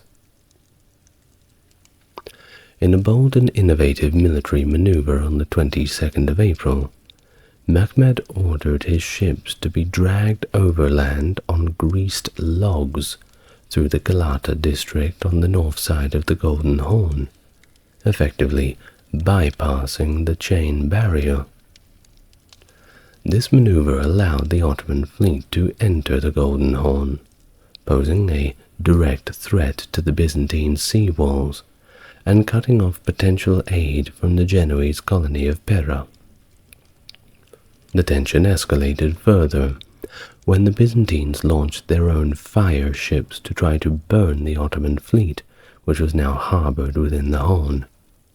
The desperate attack failed, and it led to severe consequences.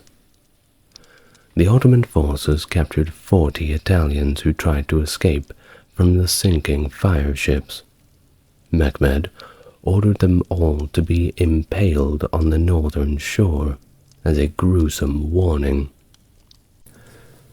Well, the Byzantines were, of course, not too impressed with this. So they had to get them back, and they did so by executing 260 Ottoman prisoners right there on the city walls, very much visible to the Ottoman troops who could only watch on and hear the screams. These brutal exchanges marked a significant escalation in the siege, forcing the Byzantines to stretch their defenses even thinner by guarding the sea walls along the Golden Horn in addition to their already beleaguered land fortifications.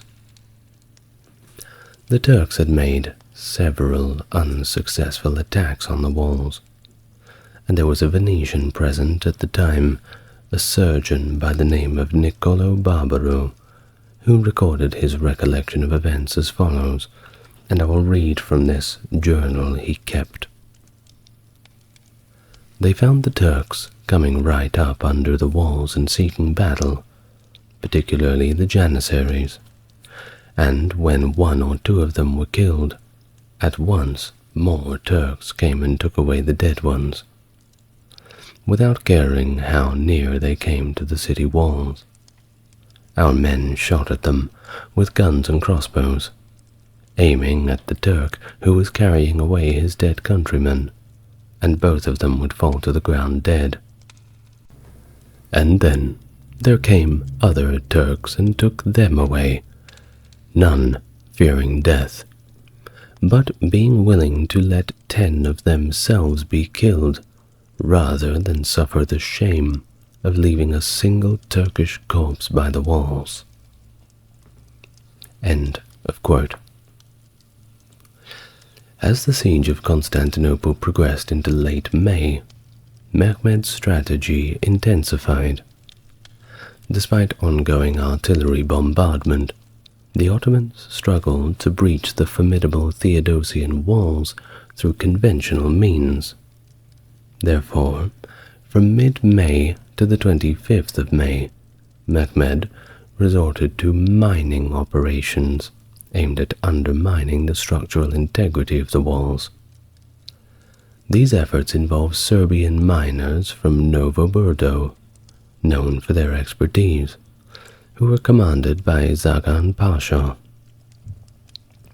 The Byzantines, led by an engineer named Johannes Grant from the Genoese contingent, employed their own counter-mining tactics.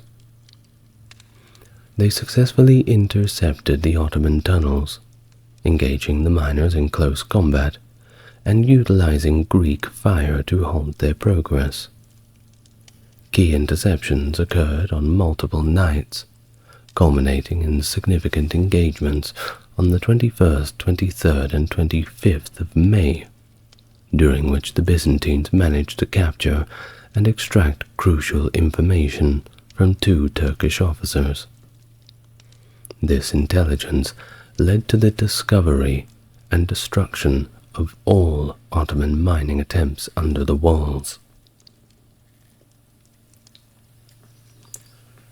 During this critical phase, Mehmed offered terms of surrender to Emperor Constantine on the 21st of May. He proposed that the siege would be lifted if the city was surrendered peacefully. He even promised safe passage for the emperor and any inhabitants who wished to leave, recognition of the emperor as the governor of the Peloponnese, and security for those choosing to remain in the city. However, Constantine showed a steadfast resolve. He declined all of these terms, stating that the decision to surrender did not rest solely with him, but with all of the citizens of Constantinople, who had collectively resolved to die freely rather than surrender. Amidst these tense negotiations, internal dissent appeared within Mehmed's council. Halil Pasha, a senior vizier who had previously expressed skepticism about the siege's viability, advised Mehmed to abandon the effort following the setbacks with the failed mining operations. In contrast, Zagan Pasha advocated for an immediate and decisive assault, believing the city's defenses were significantly weakened already. Convinced by Zagan Pasha's argument, and driven by a desire to quickly capture Constantinople, Mehmed decided to prepare for a final, massive assault, setting the stage for one of the most dramatic moments of the siege. This planned attack aimed to overwhelm the Byzantine defenses through sheer force, signaling a pivotal shift from a protracted siege to an all-out offensive designed to conclude the Battle of Constantinople once and for all. The final preparations for the Ottoman assault were meticulously planned and executed with precision. On the evening of the 26th of May, 1453, Mehmed initiated extensive mobilization of his forces, marking the beginning of a 36-hour period dedicated to final preparations. The soldiers were given time to rest and pray on the 28th of May, the day before the planned attack, signifying the gravity of the upcoming battle. Meanwhile, the defenders of Constantinople, under the command of Constantine XI, were bolstered in spirit by the arrival of a small Venetian fleet on the 27th of May. However, this fleet brought with it the disheartening news that no large-scale relief force was coming to save them. That same day, the city was steeped in religious fervor, with mass processions and ceremonies being held, culminating in a poignant final Vespers service at the Hagia Sophia. Both the Latin and Greek communities of the city participated, symbolizing a brief moment of unity amid the prevailing despair. As the Ottomans prepared for battle, their cannons had already discharged an estimated 5,000 rounds, utilizing around 55,000 pounds of gunpowder. The constant barrage, however, had not decisively breached the formidable Theodosian walls due to the defenders' effective repair efforts between volleys. The assault began just after midnight on the 29th of May. The initial attacks were led by the Christian troops conscripted into the Ottoman army, followed by waves of irregular Azabs and the more disciplined Anatolian Turkmen. The primary focus of these initial attacks was a section of the older Blachernae walls to the northwest. Though a breach was made, the defenders quickly repelled the incursion.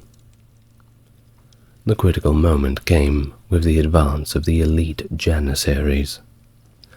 During this phase, Giovanni Giustiniani, the Genoese commander responsible for the defense of the land walls, was severely wounded. His evacuation precipitated a breakdown in the morale and organization of the defenders. As his troops retreated in disarray, gaps in the defense widened, allowing the Janissaries to make significant inroads. The fall of the city was marked by fierce urban combat. Emperor Constantine reportedly discarded his imperial regalia and led a last desperate charge against the invaders. His fate, shrouded in the chaos of the final hours of the siege, remains a topic of speculation and legend. Some accounts suggest that he died fighting near the San Romano Gate, while others, like the diary of Niccolo Barbaro, controversially suggested he took his own life, a claim not widely supported by other sources.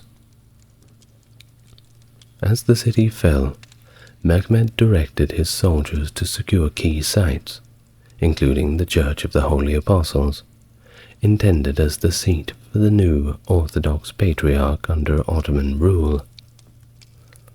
The Hagia Sophia, filled with refugees, was breached, and its occupants were tragically sorted for either slavery or ransom, or worse. In the wake of the city's capture, Mehmed's consolidation of control involved both strategic clemency and harsh reprisals. The Sultan's troops refrained from indiscriminate slaughter, focusing instead on looting and securing valuable captives. The cultural and economic capital of the Byzantine Empire thusly fell into the hands of the Ottomans, marking the end of an era and the beginning of a new chapter in history, which would henceforth be known as Istanbul, a key city in the rising Ottoman Empire. After the fall of Constantinople, there was a brief period of looting that resulted in the destruction of many of the Orthodox churches. This period of chaos left the city largely in ruins by the 2nd of June, with desecrated churches, uninhabited houses, and emptied stores and shops. Mehmed was reportedly moved to tears by the devastation, lamenting, "What a city we have given over to plunder and destruction." The scale of the looting was significant, particularly carried out by sailors and marines who entered the city through less defended walls before the regular Ottoman troops could gain full control.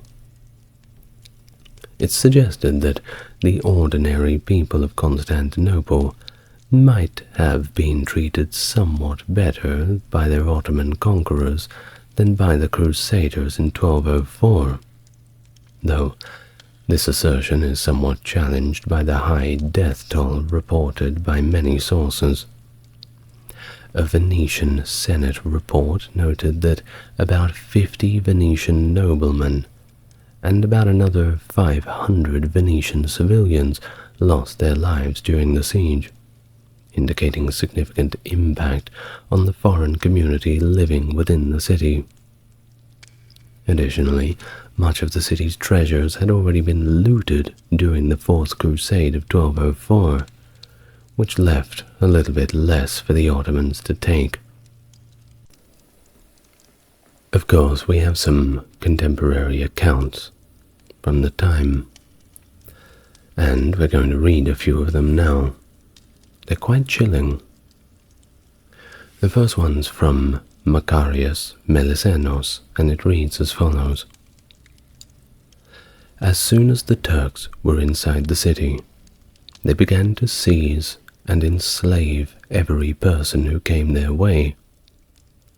All those who tried to offer resistance were put to the sword. In many places, the ground could not be seen, as it was covered by heaps of corpses. An Ottoman account by Tursun Beg gives the following insight. After having completely overcome the enemy, the soldiers began to plunder the city. They enslaved boys and girls, and took silver and gold vessels, precious stones, and all sorts of valuable goods and fabrics from the imperial palace and the houses of the rich. Every tent was filled with handsome boys and beautiful girls. Another account by Leonard of Chios goes thusly. All the valuables and other booty were taken to their camp, and as many as 60,000 Christians who had been captured. The crosses, which had been placed on the roofs or the walls of the churches, were torn down and trampled. Women were assaulted, virgins and youths forced to take part in shameful obscenities. The nuns left behind, even those who were obviously such, were disgraced with the foulest of debaucheries. The aftermath of the fall of Constantinople was marked by significant and grim events, reflecting the harsh realities of medieval sieges and their brutal impact on civilian populations. Nicholas de Nicolet's account reveals the grim fate of those captured during the siege, stating that the slaves were openly displayed and sold naked in the city's slave markets, with young girls being particularly vulnerable to purchase. The situation inside the Hagia Sophia was notably dire. According to George Sefrantes, it became a scene of indiscriminate violence, where people of both genders suffered assault and brutality. The elderly, the infirm, and those wounded who sought refuge in churches were either killed or sold into slavery. The emotional toll of the siege is encapsulated in a quote that illustrates the widespread despair. Everywhere there was misfortune. Everyone was touched by pain. This account conveys the pervasive atmosphere of grief and terror that had enveloped Constantinople. Mehmed himself, upon entering the Grand Basilica of the Hagia Sophia, reacted to a soldier damaging the property not for looting, but under the pretense of faith, which prompted Mehmed to execute him, declaring that the physical city belonged to him, not to individual soldiers or their acts of destruction.